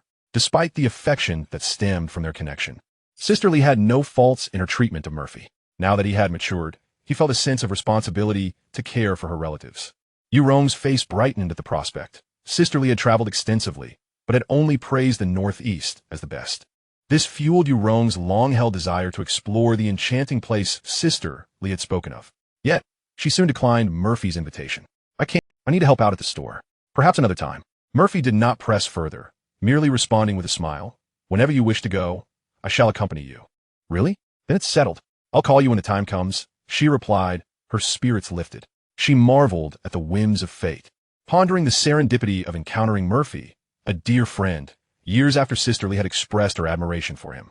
This friend could even assist her in earning money to help Sister Lee pay off her debts. It felt as if they were all caught in a cycle, navigating the ebbs and flows of life together. Upon arriving at the foot massage parlor, Yurong parked her car at the entrance and recalled their plans for barbecue that evening. turning to Murphy with a question, "Where shall we dine tonight?" Murphy finished his bottle of cola in one gulp, preferring the sugary taste over the artificial sweetness of aspartame, albeit acknowledging the health risks of daily sugary indulgence. He had a fondness for cherry cola, which had sadly fallen out of favor in many places. "Jian is treating us," he mentioned, "and he is currently tied up with the aftermath of the concert delay at the Nangong Wulan. He should be joining us soon." Yurong, filled with anticipation, asked, "Do you think Wulan will come?" "How would I know? It's probably for the best if she doesn't." Yurong pouted in dissatisfaction. Sensing some tension between Murphy and Gulan and growing curious about the events that had transpired at noon. "Never mind. I'll find out during dinner why they seem to clash. Wait for me in the lobby. I need to drop these stockings off in the store. You can help yourself to drinks from the fridge." Yurong declined Murphy's offer of assistance, carrying a large bag of stockings toward the farthest end of the hallway. Murphy sat patiently in the lobby, reflecting on how this foot massage parlor exuded a distinctly northeastern ambience, an understanding that dawned upon him as he realized it was Sister Lee's influence. Suddenly, his phone rang. It was a video call from Zhang Lanlan. After silencing the call, he resumed his casual observation of the surroundings. The sweetness of the cola lingered, prompting him to contemplate whether to opt for some Eastern tea or chilled mineral water. Just as he hesitated, another video call from Xiao Na came through. Although he recognized that Zhang was still on the other end, he felt compelled to answer for Xiao Na's sake. Upon answering, he saw Xiao Na's slightly embarrassed face. "Murphy, where are you? Lanlan is quite worried about you. Are you not with Fingzi? If not, I might take him out for some fun." Murphy skillfully diverted the conversation, lightening the mood. "Lanlan wants to speak with you. Here she is." Xiao Na handed the phone over to Zhang Lanlan. However, upon seeing Murphy, Zhang's first words made Xiao Na wish she could snatch the phone back. "Murphy, as your closest friend, I hope you don't stray from the right path. No one wishes for your well-being more than I do. If this is about me."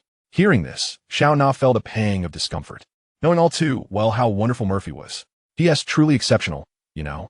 Yet, she also understood that Zhang had been spoiled by Murphy since childhood. It would take time for her to change. Without a moment's hesitation, Murphy ended the call. He knew Zhang all too well. She needed to cool down, and any further engagement would only give her false hope. As he scrolled through short videos, he pondered if he could turn back time to choose between lovers and friends. He had always chosen friends from the start, or rather, he had opted for mere acquaintances, just a polite greeting when they crossed paths. Zhang stared at the black screen, incredulous, feeling as though she had encountered a familiar scenario. While she struggled with her thoughts, Murphy's video call came through again. She never expected to feel such delight upon receiving his call. He still cared for her. The years of their relationship made it impossible for her to let go.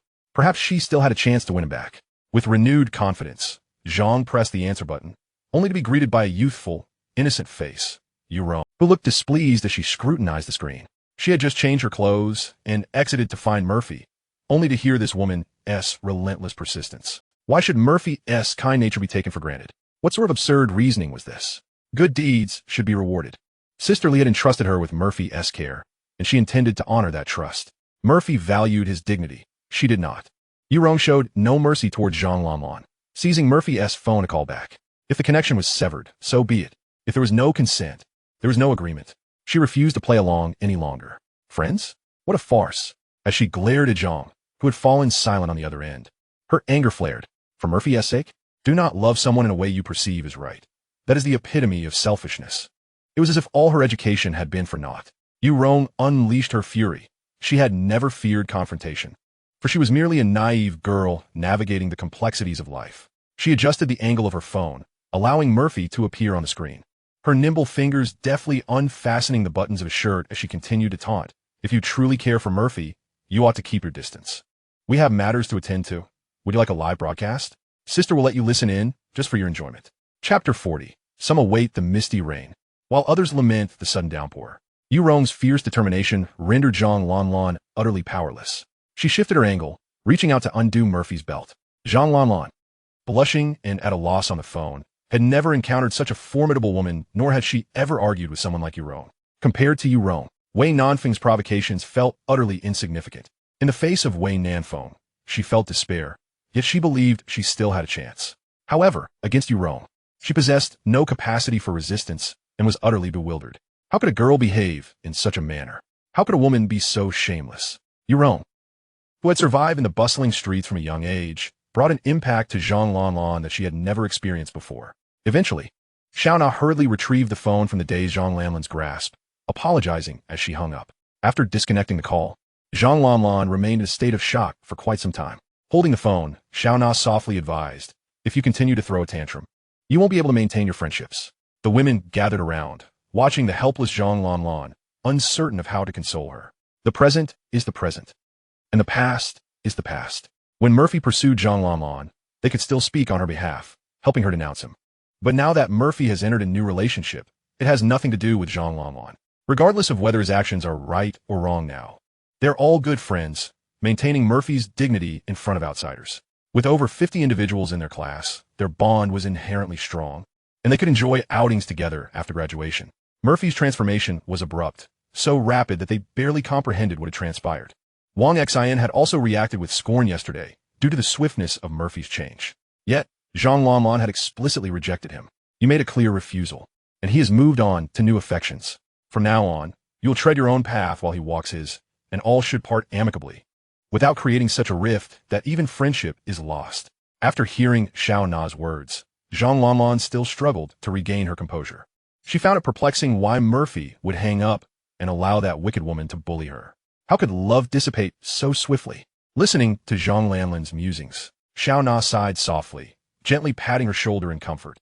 Indeed, Murphy's departure was rather swift, but you did consent to his leaving, did you not?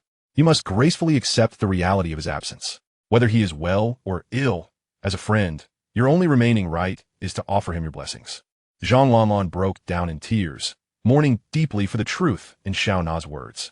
As a friend, no matter how Murphy may fare, all she had left were well wishes. Beyond that, every privilege of love had vanished into thin air today. Zhang Lanlan wept for a considerable while, gradually calming her emotions under the soothing presence of her friends. "I'm all right now. Thankfully, I have you all." She wiped her tears, expressing her heartfelt gratitude to those around her. At that moment, Xiao Na's phone rang, the melodious tune of the fact of your departure resonating in the air. This was the chime signaling the end of their school's evening study session. Xiao Na, enamored with the piano piece, felt her heart lighten as the melody played. Yet, the same tune evoked a different sentiment in Zhang Lanlan, filling her with a sense of parting. Whether in love or friendship, someone must inevitably take their leave. No one can remain by another's side forever. Night will always fall, and partings are a part of life. Upon realizing it was Li phone calling, Xiao Na stepped aside to answer. "Going out for drinks again? All right then. Since Lanlan isn't in a good mood, I won't join. There will be plenty of time to spend with me when you return, huh?" Li Feng had called Xiao Na to inform her of his plans to drink. Xiao Na sensed that Murphy's mood might not be all that great. After holding on for so long, letting go must weigh heavily on him too. Having known each other for many years, she understood some aspects of Murphy's character. Some of his burdens could only be shared with Li Feng. With the new semester still early, there would be ample time for him to relish moments with his girlfriend back home. However, Zhang Lanlan interpreted Xiao Na's empathetic remarks differently. Her territory did not lie in Rongqing. Upon returning home, she still had plenty of time and opportunities to win Murphy back. After Xiao Na hung up, she turned back to find Zhang Lanlan seemingly composed, and she couldn't help but breathe a sigh of relief. It appeared that Lanlan had accepted the reality of Murphy's departure. In the future, they could coexist amicably, exchanging greetings and smiles. Their friendship would remain unembarrassed, which was rather pleasant. At the foot massage parlor, Sister Li was scolding Yurong while tugging at her ear in the main hall. There was no semblance of a girl in her demeanor. Upon hearing Murphy's arrival, she had just prepared to greet him when she witnessed Yurong attempting to remove Murphy's pants. Though there may have been a reason for it, there were numerous ways to resolve the situation. Yurong often opted for the most direct approach. This child was quite astute. Over the years, she had never troubled her with significant matters. The issue was resolved, but did Yurong still retain any semblance of femininity? In such a public setting, removing someone else's pants? Sister Li exerted no effort, and Yurong easily broke free, swiftly retreating behind Murphy, defiantly stating, "I know what I'm doing." What could a boy possibly suffer from? Having navigated society for years, Yurong had developed a repertoire of skills, speaking appropriately to people, knowing how to charm or deceive, and mastering the art of argument. She had never lost a quarrel since childhood, having learned how to handle individuals of various ages. Dealing with an innocent girl was child's play for her, no thought required. She could easily leave her opponent in tatters. Murphy hurriedly intervened, unfastening his waist pouch as he said, "Jingge just finished over there and is coming to pick us up. Let us split the earnings." Seeing this, Yurong rushed to Sister Li's side, playfully shaking her arm and pouting. "There won't be next time, really. Don't be so stern. Today, Murphy and I made a lot of money." Sister Li, exasperated but affectionate, playfully swatted Yu Rong's backside before gently addressing Murphy. Thank you for your hard work. Little M.O., I have to get back to work. If this little girl acts up again, just let me know. As Sisterly departed, Yu Rong, grinning, led Murphy into the counter area to begin tallying the day's earnings. The receptionist also assisted in organizing, and before long, she had counted the specific amount. Excluding the 1,000 yuan in change that Yu Rong had brought for transactions, the flowers sold for approximately 16,000 yuan that night. This is the power of packaging. A single rose, which costs less than a yuan, transformed into an exquisite product with the addition of harmless fluorescent agents, colorful lights, and acrylic boxes. The markup became astonishingly high. Yu Rong's smile was radiant. From the moment she began counting the money, her expression had not faltered. Nothing brings greater joy than having money in one's pocket. Yu Rong had been selling flowers for many years, with her highest single-day earnings barely exceeding 1,000 yuan. On this day, she had made as much as she usually does in a month. You are truly impressive, Yu Rong exclaimed. After calculating the accounts, she rummaged through the front desk and found some relatively new banknotes to make up 8,000 yuan. After verifying them with the currency detector, she placed them into her waist bag and cheerfully handed them to Murphy. 8,000 for each of us. Today, sister has taken advantage of you. When I have money in the future, I will repay you. Just remember to return it tomorrow. This wallet is too ugly. I will get you a new one when I have a moment. Yu Rong's words were pleasant, devoid of any push or shove, as she graciously accepted Murphy's assistance. Her current financial constraints did not imply a perpetual state of need. Once the debt was settled, ample opportunities would arise for her to repay Murphy's kindness. It was akin to the sibling bond between Sister Lee and Murphy. Years ago, Sister Lee had never anticipated how formidable Murphy would become as he grew. One must not forget their roots. Even a small favor deserves a grand return. Sister Lee embodies this principle, as does Murphy. Their kindness seems out of place in this society, yet she feels fortunate to have encountered them. Coincidentally, she is also such a person. Murphy contemplated obtaining a bank card tomorrow to deposit this money. In 2014, the proportion of third-party mobile payment users reached 49.8. Although scanning payments had begun to establish itself as an essential method of transaction in daily life, it was not yet a necessity, particularly in a small town. The trend of scanning payments had only recently begun to take hold, and most people's spending habits remained predominantly cash-based. The bank card he currently possessed still belonged to his father. Depositing money would reveal the truth, complicating explanations.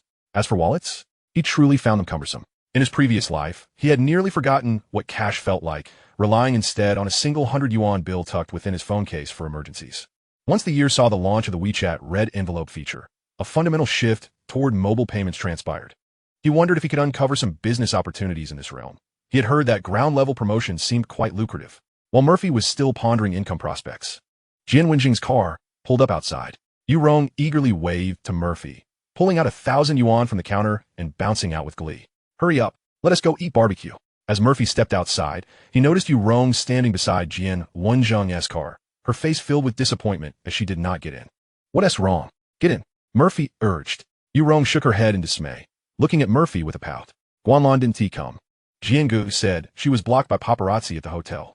She didn't want to disturb our meal. Yu Rong silently cursed the despicable reporters, lamenting that artists seemingly had no right to a private life. Nonetheless, Guanlan's decision was indeed wise. If she were photographed dining alone with Jiangu, who knew what the tabloids would concoct, Jian Wenjing felt somewhat helpless. Guanlan had intended to bring Yu Rong a bag as a birthday gift, only to be thwarted by the paparazzi. Yu Rong's personality closely resembled that of Nangong Guanlan, and the two got along splendidly, sharing a sense of having met too late. During their break, Yu Rong even gave Nangong Guanlan a brief massage to relieve her fatigue. They would be in Rongqing for 2 days, and delivering the gift could wait. It would be more meaningful if Guanlan personally handed it to Yu Rong. I won't go. You all enjoy your meal. After you finish, come over, and I'll treat you both to a massage. Upon hearing that Nangong Guanlan wouldn't join them, Yu Rong felt it was more important to help at home. The foot massage shop would soon be bustling with customers. No one could predict what next month would bring. Earning a little extra today would provide more confidence for the future. Murphy and Jiangu wouldn't be leaving Rongqing anytime soon. They could invite them for a meal when things were quieter during the day. Yu Rong did not give the two men a chance to persuade her otherwise. Dashing back inside to retrieve 2 bottles of chilled cola. After stuffing them into Murphy's hands, she called out to the car, Jiangu, you and Murphy enjoy your meal. When you have time, I'll treat you to dinner. Seeing this, Murphy refrained from arguing and, once in the car, briefly explained the situation to Jian Wenjing. Yu Rong and her sister rely on each other, and since her sister's business failed, she's under a lot of pressure to repay debts. She probably wants to help out as much as she can. Jian Wenjung nodded in acknowledgement upon hearing Murphy's words, admiring Yu Rong's understanding nature. As for further details, Murphy did not elaborate, nor did Jian Wenjung press for more information as they drove toward the flower shop. Murphy picked up the glowing roses he had reserved for his friends and then headed to the Jinjiang Hotel. He delivered the flowers to Fan Zeng and Ma Tianfang, who had passed them along to the girls, offering a gentle nudge for them to act promptly. Li Feng did not accompany Murphy upstairs, but instead chatted with Jian Wenjung in the car. They had already become acquainted during their time at the gym, and Jian Wenjung had noticed that this young man, named Li Feng, was quite impressive. He was mature for his age, slightly less so than Murphy, yet still among the best in their peer group. Interactions among the three men were straightforward, devoid of excessive pleasantries. As they made their way to the barbecue restaurant located beneath Jian Wenjung's apartment, the barbecue shop was modest, run by an elderly man nearing 60, and had been in operation for about 15 or 16 years. The clientele primarily consisted of local residents, with tables and stools set out on the street.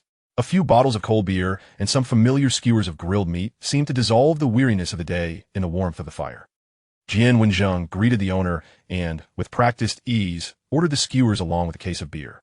"Oh, young Jian could drink now." The old man expressed surprise, recalling how Jian Wenjung had dined here as a child, never having seen him drink alcohol over the years. "I'm going to my girlfriend's house tomorrow. I need to practice a bit. Uncle Li, please go easy on the spice. My two younger brothers are from the north and can't handle too much heat."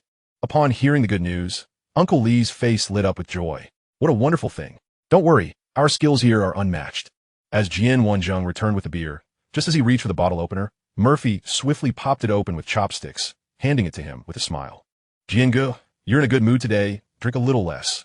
Fengzi seems to be in a bad mood, so let him drink more." Li Feng Mareli Shuja. Not feeling particularly upset, he had adjusted throughout the day. Primarily, he was curious about when Murphy and Yu Rong had become an item, as they appeared to have quite a good relationship. He opened a bottle of beer using a lighter, leaving Jian Wenjung momentarily astonished. Could a lighter really serve as a bottle opener? Wouldn't that be dangerous? The three men clinked their bottles together, and Li Feng gulped down half of his in one go before turning to Murphy with a question. "Buddy, I truly have no pressing matters. I merely wish to inquire how you and Yu Rong have become so close." Li Feng was utterly perplexed. His brother continually surprised him to the point where it was almost alarming. Noticing that Jian Wenjung was about to down half a bottle as well, Murphy swiftly intervened. "Brother, feel free, but you seldom drink, and such consumption may lead to inebriation." Heeding the advice, Jian Wenjung took a cautious sip, finding the beverage rather unpalatable. At that moment, the barbecue was served, and Jian Wenjung beckoned the two men to join him. Barbecue is ubiquitous. It is always the one from just below one's apartment that is the most delectable. Murphy and Li Feng nodded in agreement, particularly Murphy, who felt a profound nostalgia for the barbecue he often indulged in back in Shenzhen. Memories of a glass of baijiu mixed with rainwater flooded his mind, along with the mysterious email that had led to his reincarnation. He sensed that, upon his rebirth, many things had become remarkably simpler. As they dined and conversed, Murphy recounted to Li Feng the events of the evening when he encountered Yu Rong while selling flowers, deliberately omitting any mention of Sister Li. Unaware of what had transpired between her and Li Feng the previous night, Li Feng chose not to inquire further. There was no need for questions. The three men exchanged stories and heartfelt confessions, weaving together tales of joy and regret, childhood and the present. Conversations among men are often straightforward, yet filled with mutual learning. Amidst the gentle drizzle, the trio, slightly tipsy, rose to conclude their evening of camaraderie. Jian Wenjung had consumed 3 bottles, while Li Feng and Murphy were uncertain of their intake, yet all three shared a pleasant sense of mild inebriation, one that was relaxing without being overwhelming. After some spirited debate with the owner, Jian Wenjung finally settled the bill. As they stepped outside, he noticed Murphy and Li Feng staring vacantly across the street. Approaching them, he followed their gaze and was momentarily stunned. Across the street stood a bridal shop, its pristine wedding gowns radiating a sacred glow in the window. The three men found themselves drawn to the display, silence enveloping them as they gazed at the garments, each lost in their own contemplations. After a considerable pause, they each let out a sigh, the sound echoing in unison. They exchanged glances, and before long, one of them broke into laughter, prompting the others to join in. No one questioned the source of their sighs, yet an unspoken understanding lingered in the air. Some awaited the misty rain, while others lamented its abruptness. Murphy lit a cigarette, shielding it from the rain as he continued to gaze at the window. Amen. Chapter 41. The reality of your departure. Upon hearing Murphy's lament, Jian Wenjing and Li Feng laughed even harder. Indeed, only men could comprehend one another fully. Even a light rain, if excessive, could lead to illness, prompting the trio to retreat back into the barbecue restaurant to escape the downpour. Jian Wenjing glanced at the time. It was precisely midnight. He pulled out his phone to summon a ride for the two. Shall we go together tomorrow? Murphy nodded and then inquired, Jian Ge, aren't you going home? I'm waiting for my friend, Jian Wenjing replied with a smile. After bidding farewell to Murphy and his companion, Jian Wenjing estimated that his friend had finished his tasks and sent a message.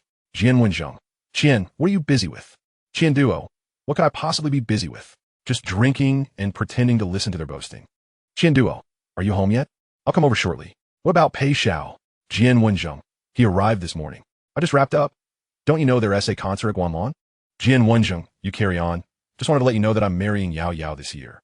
Jian Wenjing, Pei Xiao is probably cuddling with his wife. We'll catch up tomorrow afternoon.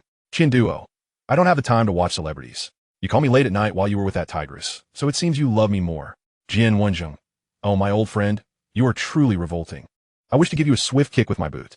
In a luxurious hotel in Rongqing, a young man with thinning hair and a slightly plump physique wore a broad smile on his face, one that radiated genuine joy. This was a stark contrast to his previous demeanor, which had been friendly yet somewhat strained. Now his delight was heartfelt, his small eyes squinting with glee. After many years, these two had finally come together. Soon, he composed himself, donning a congenial expression once more, raising his glass to speak. Gentlemen, I apologize, but I must take my leave due to a pressing family matter. Mr. Zhang, let me toast to you. Approximately 10 minutes later, with the well wishes of the crowd, Qian Duo reached the hotel entrance. After exchanging pleasantries, he finally departed. A Mercedes E300 awaited him at the entrance, and, as he settled into the car, he could no longer contain his laughter, erupting into joyous guffaws. The female secretary driving the car, noticing his exuberance, gently inquired, Is it because General Jian has returned? You seem particularly happy. Shall we head home? Qian Duo nodded, responding with a smile. Indeed. Furthermore, my brother is now with that tigress, so he deserves a bit of extra cheer tonight. Though he owned numerous properties, only one could truly be called home, the modest apartment without any real estate. It seemed to have rained that year as well. Rongqing, in summer, was notorious for its showers. His gambling father had lost everything, and his whereabouts were a mystery. In his youth, he had driven away his wife, and after a brief period of restraint, returned to his old habits. He had ventured to the capital, a vast city. After locating his mother, whom he visited annually, she had provided him with some money. At that moment, he understood her intentions. Young Tong, he mused. I was such a fool back then. Why didn't I take it? Now, failing to support her is against the law. Thankfully, Uncle Pei had secured him a job. At that time, he had little understanding of money, thinking earning 2,500 at a supermarket was perfectly reasonable. Tong Yihua quietly listened to Qian Duo's ramblings.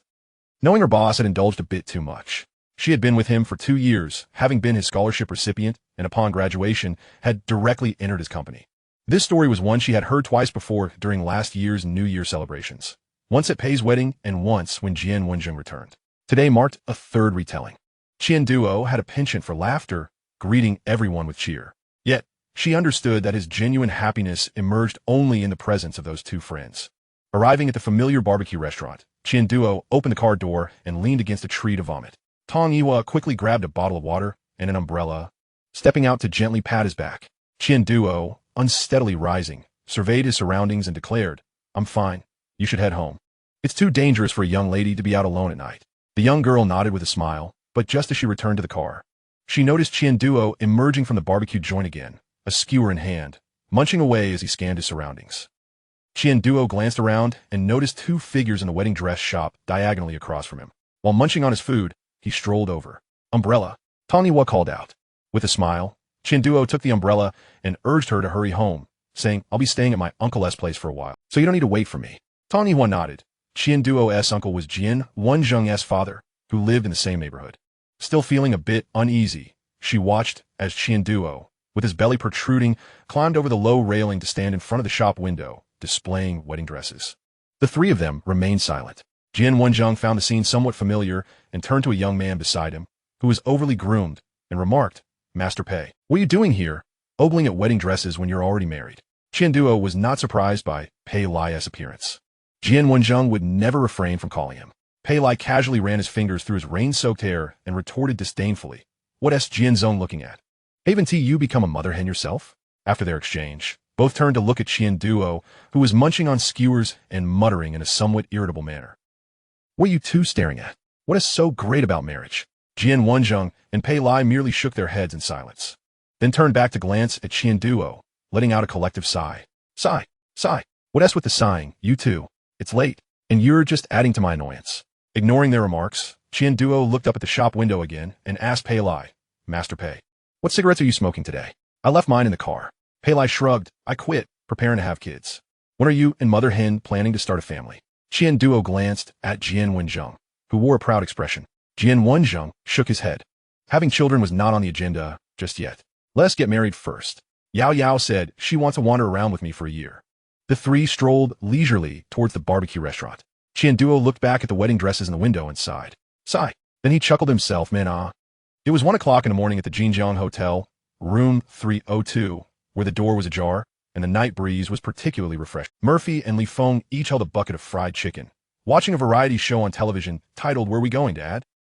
Most variety shows were most entertaining during their first season, primarily because most current television sets did not support screen mirroring. They could only watch what was being broadcasted. Murphy, numbly munching on fries, turned to the equally dazed Li Feng and asked, "Brother, what do you think is the meaning of life?" Li Feng, gnawing on a piece of original chicken, replied with mild dissatisfaction, "The meaning of life is to have some fries." In Murphy's expectant gaze, Li Feng did not provide the answer he was hoping for. Murphy was not necessarily fixated on foot massages. He was subtly probing what Li Feng had discussed with Sister Li and how much he knew about her recent circumstances. "Just ask me. I know everything. So don't bother. When we get home, I'll find 8 technicians to give you a massage all night long." Upon hearing Li Feng's words, Murphy felt relieved. After watching for a bit and finding it utterly uninteresting, he suddenly thought of something. "Fengzi, can you dance?" Li Feng nodded. Before becoming an art student, he had explored various subjects before finally settling on painting. "I've almost forgotten." "Why do you ask?" Murphy felt a pang of discomfort, recalling how foolish he had looked while dancing with Wei Nanfeng that evening. He had been as clumsy as a bear, while Wei Nanfeng moved gracefully like a sprite. "Teach me. The waltz from the movies, can you do that?" Li Feng spat out a bone into a nearby bag, wiped his hands with a napkin, stood up confidently, and said, "Sure, that's easy. Even Xiao Na can dance it, but might be a bit challenging for you."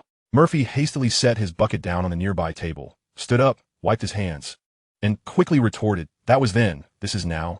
Just teach me." Li Feng sensed something with Murphy's personality. He wanted to learn whatever the person he liked was good at. It seemed his brother was making good progress with the female CEO, perhaps wanted to learn to dance because she could. "All right, I'll find a tune." Li Feng took out his phone and found a familiar piano piece. The familiar melody emanated from the phone, and Murphy instantly recognized it as the school bell signaling the end of evening study hours. The piece, "The Truth That You Leave" by Gao Zhihao, was one he had listened to countless times in high school. Each time he heard it, it brought him joy because it meant the day's toil had come to an end. It was until the last time he left school that he truly grasped the sense of release within the music. "Let us settle for this. I'm too lazy to search for another. You know the rhythm. Yes, just follow my lead. Don't step on my toes. Hey, right, relax. Be gentle with your hands, big guy. Shall we just not learn it all?" Li Feng regretted agreeing to teach Murphy to dance, just as Murphy regretted agreeing to model for him that morning. Regret was useless for the sake of his brother's happiness. He had to grit his teeth and teach him. What could a person with uncoordinated limbs learn about dancing? Wasn't this just inviting suffering upon himself? Murphy couldn't find the relaxed feeling he had experienced that evening. His limbs felt like Li Feng's puppet, stiff and unyielding. He had been fine that night. Why was he so terrible now? Was it Li Feng's teaching that was inadequate?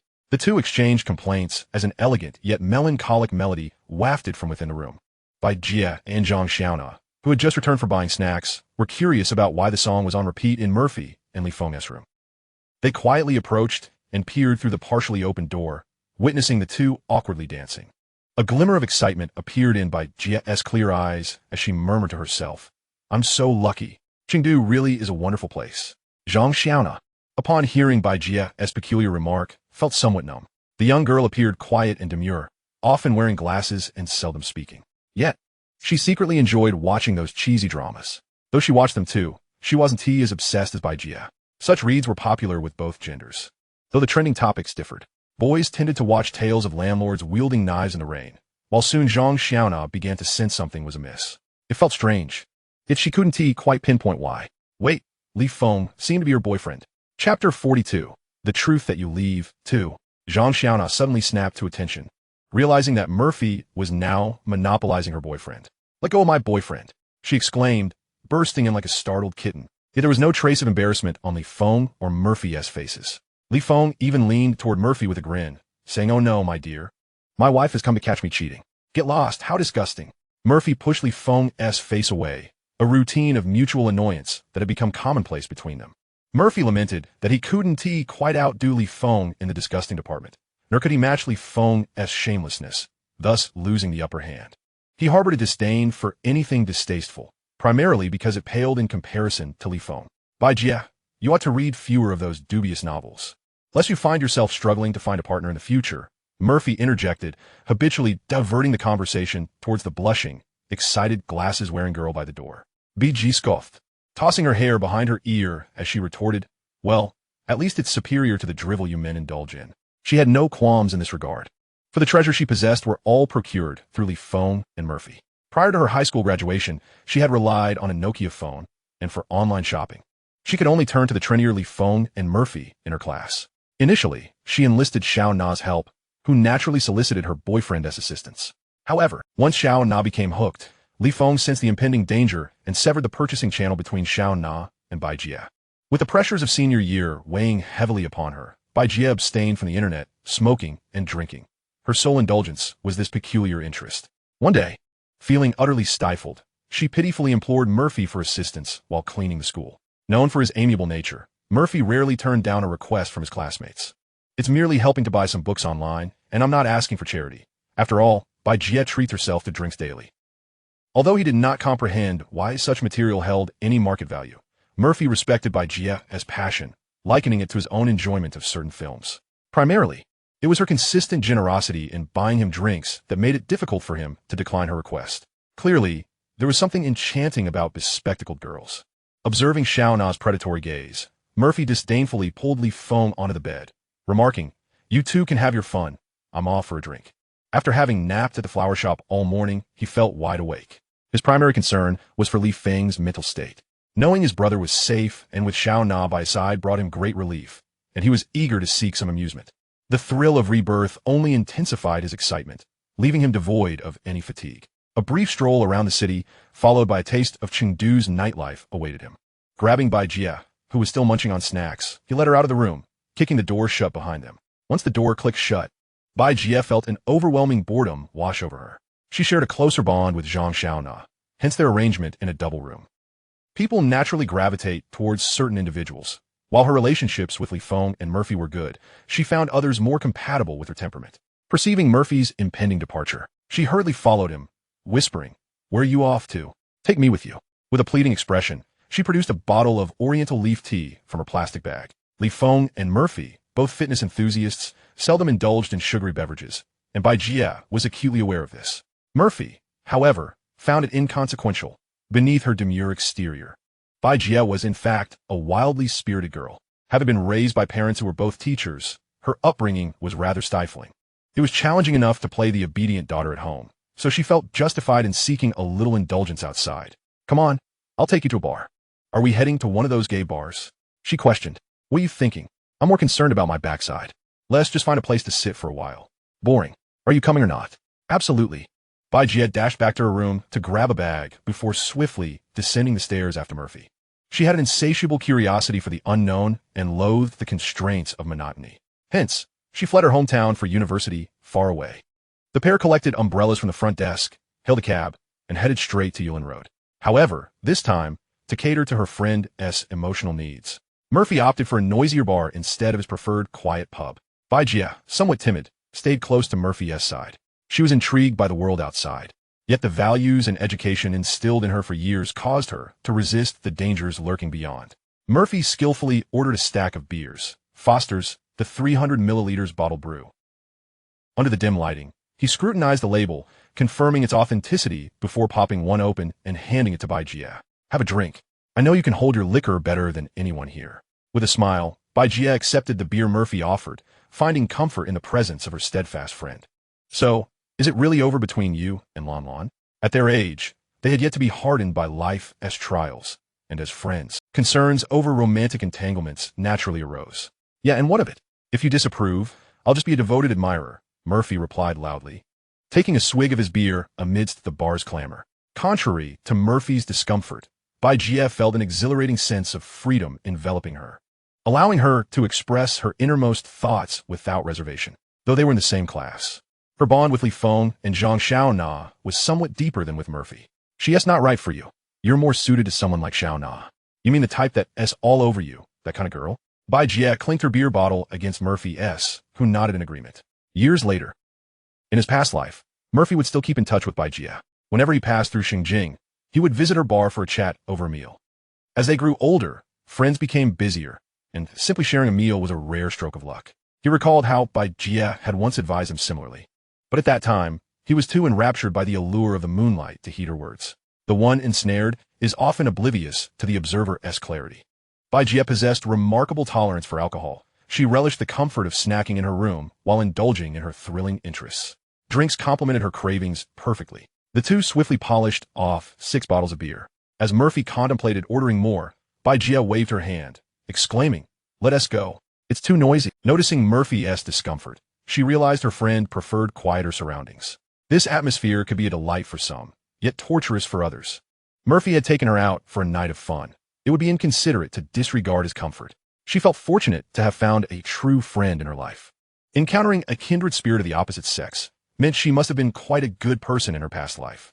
After settling the bill, they exited and made their way to a 24-hour convenience store. Baijian purchased 2 large bags of cheese sticks for Murphy and a few bags of Lay's chips for herself.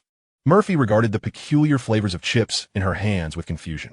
A staunch fan of original flavors, he found the odd varieties to be an affront to the humble potato chip. Cucumber, lime, and what next? Cherry blossoms, chocolate mustard? Murphy led Baijian to a small tavern, where manager Wang secured them a secluded spot. They tossed their recently purchased snacks onto the table. As Baijian nibbled on her chips and sipped her beer, she suddenly mustered the courage to stand and boldly requested of manager Wang, "Uncle Wang, could you play the school bell for us? Our evening study session ends with that tune." She hesitated to address anyone older as anything but uncle. Manager Wang merely nodded in acknowledgement, reflecting on the request. "I truly envy the moments you all share over drinks and conversations. My friends and I barely manage to see each other even once a year." It is evident that Murphy and Baijian do not exchange any inappropriate glances. They're simply 2 friends engaging in conversation as they part ways. After high school, everyone disperses, and future reunions become a luxury. However, even after many years apart, the friendship does not fade. Rather, it matures like fine wine, growing richer with time. On my wedding day, my dear friends rush from afar just to catch a glimpse of me before retreating back to their own lives. Those friends may not exchange a single word for an entire year, and perhaps only meet once in that span. After manager Wang departed, the quaint tavern soon resonated with elegant melodies. Baijian raised her glass to clink with Murphy's, cheerfully exclaiming, "Thank you for your care during our 3 years in high school. I still remember when you brought me that little yellow book and got caught. You insisted you liked watching men." Murphy burst into hearty laughter at Baijian's words, and long-buried memories resurfaced, filling him with joy from their shared past. "Don't remind me. Oldzing even called my parents. I almost got a beating from my dad when I got home. By the way, what is the situation with old Ma?" Baijian casually replied to Murphy's inquiry while sipping her beer. He agreed. "He is too rigid. Not my type at all. Old Ma even has every aspect of college planned out, as if he is aiming to become a civil servant right after graduation. He is a good guy, but he just isn't right for me. I've already spent 18 years feeling repressed. I want to live more freely now. Rest assured, I've made him accept the reality of my departure, and I've clarified our differing life pursuits. He should be fine by tomorrow." Murphy chewed on a cheese stick, acknowledging that old Ma's family was filled with civil servants, indeed a very stable background. Baijian's overly compliant demeanor led Ma Tianfeng to believe she was the girl of his dreams, someone who shared his desire for stability. "I admire your clarity," Baijian said, taking a sip of her beer and opening a bag of spicy chips before turning to Murphy and asking, "What about you? Have you stopped hanging on that tree called Zhanglanen and switched to another? Why must one cling to just one tree? Aren't flowers and grass more delightful? With our looks and physique, won't we drive those college girls wild?" Baijian shared the same concern as Li Feng. While Murphy was a genuinely nice person, he was also quite steadfast when it came to emotions. She pondered Zhanglanen, reflected on Wei Nan's phone from the previous night, and recalled Murphy's preferences over the years. Trees are great, tall and strong. You certainly have a specific taste, she remarked. Murphy chuckled and clinked glasses with Bijia, teasing, everyone has a different aesthetic. It primarily depends on personality. They continued discussing recent happenings, with Bijia expressing her astonishment. As a friend, she could only hope that President Wei, this metaphorical tree, would treat Murphy kindly. At that moment, Murphy's phone rang. He glanced down to see a call from Jian Wenjun. On the other end, a tipsy voice slurred.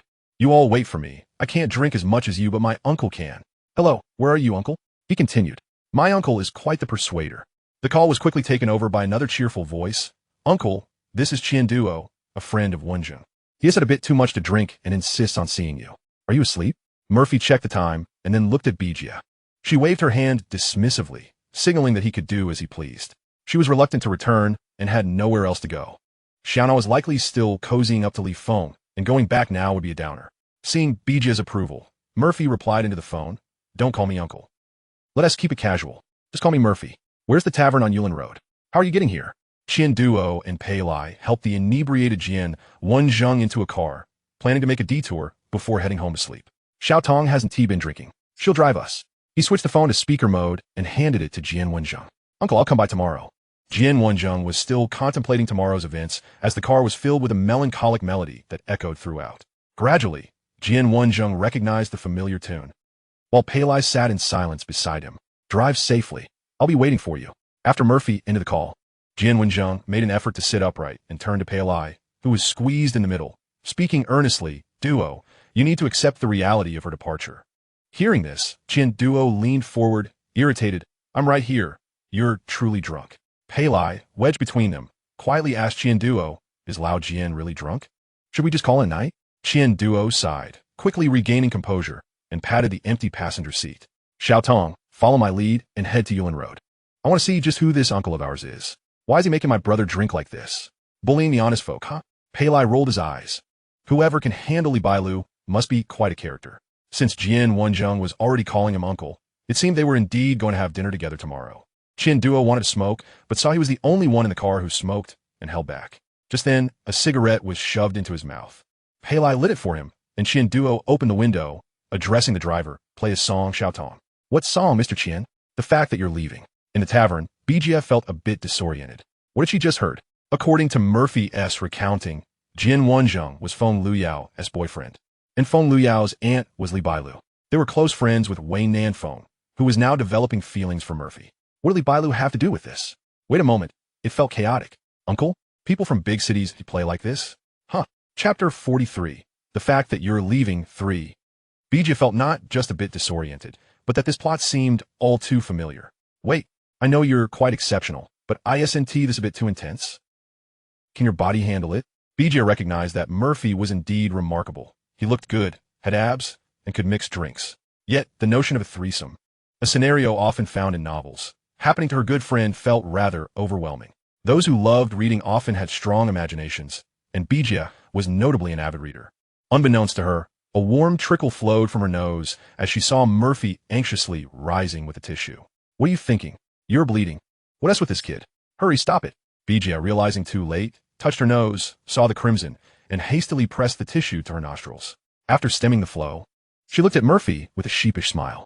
Then, glancing around, she leaned in and conspiratorially whispered to Murphy, How does it feel? Thrilling? Murphy shot her a disapproving glance. Feeling that if Bijia's peculiar interests continued, her mind might very well become unhinged. Sister, I beseech you to be realistic. Am I flying in the air? Have you lost your senses? He then glanced around and quietly explained, I have yet to formalize my relationship with Wei Nanfeng. My connection with Li Bailu is merely her family is pressuring her to marry, and I am merely playing a role. Upon hearing Murphy's elucidation, Bijia nodded, yet her large eyes behind her glasses darted about, clearly displaying disbelief. Whatever. Men's words are as deceptive as ghosts, she thought, convinced she had uncovered the truth. She believed she had unraveled the truth, despite Li Bailu's impeccable appearance. Truly seek to masquerade a mere 19-year-old boy as her boyfriend? Pray, was this not a blatant proclamation to her family that this would only serve to blatantly inform her family of her affair with a university student? There had to be some hidden circumstances, perhaps even being offered $3 million to sever ties with Li Bailu. Bijia adjusted her glasses, and Murphy felt an odd familiarity with the scene. And Murphy felt a sense of déjà vu, as if Bai Jia were about to deliver that classic line. How scheming. Always patting your belly. Rendered speechless by Bai Jia. Murphy clinked his glass with hers and admonished her with displeasure. You exhibit no semblance of a lady. Drink up. Bai Jia shot him a disgruntled glare. Shouldn't good things be shared amongst friends? Although she lacked practical experience, her theoretical knowledge was impeccable. Noticing Bai Jia's reluctant expression, Murphy furrowed his brow and took a bite of the cucumber-flavored chips, expressing his disdain. Why do these chips taste like this? Upon hearing Murphy's critique of her beloved cucumber-flavored chips, Bai Jia instantly retorted, apologize to the cucumber-flavored chips. Now, immediately at once. You, who drink cherry-flavored cola, dare to slander our magnificent cucumber-flavored chips. Just then, Manager Wang entered, leading the day with Jian Wenzheng and Pei Lai assisting him in taking steps. What joyous occasion is upon you three brothers? You've certainly indulged in your share of drinks. During university, Jian Wenzheng often accompanied Feng Luyao here to socialize, refraining from alcohol, merely sipping on soda alongside. Pei Lai visited less frequently, capable of drinking. The last time the three had gathered before Jian Wenjing's departure abroad, he had gauged their drinking capacities. Qian Duo had a prodigious tolerance. Pei Lai could manage a bit, while Jian Wenjing would be floored after a single cup. I am marrying Lu Yao this year. Manager Wang, do come to celebrate. Jian Wenjing exclaimed, immediately embracing Manager Wang, divulging the most joyous news of the day.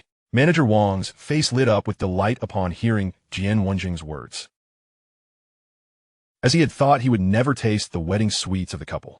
Having witnessed their growth from naive youth to capable individuals, he felt a sense of pride. I shall certainly attend. Today, the drinks are on me. Jian Wenjing did not decline, as they were old acquaintances, and he glanced around before quietly inquiring, where's my uncle-in-law? Manager Wang, whose previously jubilant expression shifted to one of confusion, asked. He opted for a more tactful phrasing. The title of boyfriend was sufficiently discreet, yet highlighted their relationship. Manager Wang was aware of Li Bailu's single status, but had not anticipated her sudden, silent engagement. Since Jian Wenjing now referred to her as it seemed marriage was imminent.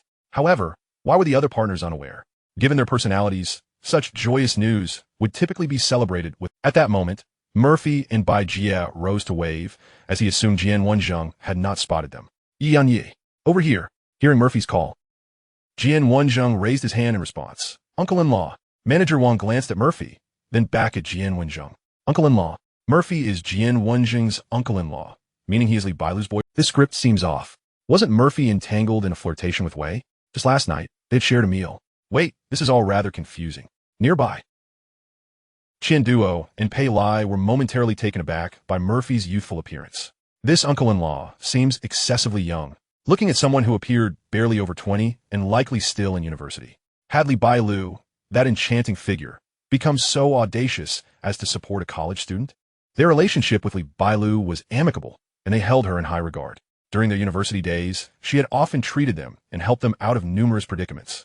It would not be an exaggeration to call her the queen of their circle, as everyone referred to her as Andy. Once seated, Jian Wenjing slouched his chair, while Qian Duo and Pei Lai greeted Murphy. Uncle-in-law, uncle-in-law. Regardless of who Li Bailu chose, respect must be upheld.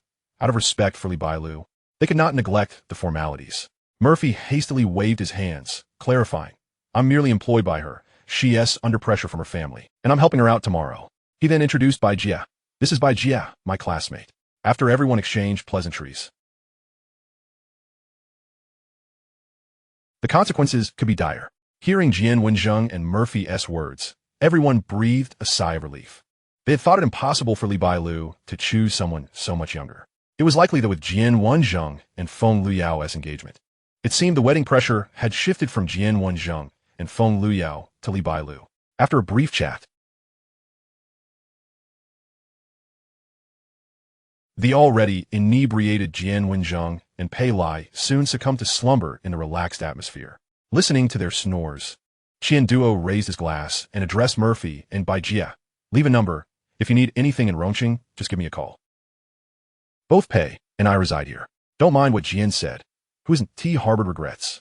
The past is behind us. He was also quite grateful to Murphy. Not at all. We were just chatting, Murphy replied, taking a large sip of beer, a hint of excitement flickering across his brow. Bai Jia also took a sip, but her mind began to churn with doubts. Murphy's demeanor seemed off. What was with that expression that suggested he was eager to hear a story? In school. But her thoughts began to stir with unease. Murphy's demeanor seemed off. What was this eager expression he wore? In school, adept at listening, and everyone felt inclined to share their troubles with him. Moreover, Murphy never gossiped or used their secrets as fodder for conversation. His integrity was she would not have shamelessly sought his help in procuring certain items. However, Murphy possessed a flaw.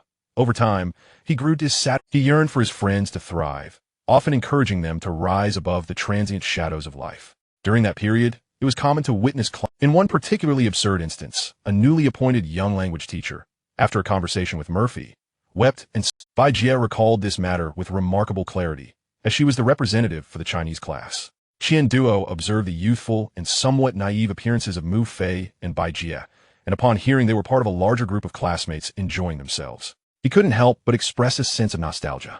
Youth is truly wonderful. When I graduated from high school, I was down at the barbecue stand near Lao Jian's house, drinking with the two of them and Feng Lu Yao. Both Mu Fei and Bai Jie discerned the implicit omission in Qian Duo's words, hinting at the existence of a fourth person from that time. The absence of that individual stirred a sense of curiosity within both Mu Fei and Bai Jie. As Qian Duo fell into reminiscence, his thoughts drifted from high school to university, where life was equally joyful and the friends he encountered were delightful. "Let us just call me your little uncle to avoid any slip-ups," he remarked, as Mu Fei offered him a cigarette, while Bai Jie listened attentively from the side. Finding the exchange quite amusing, she cherished reading and listening to stories. Her own life felt monotonous compared to the vibrant narratives of others. Even regrets, in her eyes, held a certain allure. At least others experienced regrets. She had none to speak of, although she had once harbored feelings for a boy. She never dared to inscribe her sentiments in her diary, fearing her mother might secretly peruse it. She understood her parents' natures and recognized their love for her, yet their affection felt suffocating. Bai Jie drank heavily, feeling as though her existence was akin to that of a walking corpse compared to her peers. Xiao Na pursued Li Feng with determination, while Mu Fei had long shown kindness to Zhang Lanlan. Even this uncle had his share of youthful heartaches. "My life has been so repressive. I've forgotten what the boy I liked even looks like." Bai Jie's lament drew laughter from both Mu Fei and Qian Duo. Qian Duo mused that Bai Jie, at just 18, had a future brimming with potential. Mu Fei shared this sentiment, especially knowing the remarkable and fortunate life that awaited Bai Jie. In the years to come, Bai Jie would blossom into a travel blogger, traversing the globe, visiting the Antarctic and deserts, and wandering the nation in a camper van. Eventually, weary from her adventures, she would return to Shengjing to open a bar, immersing herself in an atmosphere she adored, relishing her own unique experiences. Upon witnessing the smiles of the two, Bai Jie felt a surge of irritation. They had no inkling of her struggles. Pouting, she retorted, "What are you laughing at? It's infuriating. Do you even remember what your first crush looked like, or what they wore?" The question silenced Qian Duo and Mu Fei, leaving them in contemplative quiet, observing their silence. Bai Jie suddenly felt a twinge of guilt. Regrets could be painful.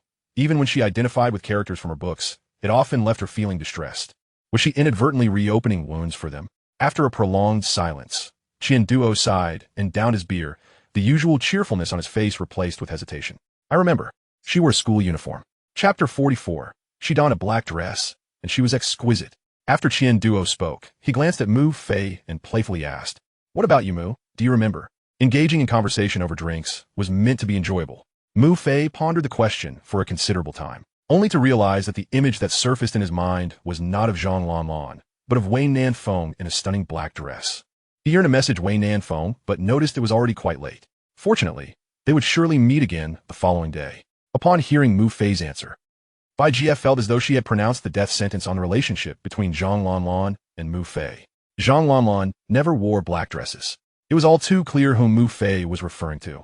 Noticing the grin stretching across Mu Fei's face, which seemed to reach his ears, the trio continued their light-hearted banter.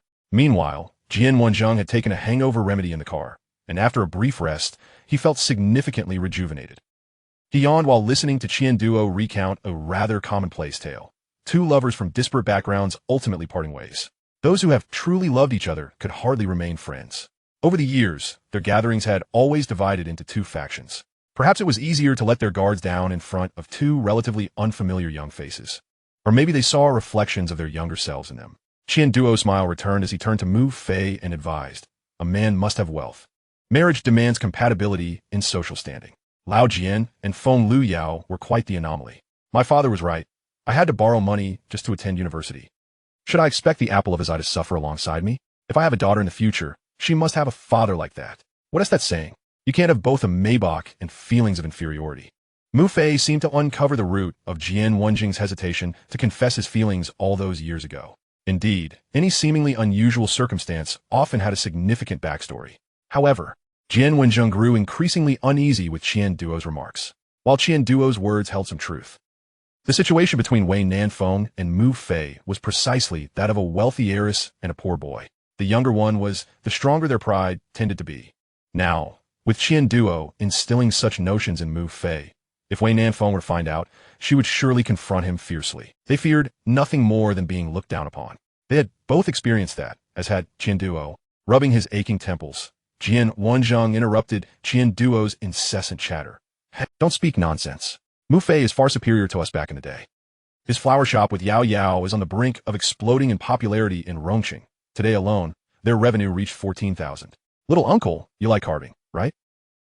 Qian Duo's in the lumber business. Let him procure some wood for you. Jian Wenjing continued. Come with me to the restroom. I can't stand so support me a bit. As Qian Duo was led to the restroom, he immediately remarked, Wei Nanfeng truly cares for Mu Fei. She's terrified of our past repeating itself. He added, that girl you've dealt with isn't too different from Lu Yao and Xiao in essence. Qian Duo was intrigued by Jian Wenjing's words. He hadn't realized that Wei Nanfeng and Mu Fei were the genuine couple. Although not well acquainted with Wei Nanfeng, Qian Duo had some business dealings with. She was an impressive woman, young, beautiful, and decisive in her actions, exhibiting a ruthless efficiency in business. I had no idea. Who would have thought Mu Fei was in an ambiguous relationship with Wei Nanfeng? Qian Duo exclaimed. When did this happen? How come I didn't know? Jian Wenjing replied with a hint of exasperation. I only found out at noon today. They say it was love at first sight. Impressed, Qian Duo could only marvel. Whoever could capture Wei Nanfeng's heart at first glance must possess remarkable qualities. Although Mu Fei was handsome, he wasn't so striking as to leave women utterly captivated. There must be other attributes at play. At the very least, Qian Duo found conversations with Mu Fei exceedingly comfortable, fostering an instinctive desire to confide. Upon returning to their seats, Qian Duo swiftly shifted the topic. So, little uncle, with your looks, I bet you had quite a few admirers at school, didn't you? Qian Duo, with his indirect insinuations, mused that the young schoolgirls could hardly compare to the current Wei Nanfeng. Bai Jie and Jian Wenjing were momentarily taken aback upon hearing Qian Duo's new topic. Truly, one could not help but wonder why he brought up such a delicate subject. No, I was just rejected last night, Murphy replied nonchalantly. Bai Jie quickly chimed in. Childhood sweethearts know each other too well. It is only natural that it did not succeed. Qian Duo had an inkling that this narrative sounded familiar. He recalled a conversation with Feng Lu Yao during a meal where she had mentioned something similar. It seemed that Wei Nanfeng's company had relocated from Chuanyu to Mo Du because of the childhood sweetheart situation. Realizing he had misspoken again, Qian Duo exchanged a questioning glance with Jian Wenjing. Hadn't he just claimed that the two were infatuated with each other? How could he have been rejected the previous night? It was all so chaotic, his astute mind struggling to keep pace. Hesitant to speak further, he reached for a drink when suddenly, a hand patted his shoulder. Oh, Duo, Wenjing, enjoying a drink here? Xiao Pei, still needing to hone his alcohol tolerance, had dozed off again.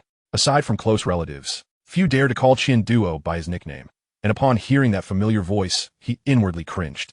He quickly rose and turned to greet the middle-aged gentleman with stylishly curled hair behind him. Uncle Feng, what brings you here? What a coincidence for Feng Lu Yao's father to be present. Your aunt and I were feeling a bit bored at midnight, so we decided to enjoy some quality time together. Feng Song remarked, casting a glance at Jian Wenjing, the lad who had kept his daughter waiting for so many years. What's wrong with a man enjoying a little support? Sometimes, one must face reality. The woman working outside while the man stays home can be quite harmonious. Jian Wenjing immediately stood up straight, eager to respond. Hello, still calling me uncle? Why not try calling me dad? Feng Song, unlike any typical middle-aged man, continued to tease Jian Wenjing until a sharp tap on his head interrupted him. A woman, dressed in matching couple shirts and bearing a striking resemblance to Li Bai Lu, admonished him, no more teasing Xiaojin here. Feng Song chuckled heartily, and Jian Wenjing breathed a sigh of relief. This was Li Bai Feng, Feng Lu Yao's mother. Just as Jian Wenjing was about to introduce Murphy, Li Bai Feng smilingly interjected, come now, Xiaojian, call me mom so I can hear it. Laughter erupted among the group, leaving Jian Wenjing feeling somewhat flustered. ultimately mustering the courage to call out, "Dad, Mom, this is Murphy, my little uncle." Jian Wenjung felt he had completely given up on saving himself, while Murphy, initially an observer, found the spotlight suddenly shifted to her. She awkwardly raised her hand, greeting, "Hello, Uncle and Aunt. This is my classmate Bai Jia." "Hello, Uncle and Aunt," Bai Jia cautiously greeted from behind Murphy, being particularly careful around elders. The couple, Feng Song and Li Bai Feng, were visibly delighted, scrutinizing Murphy, and simultaneously chimed, "Sister-in-law, I'm your second brother-in-law. Sister-in-law, I'm your second sister. This girl is truly lovely. Do you have a boyfriend? If not, Aunt can introduce one for you." All right, let's not disturb the young ones." Murphy felt overwhelmed. This family was indeed amusing. It was true, one could not expect to find two different kinds of people under the same roof. Sensing the awkwardness of the situation, Qian Duo recognized that with the elders present, he could no longer enjoy his drink. If any secrets were revealed, Li Bai Lu would surely have their heads. "Uncle and Aunt, you enjoy yourselves. We have finished here anyway. Old pay is already out." As Feng Song and Li Bai Feng were about to take their leave, they paused, with Feng Song glancing outside. "It's raining out. Let me give you a ride." It's not easy to catch a cab at this hour. Despite Jian Wenjung and Qian Duo's fervent refusals, Li Bai Feng posed a question they found impossible to answer. "Sister-in-law, where will you stay tonight? I can take you and Xiaojia. Let old Feng drive them home." Jian Wenjung and Qian Duo felt a chill run down their spines, while Murphy was left dumbfounded. This couple had clearly come with ulterior motives, pretending to enjoy a romantic night while knowing they were here drinking, intentionally stirring up trouble. Unsure how to respond, Murphy heard Jian Wenjung whisper, "Murphy will stay at my aunt's place, while Xiaojia is at the Jinjiang Hotel. What is there to be embarrassed about? We're all adults now." Li Bai Feng encouraged, beckoning Murphy to leave with her. Panic-stricken, Murphy glanced at Jian Wenjung, who subtly shook his head, signaling her to hold her ground. "Jian Wenjung, stay calm. I'll come and get you shortly." "They likely won't respond. They're probably too tipsy." "Jian Wenjung," Nanfeng replied, "just go ahead. But don't expose anything." With no other option, Murphy felt she couldn't simply abandon the situation. Little did she expect to encounter such a predicament. After dropping Bai Jia off at the hotel, she stood at the entrance, watching the car fade into the distance, her heart brimming with emotions. She pulled out her phone, playing a familiar melody. This song, she decided, will be the last time she listened to it. She wished her future life to be as exhilarating as Murphy's. The past version of herself was now a distant memory. Bai Jia felt lighter on her feet, determined to explore the world and listen to more stories from others, hoping to one day have her own tale to share. Returning to her room after swiping her card, she found that Zhang Xiaona had yet to return. After indulging in a luxurious hot shower, she pondered whether Murphy and Wei Jia would become a couple, feeling that Wei Jia was better suited for Murphy. Murphy was kind-hearted and deserved someone who would truly cherish him. Although she lacked romantic stories and heartaches, she possessed memories of friendship that were equally poignant. Regrettably, the matter of purchasing adult literature was not something to be discussed openly. After her shower, the melody on her phone continued to loop, and just as she was about to remove it from her playlist, there was a knock at the door. "Who is it?" Bai Jia inquired as she approached the door. "It's me, Lan Lan. I want to ask you about Murphy." Zhang Lanlan's anxious voice came from outside. Bai Jia quickly opened the door, ushering Zhang Lanlan inside. Noting her frantic demeanor with a hint of exasperation, "You went out drinking. Why hasn't Murphy returned?" "He hasn't replied to my messages either." "Xiaojia, I know Murphy is closest to you aside from Li Feng. Can you tell me where he is?" Grasping Zhang Lanlan's hand, Bai Jia earnestly said, "You already know the answer in your heart, don't you? As a friend, I must tell you. Lan Lan, you need to accept the fact that Murphy has moved on." Upon hearing Bai Jia's words, Zhang Lanlan's entire being seemed to lose strength, as if all her hopes had crumbled. "Xiaojia, I can't accept it. We've known each other since childhood. He particularly liked it when I wore dresses." Bai Jia recalled Murphy's earlier remarks while drinking, her mind capturing the image of Zhang Lanlan in a beautiful black dress. Murphy had already embarked on a new chapter. Why must one wait until something is lost to truly appreciate its value? If Zhang Lanlan had accepted this reality, what relevance would Wei Nanfeng have now? Surely, Murphy would have answered sincerely, "We've known each other since childhood. She particularly loves wearing dresses. She's the most beautiful person in the world." Regrettably, there are no what-ifs. Bai Jia gently patted Zhang Lanlan's back. "Love, you see, is akin to a game devoid of a save option. Should one make a misstep, it is destined to conclude with a B ending, irrevocable and irretrievable." The rain poured heavily as Li Baifeng cautiously navigated the vehicle, engaging in casual conversation with her young brother-in-law. "This rain comes unexpectedly. How are you finding Chengdu?" Xiao Mo. "Not quite accustomed. It is too humid for my liking. I cannot sleep without air conditioning. was his reply. Li Baifeng drove at a leisurely pace, continuing her inquiry. How long have you been seeing Bai Lu? 2 days. It was love at first sight. I never expected she would invite me home for dinner. Murphy's words were laced with trepidation. Dingling. At that moment, Murphy's phone chimed, and the particularly concerned tone instantly revealed the sender. Wei Nanfeng, how did you mix that drink for Yao Yao last night? She wants more. Murphy, high-proof liquor jelly with orange juice. Use local ingredients. It should be fine as long as it doesn't taste like alcohol. Murphy, don't add too much high-proof liquor or 1 cup will knock you out. Wei Nanfeng, no problem JPG. After advising Wei Nanfeng, Murphy put his phone away, feeling that texting during a conversation was somewhat impolite. The two continued their chat, with Li Baifeng predominantly inquiring about his family, to which Murphy responded effortlessly. Will your parents agree? After all, there's quite an age gap between you and Bai Lu, and she's on her second marriage. Li Baifeng posed very pragmatic questions. While her family posed no issues, Murphy's might not be so accommodating. The age difference was significant, and being a second marriage only complicated matters. Although Murphy's family could not be deemed wealthy, they were certainly well off. Which parent wouldn't wish for their son to marry someone suitable? It's all right. My parents will respect my decision, Murphy replied with confidence, putting on a facade to get through tomorrow. Just as Li Baifeng was about to ask more, they arrived at Li Bai Lu's residence. The car entered the community, made a left, and came to a stop in front of a small detached villa. Murphy stared blankly at the villa, doubting that Jian Wenzheng had ever visited Li Bai Lu's home. He told himself to wait, but where could he go to wait? Big brother, this is a villa. Second sister, please drive safely. Murphy feigned calmness as he bid farewell to Li Baifeng under the porch. Li Baifeng rolled down the window and waved energetically at Murphy. Hurry inside, don't catch a cold. Frankly, she harbored no doubts about Murphy, but she was skeptical about her sister's words. Murphy indeed possessed an inexplicable maturity, making him a remarkable individual. This maturity was not a facade, but rather a genuine understanding of the world. Although such young individuals were rare, she had encountered more than one.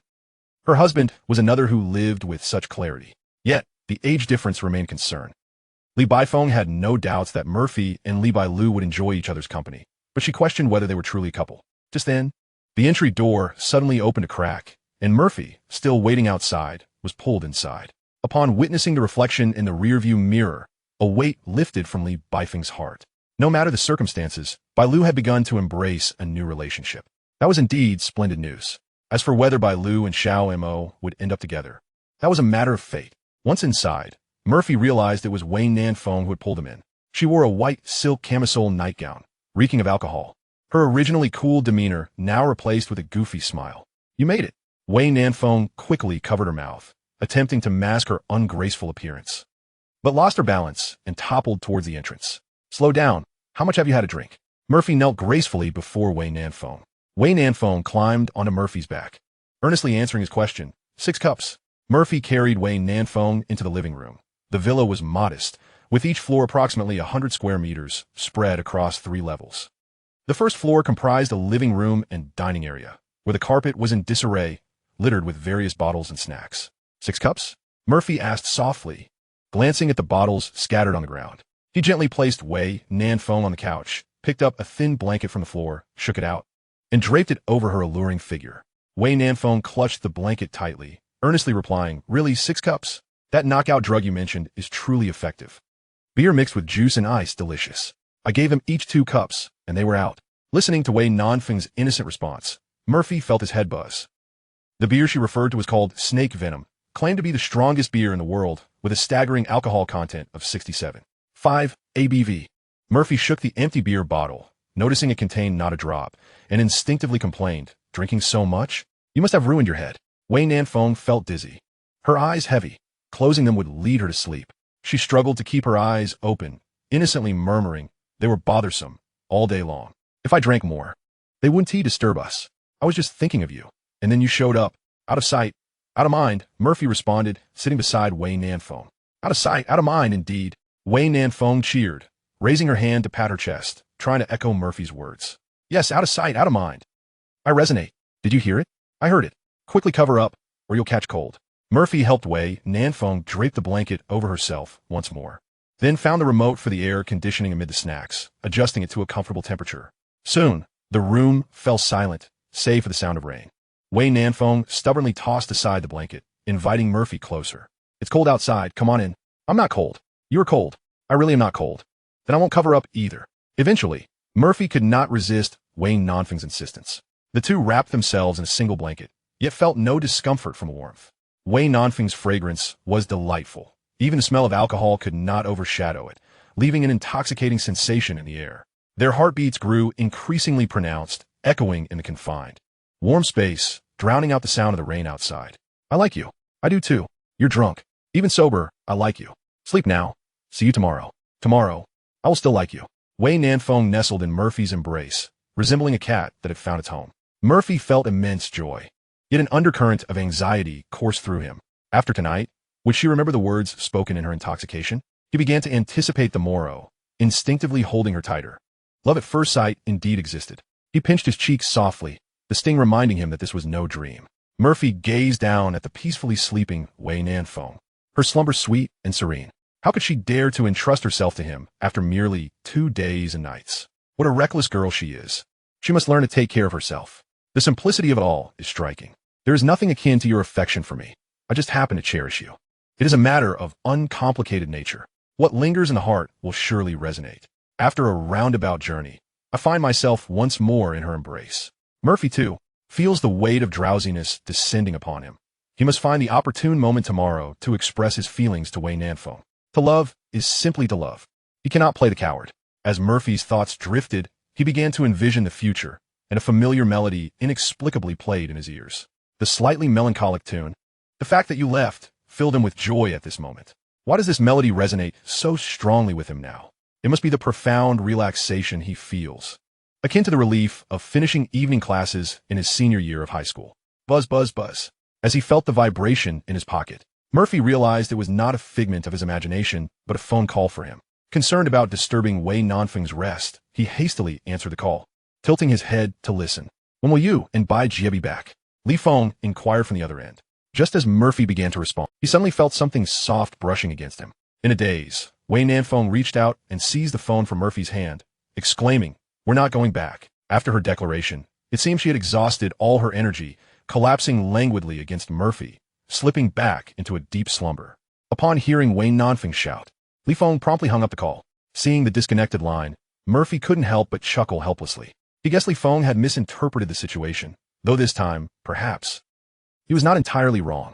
Just as Murphy basked in his self-satisfaction, Wei Nanfeng, still draped over him, suddenly began to stir. "Are you feeling nauseous?" Murphy quickly supported her, but she hazily wandered toward the door. Upon reaching the entrance, Wei Nanfeng, eyes closed, fumbled through her bag. After retrieving something, she was guided back to the sofa by Murphy, where she resumed her previous position, resting her head on his chest, drifting off once more. The sound of her gentle snores lulled Murphy into a state of drowsiness as well. Time seemed to slip away, and, just as he was about to succumb to sleep, Wei Nanfeng stirred again. She struggled to open her eyes, but could not manage it. Instead, she reached into her bag and retrieved a small box, fumbling to extract a ring from within. "Marry me." Without asking for Murphy's consent, she grasped his hand, attempting to slide the ring onto his finger. Yet, her current state, both physically and mentally, rendered her incapable of executing such a challenging maneuver. The more she rushed, the more elusive the ring became. In her haze, she caught sight of a test paper with her name already filled in, carried away by the wind. No matter how she chased after it, she could not catch up, and in a fit of desperation, she began to cry. Ultimately, the paper floated back to her, and she clutched it tightly, hastily filling in her name. Yet, why did her name appear as a circle? No matter, filling it in was all that mattered. As Murphy gazed at the now slumbering Wei Nanfeng, he gently wiped away the traces of tears from her face. It turned out that someone can indeed cry in their sleep. Dreams are the embodiment of one's obsessions, and this girl, thoroughly intoxicated, had not forgotten herself even in slumber. Murphy raised his left hand, admiring the ring upon his finger. The more he looked, the more joy it brought him. Suddenly, he understood the competition between Jin Wenzheng and Feng Luyao from earlier that day.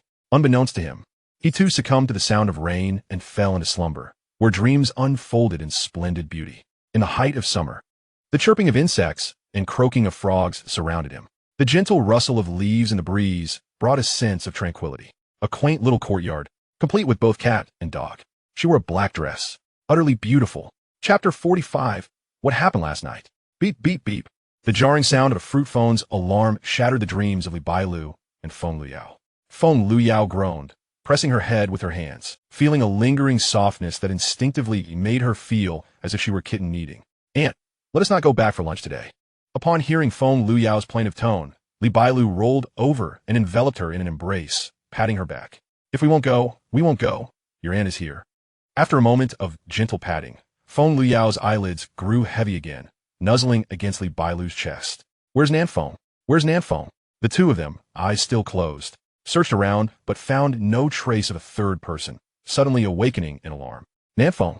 Nanfeng!" Feng Luyao propped herself up on Li Bailu's chest, causing him to yelp in pain. "Easy, easy." Turning to glance at his phone, Li Bailu realized it was already past 10 in the morning, and his head buzzed with the realization. "It's 10 o'clock. We need to hurry home for lunch. Get dressed quickly. I'll call Xiao and Mo and have the driver pick him up." The once tranquil morning erupted into chaos as Feng Luyao returned each missed call. Among them was a message from the owner of the convenience store next to the flower shop, which she promptly returned. The other party immediately shared some delightful news. "Yao, so many people came to your flower shop to buy flowers. It's completely congested. They want glow-in-the-dark roses and the chubby statue. There's a crowd gathered outside your store, snapping pictures of the chubby statue nonstop."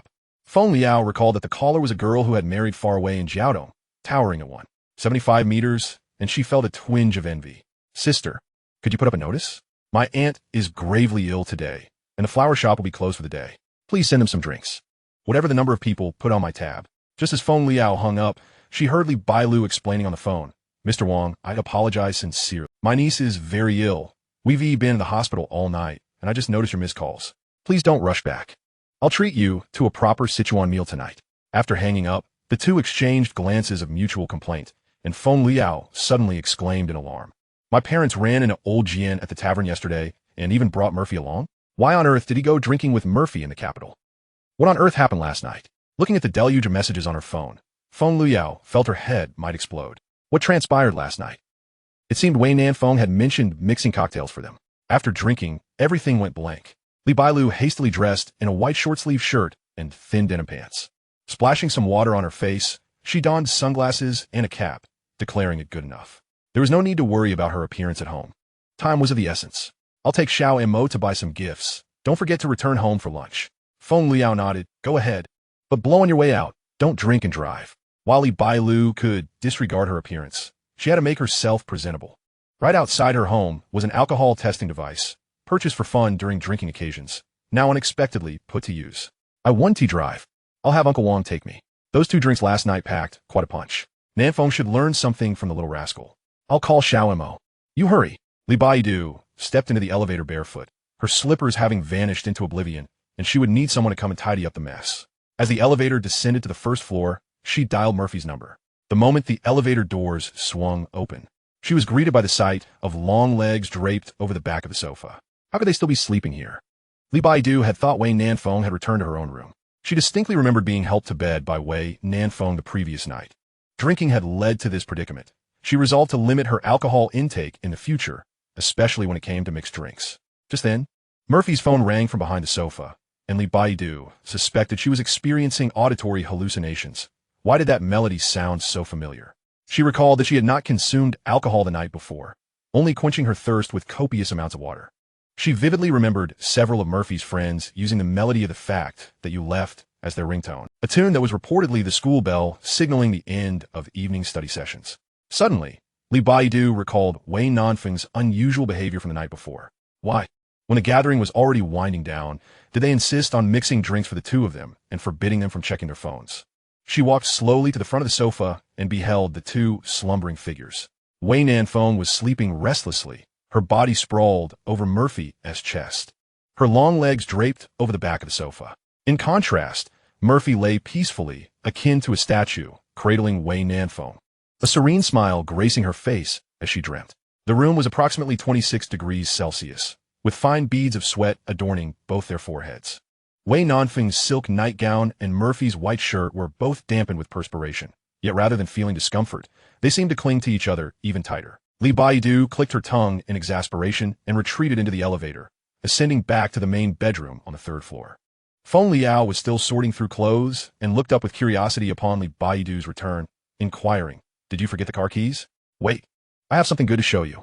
Li Baidu shook her head and entered the room to rummage through her belongings. Feng Liao observed as Li Baidu unearthed a long-unused DSLR camera from the depths of the closet. Her aunt's face lit up with an indescribable excitement. What do you need the camera for? Feng Liao asked, puzzled, as she followed Li Baidu into the elevator. Li Baidu busied herself with the camera, thinking it would suffice.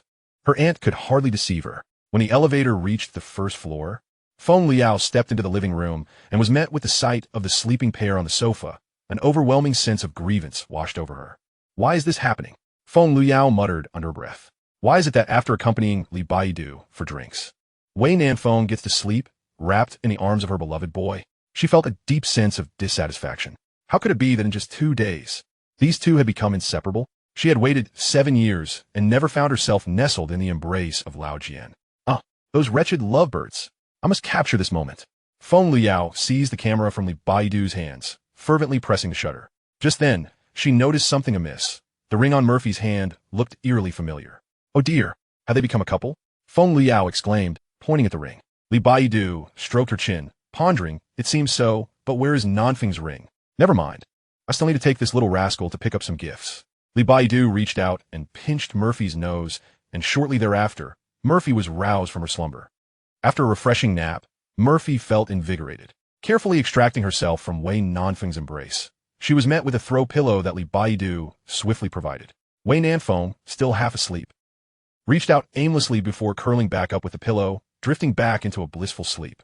Noticing the disapproving glances from the two, Murphy extended her left hand and greeted them with a smile. Good morning. Li Baidu and Feng Liao gazed at the ring on Murphy's left hand, which sparkled in the sunlight. They exchanged glances, suddenly sensing that this little rascal seemed to be flaunting something. Li Baidu looked at Feng Liao, who returned the gaze, both eager to uncover the details of what transpired between the two insufferable lovebirds the previous night. Chapter 46. What you mistake for love at first sight is my calculated gamble. Li Baidu approached Murphy, ruffling her disheveled hair with a teasing smile. What are you showing off to us for? Hurry and wash your hair. I'm taking you to buy some gifts. If you don't get my business sorted today, Nanfeng is currently in my hands. Although she was unaware of the night's events, she felt a surge of happiness mixed with a tinge of melancholy. It was as if her 2 children had found their lifelong partners. They had promised to remain single for life, the scoundrels. Murphy grimaced as she entered the restroom on the first floor. What do you mean by accompanying Wei Nanfeng? Why are you watching Romance of the Three Kingdoms? Men's grooming was swift. Within 5 minutes, Murphy emerged looking revitalized, even having dried her hair. Cease. Can I use this razor? Upon hearing Murphy's inquiry, Li Baidu's expression turned peculiar as she replied, Sure, it was newly bought by Wei Nanfeng for you last night. As Murphy used the razor, she found it quite effective, far superior to the electric shaver she had bought for 30 yuan at the supermarket. What brand is this razor? It's really good, Murphy inquired while shaving, contemplating purchasing one for her father if it wasn't too expensive. Feng Liao, wrapped in a blanket and sipping hot water, responded weakly, It's Panasonic, it's not expensive. But it was bought by Nanfeng last night for shaving leg hair. Murphy paused just as she finished shaving, and Wei Nanfeng awoke languidly. She squinted around. The thin blanket draped over her shoulders, her silk nightgown disheveled, and she tousled her messy hair. Good morning, she greeted Li Baidu. After consuming those 2 cups of drug-laced drinks last night, she had no recollection of what transpired. Li Baidu smiled at Wei Nanfeng and teasingly remarked, You mixed the drinks quite well, didn't you? You had your little tiger flying high while serving your friends 67-degree beer, right?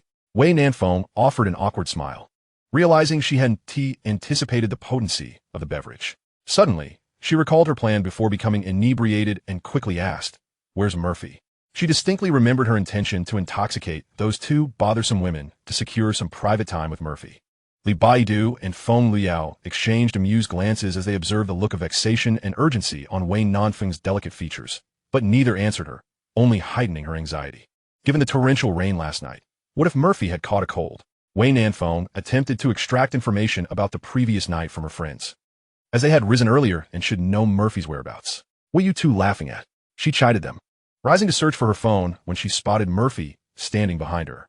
Murphy greeted her with a smile and a raised right hand. Good morning. Initially surprised to see Murphy, Wei Nanfeng quickly mirrored Feng Liao's reaction from the previous day, letting out a shriek as she wrapped herself tightly in the blanket. When did you get here? Oh no, I look terrible. Just woke up without any makeup. All right, you 2 can sort out last night's events at your convenience. I will be taking Murphy for now. Li Baidu glanced at the time and After testing himself with a breathalyzer at the door and finding no issues, resolved to take Murphy out to procure a gift. No matter the circumstances today, he must first navigate through the present dilemma and later fabricate some excuse to conclude the relationship. Subsequently, he would suffer heartache once more, vowing never to marry. Indeed, he was a true virtuoso in the art of deception at home. This plot, who wouldn't he find it bewildering? What an exquisite excuse it was. Let us go. What are you still gazing at? They don't wish to see you. Noticing Murphy still grinning foolishly at the sofa, Li Baidu grasped him by the collar, forcibly redirecting his gaze. As Murphy turned, Feng Luyao caught sight of a small gap in the sofa where a figure had quietly emerged. Leaning against the backrest and angrily shouting, "I did not."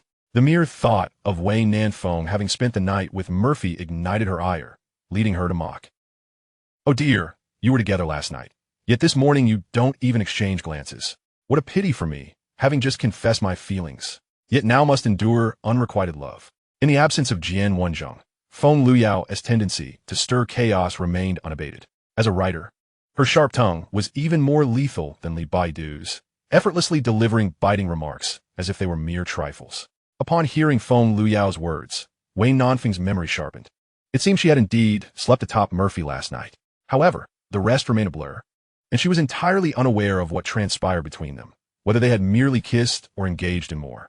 Wasn't that a considerable loss? If she couldn't recall, then perhaps nothing had occurred. Having changed her shoes, Li Baidu glanced at the time, finding the scene quite amusing, yet time was of the essence. All right. Enough of last night's romantic entanglements. You two need to handle that yourself. We are running out of time. Gifts to buy, clothes to procure, and a watch to select. Not to mention, I need my brother-in-law to check Murphy's pulse. He is already quite frail, and you drained his energy last night. Wei Nanfeng emerged from the blanket, her face flushed, and dashed barefoot to the door. Murphy and Li Baidu halted, quickly retrieving a card from their bag and slipping it into Murphy's pocket, wrapped in her blanket as if it were a protective shield against her own embarrassment. Wei Nanfeng declared, "I'll buy the clothes and the watch. Sister has money. Sister will take care of you." Without waiting for Murphy's refusal, she fled towards the staircase, still enveloped in her blanket. Uncertain of how she had uttered such shameless words, she stumbled, but fortunately, the thick blanket cushioned her fall. "Ye Mifine, you two go handle your business." With her hands and feet gripping the blanket, she vanished around the staircase corner, and even without seeing, she knew Murphy intended to comfort her. The raucous laughter of Li Baidu and Feng Luyao echoed in the room. Murphy shook his head in concern, unsure whether she had fallen hard or not. "Stop staring. We have plenty of time this afternoon." Li Baidu opened the door and led Murphy outside. After rummaging through her bag, only to find the keys to the G-Class missing, she casually grabbed another set from the entrance. As the garage opened, Murphy followed Li Baidu into a Palame, which, it must be said, was more comfortable than the G-Class. Li Baidu observed Murphy fiddling with the card Wei Nanfeng had just given him, wondering what thoughts occupied his mind. Am I being kept? Is this what it feels like to be pampered? Such a delightful sensation. Sister has money. Sister will take care of you. Who would refuse a young, beautiful, wealthy woman who harbored affection for them? It was akin to being cherished. As Murphy toyed with the bank card, he mused aloud, prompting Li Baidu to recall Jian Wenzheng's grim demeanor, fearing that Murphy might be influenced by him. She teased, "In a marriage, who doesn't spend the other's money?" Nanfeng was merely out of sorts, and didn't he know how to express her feelings for you? Murphy, however, paid little mind to this, tucking the card into his pocket and grinning as he replied, "I'm not pondering over the source of anyone's funds." "What are you thinking about then?" With that furrowed brow, Li Baidu raturta. "I'm contemplating what Murphy wishes to convey." Caught between words, he quickly shifted the topic. "What is the password for that card?" Nanfeng didn't tell me either. Li Baidu caught on to Murphy's hesitation and, seizing the moment while waiting at a red light, handed him a cigarette. As he lit it, Murphy found himself unlike Jian Wenzheng, aware that a modicum of pride still lingered within him. As a man, who wouldn't he desire to be a pillar of support for the woman they loved? This wasn't a matter of machismo, but rather the primal instinct of protectiveness born from love. He wished not only to shield his beloved from life's tempests in the future, but to offer her a safe harbor in the present. Fortunately, Murphy felt confident in his ability to be a support for Wei Nanfeng.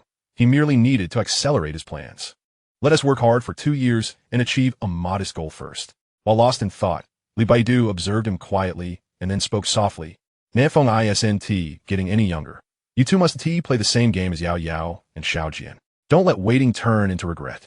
Murphy found those words strikingly familiar, Hadn't he uttered something similar to Jian, whinging yesterday? As he drew on the cigarette, he gazed at the azure sky, the summer breeze inducing a profound languor. The moment the red light changed, Li Baidu heard a languid reply. I've never cared for appearances. What is wrong with enjoying a bit of luxury? My life shall have no regrets. Li Baidu reasoned that given Murphy's nonchalance, he likely wouldn't be particularly averse to such matters. Perhaps she was overthinking it. What type of watch do you fancy? Choose freely today. You can't let me shield you from trouble for nothing. Upon hearing Li Baidu's words, Murphy became even more relaxed, responding with a smile. Since I'm being pampered, why would I need a gift from you? Li Baidu clicked her tongue, then heard Murphy continue. Didn't I earn 70,000 yesterday? That money, though it has ambiguous origins, is still a profit. Let's get 2 Longines 8-hand moon phase watches, the couple S model. Meanwhile, Feng Luyao assisted Wei Nanfeng with her hair. Wei Nanfeng found herself pondering over 2 outfits before her. One, a mature and elegant off-shoulder black dress, and the other, a youthful floral dress. Today, she must confess her feelings to Murphy. A formal romance should commence with a bouquet and a declaration. Yet, which outfit should she wear? Yao, which one do you think I should choose? Feng Luyao shook her head in exasperation. Wei Nanfeng had always been her fashion consultant. Today's ensemble was entirely curated by Wei Nanfeng, so why was she now feeling so conflicted? Murphy will be in formal attire. You should wear that black dress. It will complement him splendidly. To be fair, despite his youth, Murphy possesses a faint air of a domineering CEO. Wei Nanfeng found herself in agreement with Feng Luyao, as vivid images flooded her mind. After confessing her feelings, Murphy had domineeringly pinned her against the wall. Such elegance, indeed. The scene was vividly clear. No wonder she is a best-selling author. Her descriptive prowess is remarkable. Listening to Wei Nanfeng's praise, Feng Luyao beamed with delight, and after helping her style her hair, she curiously inquired, what caused you to suddenly fall head over heels for that young man? This is quite out of character for you. Wei Nanfeng was astute and possessed a shrewdness that kept her company thriving in the bustling metropolis of Magic City. No one in her firm was feeble. The business world is akin to a battlefield, and Wei Nanfeng had surmounted many challenges, witnessing the harsh and dark realities of society that she had yet to encounter. My affection for Murphy is rather pragmatic, in truth. Upon hearing Wei Nanfeng's response, Feng Luyao's curiosity deepened, and while donning her attire, she inquired, so, are you enamored by Murphy's youthful physique? I must admit, he is indeed rather handsome. Having changed into a black dress, Wei Nanfeng gracefully twirled before the floor-length mirror, then began selecting suitable shoes. No, it is Murphy's character that assures me about our future relationship. By the way, do you know how Murphy and I first met? Feng Luyao nodded, acknowledging that she had heard Wei Nanfeng recount this before. Yet, Wei Nanfeng was filled with nostalgia as she reminisced about the moment, smiling as she recounted. Even knowing that I had merely a 1 in 10,000 chance of jumping into the river, and that he might encounter trouble or be mistaken for a shameless flirt, he still approached to dissuade me. Moreover, he intended to have no further interaction with me afterward. The most amusing part was that after I helped him out, he brushed me off with a casual invitation to dinner, without even bothering to exchange phone numbers. A serene smile graced Wei Nanfeng's delicate face, recalling how amusing she found the encounter, which sparked her fondness for Murphy at that moment.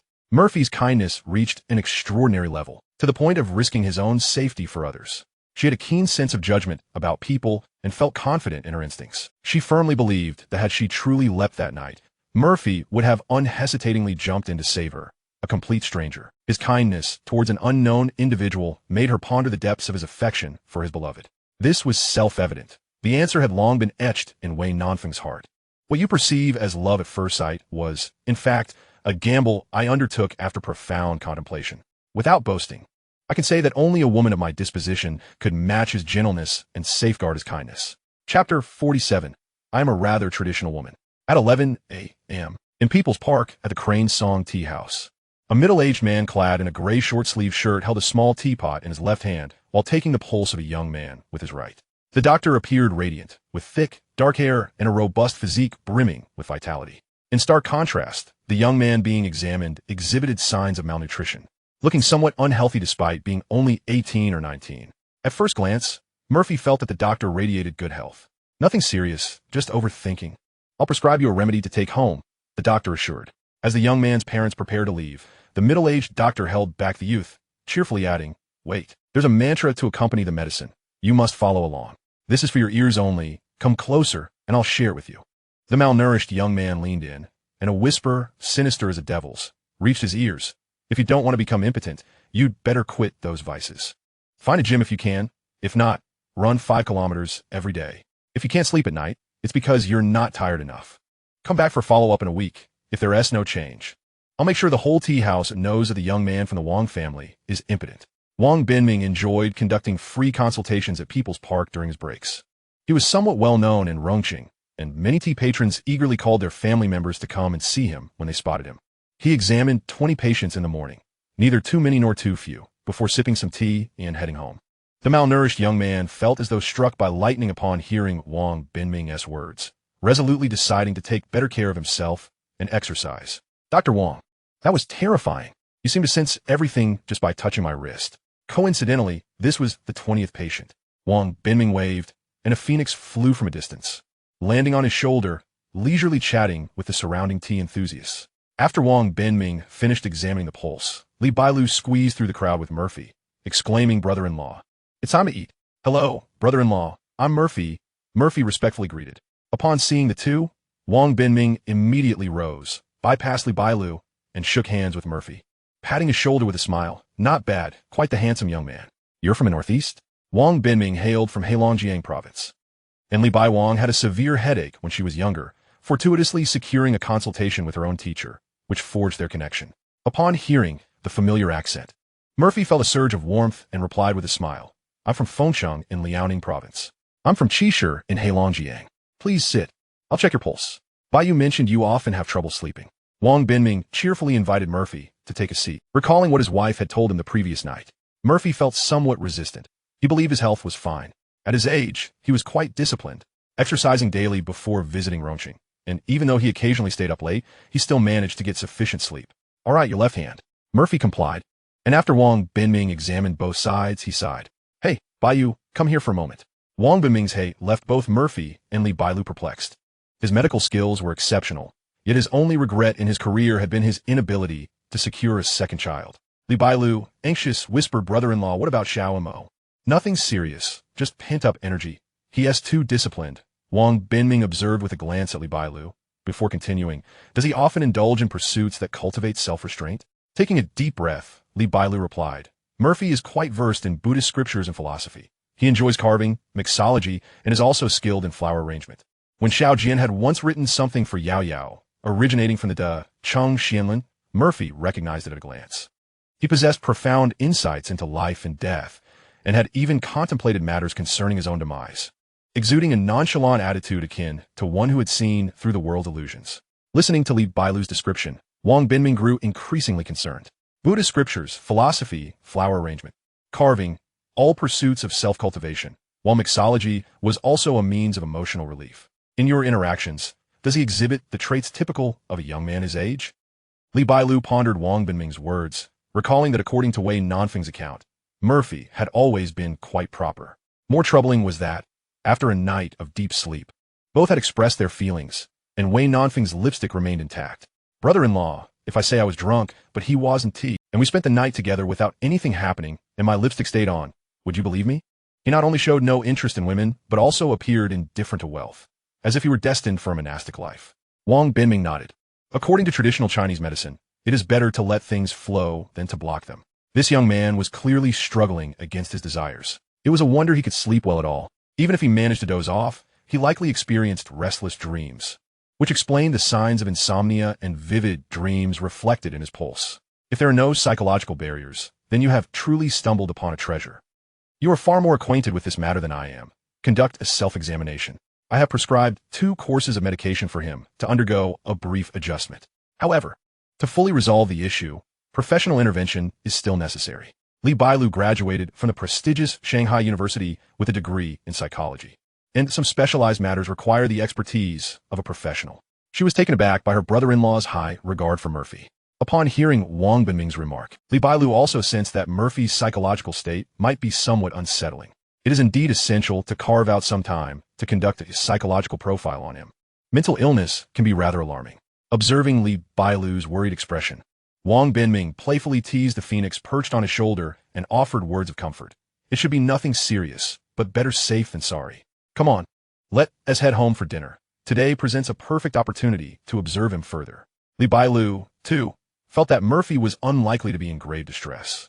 Considering that Wei Nanfeng's sixth sense has always been remarkably accurate, it was only natural that someone she fancied would possess certain peculiarities. Having conversed with Murphy's friends the previous night, she had not detected anything amiss, yet it would be prudent to verify. With this thought in mind, Li Bailu sent a message to Wei Nanfeng. Li Bailu, my brother-in-law checked Murphy's pulse. There's nothing wrong. The young man is just brimming with energy. Wei Nanfeng, really? Is that so? Li Bailu, have you two only kissed after that night at the bar? Wei Nanfeng, yes. The lip balm didn't he even wear off by morning? Am I getting old? Li Bailu, he might not be interested in any women, so prepare yourself mentally. Li Bailu jested with Wei Nanfeng, convinced that Murphy was likely fine, and the odds of Wei Nanfeng having found a treasure were significantly higher. Wei Nanfeng, what should I do then? Li Bailu, it's perfectly normal for a young man to be shy. Just take the initiative, haha. Wei Nanfeng, I have no experience. Li Bailu, why not try to guide Murphy? If that doesn't work, just keep trying. In a certain sense, Wei Nanfeng's romantic journey could be characterized as a failed confession immediately following a secret crush. Ambiguity? They hadn't even held hands. And she had no experience in anything further. Li Bailu found this pair rather intriguing, even more so than Yao Yao and Xiao. While she was engrossed in chatting with Wei Nanfeng, a sudden commotion erupted by the artificial lake. Oh no, a child has fallen in. Help, get a pole. Find a long pole. Li Bailu and Wang Binming hurried over to see how they could assist. They had barely taken a few steps when a familiar figure darted past them. Murphy, dressed in a white shirt, casual trousers, and leather shoes, had left his jacket in the car due to the warm weather. Without a moment's hesitation, Murphy plunged into the water within a minute, rescuing the submerged child. He swam to the shore, lifting the child high, while a helpful elder on the ground reached out to take the child from him. Once the child was safely rescued, the elder pulled Murphy up as well. Impressive. The elder gave Murphy a thumbs up. At this point, everyone's attention remained fixated on the rescued child. And upon spotting Li Bailu and Wang Binming, Murphy quickly approached them. By the time the crowd realized they needed to find a kind-hearted rescuer, he had already vanished into the throng. What are you thinking, jumping in so recklessly? Do you not know how many water plants are in this artificial lake? Li Bailu scolded as she cleared the water plants from Murphy's hair, expressing her disapproval of his impulsiveness. The water quality of the artificial lake was not particularly good, especially with the abundance of water plants posing a significant risk to anyone who might drown. I've been a strong swimmer since childhood. There's no problem, Murphy replied, shedding his now-soaked shirt and wrapping himself in his suit jacket, glancing regretfully at his newly acquired Longines watch. He was quite fond of the brand, particularly the intricate features of the moon phase watch. While such functions would typically cost $200,000 to $300,000 on other brands, Longines offered them for merely $20,000 to $30,000. It's just a watch. I'll give you another one later, Li Bailu retorted, still irritated as she dried Murphy's hair. She had genuinely been frightened moments ago. Murphy pouted, realizing they were indeed a matched pair. He suddenly remembered that Wang Binming was seated in the back, so he reluctantly placed the watch on the dashboard. Let us first take Xiao Mu home to change, and then he can have a hot shower. Wang Binming assumed that this watch was a token of affection between Li Bailu and Murphy, and he called his wife to inform her they would be home later than usual. Seeing that Murphy's hair was nearly dry, Li Bailu wiped her hands with a tissue and drove towards the Jinjiang Hotel. The location of the hotel was quite favorable and had long been one of Chengdu's landmark buildings, situated along the main thoroughfare of Chengdu. It was adjacent to the renowned Funan River, harmoniously echoing the Tianfu Square, with convenient transportation links to various shopping venues. The pricing and environment offered excellent value for money. A standard double room for two would cost approximately 160 yuan per person per night. When young men go out for leisure, they tend not to be overly concerned about their accommodation, but it was essential to ensure the needs of the accompanying girls were met. After extensive discussions, the group ultimately decided to settle on this hotel.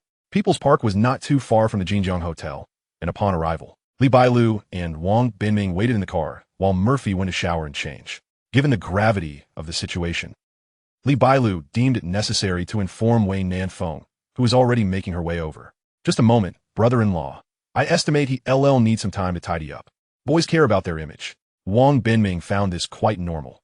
Who wouldn't he feel nervous visiting their father-in-law for the first time, wanting to present their best self?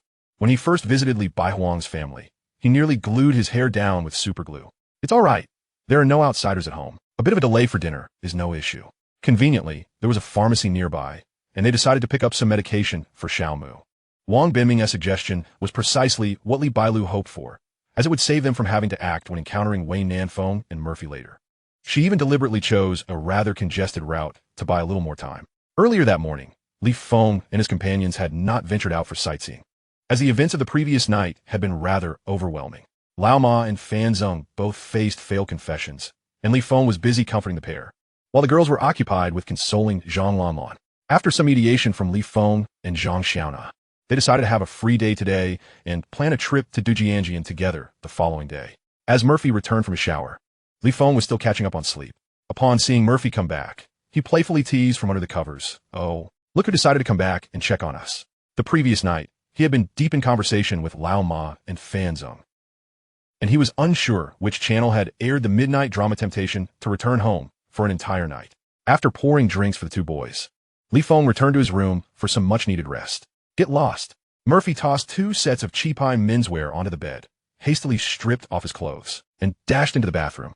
The odor from the artificial lake was quite unpleasant, and he shouted while washing, "Don't forget to send the gifts for my uncle and dad back later." Li Feng lazily rose, glancing at the clothes on the bed, and teasingly remarked, "Are you being pampered?" "Yeah, my brother's enjoying a bit of softer ice. It's only fair."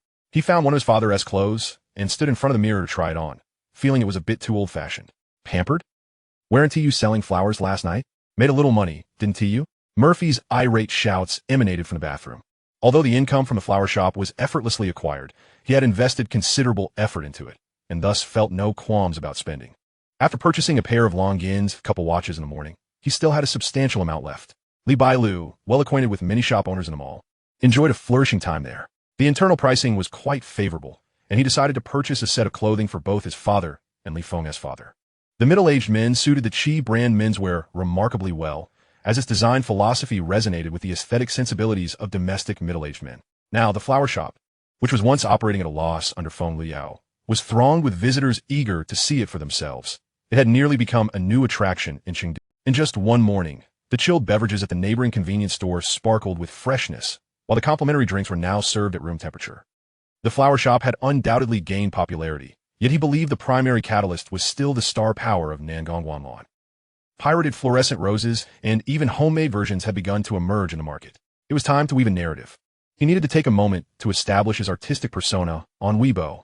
Art was indeed a splendid pursuit, one that could be monetarily rewarding. Murphy finished his grooming swiftly and, wrapped in a towel, emerged to find Li Feng admiring himself in the mirror.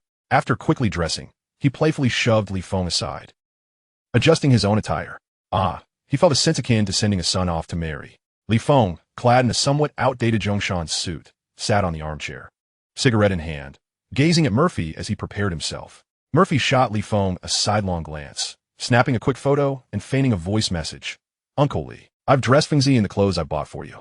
Upon hearing this, Li Feng hurriedly stripped off the outfit, folding it with great care. Just as he was about to pull out his phone to explain to his father, he noticed something amiss. "Hey, what are you doing with your precious carving tools?" Li Feng observed Murphy rummaging through his suitcase, and upon extracting the prize carving set, he then saw him pull out a fine piece of Wangwali wood. This particular piece was leftover scrap from when Murphy's grandfather crafted a jewelry box for his father, and Murphy had cherished it since childhood, never having contemplated what to carve or create with it. Now, he was taking it out, but the density of Wangwali wood made it a time-consuming endeavor to sculpt. "What do you intend to carve?" Li Feng kirat curiosity pika. Murphy, placing the tools and wood into his waist pouch, smiled in response. "I'm going to carve a small ornament for our president."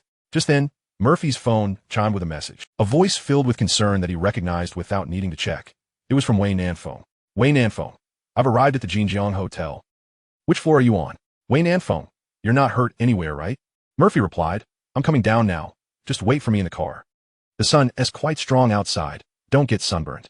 After sending the message, he abandoned Li Feng and strode toward the elevator with a buoyant gait. Once Murphy had departed, Li Feng flopped back onto the bed, intending to indulge in another short nap when his phone buzzed again. "Zhang Xiaona, not good husband." Wei Jie and Zhang Lanjun ran into each other downstairs. "The situation is quite urgent." Upon reading Zhang Xiaona's message, Li Feng sprang from the bed. Why was it that everything seemed to happen all at once? Downstairs, Zhang Xiaona and Bai Jie watched in dismay as the tense confrontation unfolded between Wei Nanfeng and Zhang Lanjun. They had merely stepped out for a meal and to buy some cold medicine for Wang Xine. How had the two of them ended up crossing paths? Initially, they exchanged pleasantries, but things took a turn when Zhang Lanjun casually posed a rather lethal question. "Wei Jie, do you happen to know that Murphy has a girlfriend?" Upon hearing this, Wei Nanfeng remained unfazed, her animosity towards Zhang Lanjun intensifying. Was she attempting to sow discord in her relationship with Murphy? Clearly, she sought to exploit this opportunity. The young lady was indeed clever, but still somewhat naive. With a smile, she tucked her hair behind her ear and leaned closer to Zhang Lanjun, whispering coldly in her ear, "Of course I know. We were together just last night. I'm a rather traditional woman and can accept him having multiple wives. If Murphy doesn't mind you, we could even be sisters. Unfortunately, he doesn't seem to fancy you."